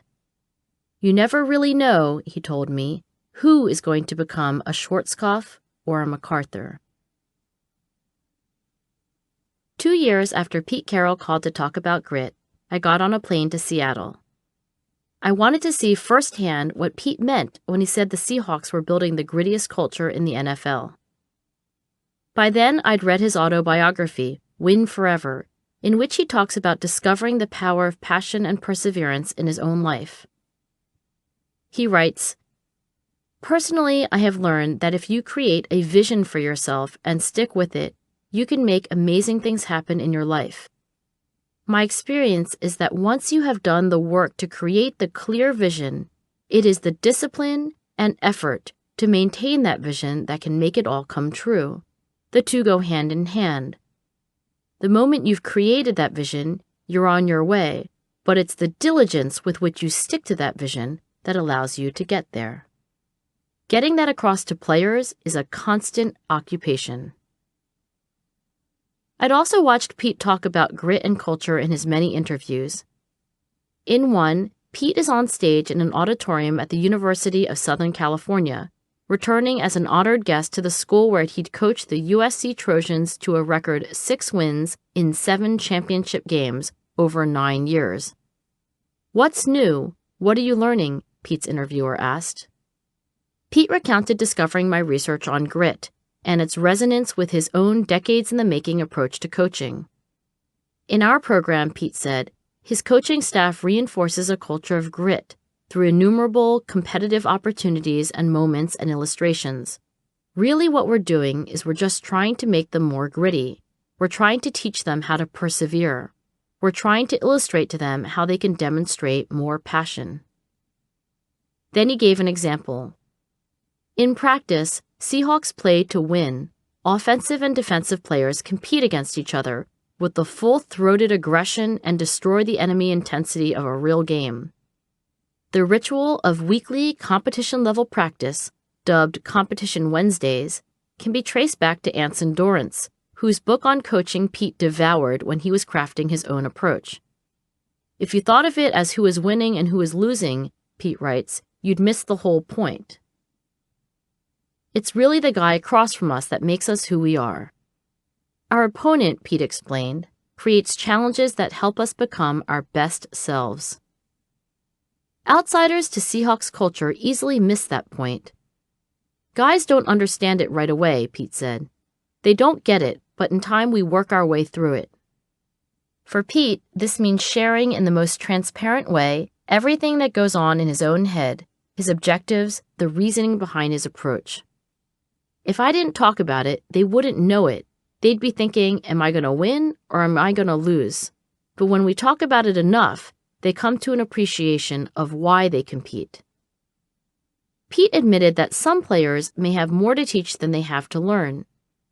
Seahawk free safety Earl Thomas, for example, came to him as, quote, the most competitive, gritty guy you could ever imagine. He pushes and practices with marvelous intensity. He focuses, studies, does everything, unquote. But the magic of culture is that one person's grit can provide a model for others. On a daily basis, Earl demonstrates in so many different ways what he's all about. If each person's grit enhances grit in others, then over time, you might expect what social scientist Jim Flynn calls a social multiplier effect. In a sense, it's the motivational analog of the infinity cube of self-reflecting mirrors Jeff Bezos built as a boy. One person's grit enhances the grit of the others, which in turn inspires more grit in that person, and so on, without end. What does Earl Thomas have to say about being a Seahawk? Quote, "My teammates have been pushing me since day one. They're helping me to get better, and vice versa.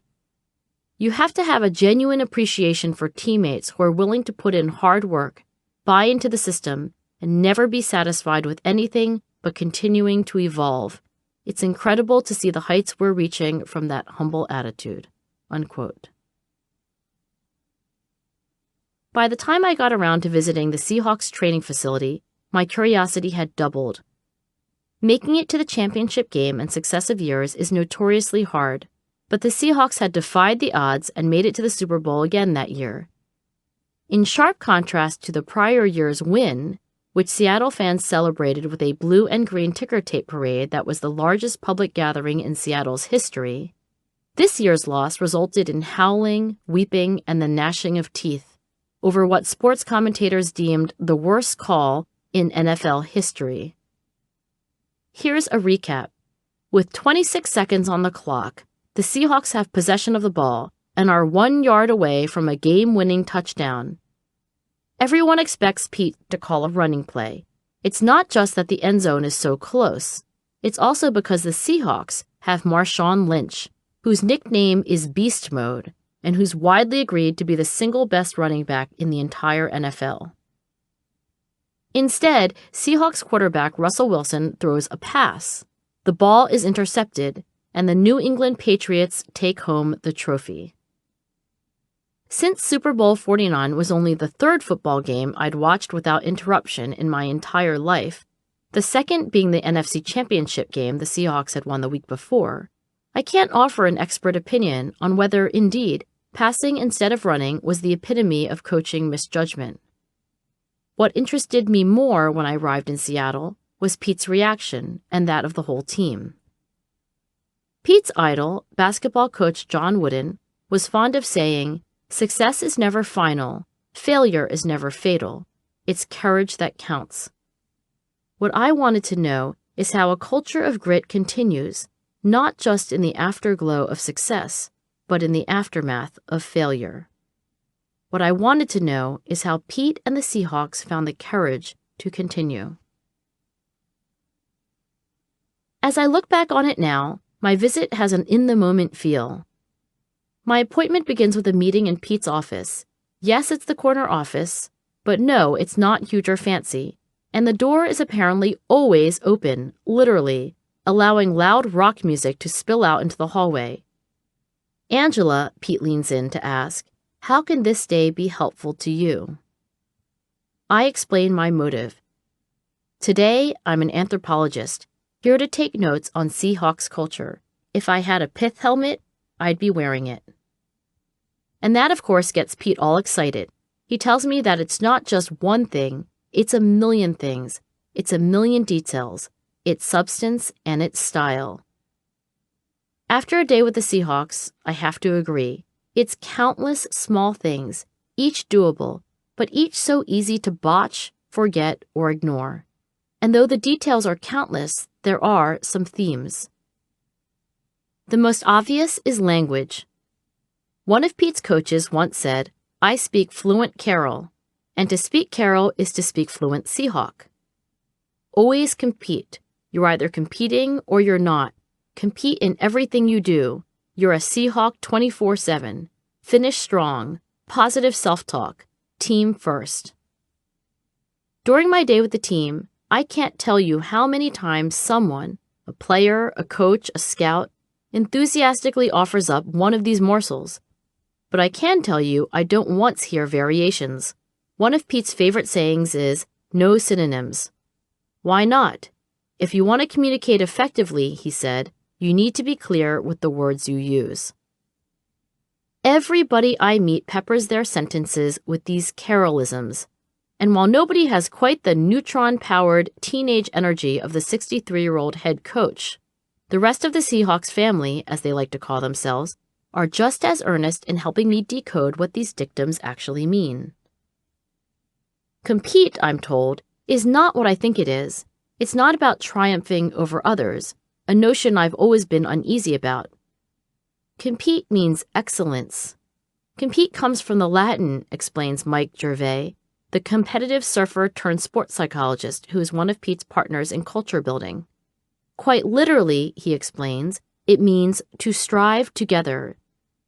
It doesn't have anything in its origins about another person losing.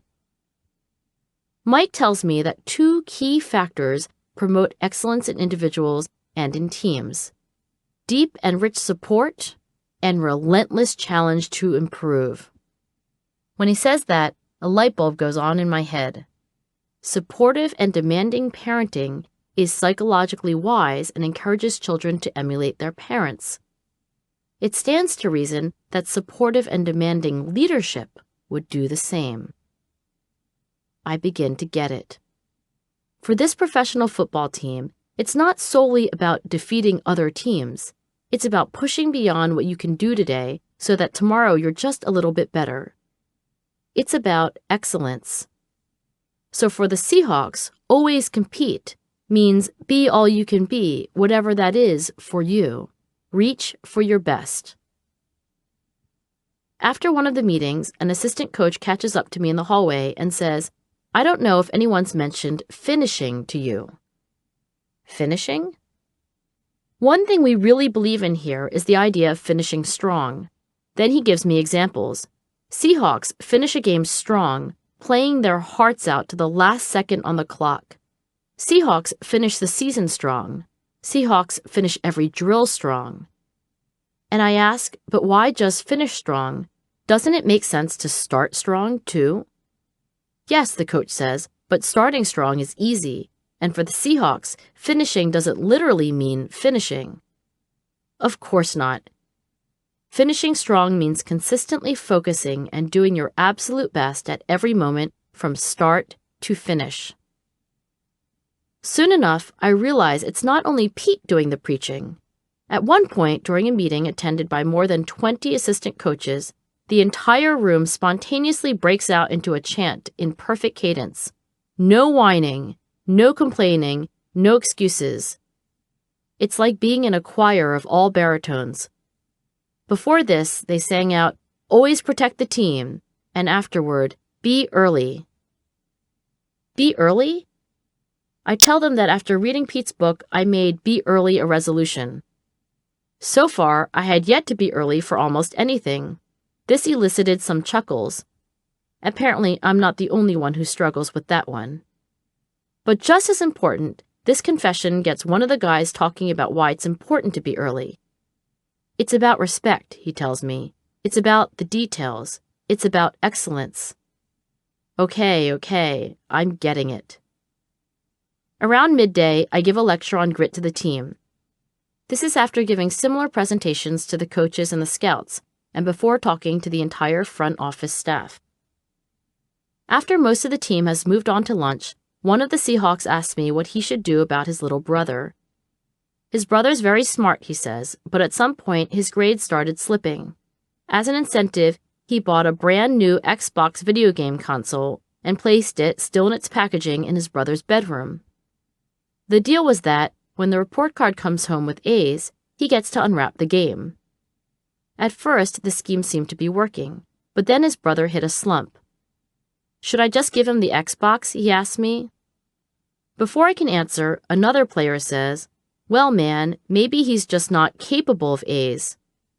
I shake my head. From what I've been told, your brother is plenty smart enough to bring home A's. He was doing it before. The player agrees. He's a smart kid, trust me, he's a smart kid.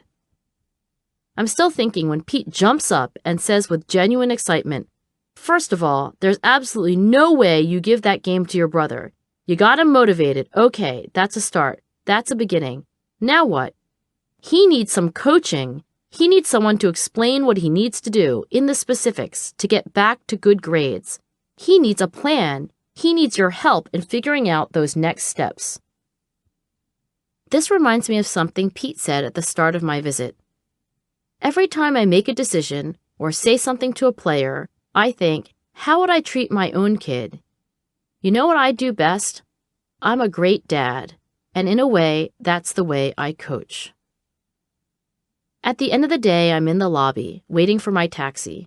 Pete is there with me, making sure I get off okay. I realize I haven't asked him directly how he and the Seahawks found the courage to continue after he'd made, quote, the worst call ever, unquote. Pete later told Sports Illustrated that it wasn't the worst decision, it was the worst possible outcome. He explained that like every other negative experience, and every positive one, it becomes part of you. I'm not going to ignore it. I'm going to face it, and when it bubbles up, I'm going to think about it and get on with it, and use it. Use it. Just before I leave, I turn and look up. And there, 20 feet above us, in foot-high chrome letters, is the word character.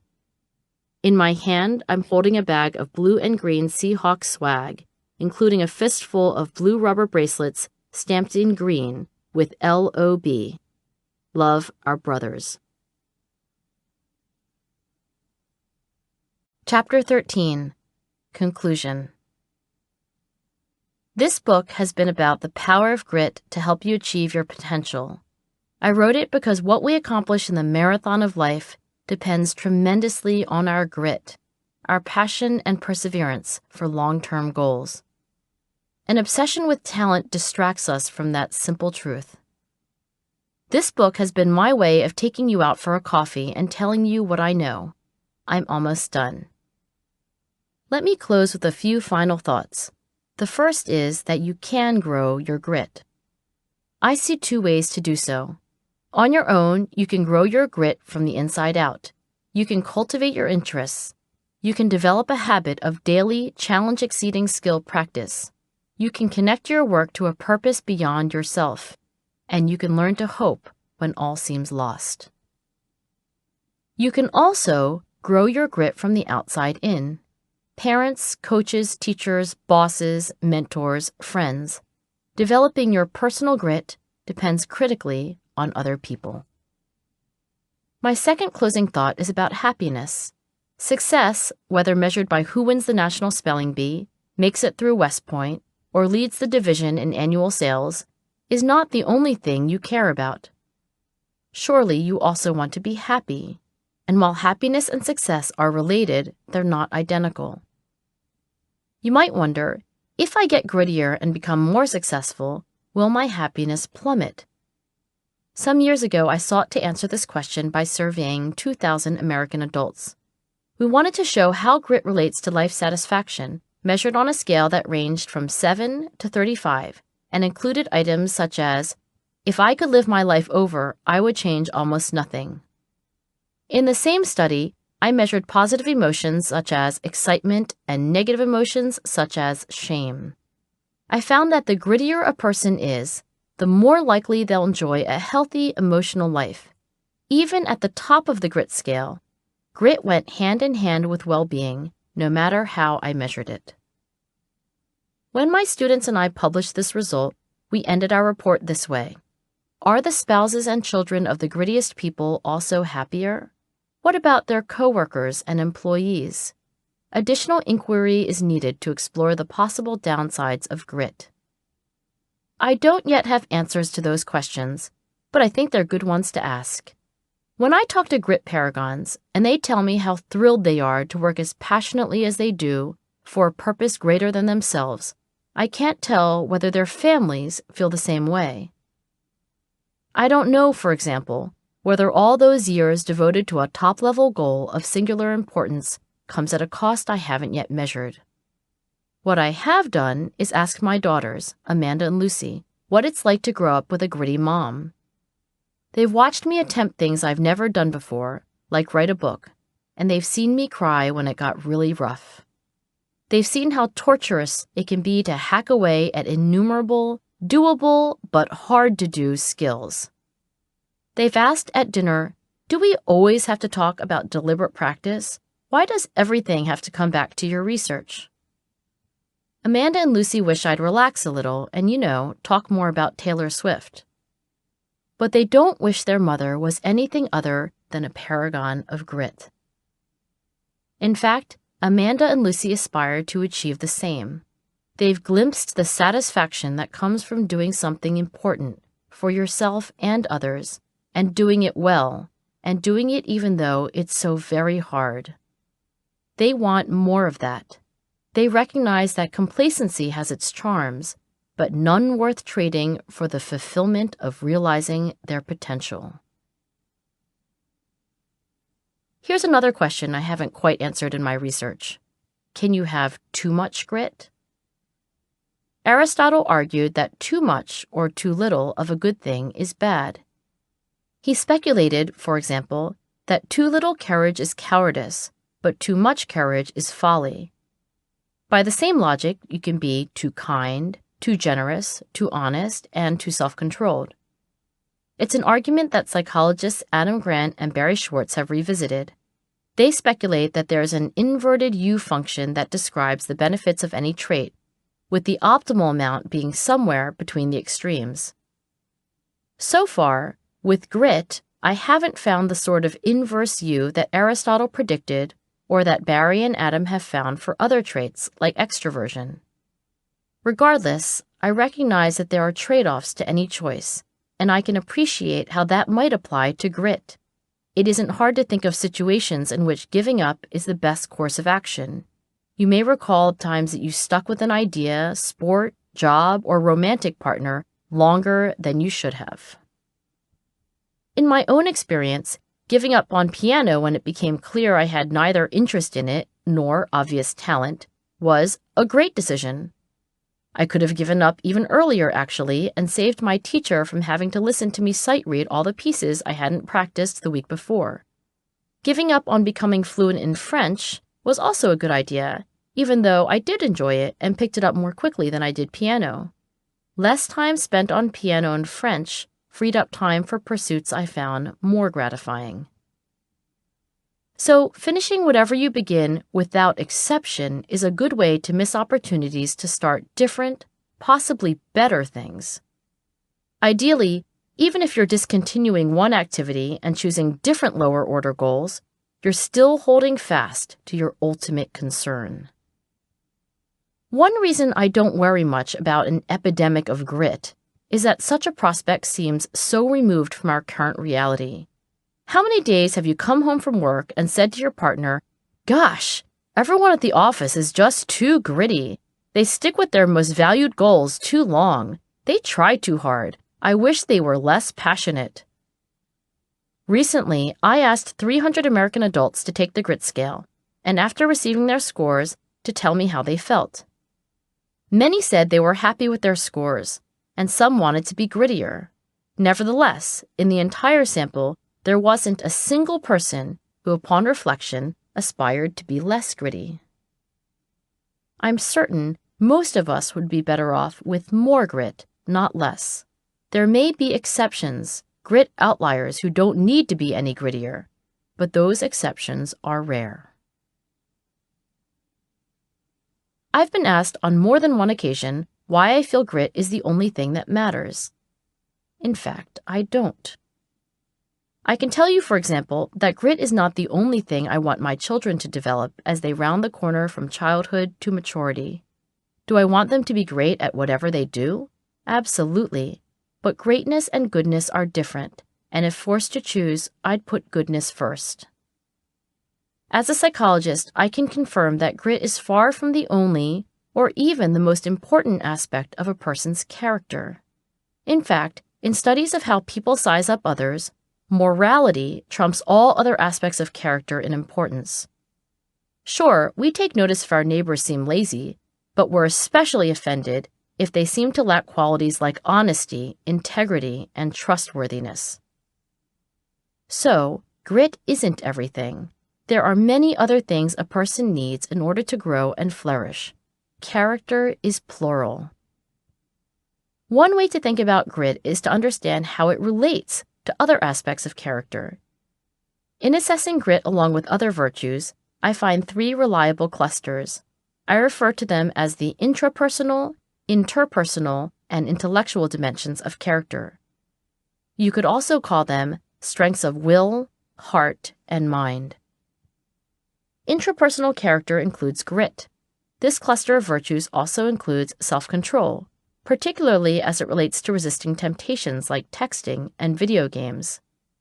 What this means is that gritty people tend to be self-controlled and vice versa. Collectively, virtues that make possible the accomplishment of personally valued goals have also been called performance character or self-management skills.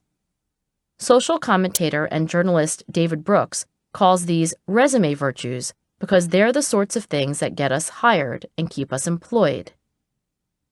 Interpersonal character includes gratitude, social intelligence, and self-control over emotions like anger.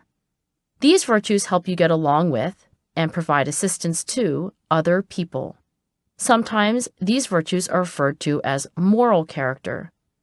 David Brooks prefers the term eulogy virtues because in the end, they may be more important to how people remember us than anything else. When we speak admiringly of someone being a deeply good person, I think it's this cluster of virtues we're thinking about. And finally, intellectual character includes virtues like curiosity and zest. These encourage active and open engagement with the world of ideas. My longitudinal studies show these three virtue clusters predict different outcomes. For academic achievement, including stellar report card grades, the cluster containing grit is the most predictive. But for positive social functioning, including how many friends you have, interpersonal character is far more important. And for a positive, independent posture toward learning, intellectual virtue trumps the others. In the end, the plurality of character operates against any one virtue being uniquely important. I'm often asked whether encouraging grit does children a disservice by setting expectations unreasonably high. Careful, Dr. Duckworth, or children will all grow up thinking they can be Usain Bolt, Wolfgang Mozart, or Albert Einstein. If we can't be Einstein, is it worth studying physics? If we can't be Usain Bolt, should we go for a run this morning? Is there any point in trying to run a little faster or longer than we did yesterday? In my view, these are absurd questions. If my daughter says to me, "Mom, I shouldn't practice my piano today because I'll never be Mozart," I'll say in reply, "You're not practicing piano to be Mozart." We all face limits, not just in talent but in opportunity. But more often than we think, our limits are self-imposed. We try, fail, and conclude we've bumped our heads against the ceiling of possibility. Or maybe after taking just a few steps, we change direction. In either case, we never venture as far as we might have. To be gritty is to keep putting one foot in front of the other. To be gritty is to hold fast to an interesting and purposeful goal. To be gritty is to invest day after week after year in challenging practice. To be gritty is to fall down 7 times and rise 8. I was interviewed recently by a journalist. As he was packing up his notes, he said, "So it's obvious you could have talked all day. You really love this subject." "Oh gosh," I said, "is there anything as interesting as the psychology of achievement? Could there be anything more important?" He chuckled. "You know," he said, "I absolutely love what I do too. It's amazing to me how many people I know who are well into their 40s and haven't really committed to anything. They don't know what they're missing." One final thought. Earlier this year, the latest MacArthur Genius Awards were announced. One of the winners was Ta-Nehisi Coates, the journalist whose second book, Between the World and Me, has been an extraordinary bestseller. 8 years ago, Coates was unemployed, recently laid off by Time magazine, and scrambling to get freelance work. It was a hard time. He guesses he gained 30 pounds from the strain. "I knew what kind of writer I wanted to be," he said. "I was not becoming that kind of writer. I was banging my head against a wall, and nothing was coming out." His wife, he says, was unerringly supportive. Still, they had a young son. There were practical realities. I was considering driving a cab, he remembers. He finally got back on his feet, and after pushing through the extraordinary stress of his book, he began to hit his stride. The writing was very, very different, he says. The sentences had much more power. In his 3-minute video posted on the MacArthur website, the first thing Coates says is, "Failure is probably the most important factor in all of my work. Writing is failure, over and over and over again." Then he explains that as a boy, he was insatiably curious. Growing up in Baltimore, he was particularly obsessed with the idea of physical safety and the lack thereof, and has remained so since.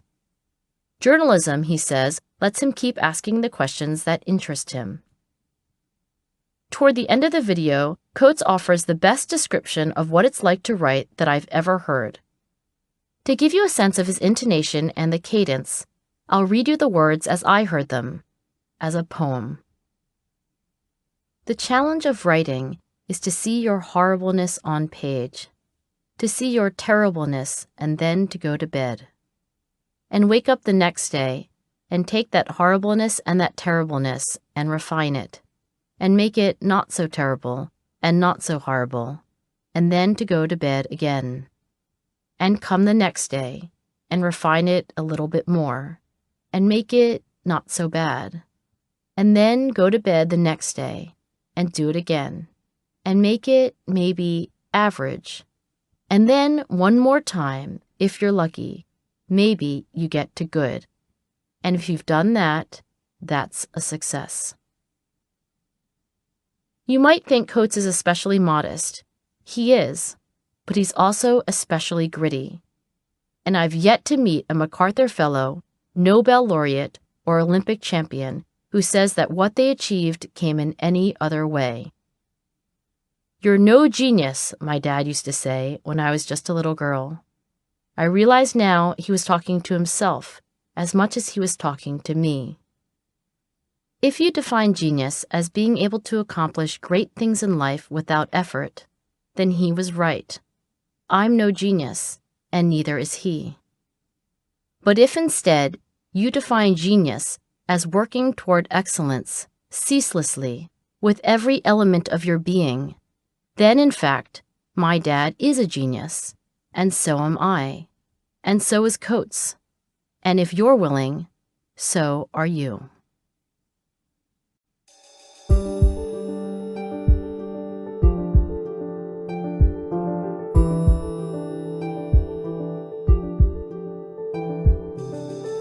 Grit, The Power of Passion and Perseverance was written and read by Angela Duckworth. It was recorded by Steve Campagna at Philadelphia Post. Editing and post-production by Frog Pond Productions. Terry Hogan was the mix engineer. The associate producer was Michael Noble. Grit was produced and directed by Tara Thomas. This has been a presentation of Simon & Schuster Audio.